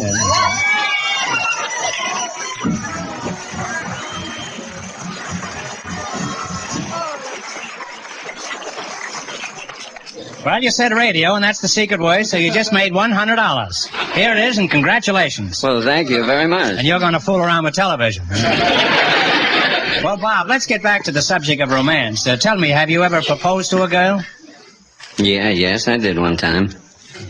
Well, how did you propose? I mean, what position were you in? Well, you know, the old one-knee position. What did you just say? Just out of a clip? Well, I just asked her if she would like to be married. She was a little bit evasive, and she kept continuing that way for some time. And from time to time, I'd see her, but it just sort of withered away. I forgot all about it. Well, tell me. This is a very sad story. Well, did you drop down on one knee every time you saw this girl? Oh, no. She just kept withering away, huh? No, I found out later on that from friends and acquaintances that I thought I was in love with her, but she was really more in love with herself than I was with her. Well, the three of you could have been very happy together.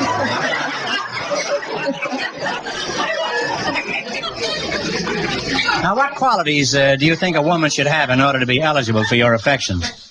You're a fine-looking broth of a boy. Well, I think she should be kind and considerate, and, fairly intelligent, and above all, a good sense of humor. That's important. Oh, very important, yeah. Would you say you had a good sense of humor, Dorothy? I think I have. Well, let's find out. Tell us a joke, huh? Any old joke that happens to be kicking around. I don't care, Dorothy, huh? Just remember you're on the air, that's all. Perhaps you've heard about the deep-sea diver who met a mermaid, and he was so polite to her that he died. No, that's...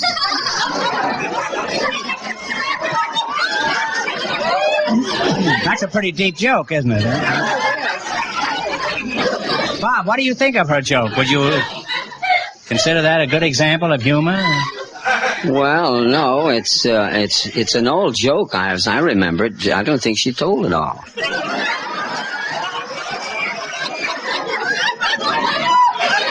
Well, it seems to me it was kind of short. Would you mind telling us the balance of it, huh? Well, as I remember it, it's a deep-sea diver met a mermaid, and he died because he dipped his hand.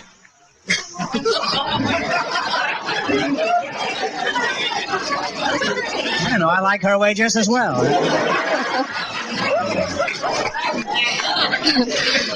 See, your way, you know there's no joke. With her way, there's always a little uncertainty about it.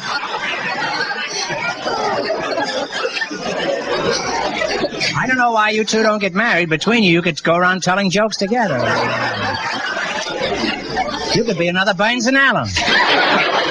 Well, it's all settled. We're all ready for the ceremony. You ready, Bob? Huh? Oh, don't rush me. Don't rush me. Bob, you better get going. If you get married right away, someday you can bounce a little grandchild on your knee. What a thrill that'll be. A little tot only 2 years old and you 196.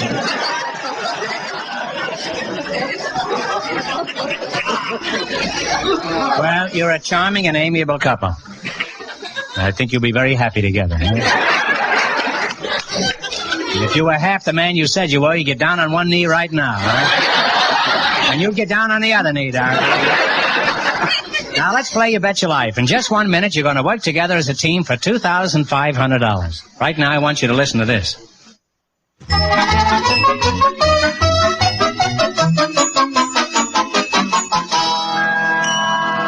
Then let's see how well you two will do in the quiz. Fenneman, tell them how to play You Bet Your Life. Each of our three couples has $20. They bet as much of that 20 as they want on each of 4 questions. The couple that earns the most money gets a chance at the $2,500 question at the end of the show.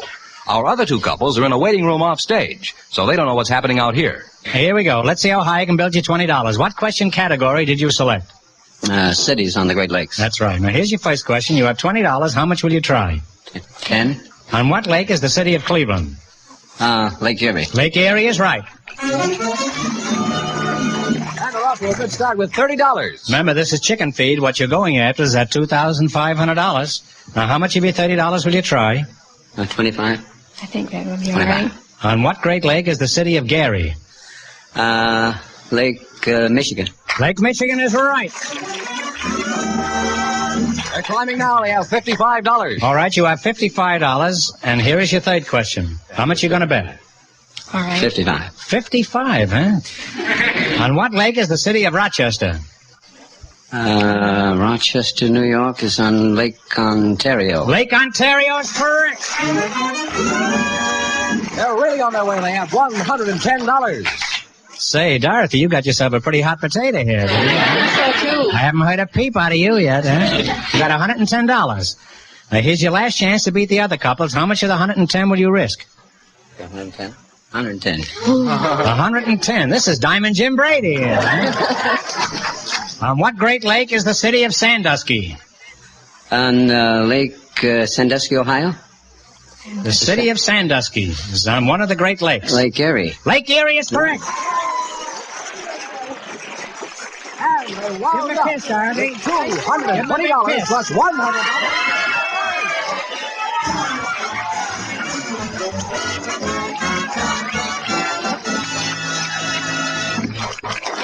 Thanks and good luck. Don't sneak away now.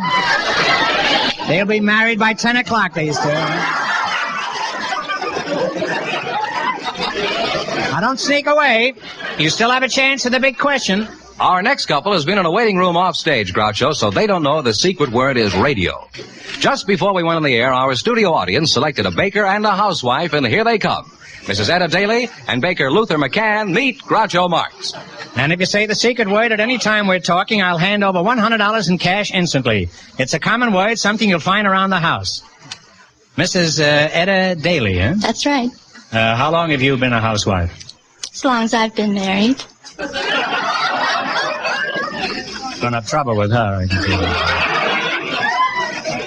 What does your husband do, Mrs. Daly? Well, right now he's training horses. He's given them their basic training, and in April he's going to take 2 of them to the track. But basic training? That's right. Are they in the service? How did you meet your husband?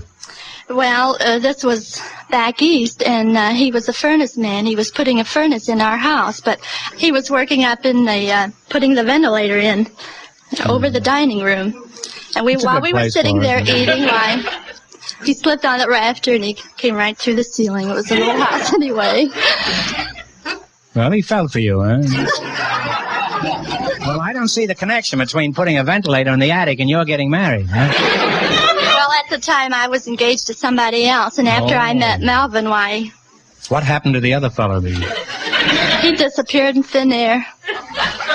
Just withered away, huh? I'm not sure what happened to him. This is a big night for withering tonight. How many children do you have with this finest man? One nice little girl, 9 years old. Is she as cute as you? Cuter. Cuter? Pretty snappy-looking gal there. Oh, I bet you tell that to all the girls.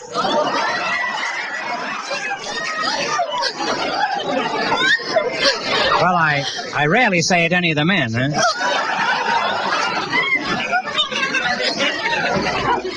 Does your husband help you around the house, Etta? He's very nice and helpful. He gets the breakfast in the morning while I'm getting my little girl's lunch. He takes the garbage out.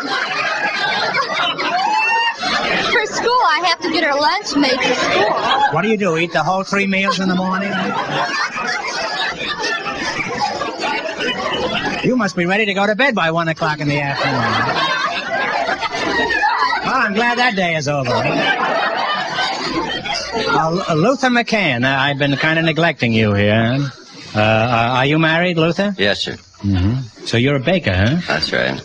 Well, tell me, Pumpernickel, exactly where do you do your baking, huh? Well, in an oven.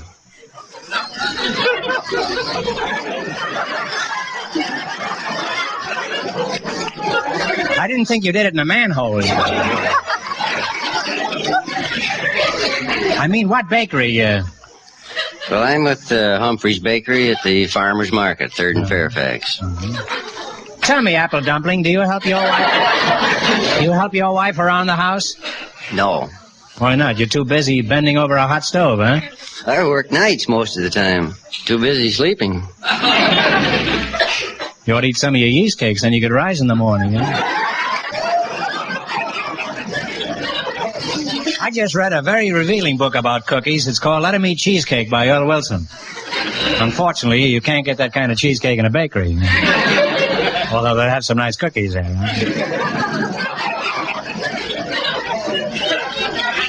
Now, what's the most popular pastry you bake, Luther?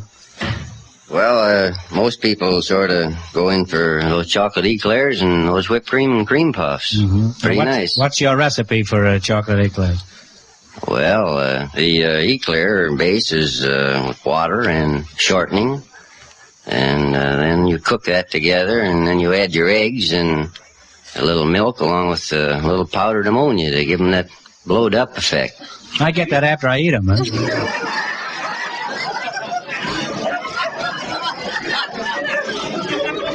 Now let's play You Bet Your Life for $2,500. If you run your $20 into more than the other couples, you get the chance at the big question later. Fenneman's off stage to remind our listeners how much the first couple earned. The Bachelor and the Spinster won $220. Here we go. Let's see how high I can build you $20. What question category did you select? Products of states, is that right? That's right. Now here's your first question. How much of the 20 will you try? $10, she says. Now what state leads the nation in the production of corn? All right. Now you can take one answer between you, decide between you, and then tell me. Tell them. Did you say Kansas? Yeah. Kansas? No, I'm sorry. It's Iowa. Now you have $10. Remember, you're going for $2,500 tonight. That's the big prize. Now, how much of your 10 will you try? That's all of it. Any way you say. You going to bet all of it? Mm-hmm. What southwestern state leads in the raising of beef cattle and in oil production? Texas? Texas is right. And now they're on their way. They have $20. Now you have $20. Here's your third question. How much will you bet? Let's bet all of it. Oh, just bet 25. You wait. You only have 20. How can you bet 20? You're not going down to the bank and borrow 5, are you?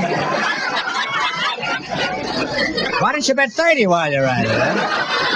All right, take a Let's chance. bet it all. You want to bet $20? What state makes more automobiles than any other state? Michigan. Michigan is right. They're climbing now. They have $40. You're climbing high up here. You've got $40, and here's your last chance to beat the other couples. How much of the 40 will you try? All of it. Now you can bet 30 if you want. You going to bet 40? Lady says all of it. Shoot it. Well, is that all right That's with you? okay with me. What is the leading coal mining state in the nation? Coal mining. Coal mining. Pennsylvania, I think. Pennsylvania. No, I'm sorry. It's West Virginia. West Virginia. And you lost all your money, and we can't have that, so I'll give you one more chance. Answer this question correctly, and you'll win $10. And please, no help from the audience. Are you ready? Think hard now. Who is buried in Grant's tomb? Grant, but I wish General I was. Grant is right.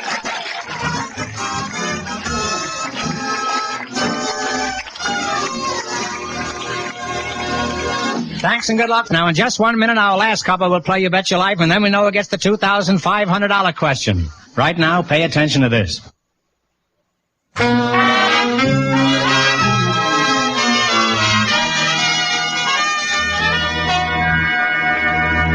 Now then, we'll soon know who's going to earn the most money and get the chance at the $2,500 question. George, who's ahead so far? Well, the Bachelor and the Spinster are leading with $220. And here's our final couple coming in from their waiting room off stage. They don't know the secret word is radio. We invited some clerks from several of Hollywood's magic shops to the show tonight. And just before we went on the air, our studio audience selected Mr. Louis St. Pierre and the schoolboy Dickie Taylor to be his partner. Folks, meet Groucho Marx. Welcome, gentlemen. And if you say the secret word at any time we're talking, I'll hand over $100 in cash instantly. It's a common word, something you'll find around the house. Fella from a magic store, eh? How's tricks, Louis?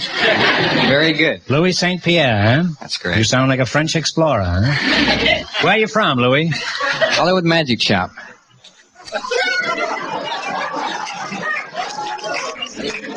Is that where you were born? No, I was born in Rockford, Illinois. Dickie, how's tricks with you, huh? Okay. Where you from, Dick? North Hollywood. How tricks, huh? How old are you, Dick? 14 and a half. Have you got a girl? Sorta. A sorted girl, did you say? You have a girl?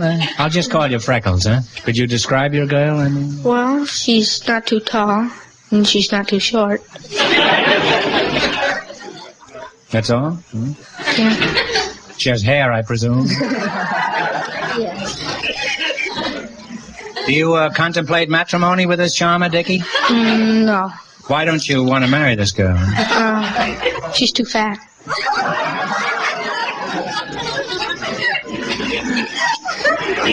And where do you work, Dick? I don't work. I go to North Hollywood Junior High. What grade are you in? Grade A8. Sounds like a bottle of milk, doesn't it?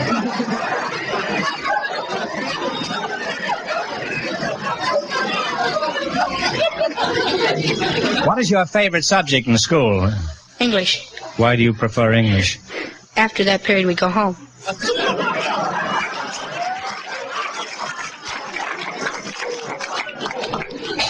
You're an eager student, in other words. Well, tell me, old black magic, just what do you sell in your magic store? Well, we sell rubber lizards. There must be a big demand for rubber lizards. False teeth, wigs, mustaches.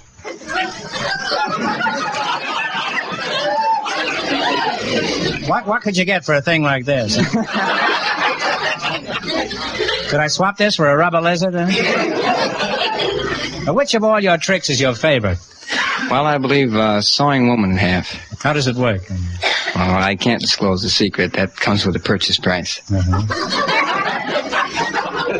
And what is the purchase price? Well, they go for about $450. That includes the woman? No. You have to supply your own woman for that? Yes, sir, that's right. It's a lot of dough for a dame you're going to cut in half. Huh?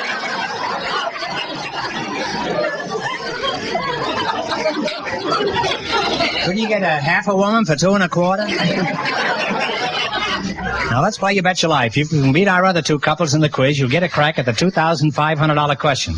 I can't tell you how much they won, but George is off stage to remind our listeners. The Bachelor and the Spinster are still ahead with $220. Here we go. Let's see how high I can build you $20. What question category did you select? Okay. Locate the city, is that right? Now, here's your first question. How much will you bet? $10. Okay. In what state do you find the city of Wichita? Kansas. Kansas is right. With $30. Remember, you're going for $2,500 tonight. How much of your $30 will you try? 20. In what state is the city of Lansing? Michigan. Michigan is right. Now they have $50. All right, you got $50. And how much are you going to bet? How much of the 50? 40. 40? In what state is the city of Newark? New Jersey. New Jersey is correct. They're climbing now. They have $90. All right, you've got $90, and here's your last chance to beat the other couples. How much of the 90 are you going to try? All of it. All Okay. of it? Sure. All right. In what state is the city of Atlanta? Georgia. Georgia is right. And they wind up with a grand total of $180. And that means the Spinster and the Bachelor with $220 get the chance at the $2,500 question.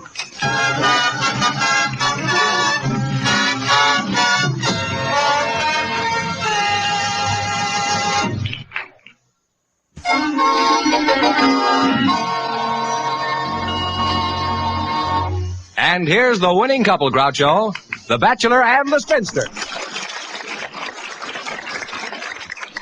Well, back again to try for $2,500, eh? Good luck, and I'll give you 15 seconds to decide on a single answer between you, so talk it over thoroughly, and please, no help from the audience. Here it is. An ex-Secretary of State recently was appointed by President Truman as the next president of the American Red Cross. Who is this famous general who now heads the Red Cross?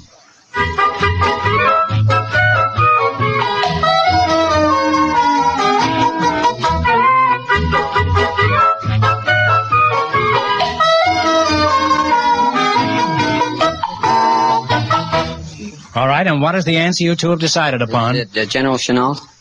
No, I'm sorry. The correct answer is General George C. Marshall. Oh. So that means the big question next week will be worth $3,000. You made a pretty good haul. Congratulations, and thanks to both of you.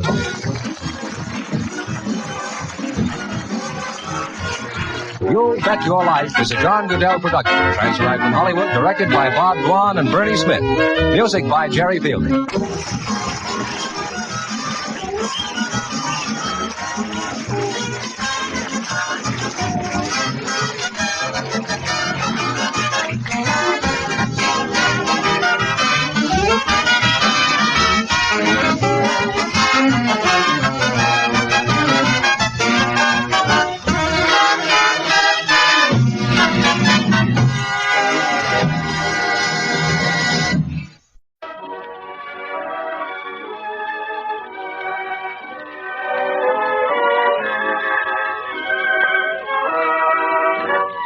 Palmolive Beauty Box Theater, starring lovely Jessica Dragonette, Charles Coleman, Palmolive tenor, the Beauty Box Orchestra, directed by Al Goodman, and the Palmolive Chorus. Presented every Wednesday by the makers of Palmolive, the beauty soap made with olive oil. Tonight, Franz Lehar's The Count of Luxembourg. But here is Jessica Dragonette.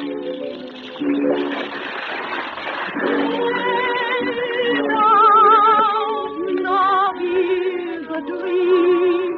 Say not that won't is vain. Good evening, my friends, and welcome to the Palmolive Beauty Box Theater. Tonight, Charles Kuhlman sings romantic Count Rene, while I portray the operatic star, our Jergens. Our story begins in the Latin Quarter of Paris. A carnival is in progress, and Count Rene and his artist friends are making the most of it.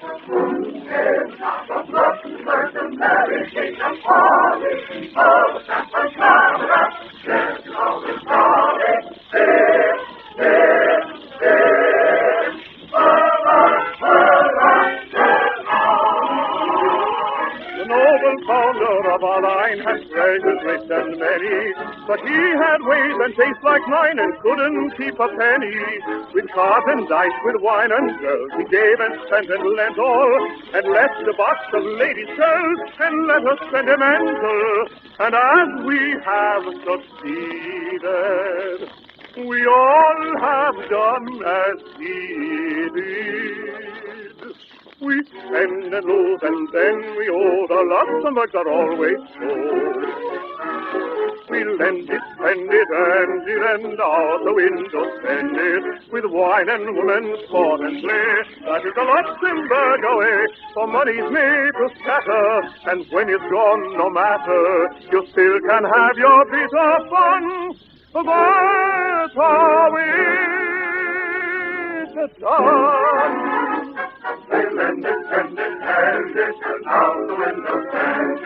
Wine and beer, sport and play, that is the Luxembourg way. For money's made to scatter, and when it's gone, no matter, you still can have your bit of fun. That's how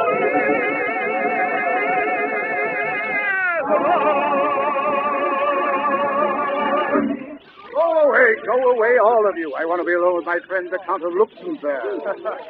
Farewell, my friends. Stay out of debt if you can.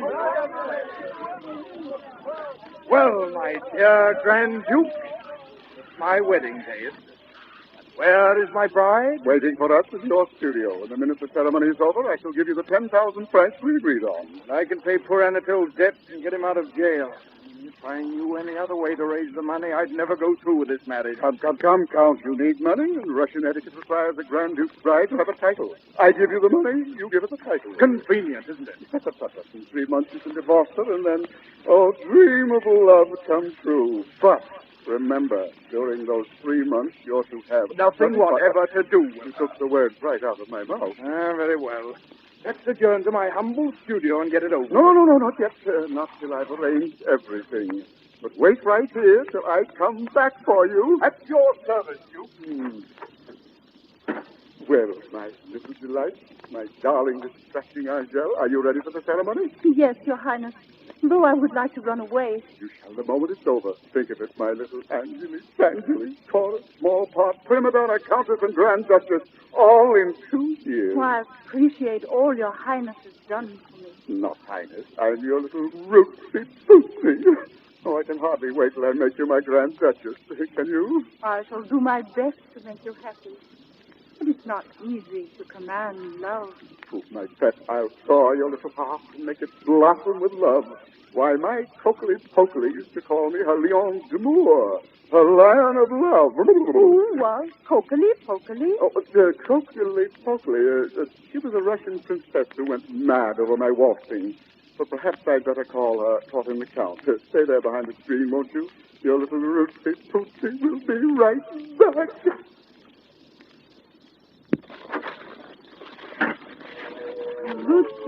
Pootsie. Still, I should be grateful to him. Without his help, I would never be prima donna of the Paris Opera. I wonder what the Count is like. Whether he's young and handsome and Ah, but then, dreams of love are not for me. Be it so, my visions of romance may go, a dream that I shall never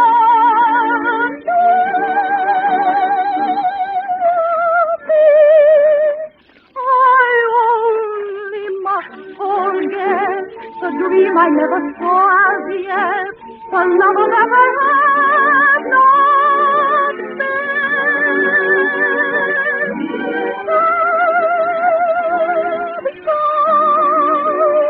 To near where the love is what I have not known. Love, I never now may know.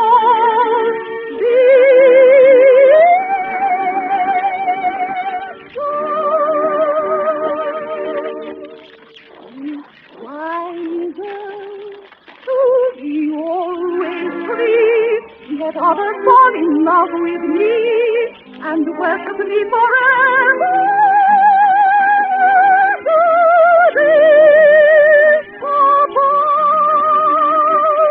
Those city men may woo me, their love is nothing to me. The goddess will be never a slave to her.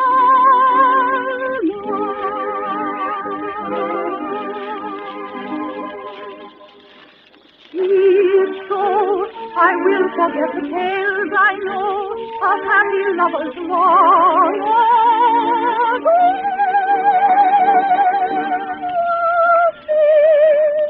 It is not much I lose, a little love I know not whose, and better is the fate I choose.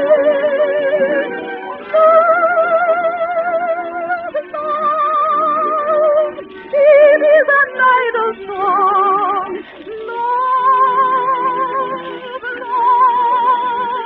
can never be for long. Love, you are not worth the sun.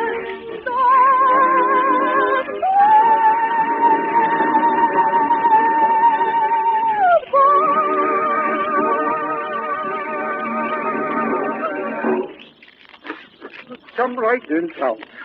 Now, you stand on this side of the stream. You mustn't see each other. Oh, come now, Duke. Is that fair? To be separated from my bride on my wedding day? On this occasion, you're nothing but an innocent bystander. A convenient means of making my sweetheart a Grand Duchess. And the Grand Duchess is a cousin of the Tsar, isn't she? Indeed she is. What do you think of that, Count? Believe me, Duke, I'm quite impressed to be in the presence of impending royalty. Be a royal highness. I shall be a royal highness. Cousin to the Tsar. Operatic Tsar. I shall simply die of shyness. Follow, hand upon my heart. Mamma, that is my name. To play the part, play by a grand defense. Yes, 1, 2, 3, the Duchess and the Duke. No one shall his choice of you refuse. Operatic art, that will be no bar. You'll be cousins of the Tsar. Yes, 1, 2, 3, the Duchess and the Duke. No one shall his choice of you refuse. Operatic art, that will be no bar. You'll be cousins of the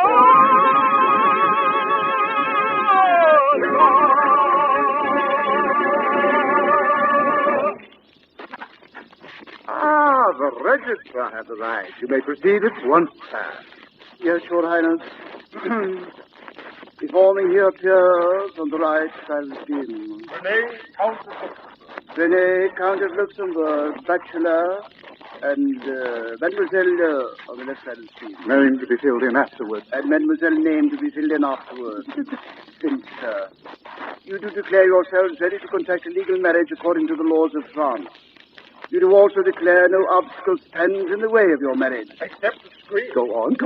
You will now place a ring on the bride's finger. But, Mr. Registrar, how can I with the screen between us? I could put my hand through the screen. There. Oh, such a beautiful hand.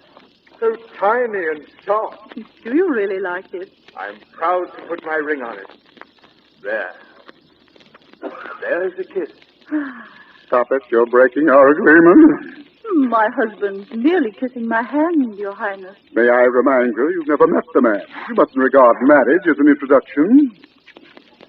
I now pronounce you man and wife. I'd give anything to see you, my blushing bride. Oh, and if I could only see you, my mysterious bridegroom. No, not that look, not the peak. I'm sorry to leave you, Count, but we both must take the road of a marriage a la mode. She goes right, she goes left, out of mind, out of sight. He's a lonely palm with ready, but a truly happy sweetie. He goes right, he goes left, the arrangement's very dead. Both are free from any care, and a happy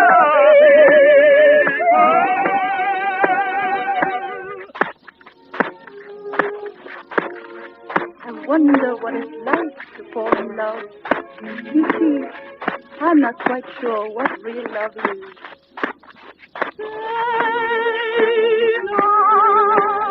Love is a dream. Say not that hope is vain. Say not that cruel fate will redeem. Perfect love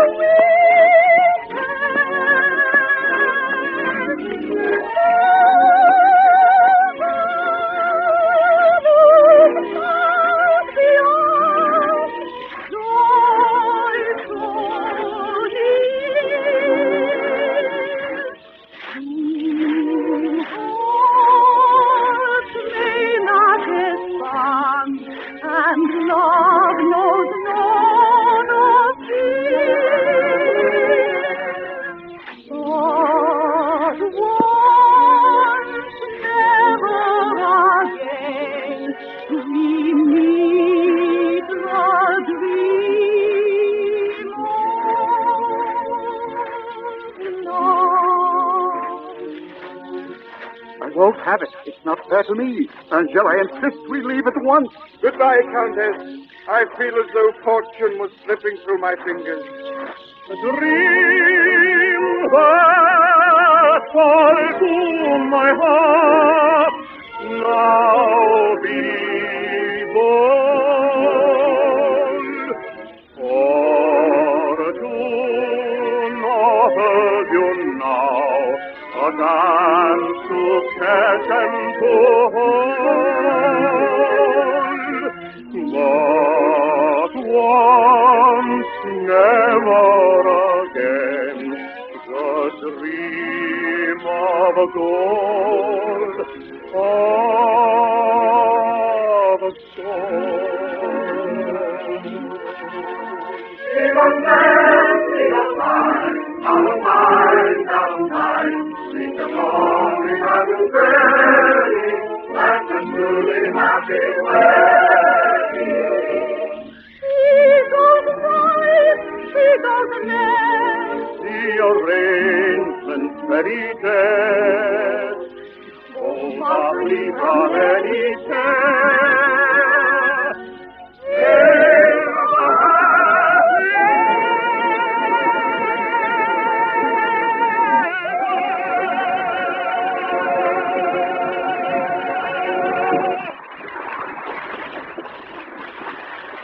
the So Rene, Count of Luxembourg, says goodbye to his unseen bride Angele with a promise not to make himself known to her until after the divorce.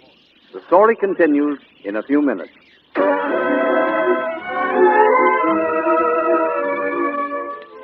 Now back to the Palmolive Beauty Box Theater, starring lovely Jessica Dragonette and Charles Coleman, star of the Metropolitan Opera in The Count of Luxembourg.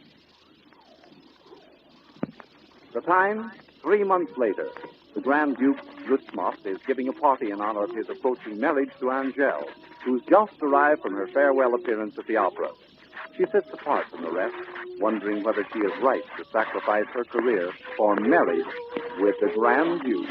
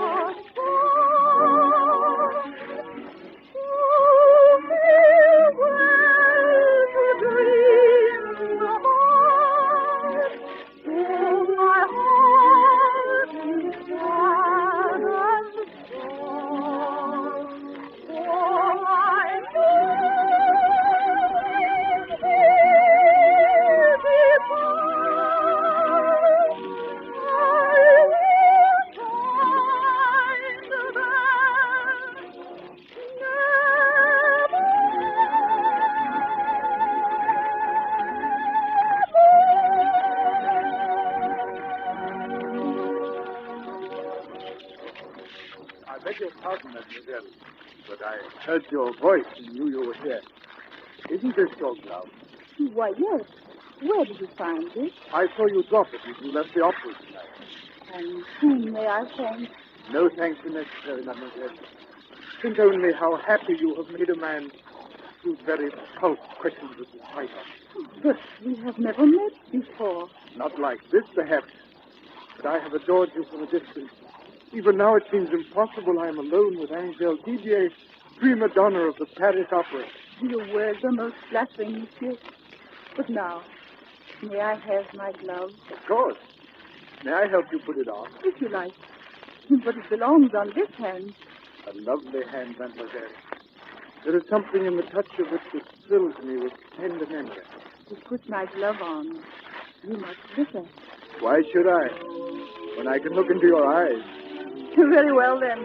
I'll turn them away. While I wait an eternity for another glance. Oh, Mademoiselle, I'm hopelessly in love with you. But you've only known me a few moments. Is it really but a few moments?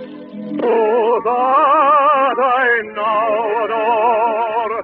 Have we not loved before? How could I else have known? You are my love, my own. Love is a dream, you say, passing at dawn of day. But the glove at least is real. Your glove is a picture. It's a song. The scent of red clover again reminds me the smell of a meadow after rain. Reminds me, it seems like a magical hand that once I looked One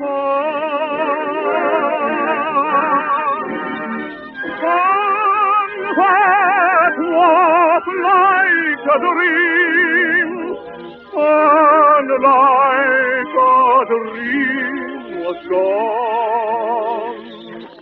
Your glove at least seemed real, and just like a dream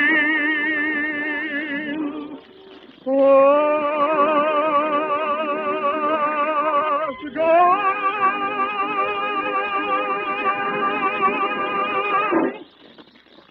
Monsieur, I must be frank with you.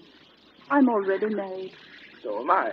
I congratulate you. I congratulate you. But I'm going to be divorced. So am I. Let's dance together in honor of our coming freedom. I don't believe I should, really. Are you going to dance? No, merci, mon ami. May not I have a dance? Well, not with me, as you see. Do you find any fault in the way that I walk? If you do, will not you explain? It is perfectly true. My distress you can guess. When I'm walking with you, You confess more or less that we both of us seem to have danced in a dream. Shall we try, you and I again? Shall we try, just we two, you and I and you? Let us believe the dream is true, that you love me and I love you.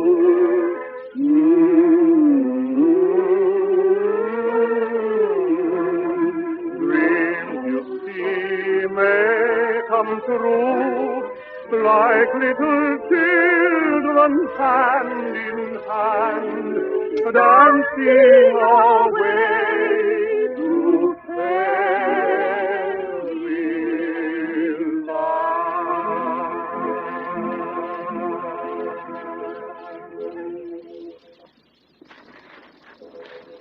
So you're to be divorced.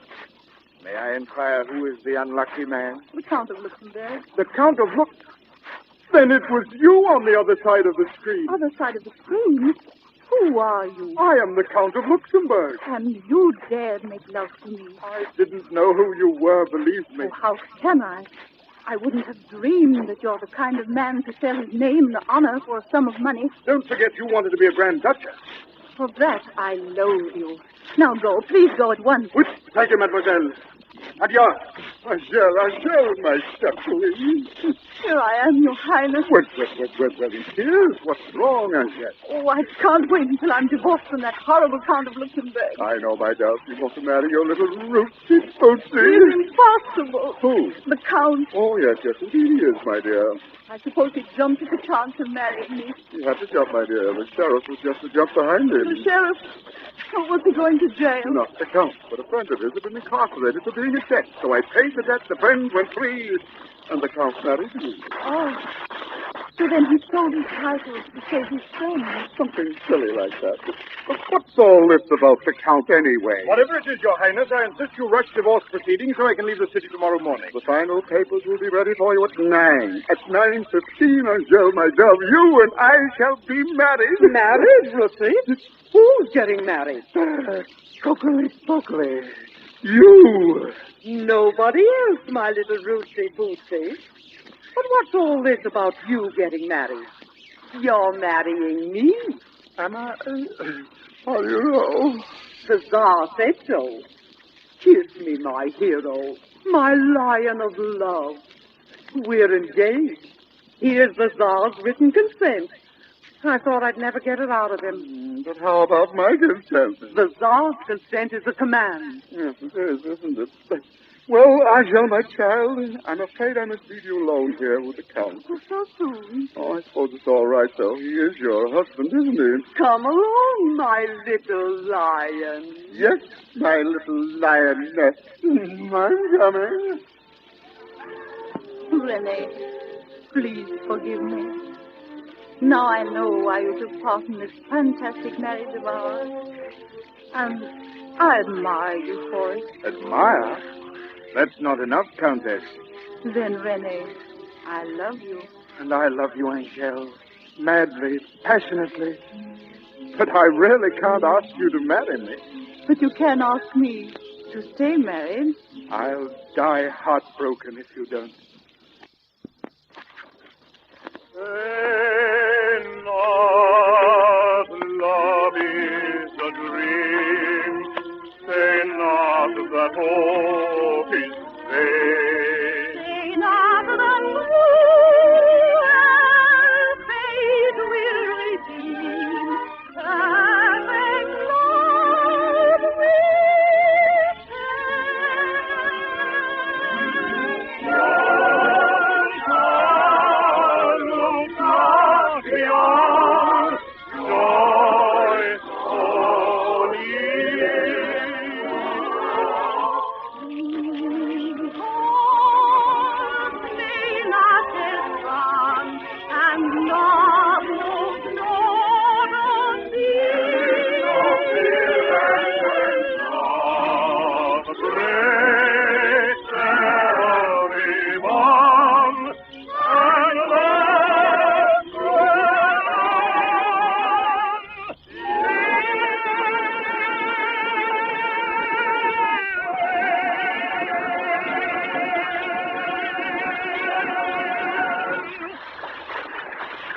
And so the Count and Countess of Luxembourg decided to stay married and no doubt lived happily ever after. In just a moment, Jessica Dragonette will be here to tell you about next week. Yes. Lovely Jessica Dragonette. Thank you, Jean Paul King. Next week, we're bringing you a parade of favorite songs from all the operettas chosen from your letters. Do you remember? I'll see you again whenever spring breaks through again. This is Jessica Dragonette bidding you all good night.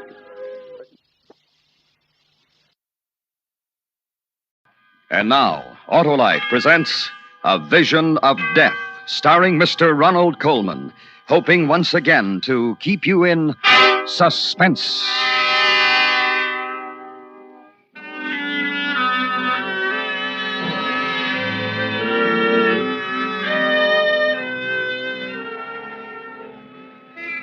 If I speak too rapidly for your stenographer, you'll tell me, won't you, Lieutenant? No offense, but he impresses me as someone who has to sit on the floor to put on his shoes. And stop me if I seem to wander away from the point, won't you? I mean to say, this is my first and, I hope, final appearance in a police precinct, and I should hate to give a sloppy performance. We were always known, Aurora and I, for the smoothness and gem-like precision of our act. As far as this murder rap, I suppose it's called, is concerned, an acquaintance with our act is the essential rabbit. Awfully good act. Smart, informal, occasionally humorous, and always mystifying. Well, the act always began with music, never with the cliché fanfare of trumpets or roll of drums. I would saunter out to the center of the floor and say something like, "Good evening. You are about to witness an exhibition of mental telepathy. Ladies and gentlemen, may I introduce Aurora, my wife?" They never failed to give her a hand. What would they applaud? Why, the vision she presented as she came toward me. There has never been anyone as lovely as Aurora, the most beautiful flesh in the profession. Now, Aurora, would you care to tell the audience, or shall I? You tell them, Judd, while I tie the blindfold across my eyes. Ladies and gentlemen, all mind readers employ a gimmick. A gimmick is a trick, a device. For example, when the mind reader, threading his way through the audience, says to the mind reader sitting blindfolded on the stage, "A lady has given me a small object which I now hold in my hand. What is it?" And the mind reader, sitting blindfolded, replies, a silver coin. The answer has not come through mind reading. No, it has come through the gimmick. A cue or signal communicated through the very question itself. But we don't do that. We do not. You will notice, ladies and gentlemen, that I never speak to Aurora at all. Now, are you ready, Rory? Ready, Judd? Here we go, then. Now, you, sir, you have something? Good. Concentrate upon it like a good chap. And The you, gentleman madam. holds a coin in his hand. It's a Mexican peso bearing the date 1892. Oh, that's very clever of you, madam. I'll be surprised if she gets this one. The Now, how about lady you? holds in her hand her other hand.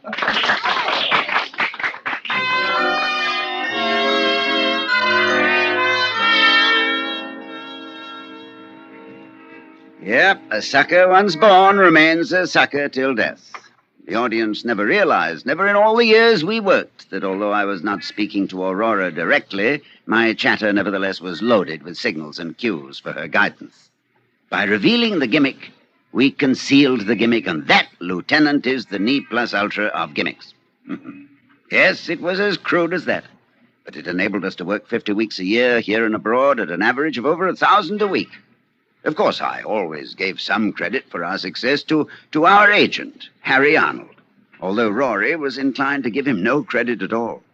Good news, Judd. I've managed to book the act into the College Inn in Chicago with a 4-week guarantee. That's not bad, huh? Get him. He managed to book the act. I suppose they never heard of us in Chicago. I suppose we weren't held over there 6 weeks when we played the Sans-Souci in 1948. Well, you think it's easy to get a 4-week guarantee these days? Money is short. Money is tight. I have never yet heard you say money is long, money is loose. You have to sweat for your 10%, don't you? Yes, you do. In a pig's ear, you do. Agents, they're all alike. There's gratitude for you. There's the milk of human memory. What were you when I first saw you? Nothing, not this much. Playing 10 a day on the canvas in Monash, Wisconsin, and paid off in bottle tops. I worked, I schemed, I sweated. Agents, all of them. All they know is how to live off a dead whale. Scum of the earth. I'm not going to take that from you, you hear me? You'll take it, baby, along with the 10%. You'll take it, you'll chew it, you'll swallow it, and you'll keep it down. How do you like that? I'm warning you, kid. Don't push me too far. Don't push me. Children. Now, on your way, Harry, and don't let it get you down. I think a 4-week guarantee is pretty good. Thanks, Judd. If it wasn't for you, I'd... Yeah, why go into it? I'm going for a walk.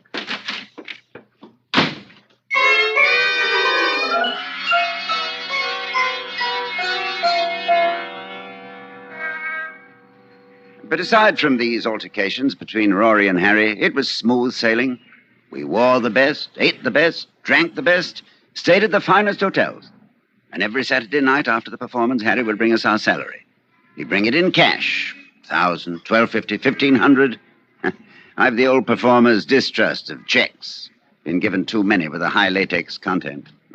Anyway, life couldn't have been more placid. And then, one evening, about 5 weeks ago, soon after we opened at the Grove here in town, a frightening thing occurred. We'd just begun the act, and I was out in the audience.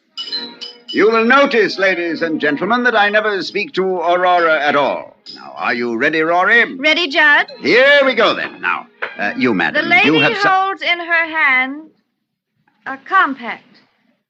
It is platinum. It bears her initials R.C. You, sir. The have you... gentleman is holding an engagement ring. In it are 3 small diamonds. Miss, what would you... The young lady is holding... It's a small cameo brooch. Rory! Maurice, music! I picked Rory up from the floor and hurried with her to our dressing room, almost beside myself with anxiety. I placed her on the couch, dampened a towel, and put it on her forehead and began to chafe her wrists. Rory, honey, Rory. Judd. I'm here, Rory. Are you all right? I guess so. I don't know what happened. Well, you fainted away. Try to remember what happened. I felt funny. I don't remember. No, try, Rory, try. Try to remember. It's important. I can't. Why is it important? You don't know? Rory, you don't know? You were calling out the answers before I even had a chance to give you the cues.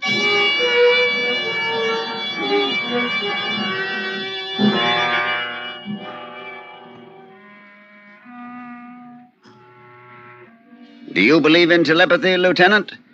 I don't mean the sort of thing Rory and I usually did. I mean real telepathy. I never did either until that night. I don't mind telling you I was badly shaken. I mean, after all, I knew we'd been using a gimmick, and suddenly it began to happen without the gimmick. Scared us to death. We didn't know what we were getting into, but we went on with the act. And in my mind, I began to search about for the answer. I found it, of course. You'll find a gimmick in almost everything, if you look hard enough. I've got it, Rory. We worked together so long that you know what I'm about to say before I say it. From my inflection, my pauses, even my movements. You see? Oh, Judd, that has to be it. Oh, this is marvelous. When Harry gets back, I'll tell him about it. And if I last till tomorrow, he can ask the management for more dough. As soon as he gets back, next Thursday. Tonight. How much more should we ask for? Tonight? What made you say tonight? Well, I don't know. Well, you were there when he told me he'd be in Palm Springs till Thursday. What made you say tonight? I don't know. What difference does it make? Stop picking on me. So I made a mistake, so what? I don't see how you can make such a mistake, that's all. Oh, Judd, leave me alone. I've been worried half crazy about really being able to read your mind. I've been under a strain. So Harry's coming back Thursday and not tonight. All right, are you satisfied? He'll be here Thursday, not tonight. You Judson Stone, mister? This dressing room, eh? Yeah, what is it? Telegram, sign here. Sign for it, will you, Rory? There you are, kid. Judd, I'm sorry I blew up in your face. Judd, what's the matter? It's from Harry. He's coming in tonight.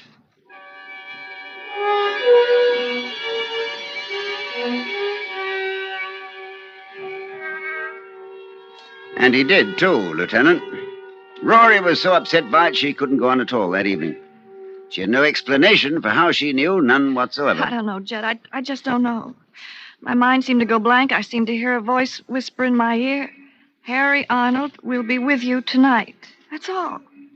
When we got back to our suite at the hotel, Harry was there, waiting for us. What happened? Well, what happened? You both look like ghosts. Look, Harry, I'll tell you some other time. Leave us alone, will you? All right, I'm going. I just came to wish you a happy birthday and to give you this. Birthday? Oh, thanks, Harry. Yeah, thanks. What is it? Well, open it, why don't you? It's a bathrobe. A red silk bathrobe. With your initials. That's right, it's a red...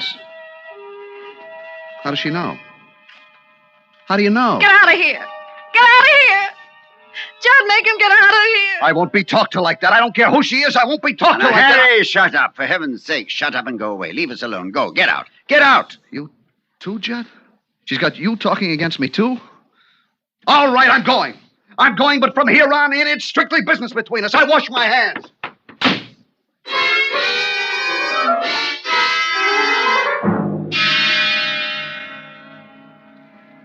He kept his word, Lieutenant. From that time on, he kept himself to himself. And I was prepared to let it go at that, much as I liked Harry. Until the night I was awakened by Rory, moaning in her sleep. No. No, please, no. Don't. Rory, wake up. You're having a bad dream, No. Rory. No.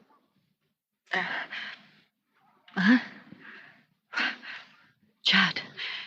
Shh. It's all right. I'm here. Oh, Judd. What, Rory? The voice. Whispering again? Yes. Oh, Judd. What? He's going to kill me. Harry Arnold is going to kill me.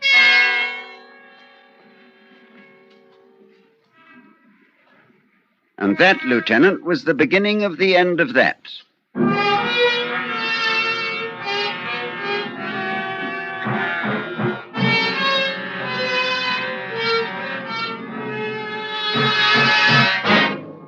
Autolite is bringing you Mr. Ronald Coleman in A Vision of Death.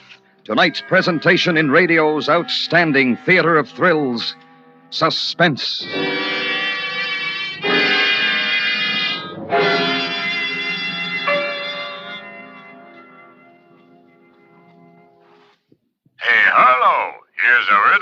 Shoot, Oscar Otto. I got it, and I have it. You've got an Autolite Stay Full battery, and now you have a power-packed Paragon that gives quick, dependable starts and needs water only 3 times a year in normal car use. You said a stay full, Harlow. Just what every driver should say when he needs a battery, Oscar. An Autolite Stay Full with the fiberglass retaining mats protecting every positive plate to reduce shedding and flaking and give that brawny battery longer life, as proved by tests conducted according to accepted life cycle standards.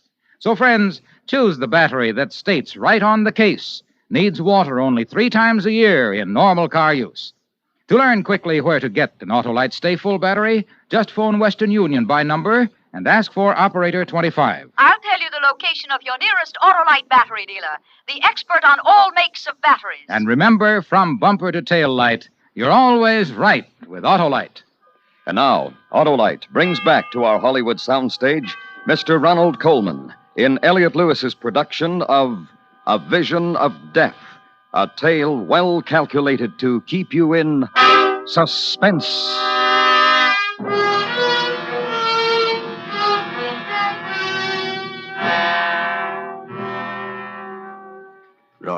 Rory, get a grip on yourself. He's going to kill me. Harry's going to kill me. Don't be ridiculous. Stop it now. It was just a bad dream. He's going to kill me. Will you stop that? Will you stop saying that? Judd, hold me. I'm frightened. Harry's going to kill me. You've had a bad dream, I tell He you. hates me. He hates me. Oh, Judd, he's going to kill me.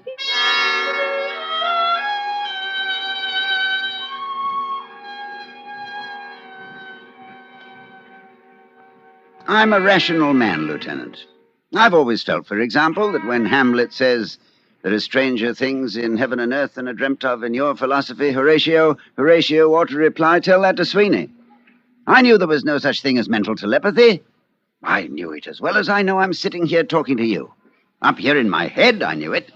And yet, the next afternoon, I found myself entering a gun shop and purchasing a revolver and a box of bullets, determined that before Harry Arnold could so much as injure one hair of Rory's head, I would kill him. I should have gone directly to the police first. You're using hindsight, Lieutenant. I had all that out with Rory. Please, Judd, please, go to the police. Tell them about this. Let them handle it. Well, tell them what? That by reading his mind, we've learned Harry intends to murder you? They'll believe us. They've got to believe us. You're reasoning like a child. They'll decide that it's either a publicity stunt or else that we're both lunatics. But if I tell them about the telegram and the birthday present... Rory, we have no proof. We have to do something. What? Tell me what. You know he intends to kill you. I know he intends to kill you. But what can we do? Do you know when he's going to do it or how he's going to do it? No. He hasn't decided yet.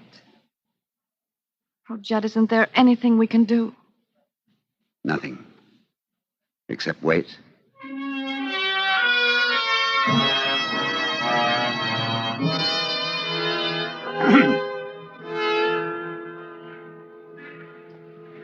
I reacted to the waiting as you might expect, Lieutenant. Sleeplessness, loss of appetite, growing irritability. I flared up at everyone. Waiters, chambermaids, elevator boys, the manager of the club. The manager of the club? He finally said to me, Stone, what the devil's gotten into you? I'd really like to know. "None of your business." Well, look, I'm only trying to be nice. Oh, shut up and leave me alone. Sure, I'll let you alone. I'd let you alone right now if your contract didn't have another week to run. But after that, I'll let you strictly alone. You'll never work this club again, you maniac.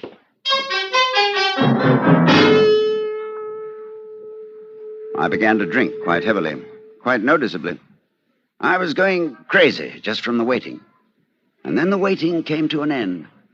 It was around 3 in the morning. I was sitting up in bed, in the dark, smoking, when Rory opened her eyes and said, Judd, "Yes, the voice. yes." He's going to kill me here. Right here in this room. Rory. Saturday. This Saturday. At midnight. Oh, Judd. Oh, Rory, sweetheart. He's going to shoot me. He has a gun. He's going to shoot me. He's going to get you downstairs in the manager's office at the club. And while you're there, he's going to come up here. No, Rory, listen to me. I want you to listen to me. You're mistaken, do you understand? You've been having another bad dream, and that's all there is to it. No, Judd, I swear it. He just thought of it. Just this minute. He's standing at a bar. Standing there all by himself, drinking. And he's just this minute decided. You're making it up. Judd, no. It's the bar over at the Tuscany Hotel. I see it so clear. You're wrong. You're wrong. I'll prove you're wrong. Desk. Get me the bar at the Tuscany, will you? Over on Sunset? One moment, please. You'll see, Rory. He's not there at all. You'll see, it's just a dream. Just a bad dream.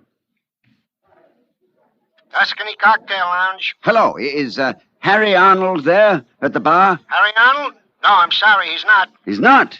You sure of that? I'm sure. He was here all evening, left about a minute ago. I said goodnight to him myself. Want me to have...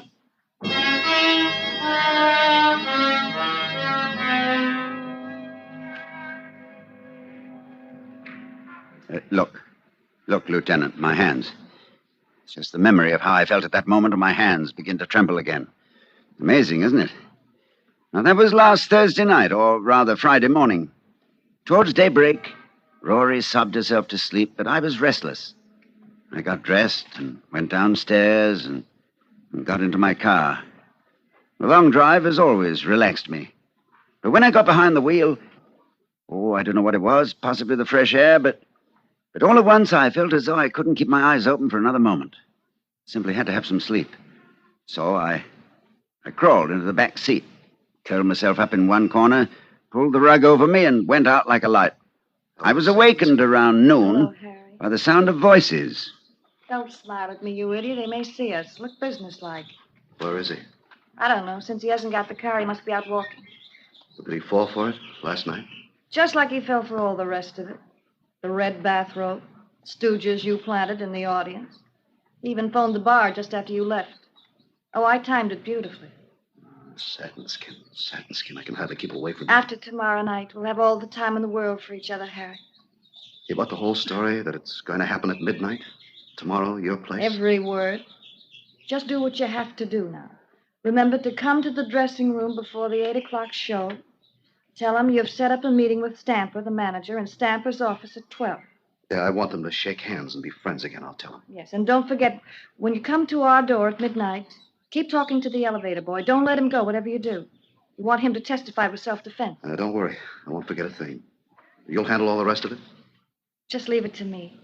I mean about his gun. That's pretty important, you know. Don't worry. It'll misfire.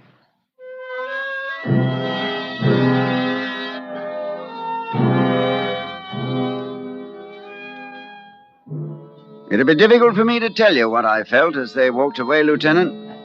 One part of me felt the way a man ought to feel, I suppose, when he learns that the woman he loves is not only unfaithful, but plotting his death as well. But another part of me felt only relief. Relief at learning there was a gimmick in this, too. They'd been fairly clever for amateurs. Harry had a good excuse for carrying a gun to protect the cash he brought me each Saturday.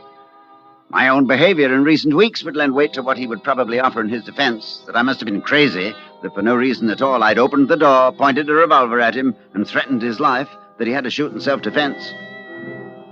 The presence of the elevator boy, that could mean only that Harry would shoot just as soon as I opened the door. I'd be found dead with a revolver in my hand and a heartbroken agent at my side. Tableau. I found myself hoping, as I never hoped before, that they'd come to their senses before Saturday. That they'd realize what a vicious, inhuman thing it was they were planning. But just before the 8 o'clock show that night, there was a knock at the door of our dressing room. Come in. Judd, I've been talking to Stamper, the manager. He's sorry there's bad blood between you and wants to square it. I told him you'd be in his office at 12 to talk things over. All right with you? Yep. We don't want it so we'll never work here again, do we? I mean, there's no reason we should. No reason at all. Button my dress, Judd. See you later, Judd. Yeah, later.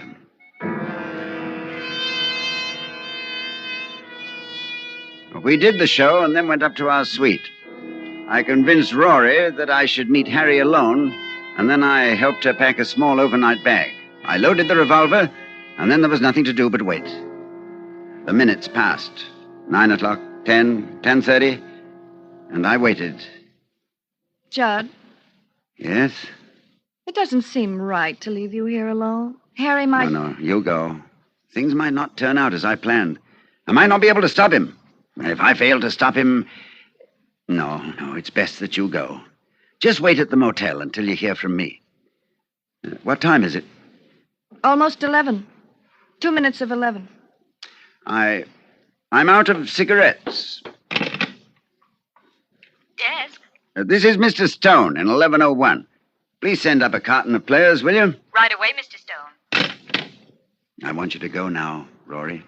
Judd, let me call the police, please. It'd be useless. We've gone into it, and it would be useless. Well, then come with me.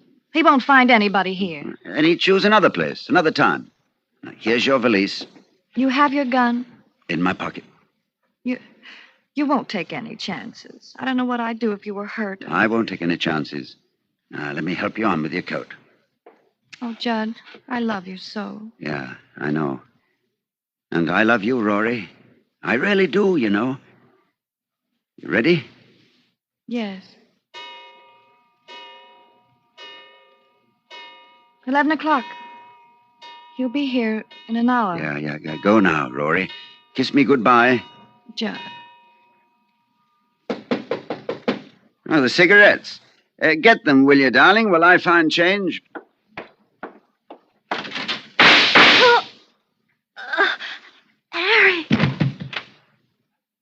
Harry. Rory.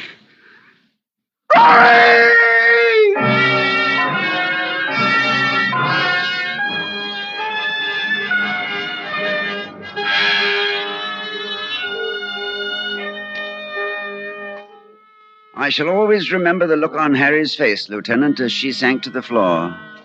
They'd concocted a bad dream between them, and it had come true. I'll bet he still doesn't know how it happened.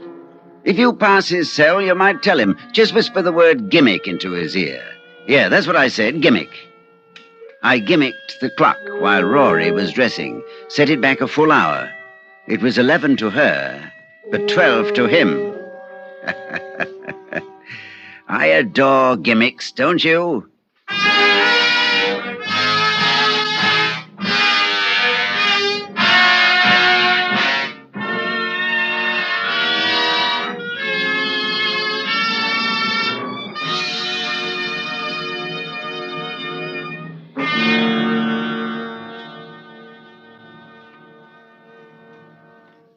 This is your FBI.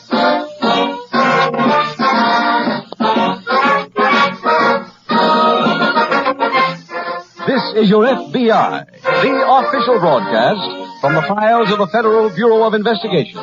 Transcribed and presented as a public service by the Equitable Life Assurance Society of the United States and the Equitable Society's representative in your community.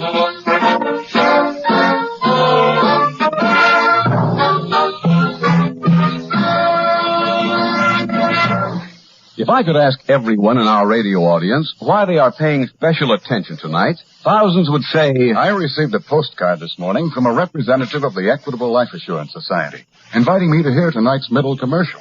It sounds mighty important to me. Yes, the Equitable Society invites all of you to hear tonight's middle commercial about the Equitable Society's Independent 60s plan. A practical, workable plan for people who want to enjoy complete independence in their 60s. I'll be back in approximately 14 minutes to give you full information on this special plan offered by the Equitable Life Assurance Society of the United States.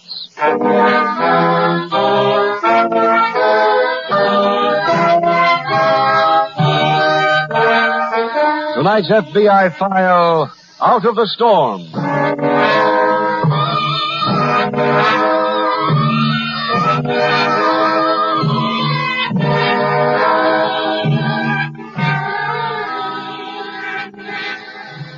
A war has been going on in this country since the birth of the nation in 1776. We refer to the war against crime, a constant battle which is being waged on every front 24 hours a day between criminal and law enforcement agencies. In this fight, the criminal enjoys one great advantage. He and he alone decides when a crime shall be committed. Sometimes it is possible for the special agents of your FBI or for your local police to be on the scene and to prevent that crime. But for obvious reasons, that rarely happens. In most cases, it is possible for the lawbreaker to strike and run. The problem of crime prevention is complex, and not one which can be dismissed by the recital of a simple panacea. However, there is one thing which more and more crime commissions are recommending after their studies. That is to enlarge your local police force. For the past 20 years, the population of every big city has jumped appreciably, and yet, in most cases, the police have remained at the same strength they had in the 1920s. Enlarging a police force costs money, which means taxes, which means that you have to foot the bill. Cost is an important item, not only in these days, but all the time. However, money spent for law enforcement is an investment in the future. An investment that will pay off with a victory in this 173-year war, the war against crime.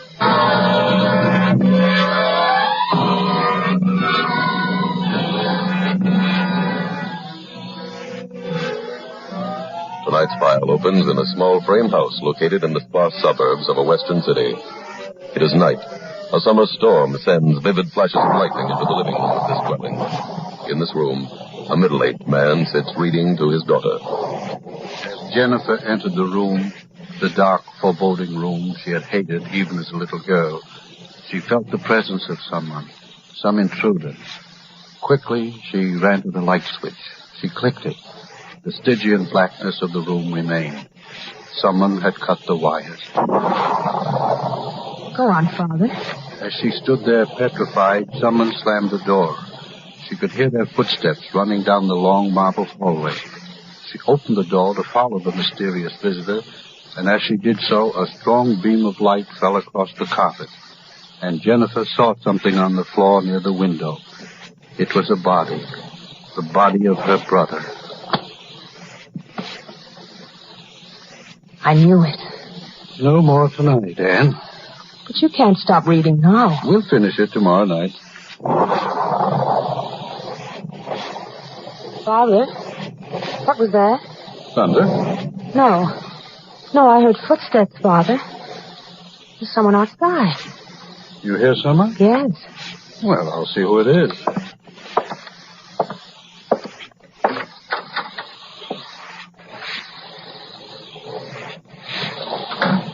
Down there. That's odd. I was sure I... That story I read you was made you...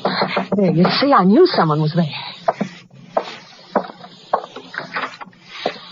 Mr. Sandy? Yeah? I'm Albert Brewster. I've got a letter of introduction to you. Come inside. Thank you. Here, let me have your coat. Thanks. Who is it, Father? It's a Mr. Brewster. This is my daughter, Annie. How do you do? Hello? May I see the letter, please? Surely. Here you are. Mr. Brewster. Yes? Why did you stand outside so long? What do you mean? You were outside when Father opened the door the first time. I heard your footsteps. You heard me in all this storm. I can't see, Mr. Brewster. I depend on my sense of hearing. Oh. Why did you stand outside? Well, I wasn't sure I had the right So, place. you're the new man in this territory for Shelby Jewelry. Yes, sir. What does he want, Father? Mr. Brewster's company sent me some stock on consignment. I haven't been able to move it, so he's going to take it back. Oh. Would it be too late to go down to the store now, sir? Yes, I'm afraid it would be. Well, I've got some business tomorrow morning about 100 miles from here. Well, if I could get it tonight... I'm sorry, Mr. Brewster. Not in this storm. Well, I have a problem, sir. What's that? I stopped at the hotel on my way through town. I have to pull up. If you don't give me the jewelry now, I have no place to stay. Oh. Well, I guess you can stay here tonight, Mr. Brewster. I'll get the jewelry for you in the morning.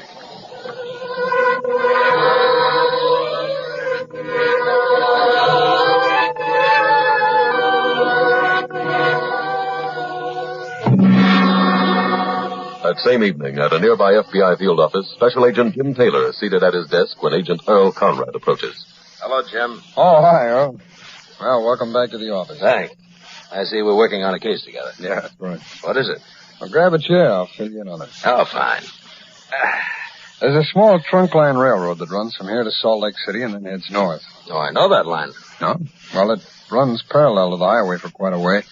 Then they both run past an old army camp that used to be called Camp Waterbury. Camp Waterbury? Yeah. I was stationed there before I went overseas, Jim. That must be why the SAC put you on the case.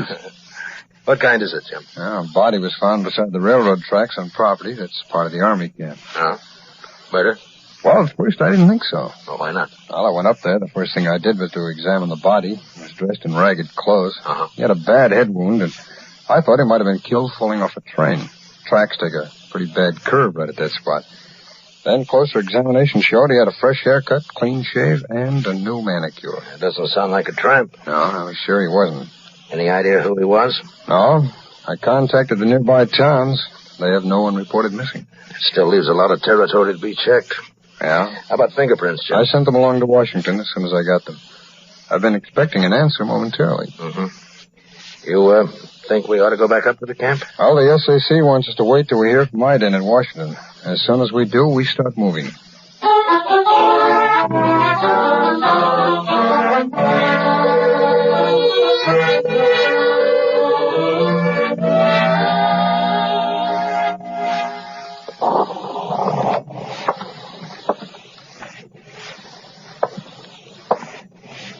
Father? Huh? Oh, it's Mr. Brewster. It is you, isn't it, Mr. Brewster? Yes, Miss Sanders. I thought you went to bed. I got thirsty. Wanted a glass of water. You've been in every room but the kitchen. Just trying to find my way around. The kitchen is behind me. I'll show you. All right. Where's the light? Oh, sorry. Find your way around. Here's a glass. Thank you.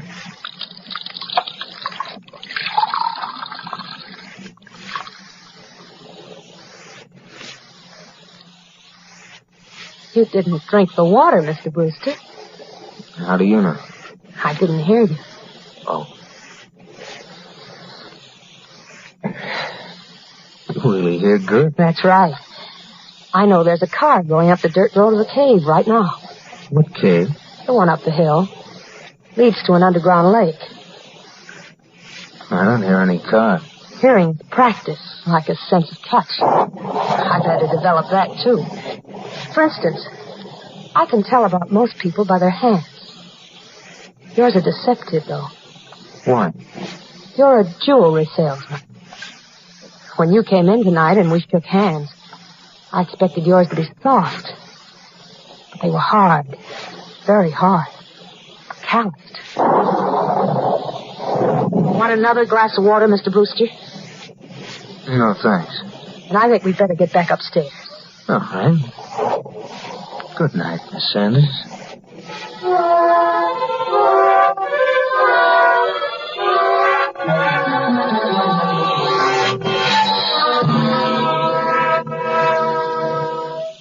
We got lucky, Earl. What do you mean, Jim? Well, the report just came in from Iden. The man didn't have a criminal record. I don't understand what you mean by lucky.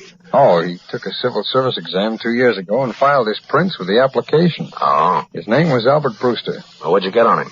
He was a jewelry salesman. How'd you find that out? Well, I got the address he gave on his application and put in a call. Uh-huh. Married? Yeah. I had to give the news to his wife. Ouch. That's a rough assignment. Yeah. This one was doubly rough. Mrs. Brewster just had a baby a month ago. Yeah. I guess the motive was robbery. Wow. Sure sounds like it. Any idea how much jewelry Brewster was carrying? No, not yet. His wife told me he was working for the Shelby Jewelry Company in New York. Well, with a time difference, their offices are closed by now. Mm-hmm. Could she give you any other information? She said that her husband was traveling this territory for the first time. On a train? No, he was traveling by car. Company's? No, his own. And the murderer must have taken the car, too. Any description on it? Yeah, complete. He could have covered a lot of territory in 2 days, not telling where he is. Well, if he's on the road with a car, we've got a good chance. I sent out a 5-state alarm. Oh, good. Well, nothing else to do tonight, Earl. Let's meet back here tomorrow morning and put that call through to the Shelby Company. Right. And as soon as we get his route from them, we can start our search for the killer.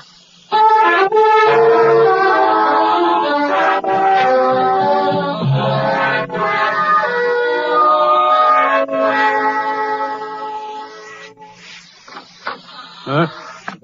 Who's there? Who is it? Me. Annie. What are you doing up at this hour? Father, I've got to talk to you. Is the storm disturbing you, dear? No, I want to talk about Mr. Brewster. What about it? I found him snooping around downstairs. Where? A little while ago. Did he see you? Yes. Annie, you should have called me. He said he wanted a glass of water. But, Father, I gave him one, and at first he didn't drink it. He was looking for something. Maybe you're mistaken. I don't think he's a jewelry salesman. Why? His hands. They're not soft. They're like a laborer. Wait a minute, Annie. In this afternoon's mail, there's a letter from the Shelby Jewelry Company. Wait, I'll turn on the light and get it. I was so tired when I came home, I didn't even open it. There it is. And it says they're sorry that Mr. Brewster will come here. That they hope will do business in the future. That Mr. Brewster is a new man in this territory. But Annie. What? Listen to this. Mr. Brewster is anxious to help you and will give you every chance to salvage what you can. We have given him the Western Territory because we felt that his knowledge of the district gained through traveling for the past 20 years for the Acme Gasoline 20 Company. years? Yes. But he's a young man. I know. Annie, we're going downstairs. What for? To call the police. I don't know what's happening here, but this man is an imposter. Come on. All right. Stand where you are. What? You're not calling the police or anybody else.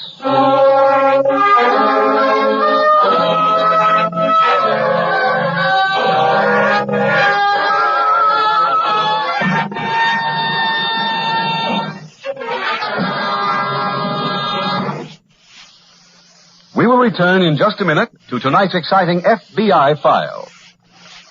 Before I give the special invitation I promised about the Equitable Society's Independent 60s plan, let me first give you an idea of what Independent 60s means to you. Briefly, Independent 60s is a plan that makes you self-supporting after your 60th birthday. No more job worries, no more money worries from then on. You're free and independent.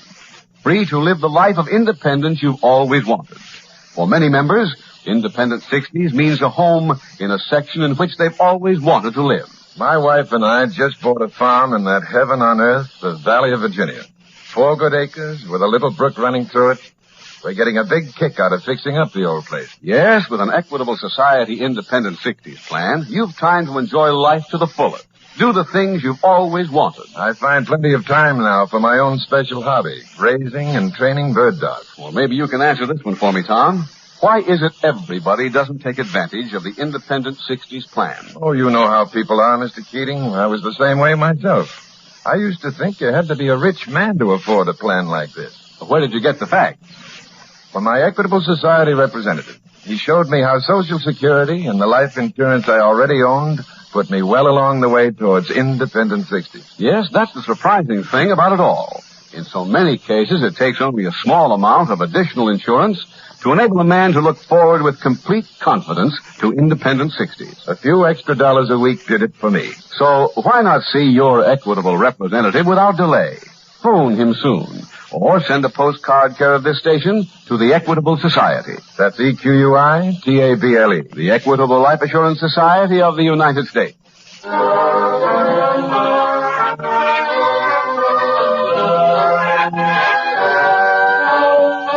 And now back to the FBI file, Out of the Storm.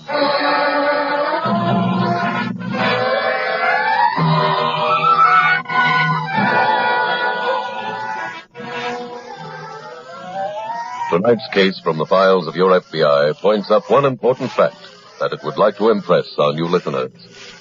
The young man who came to the home of Mr. Sanders and his daughter was already guilty of having committed a brutal murder, of having, by design and forethought, killed a man for profit. And yet, despite that fact, he was personable enough to have been invited into a reputable person's home as a guest.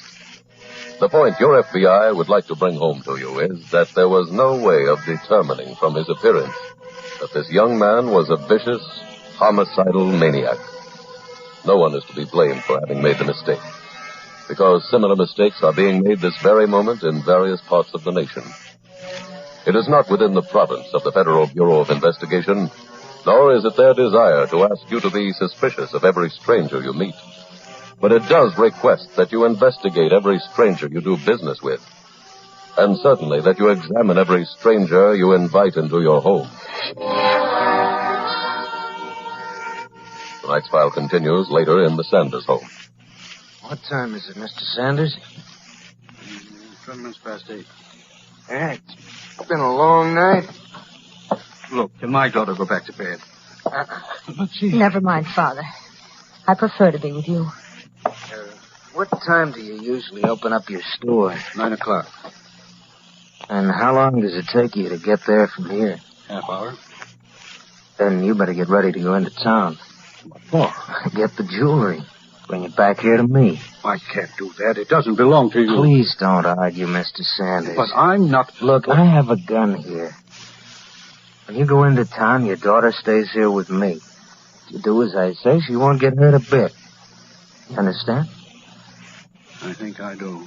All right, you better get going. Father, I've got to do as he says, Annie. Now, one thing, Mr. Sanders. What? I know how long it takes to drive to town. If you're gone too long, there'd only be one thing for me to do. I'd have to kill your daughter and leave.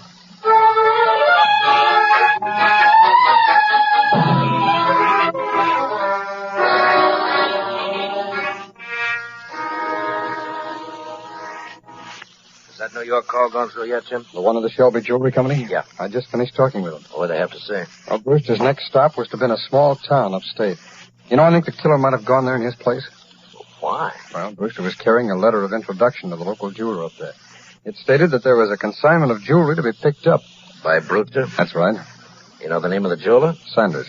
Well, how about calling him? I've been trying to ever since the New York call went through. Busy? No answer. How about his home? No answer there either.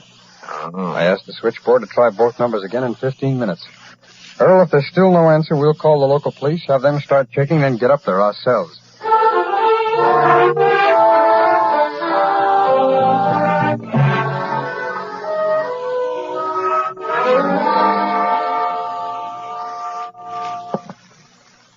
Your father's due back here now, Miss Sanders.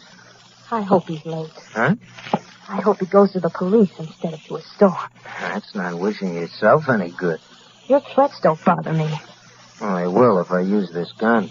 You wouldn't dare. Miss Sanders, up to now I've had a lot of respect for the way you operate. I even like the fact that you figured out I was a phony. There's one thing about me you've missed up on. When I say I'm going to do something, I really do it. And I told your father that I'd kill you if he didn't come back right away. I meant it. Now, if he isn't here in just 3 minutes more, I will kill you. What will that prove? That I'm a man of my word. Father? Yes, Annie. We're in here. You just beat the deadline, Mr. Sanders. Is that the jewelry? Yes. Oh, let me have a look at it. Yes. Annie, are you all right? Yes, Father. This has been terrible. It's over now, Father. Oh, it's a very nice collection. You got what you wanted. Will you get out of here? Sure. Don't take your coat off, Mr. Sanders. Huh? We're leaving. We? Yeah, we're going for a ride. You can't do this. Now, don't feel hurt, miss. You're coming with us. Now, look. I'd be pretty foolish to leave both of you here. You'd call the police as soon as I went out that door. Look, will you take me? Let Annie stay. Sorry, can't do it. Get a coat for her, huh? I won't. Do I have to keep reminding you of this gun? I'll use it, Mr. Sanders. I swear to you I will. Get me a coat, Father. That's the girl.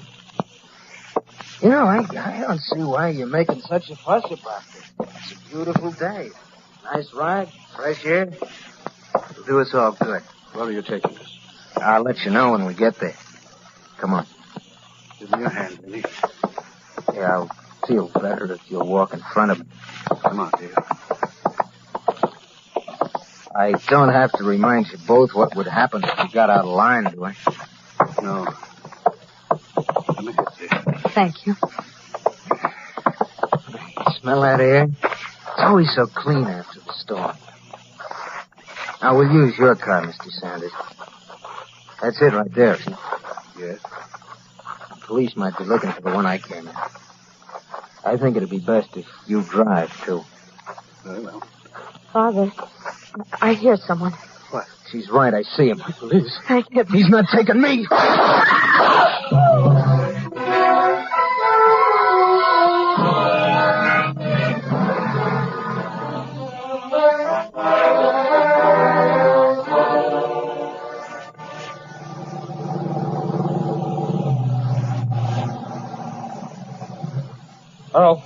Earl! Right with you, Jim.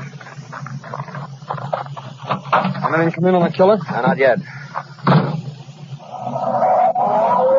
Well, let's have the story on the getaway. Well, the killer was leaving the house with Sanders and his daughter, and a policeman arrived. The killer went for his gun, wounded the policeman, used Miss Sanders as a shield, and hit cover, and then he ran away. Did they get the right name of the killer? No. Well, we still don't know who he is. That's right. Oh, I did get a description of him. Well, why didn't you call me at headquarters, Jim? We could have sent out a new alarm. I don't think we need it. Why? Miss Sanders told me the killer knows about a cave that's on a hill behind their house. He headed up that hill when he ran away from the police. We're on our way there now.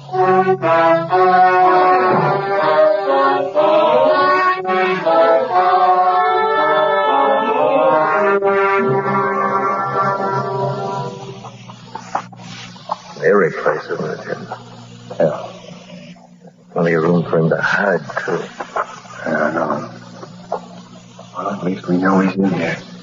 So those kids sure they saw him go in? Yeah. And they didn't see him come out again. And there's only one exit. That's right. Hey, Jim. What? Did you say he fired any shots when he was running away? That's right, 2. I never got any head. Sure. It's possible we got 4 shots to duck. Hey, hold it.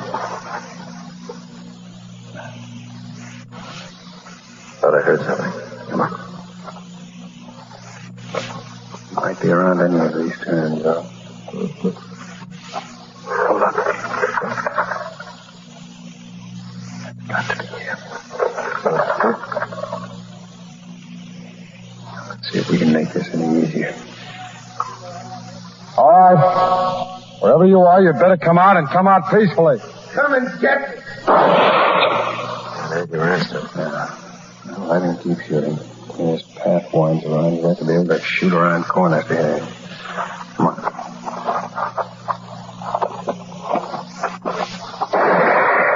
Keep it up, mister. That should leave him with only 2 bullets. It should.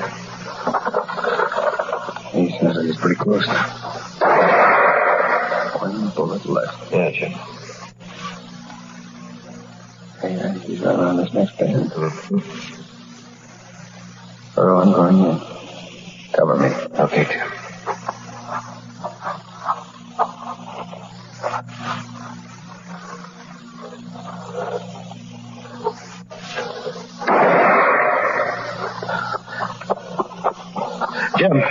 Jim, you all right? Yeah. Yeah, he used the last bullet on himself.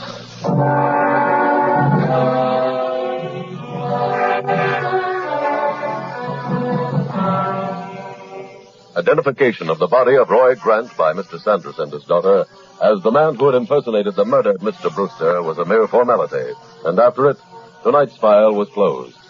And so another of the 13,000 murders committed in this country in the past 12 months was solved. Not all of the others have been solved yet. And it must seem to the killers, as it probably occurred to the one in tonight's case, that murder is an easy crime to commit and to get away with. But the records prove that the contrary is true. All murders may not be solved as quickly as this one. But if the crime involves the violation of a statute over which the Federal Bureau of Investigation has jurisdiction, then no matter how long it takes, whether the time be days, weeks, months, or years, they are worked on by the special agents of your FBI until the criminal is captured. When robbery accompanies the murder, as it did in this case, those special agents work not only to capture the killer, but also to recover the stolen property. For only in that way do they continue to fulfill their job of protecting the lives and property of you, the American people.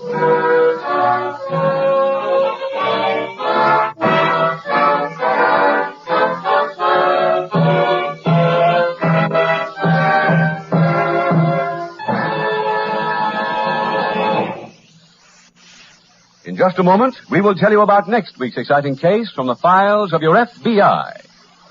Now, two final questions on the Equitable Society's Independent 60s plan. Mr. Keating, I've just passed my 40th birthday. Is that too late to start one of these plans? No. Your Equitable representative will tell you that many men start their Independent 60s plan at about your age. Well, after I'm 60, what sort of an income will this plan give me? The exact figure depends on what you can afford to pay now and your future needs. Your Equitable representative will gladly work it out for you. Ask him to drop around for a friendly visit. Phone him soon, or send a postcard care of this station to the Equitable Life Assurance Society of the United States.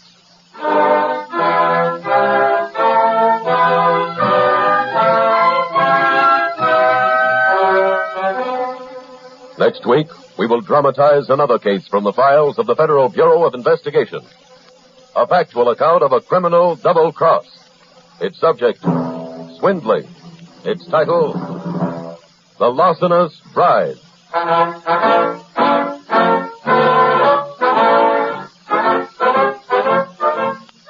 The incidents used in tonight's Equitable Life Assurance Society's broadcast are adapted from the files of the Federal Bureau of Investigation. However, all names used are fictitious, and any similarity thereof to the names of persons living or dead is accidental. Tonight's broadcast was transcribed, and the music was composed and conducted by Frederick Steiner. The author was Jerry D. Lewis. Your narrator was William Woodson, and Special Agent Taylor was played by Stacey Harris. Others in the cast were Herb Butterfield, Bill Conrad, Olive Deering, and Tom Holland. This is Your FBI is a Jerry Devine production. This is Larry Keating, speaking for the Equitable Life Assurance Society of the United States and the Equitable Society's representative in your community, and inviting you to tune in again next week at this same time when the Equitable Life Assurance Society will bring you another thrilling story from the files of the Federal Bureau of Investigation, The Larcenous Bride, on This is Your FBI.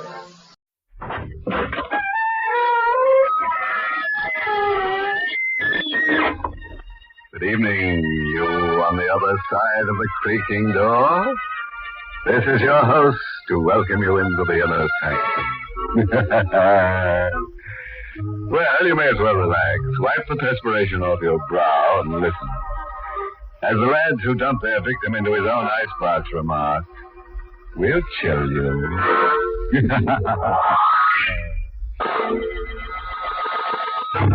Tonight's Inner Sanctum mystery, Death Rides a Riptide, was written by Lou Vittis and stars Arlene Blackburn in the role of Carol with Lawson Zerby as John. Tonight, we're featuring a jovial little item about a girl named Carol Vane. She married a man whose first wife had been drowned. After a little while, she discovered that she herself was in hot water over her hair. It's the night that John Vane has brought his new bride home. Home to the cliff house above the ocean. Well, Carol? This house is very beautiful, John. Yes, it is. A bit lonely, perhaps. I could never be lonely with you. Oh, darling. Let's go in. All right, dear. A bit musty. We'll get the place aired, though, first thing in the morning. How does it get this way after they've been shut up for a while? Of course they do. Oh, the place hasn't been open since... Since Margaret died, John? Yes.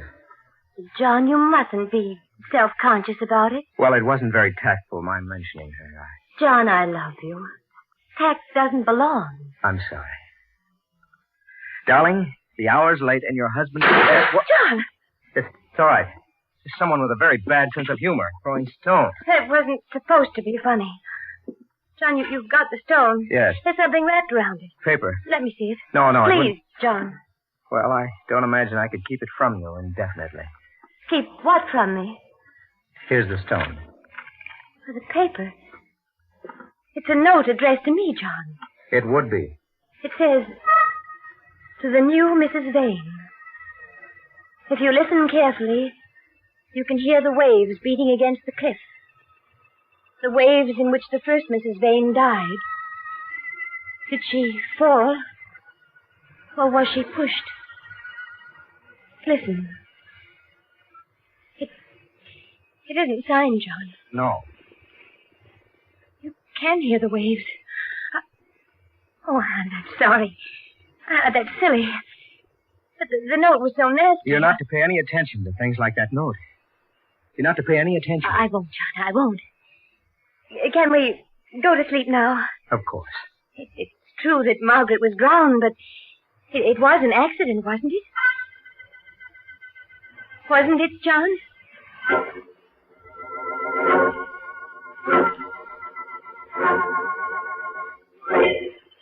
John fell asleep after a while, and the waves kept pounding against the rocks. I remembered having heard how badly she'd been bruised by the rocks.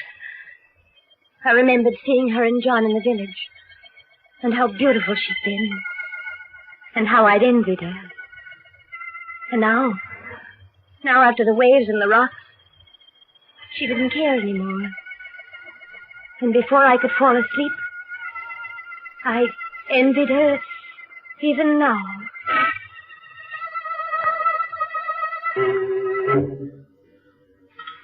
Well, that was a very fine dinner, darling. John, Yes?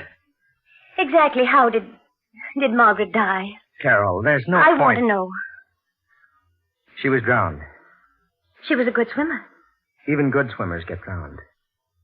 What happened, John? I think it'd be wiser if you'd forget about Myrt. All right. There's a beach below Cliff House.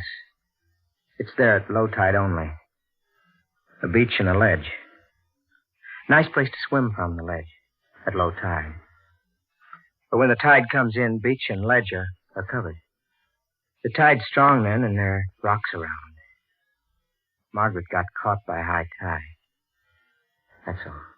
You mean she stayed down below on the ledge longer than she should have? That's right. And that's all, John? What else should there be? I don't know. It's low tide now, isn't it? Yes? I'd like to look at that ledge. Why? Oh, because I'm silly. Because I'm a fool, but... John, I want to look at that ledge.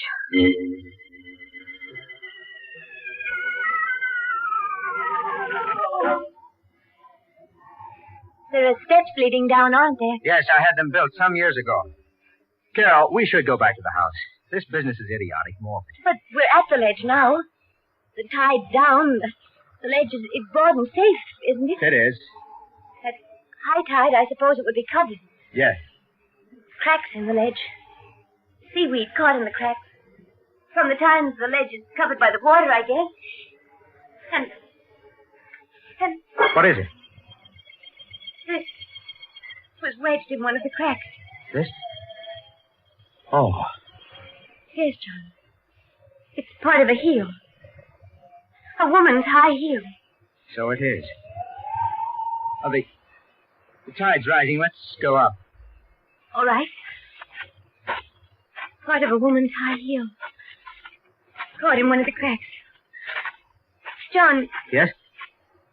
could it be from Margaret's shoe? I couldn't tell. Throw it away, or better yet, give it to me. Yes, of course. Here. Thank you. John, a woman was going swimming. She wouldn't have been wearing high heels.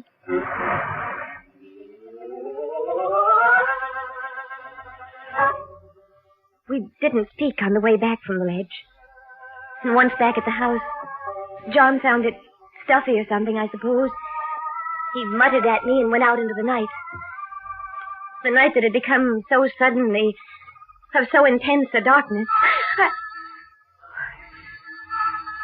John? Oh, wait, I'm coming. Who is it?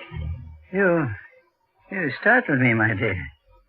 Appearing there in the doorway, you know, for a moment I thought you were my niece. Your niece? Yes. You're not, of course. My niece is dead. Who are you? Jeremy Mangan, my dear. Mangan? Mangan? Your predecessor, my dear, was named Margaret. Her father? Uncle. May I come in? For an elderly gentleman like myself, the night is cold. It's cold for me, too. Come in. Thank you. Where is dear John? He's out. Oh, too bad. I did want to see him. What about? Money. I hope I don't shock you by my frankness. He owes you money? No, but I think he'll give me some. Why?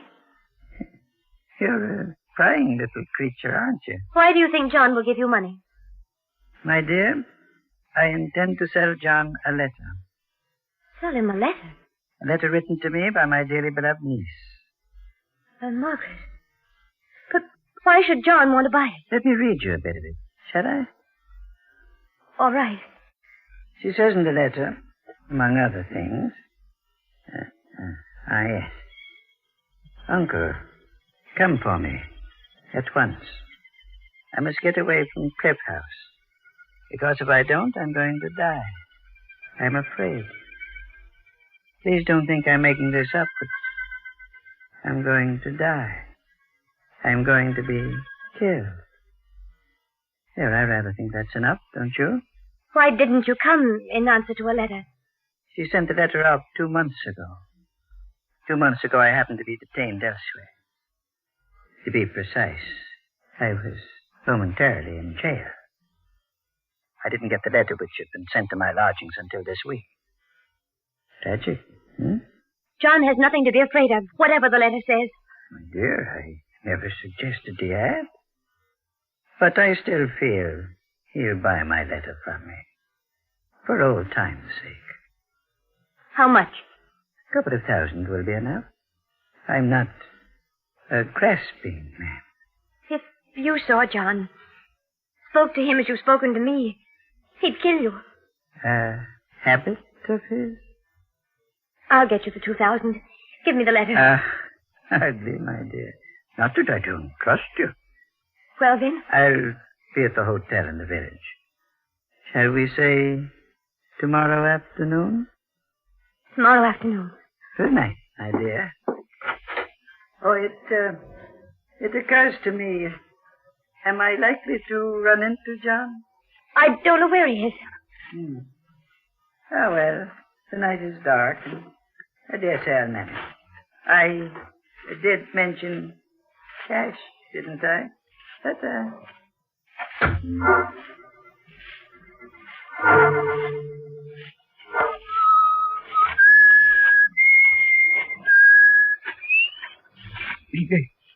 This is my soul. You startled me. Standing there at the edge of the cliff. Now be careful. My mind, It's devil. I won't go over the cliff. No.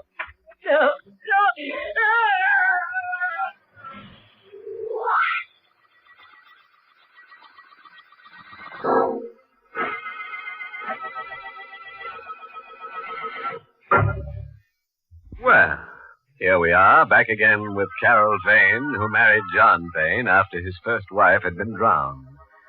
Officially, it was an accident, but a lot of people feel that John believed in the old saying, cast your dead upon the water.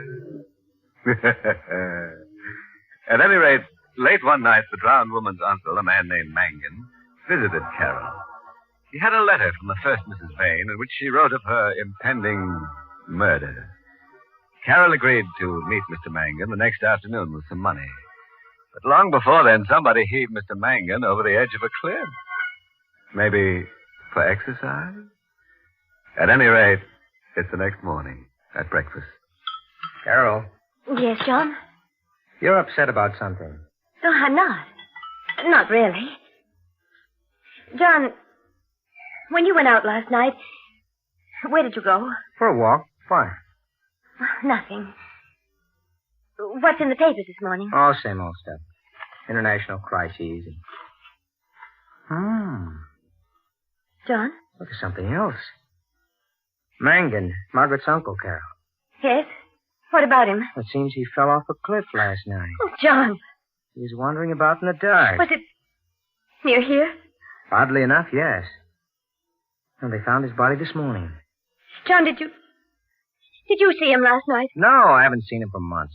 Why do you suppose he came here? I've no idea. Where is he now? Probably at the morgue, what they call the morgue. Finney's drugstore in the village. I think we should go down there. Why? Well, you knew him. He was your wife's uncle. I never liked him. Still, it would look better. Carol, what are you thinking? How his death, his accidental death, fits.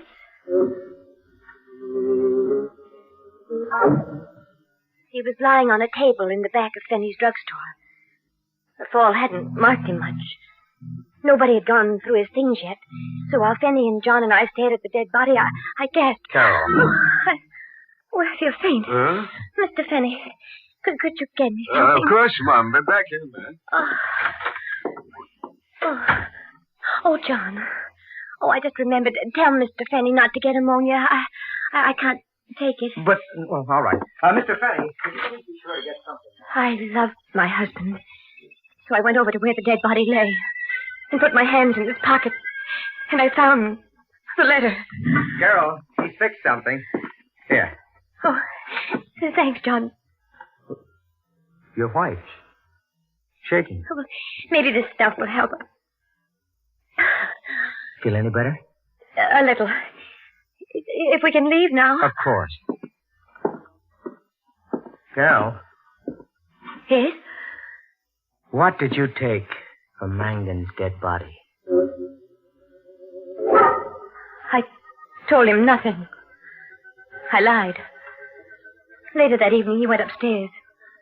There was a fire burning in the fireplace, and I threw the letter in. Carol, what's that? What? In the fireplace, that paper. Oh, nothing. Just wait. I think I'll take a look at it before it John, burns. please don't. Carol, let go. No, John, I love you. I don't care. No, I want to get that paper. I don't want to hurt you. Oh, I no. must get it. There. Oh, it's all burned, John. All but a tiny piece. A tiny piece of paper. The end of a letter. Signed Margaret. A letter from my wife. My dead wife. I didn't want you to see it. Why? Because in it she wrote silly things. What kind of silly things? I don't remember, John. You got the letter from Mangan after he was dead. How did you know he had the letter, Carol? I didn't know. You got rid of Finney and me so you could get at Mangan. Carol, how did you know Mangan had a letter from Margaret? He told me. And he was here before he fell. Yes, John. Did he tell you what was in the letter? No. Did you read the letter before you burned it? No. Then why did you burn it? Because I was jealous. I still am. Of everything to do with Margaret. You loved her before you loved me. You're telling me the truth, Carol? Why should I lie about it, John? Why?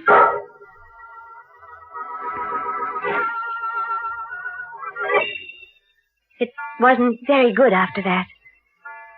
John took to staying away from home. I saw very little of him. We avoided each other. Each of us for reasons we didn't dare speak of. It wasn't very good there in the cliff house above the ocean. The ocean where Margaret Vane had died. And where Mangan had fallen to his death. I might have gone away. That would have been the safest thing of all for me, but I loved John. I hoped. And in hoping, I was betrayed. John? Yes, my beloved John. Oh, I'm glad you're home, even though... Even though the hour is too late to be respectable? Oh, I don't care. There's a lot you don't care about, isn't there? I don't know what you put on quite an act, don't you? About not knowing. But you do know, don't you? I do know what? That my wife, my first wife, was murdered. John. Yes, it's out now. It's been said now. Margaret was murdered. They don't have to whisper about it in the village anymore. I'll shout it at I won't them. listen to you. You think that'll make it right, huh? It won't, my love. Because you see, the fishing boat Evangeline is back. Fishing boat? It's been away for 3 months. The men on board didn't know about Margaret's death. They know now, and a couple of them remember something. What do they remember? Seeing Margaret on the ledge just before the tide turned. But the trouble is, they're prepared to swear that Margaret wasn't alone. John, that doesn't have to mean anything. Look at me, John.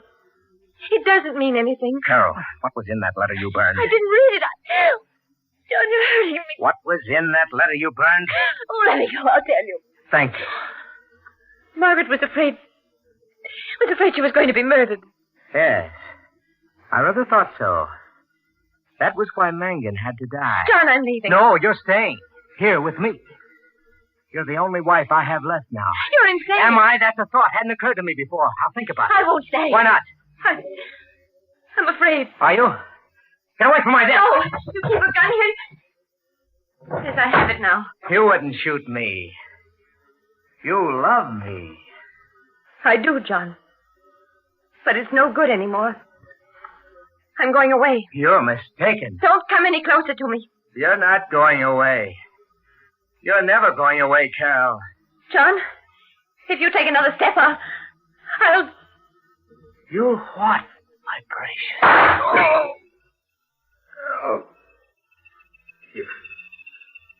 You did shoot after all. Somehow. I didn't think you would. I told you not to come any closer to me. I underestimated you. I've always underestimated you. But, Carol, when I die, and I am going to die, what will you tell the police? What I have to tell them. That I shot you in self-defense. Yes, of course, that would be your lie. Not a bad one. It might have worked. It's the truth. Of course it is. But, Carol, defending yourself against a murder charge isn't considered good motive for acquittal. What do you mean? I would have bought Mangan off because I was in love with you. Even though I knew. But Mangan was murdered anyway. By you. Very consistent story. But, Carol, you remember that shoe heel? Yes. High heel. Woman's shoe. You know where it is now? No. On the ledge, down below, in the crack where it was before. And the police are going to examine that ledge once again. Now they've heard the story of the fishing boat people. That has nothing to do with me. Carol, Margaret never wore high heels. Never. Something wrong with her feet. So the heel has to be yours. What? My beloved. Murderess. John. John? Dead. Dead is Mangan. Dead is Margaret. And I? There was the ledge and the broken heel in the crack. A little item of unfinished business that I had to finish. Mangan was dead and the letter burned. I was safe there. John was dead and his knowledge dead with him. I was safe there. The men on the fishing boat hadn't seen the second figure on the ledge clearly enough to identify. I was safe there. There remained only the heel broken off one of my shoes when I hit Margaret. And I'd get it before the police did. And I'd be safe there. The tide's coming in. The ledge is still above water. The ledge where my heel had been. But the heel wasn't there. Maybe I mistook the place. The ledge is broad. I began to hunt over it. There isn't too much time. The tide's coming in. The riptide that had battered Margaret against the rock. The heel was down there someplace, and I had to find it. To find it, I couldn't. The waves began breaking over the ledge. The water began creeping over its surface. And the shoe heel that would hang me. who would hang me wasn't there. But now I realize. Son had lied. The heel wasn't on the ledge at all. I must run. Escape. Run. But the waves are higher now. But it's covered with water. I turned and wanted. I fell. I fell.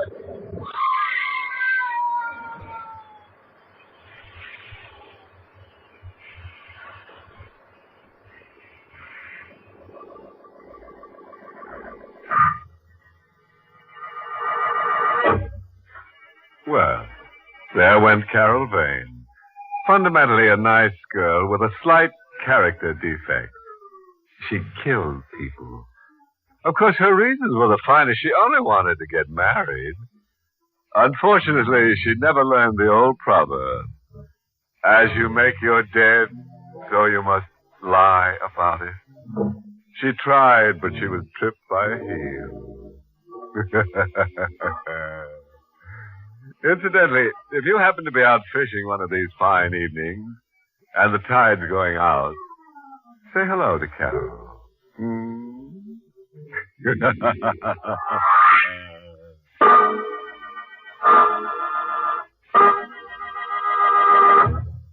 Americans at Work.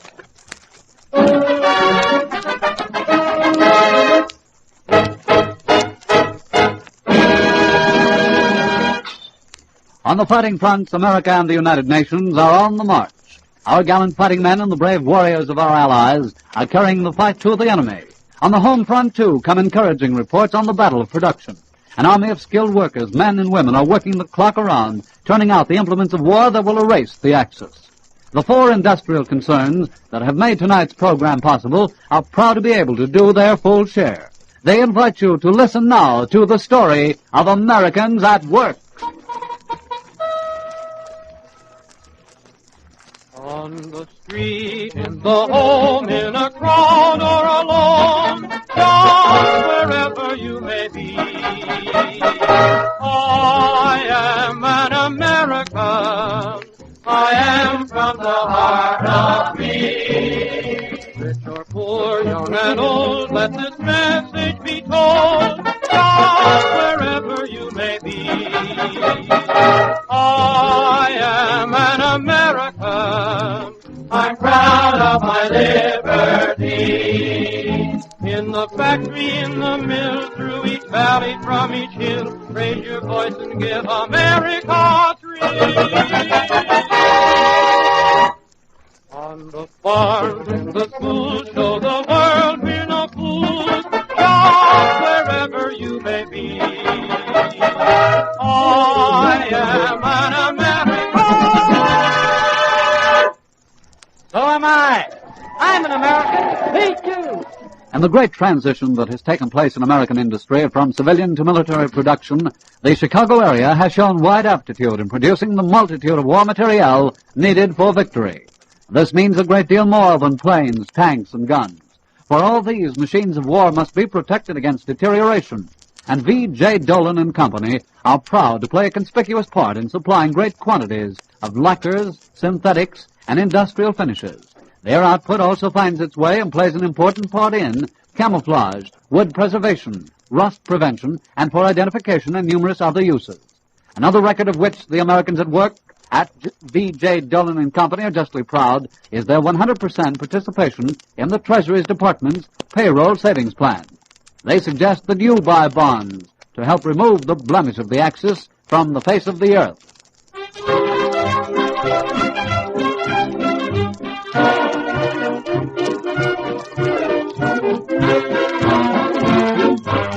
They started something, but we're gonna end it right in their own backyard.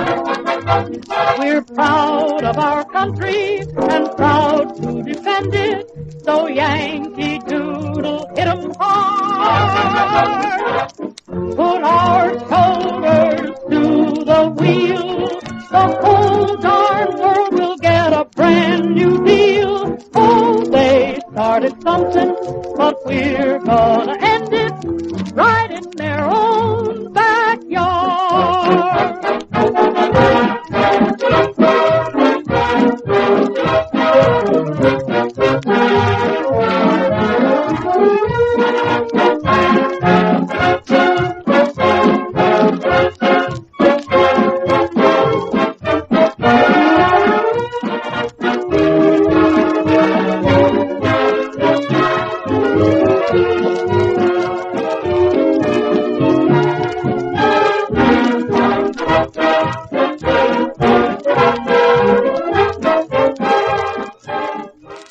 America's war plans are avoiding the mistakes of World War I, when widespread sabotage existed due in great part to lack of employee identification. The National Photo Identity Corporation deserves great commendation for their outstanding work in producing tamper-proof cards and badges for workers. Their exclusive dual-principal portable camera, in use in hundreds of leading war industries, offers exact, complete, positive identification of all your employees. It photographs the person and all identifying materials, including his name and signature, physical description, and birth date, fingerprints, and official company signature. Manufacturers and other executives and plant managers who have an employee identification problem are invited to contact National Photo Identity Corporation, 600 South Michigan Avenue, Chicago, or telephone Wabash 7830. At this time, ladies and gentlemen, it is our distinct pleasure to present our guest speaker of the evening, Mr. Carl E. Payne, sales manager of Oscar W. Hedstrom Corporation. Mr. Payne. Thank you, Norm. Do the thing. Power to him who power exerts. And so it is today with all red-blooded Americans. We want victory. And to attain that victory, you and I, whether we be numbered among the workers in defense industries, civilian service spheres, or mere salvagers of scrap metal, adult or child, surely are exerting every power within ourselves to attain that ideal. The Hedstrom slogan, victory is everyone's job. And only by doing our work unselfishly, zealously holding to the highest standards of skill and workmanship, regardless of the many sacrifices we are called upon to make, can you and I assist our democracy in the ultimate victory before us. That will bring better understanding, happier and safer living conditions for all peoples throughout the world. Yes, whatever our vocation today, whether in the armed forces, administrative bureaus of government affairs, or the highly mechanized branches of industry, we are all soldiers together, fighting in our respective jobs for the greatest victory this world has ever witnessed, the victory of mutual friendship and understanding among all nations and people, and for the abolishment of wars and the establishment of a lasting peace on earth. Do the thing. That is the slogan adopted by the personnel throughout the 5 defense plants of the Oscar W. Hedstrom Corporation, whose motto is work with one another, because that is the policy that gets things done. The battlefront you and I are confronting with today is vast in its scope, and in addition to being a faithful and loyal worker, the patriotic way in which you can do more for your country is to buy war bonds to the limit of your financial ability. I am happy to go on record that every employee of the Oscar W. Hedstrom Corporation is a purchaser of war bonds.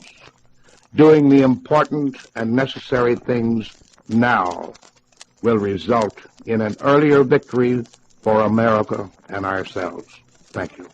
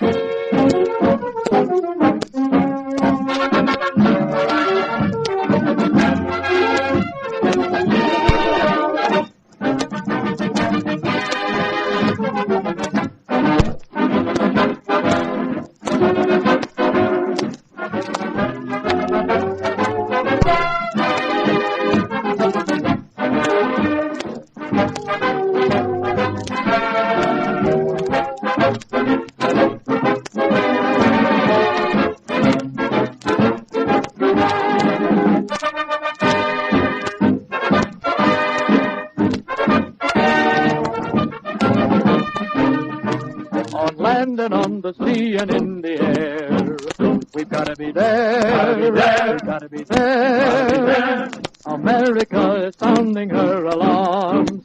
We've got to have arms. We've got to have arms. Arms for the love of America. They speak in a foreign land with weapons in every hand. Whatever they try, they've got to reply in language that they understand. Arms for the love of America. And for the love of every mother's son, who's depending on the work that must be done by the man. Under the American flag that symbolizes all we are fighting for, another banner now proudly flies from the masthead at Belmont Radio Corporation. It is a banner that symbolizes the precision workmanship and energetic devotion to duty of the loyal Americans at work in this great plant. For this high achievement in the production of communications equipment, Belmont has been awarded the privilege of flying the famous Army and Navy E flag. Every man and woman at Belmont Radio Corporation is justly proud of the personal part that he or she has played in earning this distinction. To our armed forces and to all now working for victory, all join in saying, we're giving our best in every way. We've won the flag and we'll keep it flying.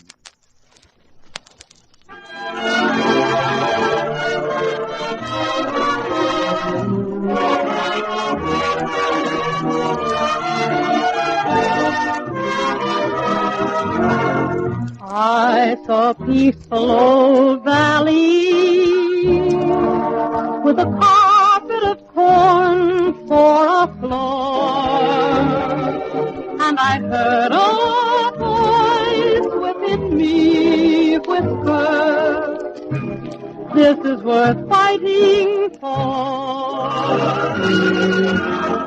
I saw a little old cabin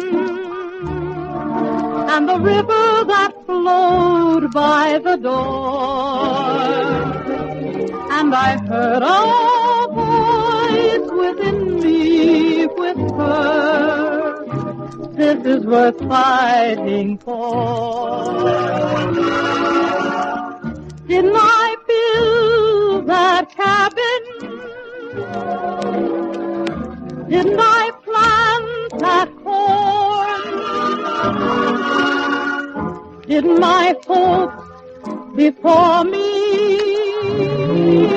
fight for this country before I was born? I gathered my loved ones around me, and I gazed at each face I adore. Then I heard a voice within me whisper, this is worth fighting for. Today we're truly a united nation, and tonight we're paying tribute to the wizardry of technicians, engineers, researchmen, skilled craftsmen, and ordinary workers as they stand shoulder to shoulder, working in the common cause of victory. Occupying a prominent position in the field of metal castings, patterns, precision instruments, and many other essential production needs is the Oscar W. Hedstrom Corporation.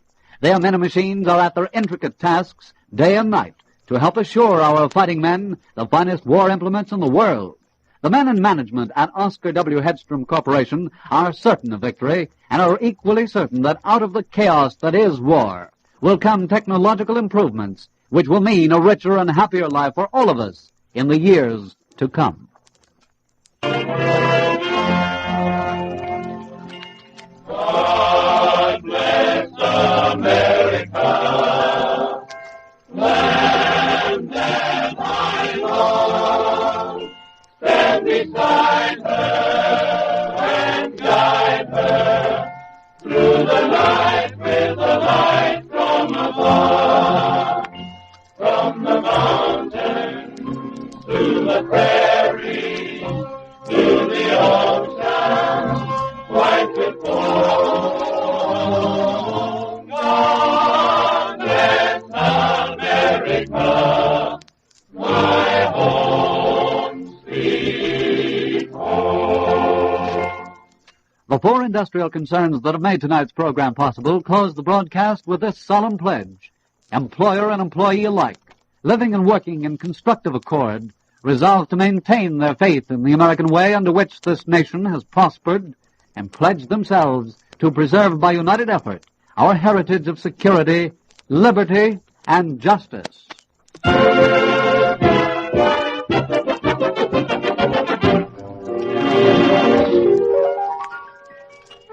Be sure to listen again next Wednesday night at this same time for another Americans at Work program.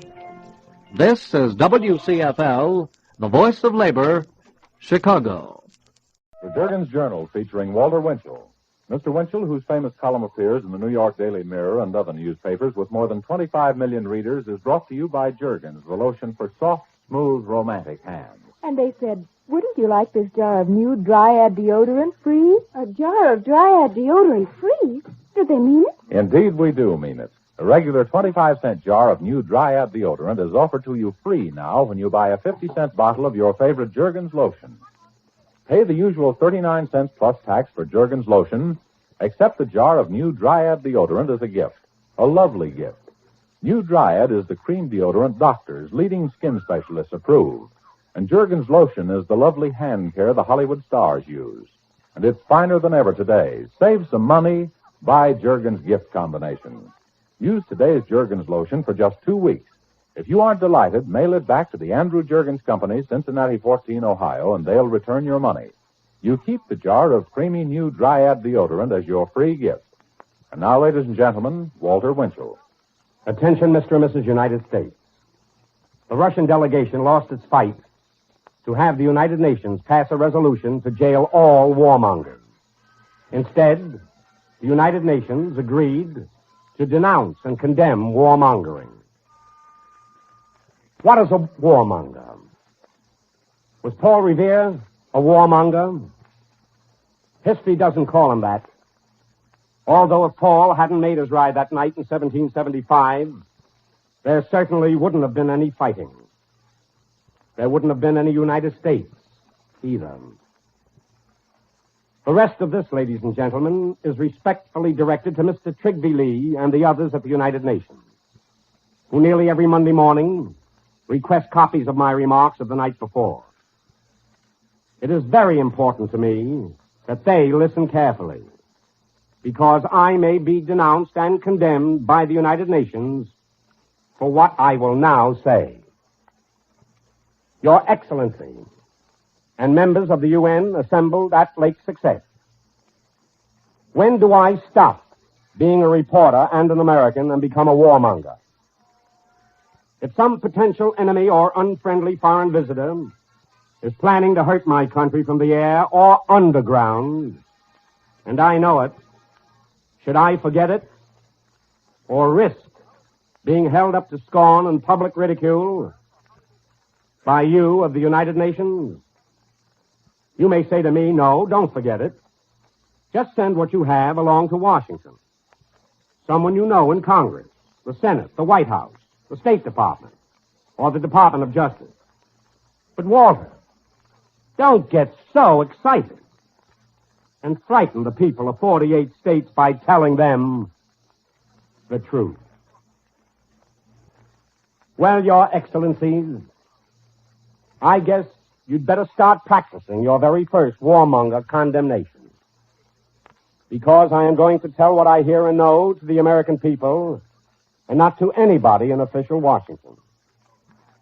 I'm tired and I'm done taking that 5 minutes after 4 o'clock every morning New York to Washington train without sleep to report things against the security of our country.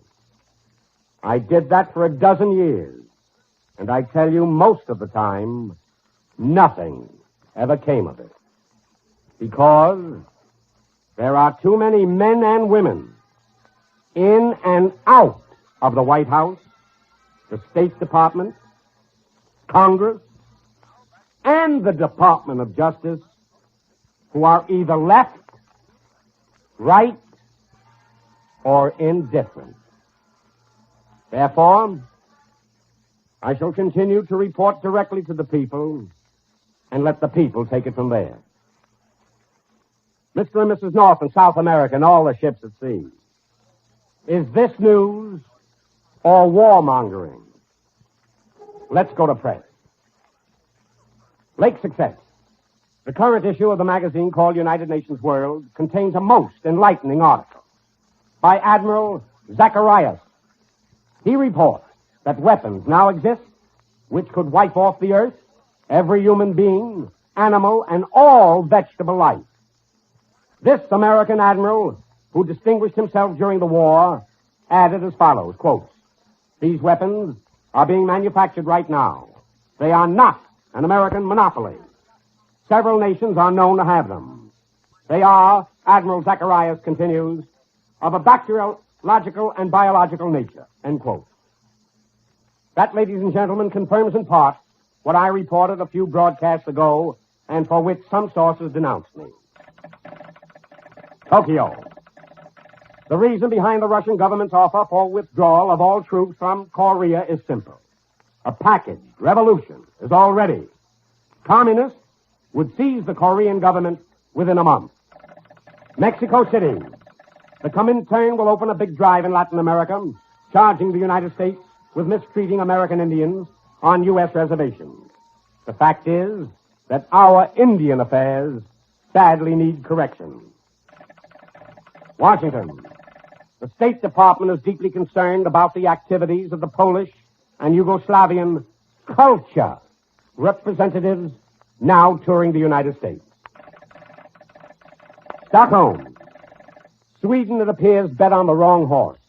Expecting an American depression, Sweden tied herself up with Russian economy, and now Sweden needs American help to fill her Soviet orders. Belgrade. The biggest double talk and laugh, perhaps, of the week was this.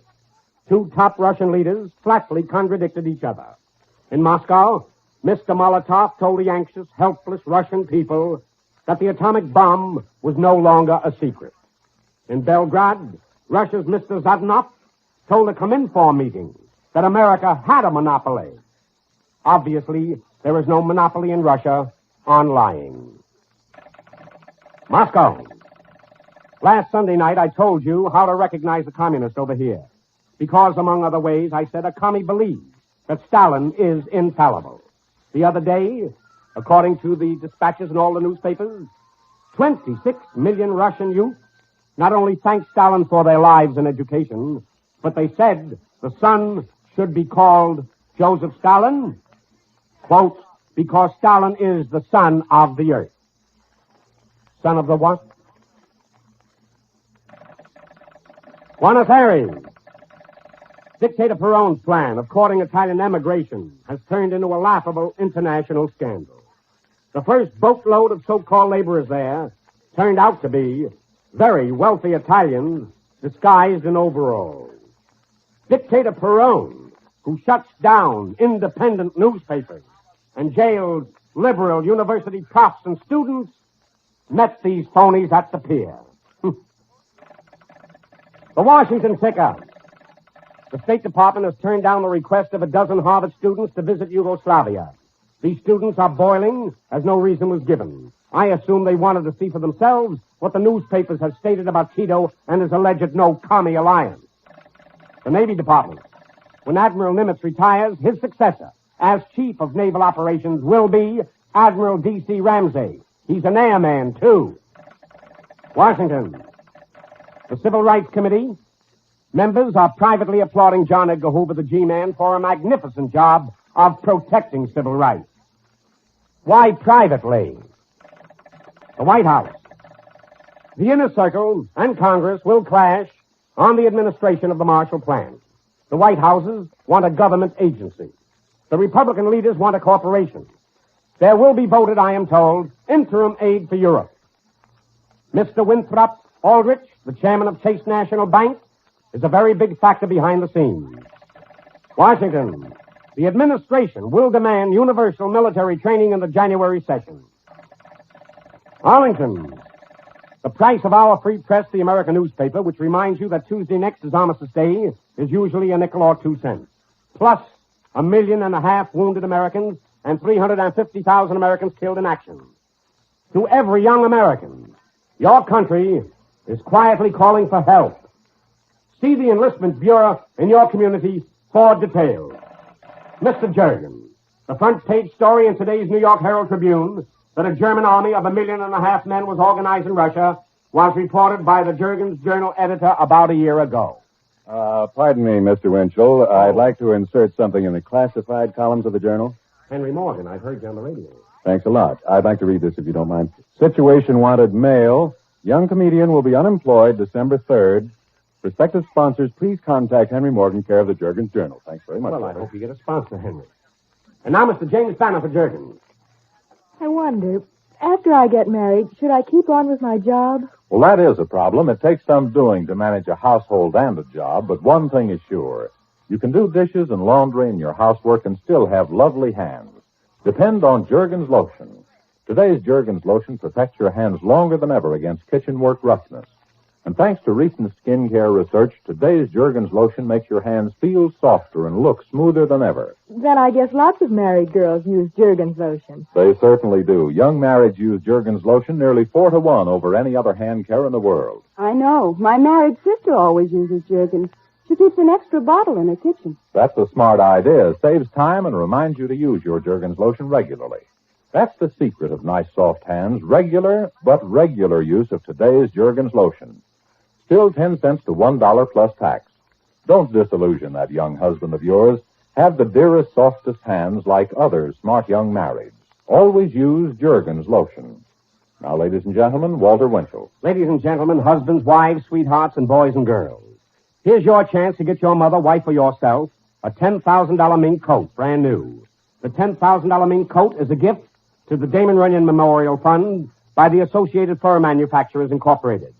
Just send $1 to help the Runyon Committee fight cancer and submit an original definition of a communist in 20 words or less.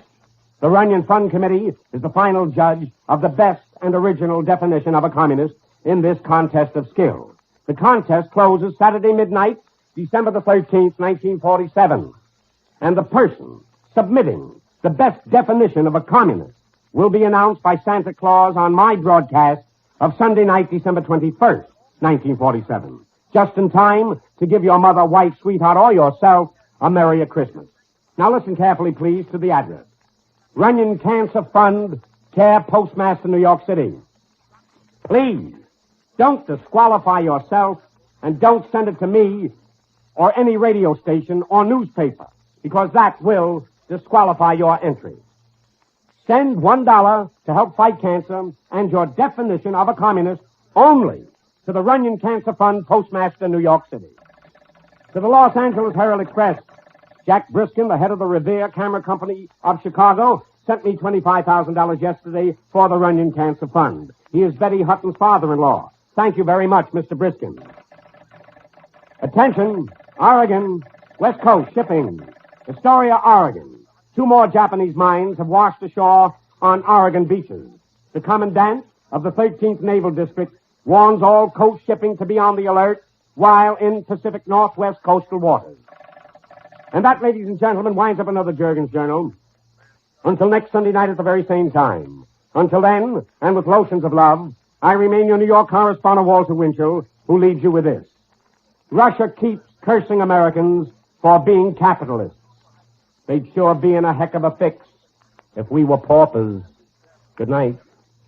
Everyone is talking about the new look in fashion, a soft, ladylike look. And Jergens meets this fashion trend with a new, frankly feminine makeup color, pink frosting in matchmates. Do try pink frosting powder. You'll be amazed at how a soft undertone of pink brings instant enchantment to your complexion. And try pink frosting lipstick across your lips. It's the new bright light shade for the new look. It's a wonderful makeup shade for the colors in fashion this fall and winter. You'll find pink frosting powder and lipstick together in the large Matchmates box at $1. Or try pink frosting powder in the 10-cent and 25-cent sizes. Yes, have the romantic new look with pink frosting. Next week, another edition of the Jergens Journal with Walter Winchell. And now be sure to remain tuned for Luella Parsons' 15-minute program featuring as guest Joan Crawford, which follows immediately. This is Jim Bannon speaking. Each Thursday night at this time, Chrysler Corporation's famous 4 cars, Plymouth, Dodge, DeSoto, and Chrysler, will bring you Major Bowes and his original Amateur Hour. For this initial program, the honor city is Detroit, home of Chrysler Corporation. If you live in or near Detroit, you can vote for your favorite amateur by telephoning Cherry 5111. In New York City and vicinity, you can vote as always by phoning Murray Hill 89933.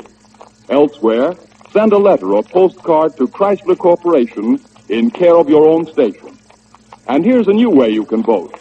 Go Go into any one of the 12,000 Plymouth, Dodge, DeSoto, or Chrysler showrooms. Listen to the program and vote on the special ballot you will find there. Whether you drop in to listen and vote or to look over the famous 4 cars, you will always find a warm welcome. And here is Major Bowes and his original amateur hour. Major? Thank you, Dan. All right. Thank you, Dan. Good evening, friends. A new setting, a different hour, another night. But here is the same wheel of fortune starting off on a merry spin. Around, around she goes, and where she stops, nobody knows. Now, first we have Joe Smith. Joe Smith, singer and tap dancer from the Bronx. You're coughing very well this evening, Joe. And how old are you? I'm 46 years old. I weigh 210 pounds and stand 5'3" in my stocking feet. Well, that's a perfect portrait, isn't it? What's your work? I'm a taxi driver, and I drive one of those... Wait a minute now. As I was going to say, I drive one of those open-air DeSoto cabs.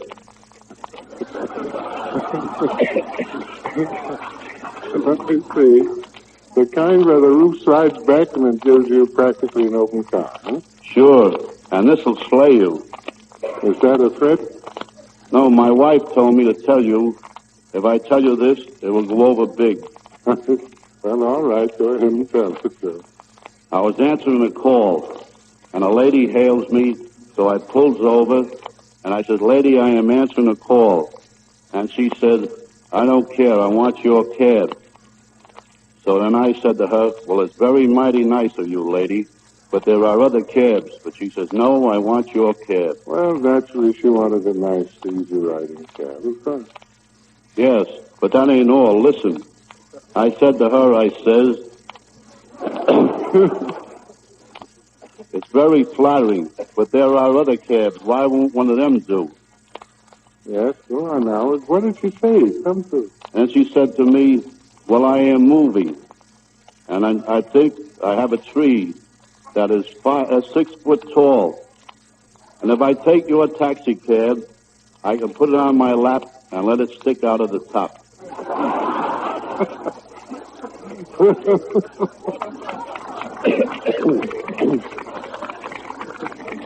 All right.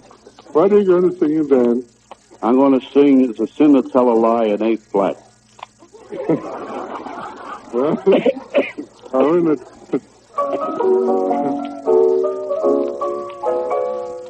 Be sure it's true when you say I love you. It's a sin to tell a lie.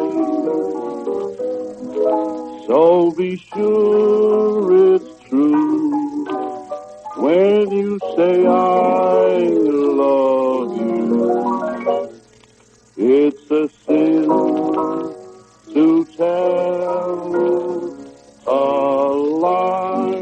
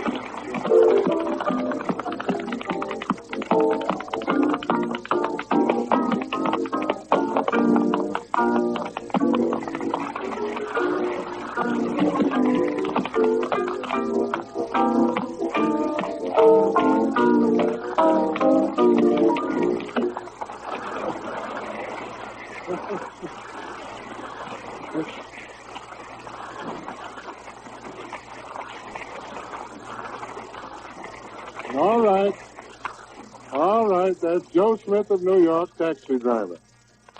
The road is smooth and wide. Our motor is quiet and sure. We pull our Chrysler to the curb and gently press the brake, we are in Detroit, where America's motorcade begins. Detroit has had an unimpeded, rapid rise. Its early history is vibrant with adventure, its future glowing with expectancy and assurance, and why not? 3 flags have flown over this city, French, English, and American. 4,000 population in 1832, a century later, nearly 1.75 million. The principal gateway to our friendly northern neighbor, Canada, Detroit has 1,093 different kinds of industry. Leading, of course, is automobile manufacturing. 75% of the cars in America are made here, and 94% are built within a radius of 75 miles. Appurtenances for motor vehicles, printing, publishing, meat packing. More riverborne traffic passes this city than any other in the world. During the season, a steamship glides by every 3 minutes. From this port, motor cars are carried to all parts of the globe so that a universe may ride in comfort, speed, and safety. Detroit headlines as world leader in wire spring production, vacuum cleaners, marine engines, hydraulic hoists, air conditioning machines, stove manufacturing. But all week work and no play would make Detroit a dull place, so she's provided her people with clubs and schools, with theaters and parks. She has built her tree-lined avenues wide, and she keeps them spick and span. I've made many visits to Detroit, and I know the hospitality and graciousness of her people. A message from Governor Fitzgerald truly states, "Your salute to the city of Detroit is also a tribute to the true spirit of America." In her infancy, Detroit rose from the ashes to become America's 4th city. In her maturity, she led that nation in the fight to overcome depression. We need not fear for the future so long as such courage asserts itself in the solution of our national problems. And for Chrysler Corporation, I say amen to that in our gesture of admiration for Detroit tonight. And from Detroit is Robert Rowe, bass singer, Bells in the Lighthouse. From Detroit, have you studied voice, Robert? I have, Major, on and off for about 4 or 5 years. My father was the bass singer in our cathedral choir in Cornwall, England, for over 40 years. And what's your work? I learned my trade in the old country, an automobile trimmer. You mean upholstering automobiles, huh? Yes, Major. And the boys at the shop, they call me Singing Bob. But sometimes they spell it with a double O. All right, Bells in the Lighthouse.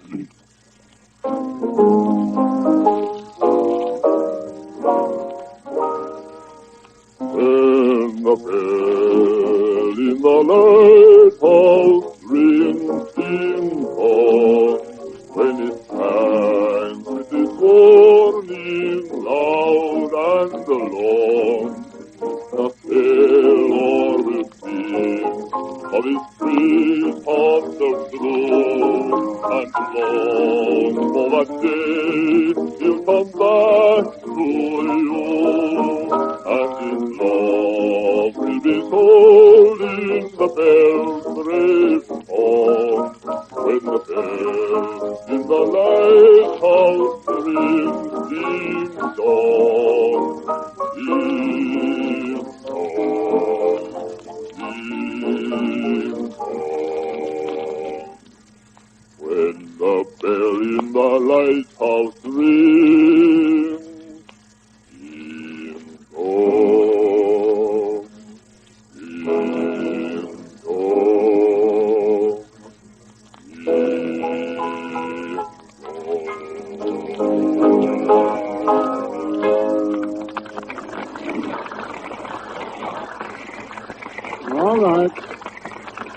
All right. Robert Rowe, automobile trimmer from Detroit.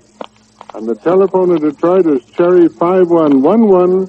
As in New York, it's Murray Hill 89933. Hilda Morse is next. Hilda Morse, 17 years of age, lyric soprano, New York City. You go to school, Hilda? Well, I graduated high school at 15, Major. And since I've been out of school, I've been helping Mother and Daddy in a small hand laundry we have in the Bronx. I operate the mangling machine. You're a busy girl. Yes. And besides that, I do all the cooking and baking, too. The whole neighborhood likes my pies. Oh, let's talk about pies. What's your specialty? Well, my apple meringue is famous. I'll send you a barrel of apples right after the first frost. What's your ambition? Well, I do hope to someday sing at the Metropolitan. So, you see, I have much at stake tonight, Major. Well, you're not fail, I'm sure. What do you want to sing? I'd like to sing Un Bel Die. One fine day from Madame Butterfly. That's almost too much to expect from a 17-year-old girl. All righty.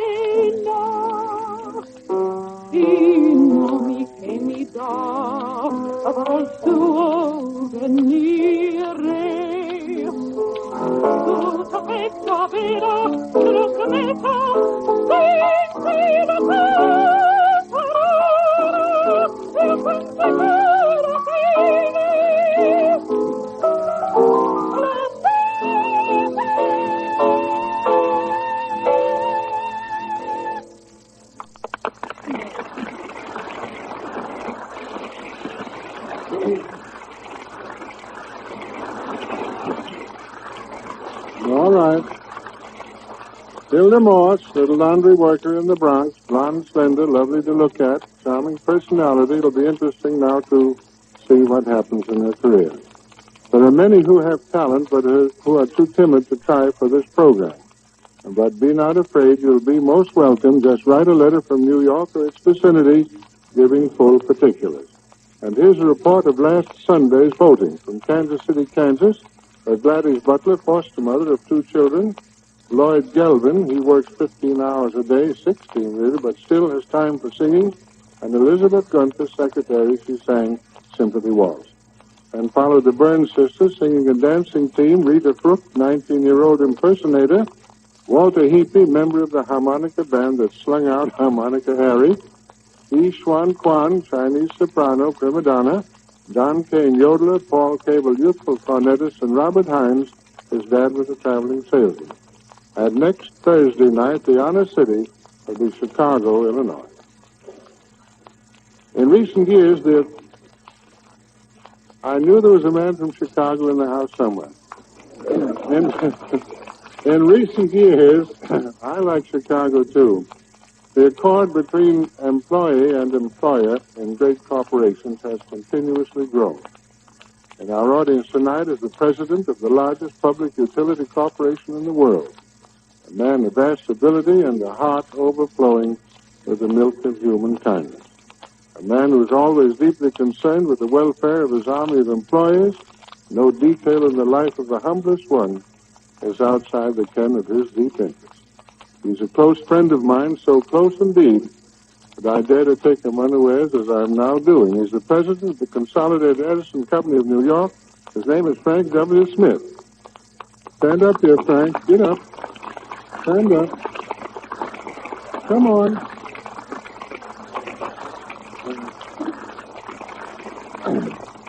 Oh, you go over to that microphone there, Frank.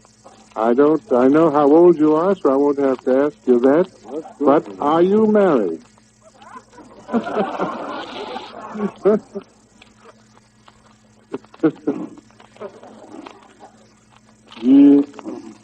Are you nervous or just sad about it? Yes. It's all right. I'll make my peace with Mel. Don't you worry too much about it. Oh, boy, you're going to get it for this, I'll tell you right now. Frank, how old were you when you went to work for Consolidated? Well, Major, that's serious. I'll do most anything for you. I even answer that. I was 13 years old. 13 years old when he went to work, and that's an object lesson to the youngsters of the land and Horatio Alger's story if ever there was one. Have you studied music?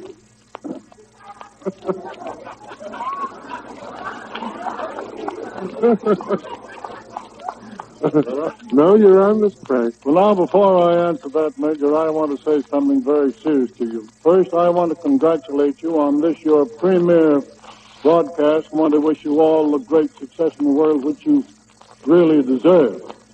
And finally, I want to say that you're doing a great service for the young people in our country, opening the door of opportunity to them that they may never have had open before. And I greatly appreciate what you're doing for us. Well, Frank? Not there. Thanks a lot for that, but what I must know is, have you ever taken music lessons? Well, no, have you ever taken dancing? I decline to answer. On the ground that it might incriminate you, huh? Well, Frank Smith, you know very well that you're a wonderful harmonica player. And last week, no, this is the truth. It's got to come out sometime. Last week, when I had a chance for a birdie on your own golf course, you pulled out a harmonica and played Listen to the Mockingbird, and I missed it. And I missed a 3-foot putt. Yeah. Now, come on, go into the microphone. Don't look at me. I can't stand it. I'll help it. I can't help it. How long had it been since you'd played a harmonica? Well, that's the first time I played it since I was 14 or 15 years old. And I want to say that you swiped my harmonica right there and then. Yes, I did. Here it is.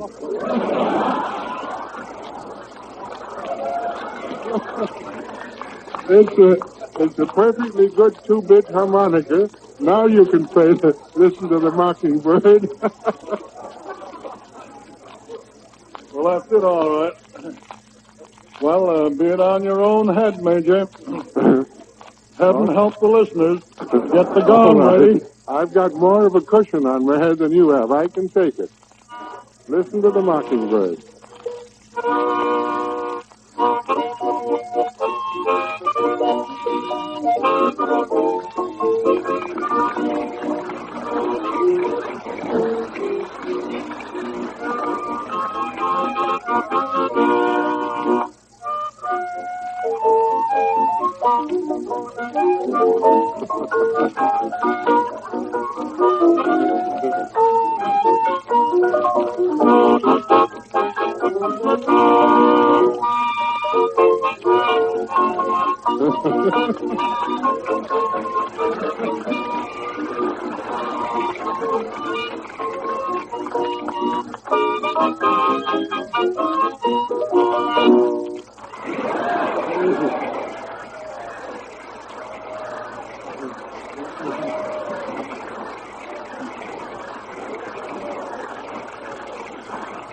I'm going to keep the harmonica. Well, Frank?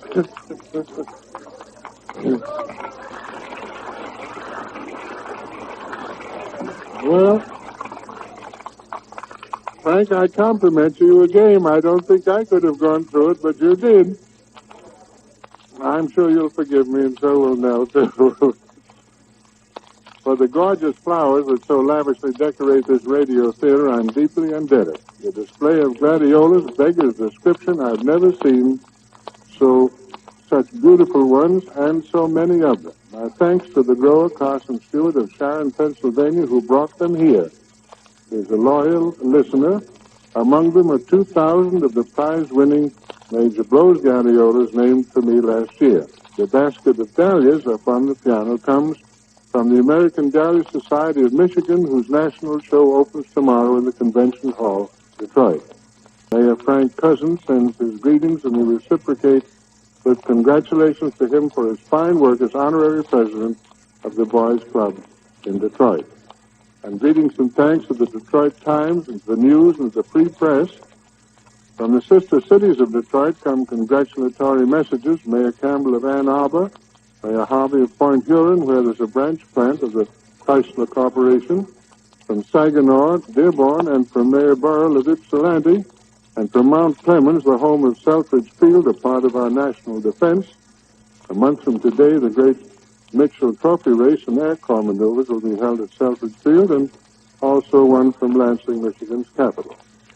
Now, the first telephone bulletin is due, but apparently here it is. I just hold out my hand and everything, automobiles and everything drop right into it. Joe Smith, the taxi dancer, has received 1,175 telephone calls already. Robert Howe from Detroit. Oh, Detroit's very busy on the telephone. 3,475. And Hilda Morse, the little 17-year-old girl, 807. We'll hear more a little bit later. And I have a telegram here. Business is picking up. Telegram from Rex Cole ordering 3 Primus cars. Thanks to Rex. Anybody else interested, I shall be at home to messenger boys all evening. Now, George Marshall, Negro boy baritone from Wilkes-Barre, Pennsylvania. And George, what is your work? I've done most hard labor, Major. I worked in the anthracite coal mines in Pennsylvania, and I was also a water boy for a construction company. And while in Rocky Mount, North Carolina, I worked in the cotton fields and the tobacco fields. And what's your ambition, John? I want to be a minister and preach the gospel. Fine singing voice to be great advantage. What's the song? Land of Degradation. All right.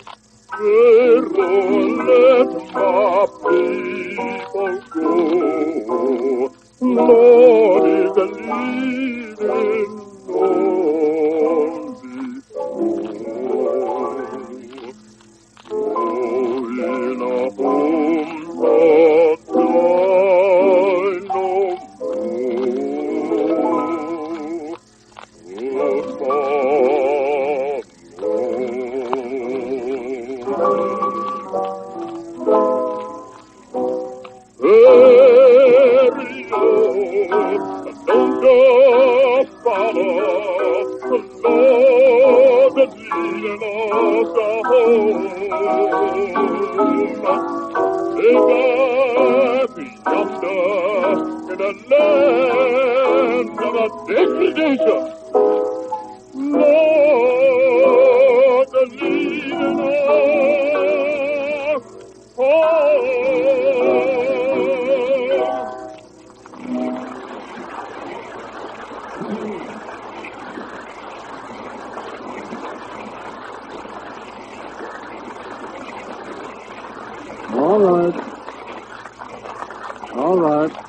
George Marshall from Wilkes-Barre.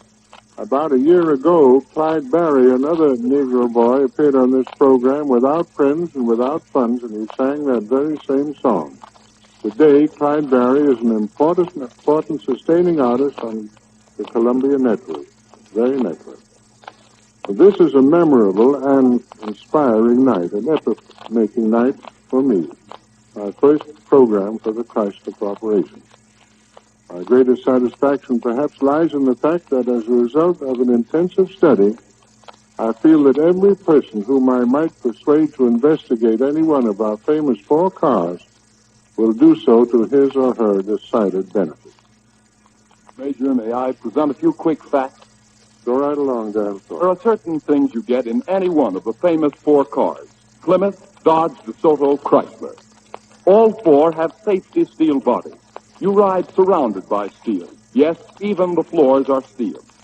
All 4 have genuine equalized pressure hydraulic brakes. So when you say stop, she stops. These 2 things alone mean safety for the American family. All 4 have floating power.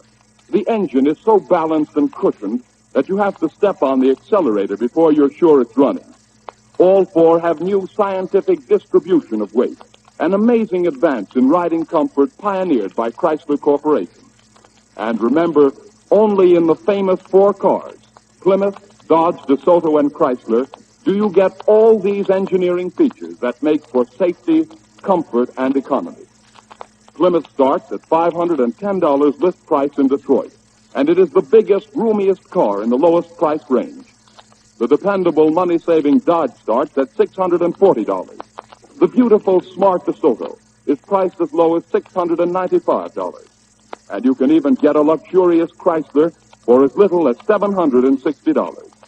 Finally, remember that you can own any of these cars on easy time payments through Commercial Credit Company Time Payment Service.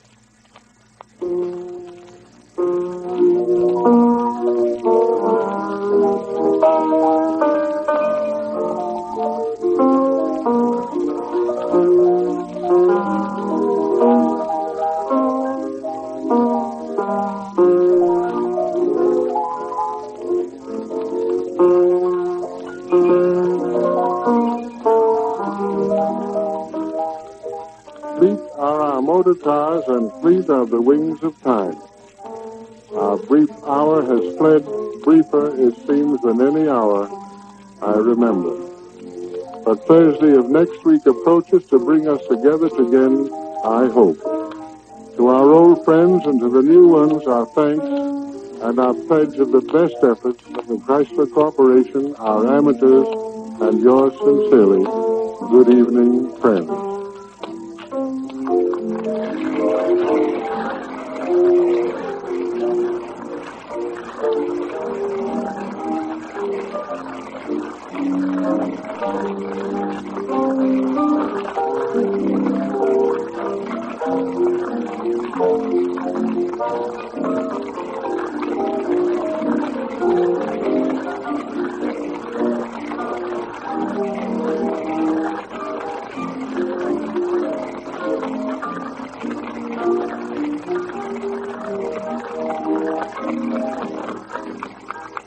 This is the Columbia Broadcasting System.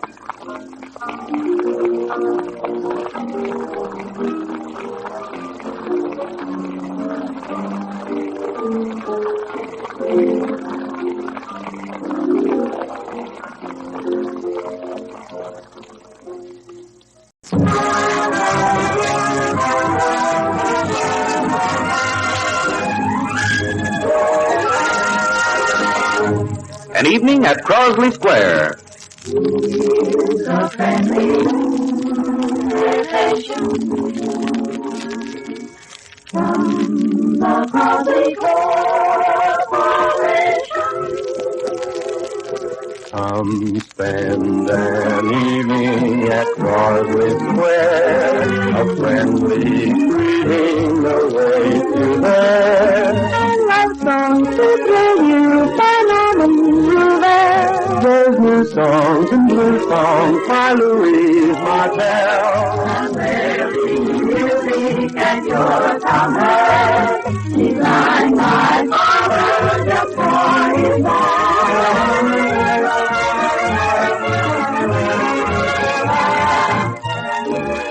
Good evening, folks. This is Norman Rubel, your host for the Crosley Corporation. Well, we're on the threshold of another half hour designed for your pleasure. Among the talented people with musical offerings are Louise Martell, Bert Fibber in the orchestra, and the Crosley Melody Maids. And we'll be meeting a fellow American you'll be glad to know. And we're looking forward to several songs from you, Norm. Okay, Don. The Barber Baton sets the opening place with Limehouse Blues.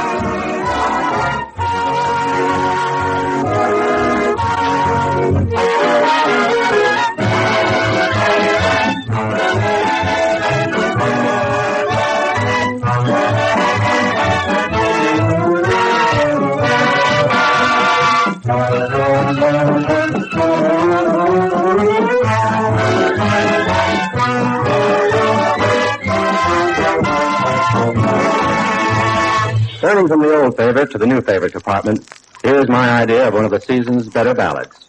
Time waits for no one.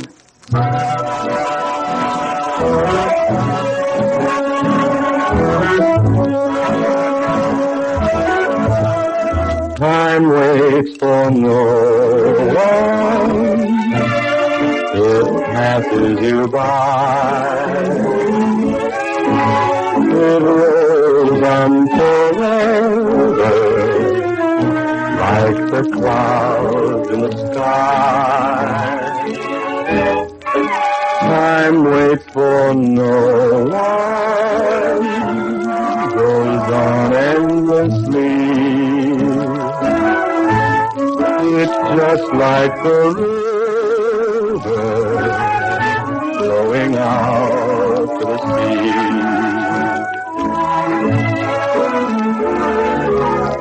You'll find that love is like this. Each precious moment we miss will never, ever return again.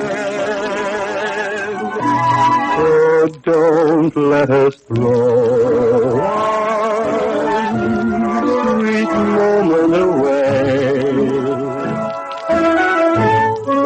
Time waits for no one. Let's take love while we may.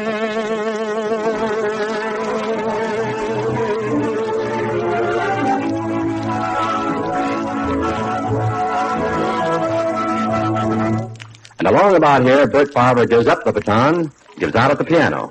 Let's see, what's with the generalissimo of the pianissimo today, Bert? Well, Norm, I'd like to play a gay gavotte called the doll dance. Well, when you've a gavotte to play, you've gavotte to play.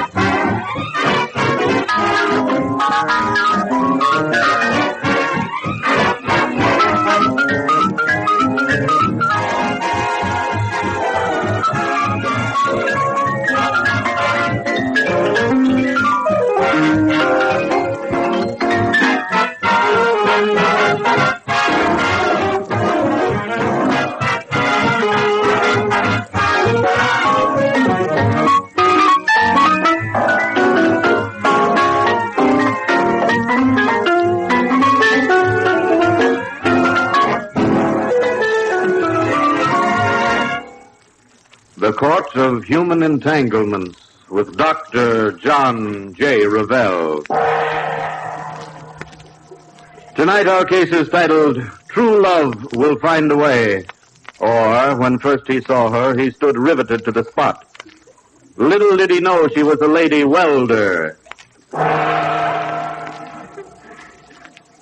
And here is your sympathetic counselor, Dr. John J. Revell. Come right up to the microphone, lady. Your name, please? Mrs. Tulip Liederkrantz. Housewife? I used to be Dr. Revell, but no, only sometimes. I am a welder at the Briny Blue Shipbuilding Yard. Splendid. Aiding the war effort. Ah, that must be an arduous work. Yes, and it's hard, too. I see.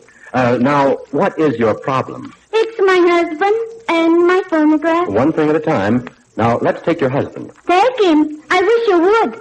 That loafer. Him and his celery. All the time. Crackle, crackle, crackle, crunch, crunch, crunch. He likes celery? Morning, noon, and night, I tell you. Noise I get at the shipyard. Then I come home for quiet. And there he is stuffing his big yap full of celery. Crackle, crackle, crackle. No details, please. Surely celery doesn't make that much noise. It don't, eh? Well, I got some right here. Here, I'll chew some, and you listen.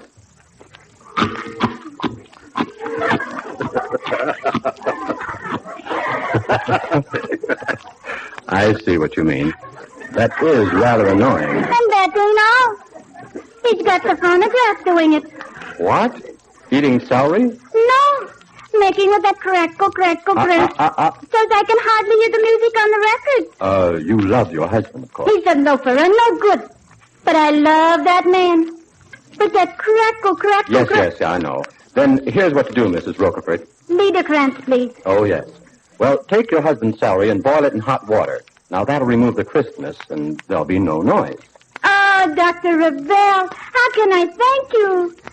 But what about the crankle crunch on the phonograph? Well, here's just the man to tell you about that. Oh, Don? Yes, Norm. Well, madam, what you need is a Crosley radio-phonograph combination. You see, the Crosley has the patented exclusive floating jewel tone system. There is no needle, but instead a sapphire stylus. Unlike the metal needle, which digs into the bottom of the record groove, the floating jewel plays from the sides of the groove. The result is matchless fidelity of tone and up to 10 times longer life for your records. Gone are rough surface noises, chattering and scratching sounds. And the master tone control permits any of 64 glorious tone combinations. And no more crackle crunch? When can I get my Crosley? Well, madam, right now the great Crosley organization is making implements of war. With victory, Crosley will again turn to making a greater Crosley radio phonograph combination and the many other famous Crosley products.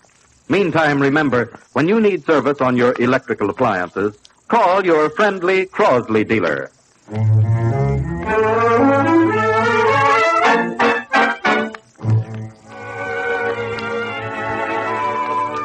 Here's Louise Martell, pretty as a picture in full Technicolor and all wired for sound, to sing Don't Worry About Me. Don't worry about me. I'll get along. Just forget about me. Be happy, my love. Let's say that our little show is over, and so the story ends. Why not call it a day? Let them slip away and still be friends. Look out for yourself, that should be. Give your heart and your love to whomever loved those days gone. Darling, why should we cling to some fading thing that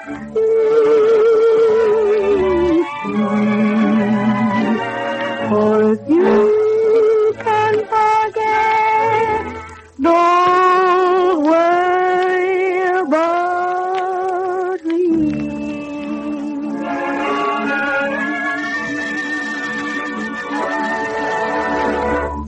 That was beautiful, Louise.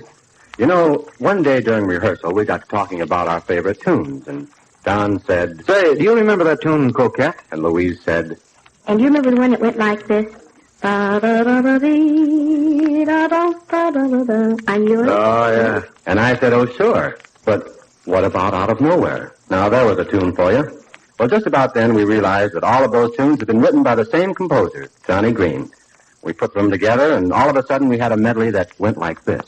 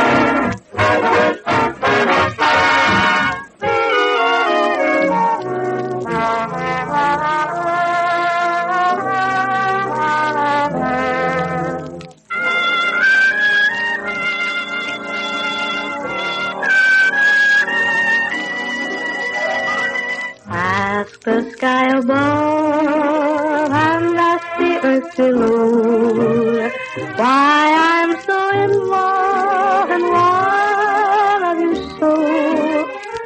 Couldn't tell you though I tried, dear, just why, dear, I'm yours. When you went away, you left a glowing star. Trying to be gay is like whistling in the dark.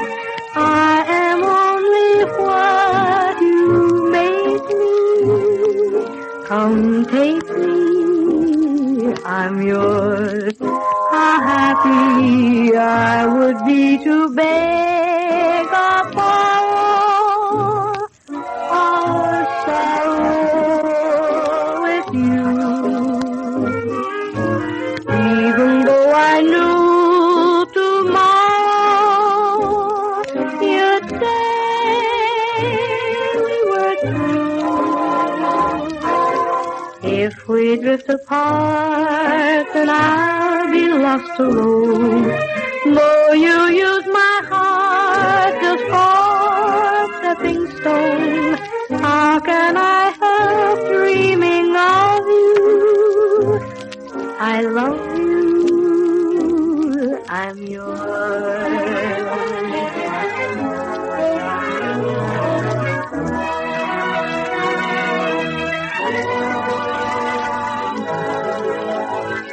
You came to me from out of nowhere. You took my heart and found it free. Wonderful dreams, wonderful schemes from nowhere, made every hour sweet as a flower for me.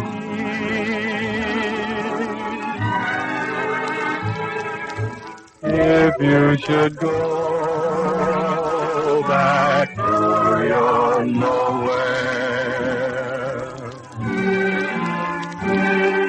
leaving me with a memory,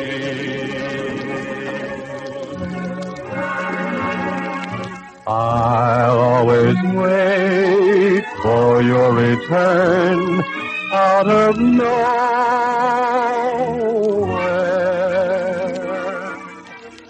hoping you'll bring your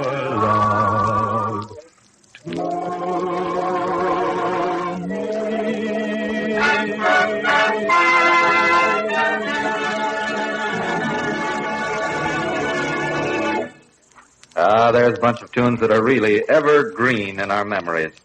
You know, they take me back to my college days, way back. Oh, me too, Don. Oh, what happy hours at college. Norm, I still can't figure out why you went to that college. What do you mean, Louise? Why, ever since you got your diploma, you haven't cut a person's hair. Oh, fine. That is, except, of course, your own. Naturally. But seriously, Louise, those were the days. Yes, really? they were. Do you remember the evening that you came to the sorority house and serenaded me? Indeed I do. There I stood in the moonlight and sang softly to you. And, you came to the window and... And I threw a rose down to you? Yes, and you threw me a lovely rose, Louise, but well, you might have taken it out of the vase. You remember that evening? You remember it, don't you, Bert? When you played and Norman sang. Gee, wasn't it romantic? Not for me, baby. The big lug made me carry the piano back and forth all by myself. Well, there's some consolation, Bert. As I recall the senior annual that year, they nominated you as the man most likely to succeed in gathering about you a covey of red hots who'd do fine things with such a tune as the Piccolino. You can't let your alma mater down.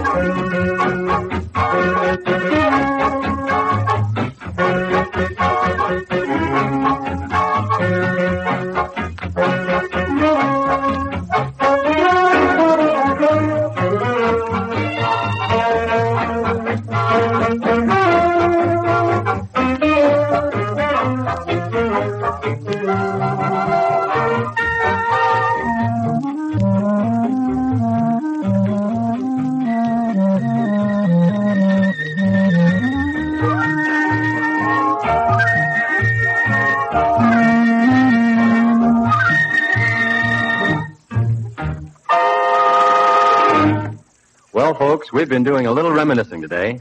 Here's a song that a lot of us just can't leave out of our memories.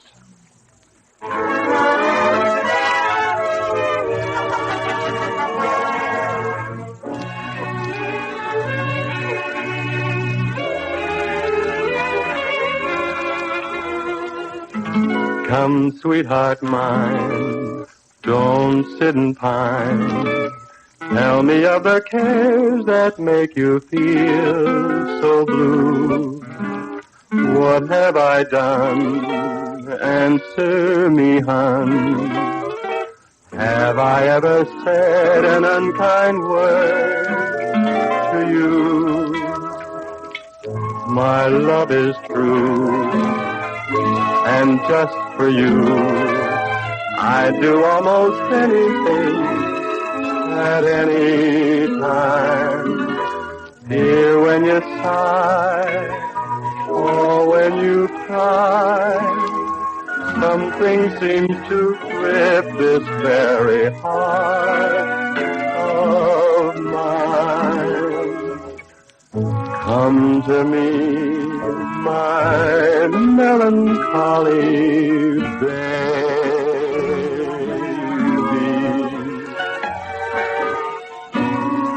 Cuddle up and don't be blue.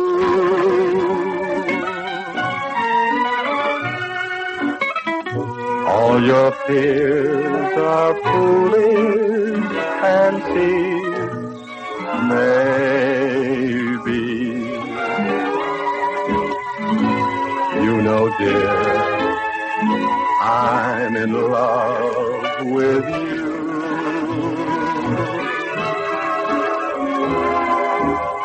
Every cloud must have a silver lining. Wait until the sun shines through.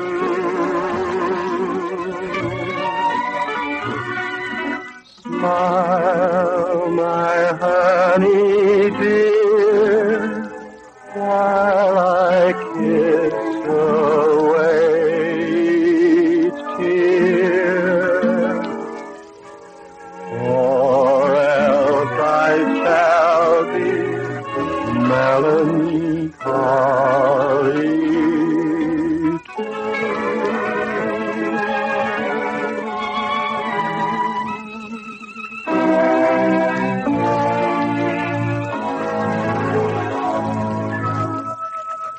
Say, Norm, don't you think it's about time for us to meet our fellow American today? Yes, indeed, Don. And our guest today is a very distinguished person.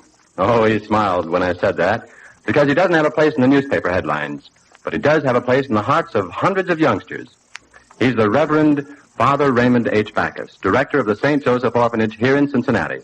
Welcome to Crosley Square, Father. Thank you, Mr. Ravel.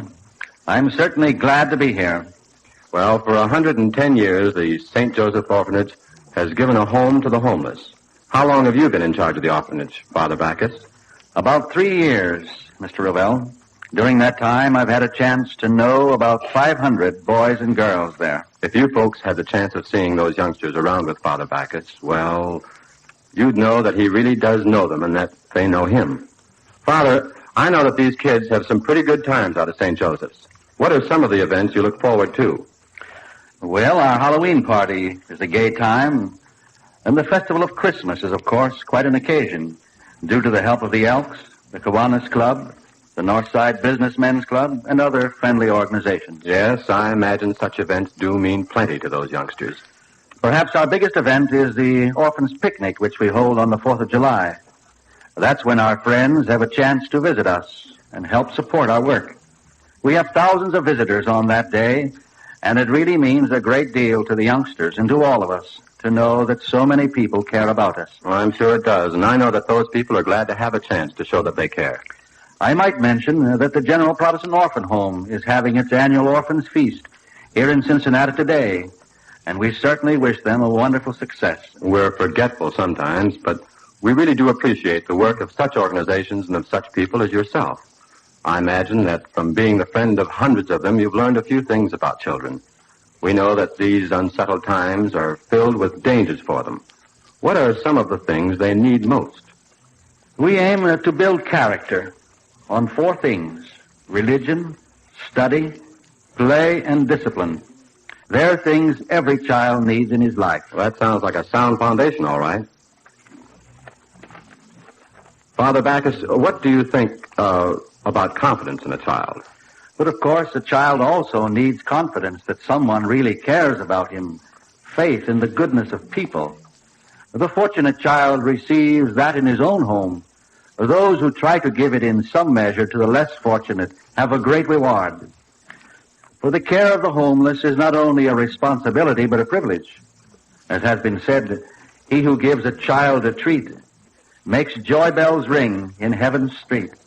And he who gives a child a home builds palaces in kingdom come. Well, thank you, Father Backus. We've enjoyed meeting you, and our best wishes go with you in your work at the St. Joseph Orphanage.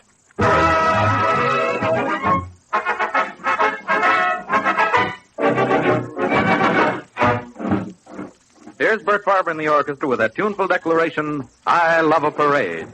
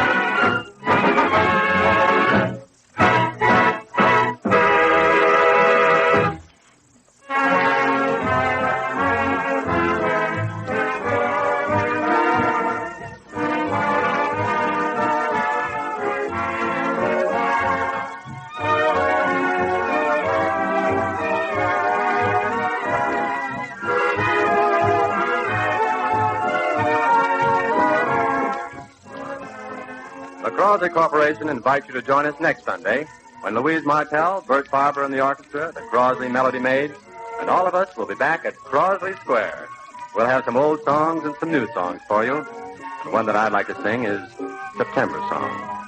We hope that you'll be listening, and until then, this is Norman Ravel saying good night. For tickets to attend the broadcast of an evening at Crosley Square, write to the ticket department, WLW, Cincinnati, Zone 2.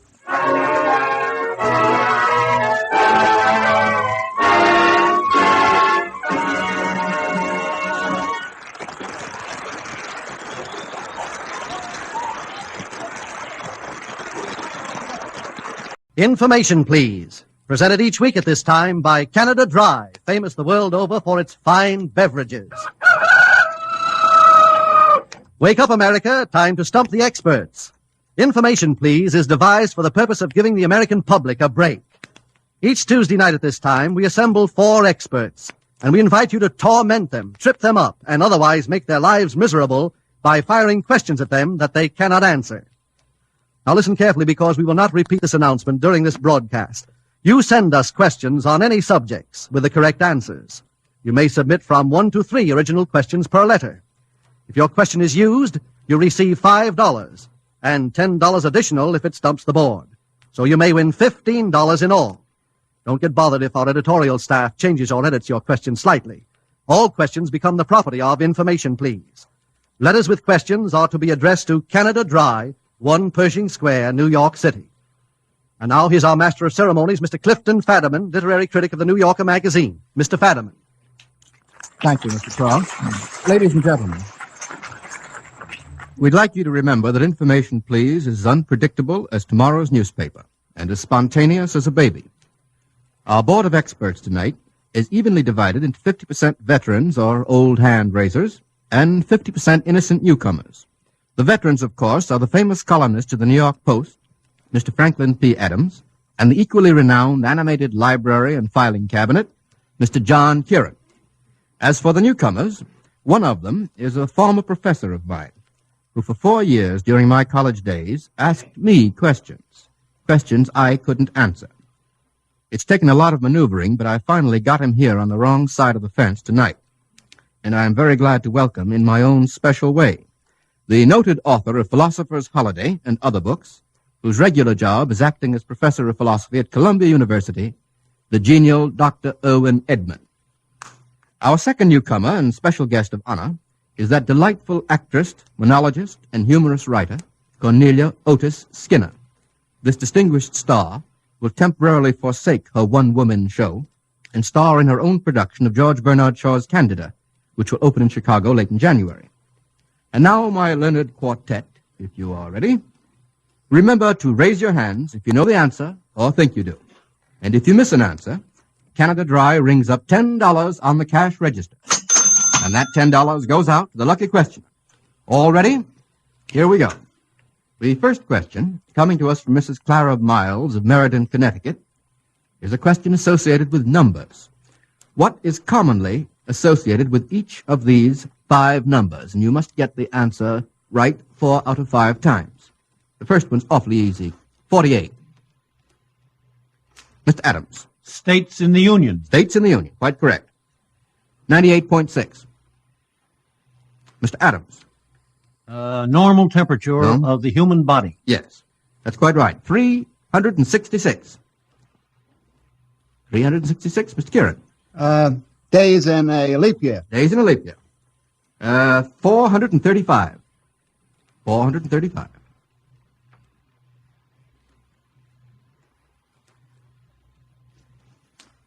Skip that and come back to No, Mrs. Miles is waiting for this one. All right, we'll call that wrong. The answer is the total number of representatives making up Congress. You should know that. They seem like more sometimes, but they're only 435. And fifth and last, 1939. Mr. Kieran. The new year. Yes, which is what Information, please, and Canada Dry wish all those who are listening in. Well, we got 4 out of 5 on that. The next question comes all the way from San Francisco from Mr. J. Collins. Mr. Collins wants you to give a colloquial or slang expression which suggests the popular conception of each of the following philosophies. There are 4 of them, and you have to get 4 out of 4. Now remember, a slang expression which suggests the popular conception of each of the following philosophies. 1. Stoic. Stoic. Dr. Edmund. I can take it. Very good, Dr. Edmund. I hope none of your students are listening in. 2. Skeptic. Skeptic. Miss Skinner. Oh, yeah? Yes, very good. Had you thought of another one, Mr. Adams? No, that was mine. You're sure you didn't lend that to Miss Skinner under the table? 3. Platonic. Platonic. Mr. Kieran. I didn't know it was loaded. Don't quite see that. Don't quite see that one. I'd like to get another one on platonic. Miss Skinner, did you have an alternative? I was going to say I'd like to be a sister to you, but I'm afraid that's not. No, that's quite good. Yes, can't I be a sister to you, or can't we be friends? That would be. Would you accept that, I Dr. think it's Edmund? worse to be a sister somehow. Yes. Would that be right, Dr. Edmund, as a popular conception? Yes, as a popular conception. And fourth and last, cynic. Cynic. A slang phrase which would give us the popular conception of what a cynic is. Miss Skinner? Says you. Says you would be good. So what? Yes, there's a sucker born every minute. Do any of you remember that famous definition of a cynic from Oscar Wilde? This A is off the kitchen record. cynic? A big pardon? No, not a kitchen cynic. Ordinary cynic. Mr. Edmund? Cynic is one who knows the price of everything and the value of nothing. Very good. Very good. That's quite correct. Knows his Oscar Wilde, too. All right, that's 4 out of 4. See if we can't get them down. Canada Dry hasn't lost any money so far. The next question comes from this city, from Miss Beulah Vogel. Deals with crimes. Crimes. What crime was committed by each of the following literary characters? I'm going to ask you to get 5 out of 5 on this. The first is Danny Deaver. What crime did Danny Deaver commit? Miss Skinner had a hand up first. He shot a comrade sleeping. Very good. Very good. From what poem? From Danny Deaver by Kipling. Very good, Miss Skinner. Thank you. 2, Clyde Griffiths. Clyde Griffiths. Mr. Adams had his hand up first. Clyde Griffiths murdered a girl up in New York State. Mm-hmm. From what book is it? Well, An American Tragedy. Yes, by whom? Theodore Dreiser. Pulling teeth to get that out of Mr. Adams, but we got it. You're so coy, Mr. Adams. You really know these things. 3, Captain Blood. Captain Blood. Captain Blood. I'd like to take a chance on that, Miss Skinner. I know the book, but I don't know what crime he did. You read the book, but don't know what? No, I didn't read the book, but I own it. That's a plug, Miss Skinner. Oh, you're that By girl who has a book we've Sabatini. heard about. It has a lovely cover. It's by Sabatini. That's all delightful, but it will not answer the question. I'm sorry. I know. Yeah, isn't it I dreadful? really didn't Do you retire in humiliation? I do. All right. Any of the rest of you like to guess at that? Mr. Kieran, He stabbed a man in a duel. Not a bit of it. Not a bit of it. What self-confidence, Mr. Kieran? And how ill-founded? No, the answer is piracy. The crime of Captain Blood was piracy, which you might possibly have gathered from the very title. 4, Mrs. Annie Arden. Mrs. Annie Arden. Arden, A-R-D-E-N. Mr. Kieran. Bigamy. Bigamy is correct. Want to explain your answer? She was the wife of Enoch Arden. Yes, and of another man. Yes, Philip, well, do I have to? That isn't in the bond. No, that's not in the bond. Philip Ray, I'll supply it for you free of charge. That's quite right. Married to both of them at the same time. And 5, Tom. T-O-M. Tom. Miss Skinner. He peeped. Peeping Tom. Oh, that may be the Tom you know, Miss Skinner. I would not consider peeping a crime, Miss Skinner. A misdemeanor, but not a crime. He was blinded by it. Mr. Adams. Yes, theft. What'd he steal? A pig. Yes. And away he run. Yes, you give that free of charge. Well, we got 4 out of 5 on that, but Miss Vogel wants 5 out of 5. That's going to cost Canada Dry $10. Thanks. The next question from Miss Virginia Strang of Cleveland, Ohio. What are the stock remarks made by the following characters in the old 10th, 23rd melodramas? Now, I'm going to ask you to give these stock remarks with expression or not at all, ladies and gentlemen. What does the irate father say? Mr. Adams. Never darken my door again. Absolutely correct, Mr. Adams. 2, the villain. What does the villain say? Mr. Kieran's awfully good at villain. Mr. Adams again. Why do you fear me, Nellie? Please, Mr. Adams. I remember that one. Why is it always Nellie? Always one. Because it is out of Nellie the Beautiful Cloak Model. There really is a play called Yes. Nellie the Beautiful Cloak Model. I thought that was a joke. All right. The hero. What does the hero say? Miss Skinner. Saved by the right arm of the backwoodsman. That's a nice one. That's not. Never heard of it. It sounds very nice. I think my father may have said that once. It's quite possible. And what finally does the heroine say? Mr. Kieran. Darling. All right, Mr. Kieran. The one that I learned when I was in school is rags are royal raiment when worn for virtue's sake. Don't you remember that, Mr. Kieran? Yes, sir. All right, 4 out of 4. The next one from Denver, Colorado, from Mr. R. George. I'm going to read you an 8-line poem. I'm going to ask you to identify it for me. Here's the poem. In winter, when the fields are white, over the hills and far away, she was a phantom of delight, and finds too late that men betray. Thou deep and dark blue ocean roll, when early falls the dew. I am the captain of my soul, and a right good captain too. Now, can you identify that poem, Mr. Kieran, all at once? No, sir, if you read them line by line, I'll Very good. identify the Mr. eight. Kieran caught on to it. The poem, of course, is made up of 8 lines from 8 separate poems, and you have to identify each line separately. The first line is, in winter when the fields are white. Mr. Kieran. That comes from Alice in Wonderland. Not quite. It's Through the Looking Glass. Oh, I think I'll let that go. Mayn't I, radio audience? Yes, I hear you saying yes. We'll let it go. Through the Looking Glass is quite right. The second line, over the hills and far away. Mr. Edmund. W.E. Henley. Over the hills and far away. From what poem of Henley's was it, Mr. Edmund? Well, I just know It's that. the refrain to a ballad of Henley. Is it really? It is. Okay. Are you sure that you two boys haven't gotten together on this? No, we'll look it up. I don't after the remember hour. it from Henley. I'm going to accept that unless I find that you're wrong. Actually, it's traceable to a poem somewhat older than that. Mr. Kieran. Well, it's from Tennyson's Sleeping Princess. Is it? Yeah. Right. This confuses me completely. That's 2 new ones. What you're thinking of is the only tune that he could play was Over the Hills and Far Away. That's another one. That's not the one I was thinking of, Mr. Adams. That's I 3. think it was. The one I was thinking of is a song from The Beggar's Opera by John Gay, in which that is the refrain or part of the refrain. But we have 4 answers to this question. Never expected to get 1 out of it. The third line, she was a phantom of delight. And Mr. Kieran? Wordsworth. Yes, from what poem? Think hard. Well, beside Think the hard. springs of Dove or something Oh, like that. no. Mr. Adams. When first you When beamed first upon you my beamed upon sight. my sight. Oh, no. No, the answer is simply she was a phantom of delight. That's the name of the poem, too. See how easy it is? Just trust yourself, that's all. Throw away your water wings, boy. 4, and finds too late that men betray. Miss Skinner. Goldsmith, Yes. When Lovely Woman Stoops to Folly. Quite right. And where does the poem appear? Is it in the Vicar of Wakefield? Yes, in the Vicar of Wakefield. Thank you very much, Miss Skinner. That's quite correct. 5, thou deep and dark blue ocean roll.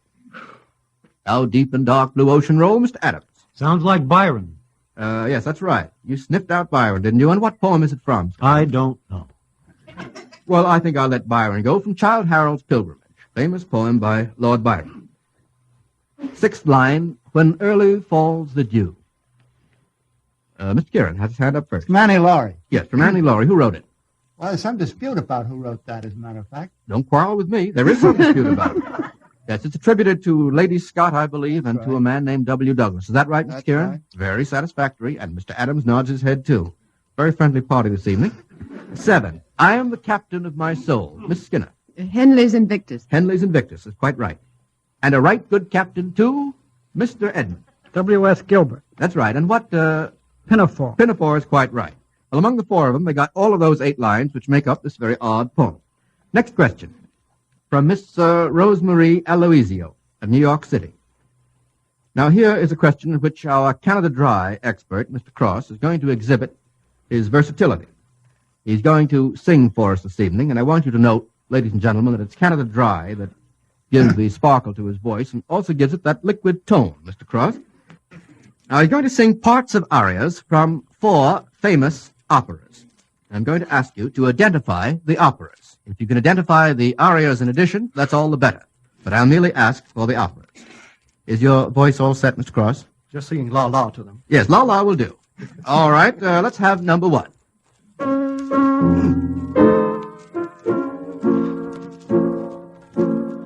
La la la la la la la la la la. Hands?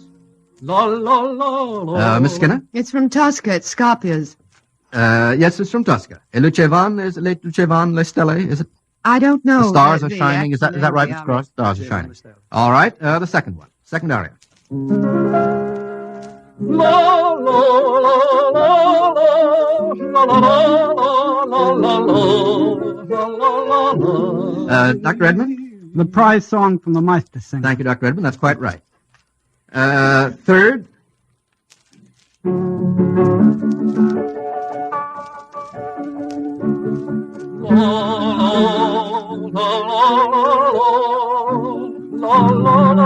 Miss Skinner? Samson and Delilah. Yes, and what's the aria called, do you know? Mon cœur ouvre à ta voix. Yes, I didn't expect to get it in French. That's complimentary and extra. My heart of thy sweet voice in English. Samson and Delilah of Saint-Saëns. And fourth and last. La la la la la. Mr. Adams. That's from Lucia di Lammermoor. Yes, who wrote it? Donizetti. Donizetti, and it's, what's the aria known as? Sextet. The sextet. I think Mr. Cross did it very well for a single man. All right, 4 out of 4. I think that's pretty good considering that no one of these 4 experts this evening is a musical authority per se. I know that Dr. Edmund and Miss Skinner hear a lot of music, but they are a philosopher and an actress, respectively. Now, so far, we have lost, Canada Dry has lost only $10, which is not good enough for me. We'll see what we can do after Mr. Cross, our expert on Canada Dry, has his say. Thank you, Mr. Fadiman. Many of our friends have commented on what a happy coincidence it is that Canada Dry sponsors Information Please. For Canada Dry Ginger Ale has all the sparkle of the spontaneous wit and humor heard on this program and all the real pleasure that goes with good radio entertainment. And I'm the expert who is ready to tell you why Canada Dry Ginger Ale has so much sparkle and gives so much pleasure. So from time to time, I'm going to relate the story of Canada Dry. The growing of the finest ginger in Jamaica, purchased by our own resident buyer. The bottling under our own secret process in the most modern plants, scientifically controlled by graduate chemists. For we believe that when you buy Canada Dry Ginger Ale, you want to know why it is one of the finest beverages on the market today. Why it supplies quick energy, refreshes inwardly, and aids digestion. In other words, why Canada Dry Ginger Ale is gingervating. Thanks, Mr. Cross. Our Canada Dry expert made it in exactly 56 questions. And now we'll go on with a question based on the news of last year. This question comes from Mr. H. Robinson of New Orleans, Louisiana. What front page news event of the year 1938, you remember 1938, Mr. Adams, don't you, is brought to mind by each of the following? I'm going to read 5 phrases, and you have to tell me what 4 out of 5 of them bring to your mind. The first phrase is, fractured transverse process, 3rd lumbar vertebrae. I hardly know what it means, much less what it calls to mind. Mr. Kieran. Max Schmeling had one of those little items. That's right. That's right. It's the injury sustained by Schmeling when he was knocked out by Joe Louis. How do you happen to remember that, Mr. Kieran? Well, my son had one from football. Oh, I see. Just family association. 2, report and consultation. What does the phrase report and consultation mean to you? Mr. Adams. It might have been the illness of James Roosevelt. Well, it might have been. They made a report on it, and they had a consultation. They did. They had both. That's quite true, but I don't think that phrase was used particularly with respect to that. No, Mr. Kieran. Calling back Ambassador Dodd from abroad. You got the right recall, but the wrong ambassador. Well, give me another ambassador and I'll let you Kennedy. Go. No. Well, Hugh Wilson. Pick another ambassador. Mr. Edmund? Hugh Wilson. Yes. Well, I really think I ought to count you wrong on that. Mr. I Edmund can't came to keep bat. these ambassadors straight. It is hard to keep them straight. President Roosevelt recalled Ambassador Hugh Wilson from Germany, you remember, and for report and consultation, a phrase used constantly in the newspapers. What I had the family phrase... right. I beg pardon? I had the family right. Yes, you had the family right, yes. Mr. Adams, thank you. The third one, 17 oil companies. What does the phrase 17 oil companies bring to mind? Mr. Adams. Mexico? Yes. Want to tell us a little bit more about Mexico? No, that's all I know. That's all you know about Mexico is Mexico. Mr. Kieran, perhaps you can help us out. Mexico took possession, expropriated, I believe, is the yes, good term. word. Their possessions, oil lands, wells, and apparatus. Yes, 17 oil companies were expropriated. United States oil companies and also British. Count that right. What does the phrase 9-year-old crate bring to mind? Mr. Kieran. The crate in which Mr. Corrigan flew backward forward. That's right. That's quite right. And fifth and last, poultry racket. Now be careful on this. Poultry racket.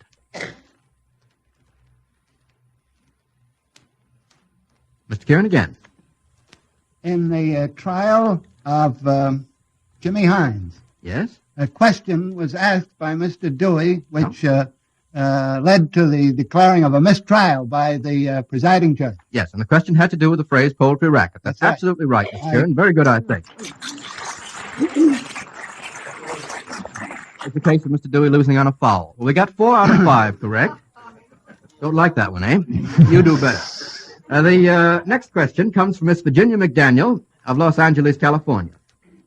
She wants you to quote at least 2 lines following those given of each of the following soliloquies.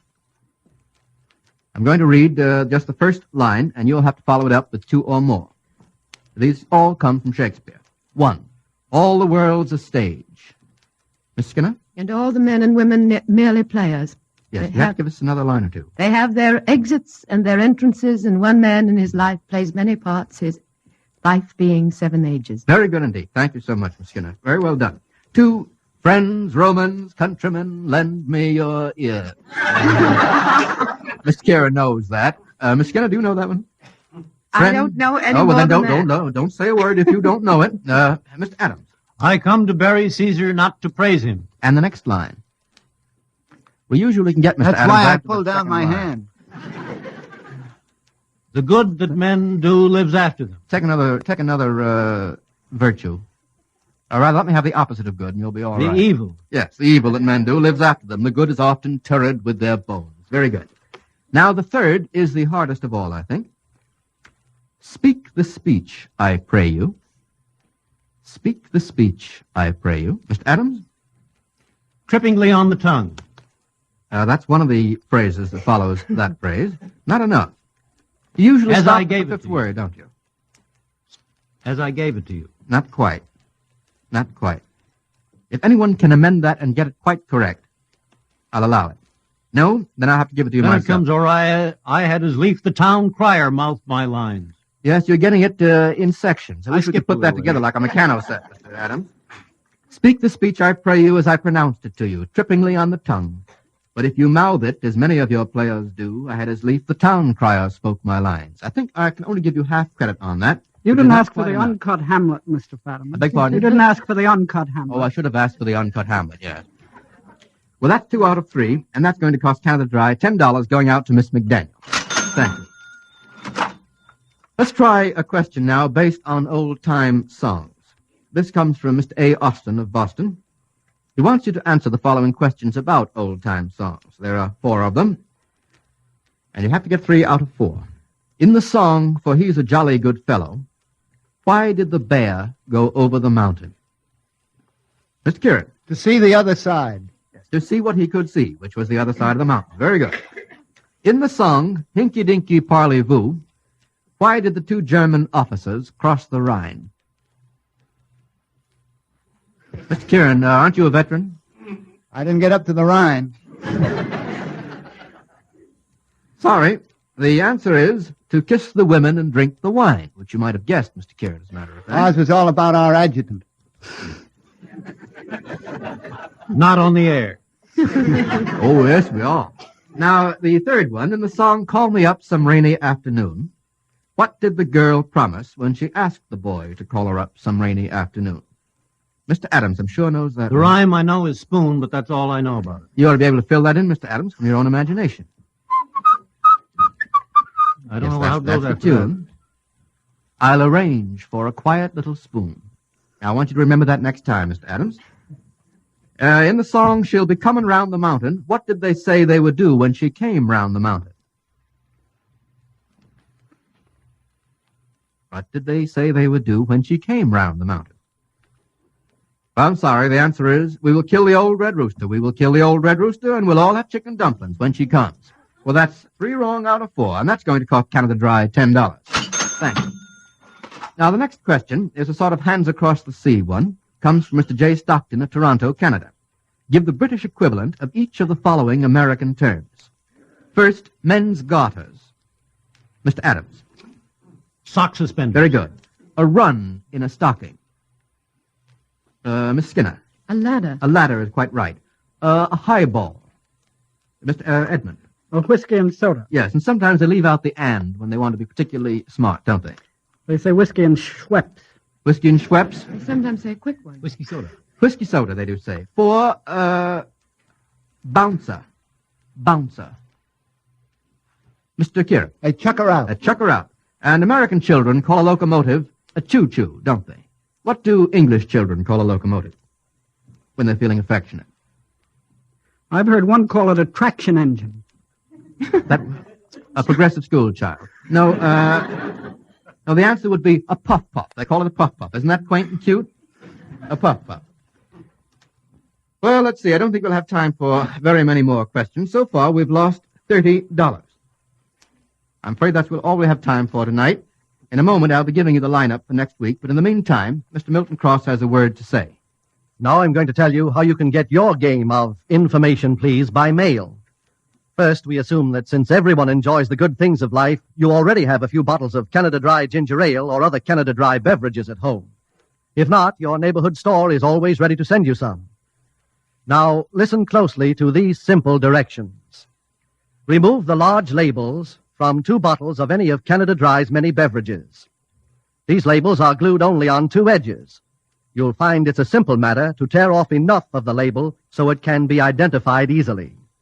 Then mail your piece of labels and 10 cents to cover the cost of postage and handling to Canada Dry, 1 Pershing Square, New York. If you live in Canada, the address is Canada Dry, Toronto, Canada. The Information Please game, containing enough questions for 4 typical programs, is one of the solutions to your entertaining problem. So send for your copy tonight. And by all means, don't forget to include your own name and address. Thank you very much, Mr. Cross. And now, if I may, let me announce our board for next week at the same time. Our 2 regulars, John Kieran and Franklin P. Adams, of course, we cannot dispense with, and they'll be here again. And our semi-regular, Mr. Oscar Levant, will be back in his seat, or at the piano, or wherever it seems most necessary. And this is a very special announcement. Our guest of honor, by overwhelming popular request, will be that incomparable raconteur and star of radio, stage, screen, and literature, Alexander Woolcott. Now remember, ladies and gentlemen, letters with questions are to be addressed to Information Please, Canada Dry, 1 Pershing Square, New York City. All questions become the property of Information Please.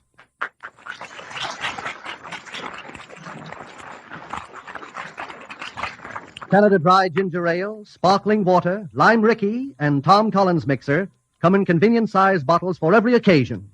These exceptionally fine beverages are economical, too. For the largest bottle, the family size, costs only 15 cents plus usual deposits. And now we bid you all good night.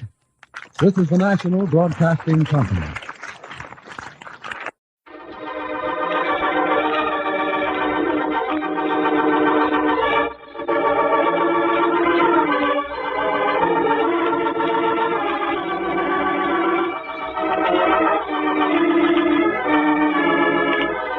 When a Girl Marries. A story of young married life dedicated to everyone who has ever been in love. Brought to you by that double-acting baking powder, Calumet. Calumet for double protection, double perfection. Look for the big red can with the Calumet Indian Chief. It's Hugh James, folks, for Calumet Bacon Powder. Calumet is famous for its trusted double leaven in action. The finest cooks have chosen it for more than 50 years. And Cousin Vinny, what do you suppose the first woman who used Calumet said when she used it? I'll bet she said, "The world is mine." It's just like the Othello in that old play, The Count of Monte Cristo. So it's a grand feeling to know that you found the key to bacon success. And a record of the very best bacon yet stretches ahead of you. With golden brown, flaky fine Calumet bacon powder biscuits, light as a ping pong ball. And crisp, delicate waffles, velvety pancakes, and puffed up muffins all the way. And those prize-winning Calumet cakes to make your family perk up. Yes, dependable double-acting Calumet bacon powder is the key to bacon success for any woman who gets it in the big bright red can with the picture of the Calumet Indian chief. For Calumet gives your bacon double protection for double perfection. Raises biscuits and batters twice. First in the mixing bowl when you add liquid to dry ingredients. And second in the oven when your bacon hits the heat. Calumet saves bacon failures and it costs little. And you use very little. Just 1 level teaspoon to a cup of sifted flour in most receipts. Remember, lady, the key to bacon success is Calumet. Calumet for the very best bacon yet.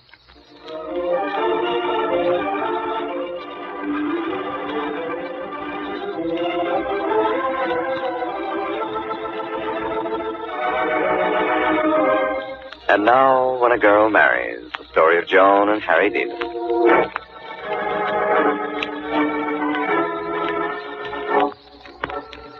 The storm is raging outside of the Skidmore farmhouse. The wind is tearing around the house and rushing down the hill to the distant orchard. In the darkness, a torrent of rain is dashing against the windows of Kathy's room. But even in the fury of the storm, Kathy is content with her baby beside her, and Phil sitting by her bed, talking quietly. Darling, don't you think it's time to settle down for the night? Oh, not yet, Phil, please. You've had a big day. Oh, stay for a little bit longer. Oh, listen to him. Little Phil wants you to stay, too, don't you? Of course you do. Well, what could a poor, defenseless father do after that but stay? Oh, he's got to stay, hasn't he? He knows just exactly what we're talking about. He wouldn't be our son if he didn't. In fact, I expect he'll be meeting me at the door any day now. Oh, Phil. Well, won't you? Huh? Of course you will. That's just exactly what I expected.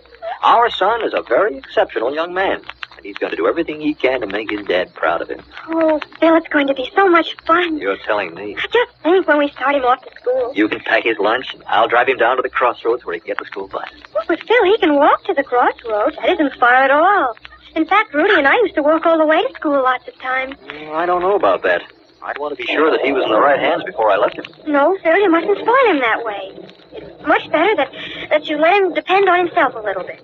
Maybe I will after he's been going to school for a few weeks, but just at first, I'd like to give him that extra security. Let him know that his old man's always in back of him. That is something to think about. Boy, do I remember those first days I went to school. Seemed to me that the gate had been opened and I was suddenly let out into the cold, cruel world all by my lonesome. You understand exactly what I mean, don't you, son? Yes, sir. Just exactly how it was. Oh, Phil, we're so foolish talking this way. I think we're making very good sense. But it'll be years before he goes to school. What's 3 or 4 years? Oh, will he go to school when he's that little? Of course he will. They believe in starting him young these days. No, not too young, though. I don't know about that. You have to learn how to mingle with people. You have to know how to be one of them, and the sooner you get started, the better. When I was a youngster, I was alone too much. I didn't know how to act when I met other people. Oh, I'll bet you did. No, darling, I didn't. It's gotten me into a lot of trouble. Nothing could get you in trouble. No, it couldn't. And the only thing in the world I want is for my son to grow up just like his daddy. You really mean that, don't you? Phil, of course I do. Darling. I just love you so. I don't know what happens to me when I'm near you, but something does, Phil. I don't know why. I'm so lucky to be me. No, Phil, I'm serious. I guess I've always had a happy life. Even when things weren't going very well, Mama always made it easy for us. And then when you made it possible for me to go away to school, I thought it was the most wonderful thing in the world.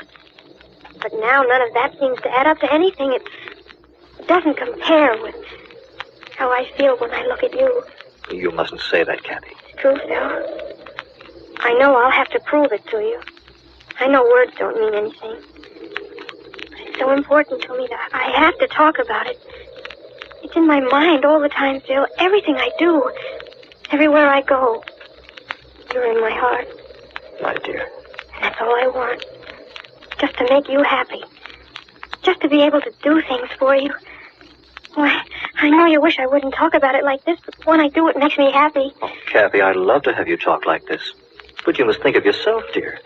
I want you to take care of yourself. I want you to be happy. No, I never could be happy without you. The way I'm made, I have to belong to someone. Everything I do has to be centered in them. And then my life's complete. Without that, it isn't. It's just all upset and full of worries that disappear right away when I'm looking at you. When I know you're beside me.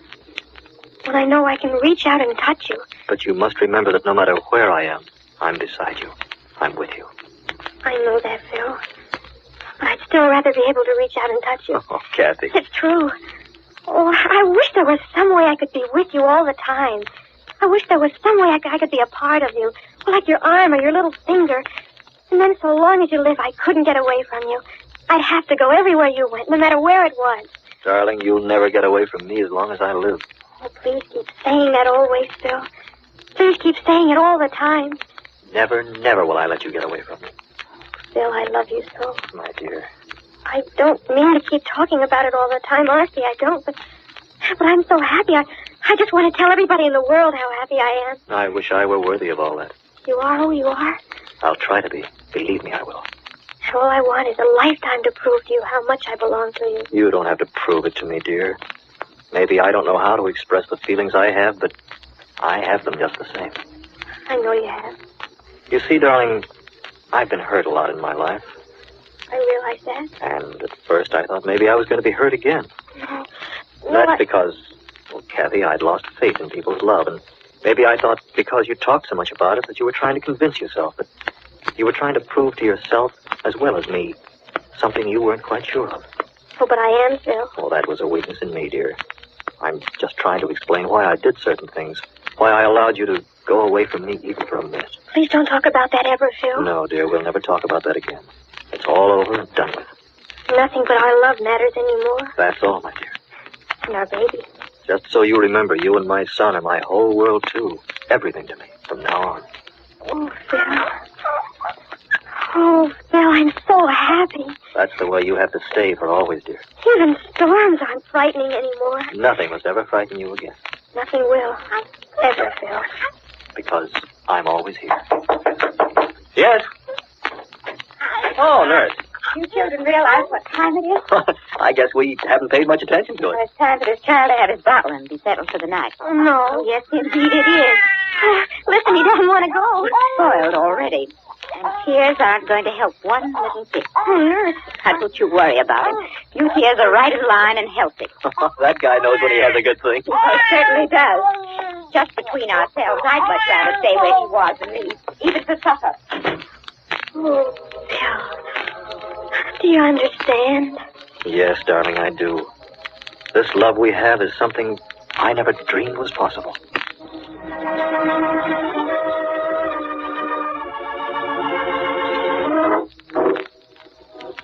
While on the highway in the midst of the storm, Harry's been stopped by a car drawn across the rain-drenched road. As he opens the car door... What, that's a dangerous thing to do, park a car across the road that way. What else could I do? All those jokers going by letting me stand here in the rain. It was the only way I could think of to stop anybody. I probably thought you were asking for trouble. All I want is a lift to the next service station where I can get someone out here and find out what's wrong with this old bus. Maybe it's out of gas. I don't know. Okay. That's why I did it. That's why I parked the car this way. You can't leave it here. I'll take off the brake and let it roll off the road. That's a good idea. Don't think I ain't appreciative of this lift you're giving me. Oh, I'm delighted to. Only at first I didn't know what your game was. You off the road? Yes, that's fine. I'll just leave it here. Come on, hop in. What a storm. Yeah. I'm trying to get to Beechwood tonight. All I want to do is get out of this wet. I'll just put this little grip in the back. Oh, sure thing. My name is David. Mine's Pete Smith. Glad to meet you. Where can I drop you? First garage we come to. I don't know much about these roads around here. But I do. If you turn off here to the left, you'll have a shortcut through the next town. Oh, good. And these woods give you some protection from the weather. That's what we want. That's right. Hey, I think it's getting worse. Sounds like it. Boy, this is clear. See that clearing right ahead? Sure. Drive into it. Drive. What for? Do as I tell you. What the devil is Don't ask no questions. Why, you... And don't talk. I got a rod in your back. Just do as I tell you, or somebody's going to get hurt around here.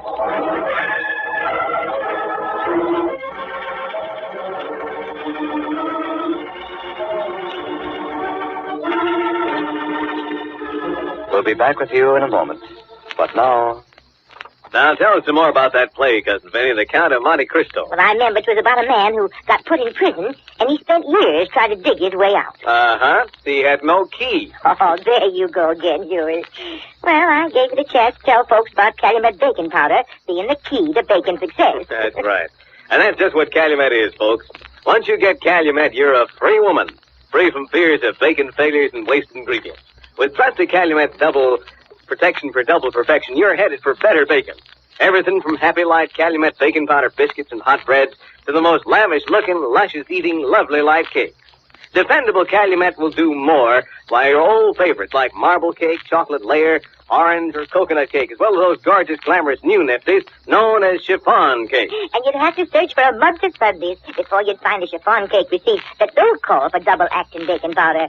So I say, don't fuss around. Get Calumet. Yes, you can count on Calumet to never let your bacon down. It's the key to bacon success.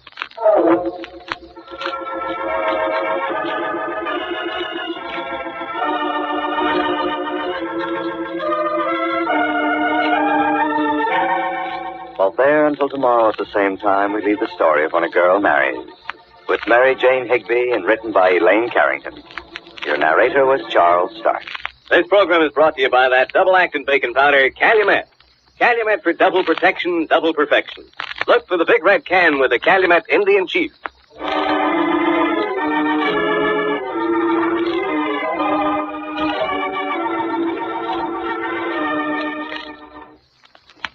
Coconut, baker's coconut, coconut for sale, delicious baker's coconut. It's the Coconut Man, reminding you that Baker's Coconut makes swell dessert. So tonight, how about a delectable coconut pie, smooth, creamy coconut custard, topped with fluffy, snowy white Baker's Coconut. Remember, it's better if it's made with coconut, and it's better coconut if it's Baker's. Get Baker's Coconut.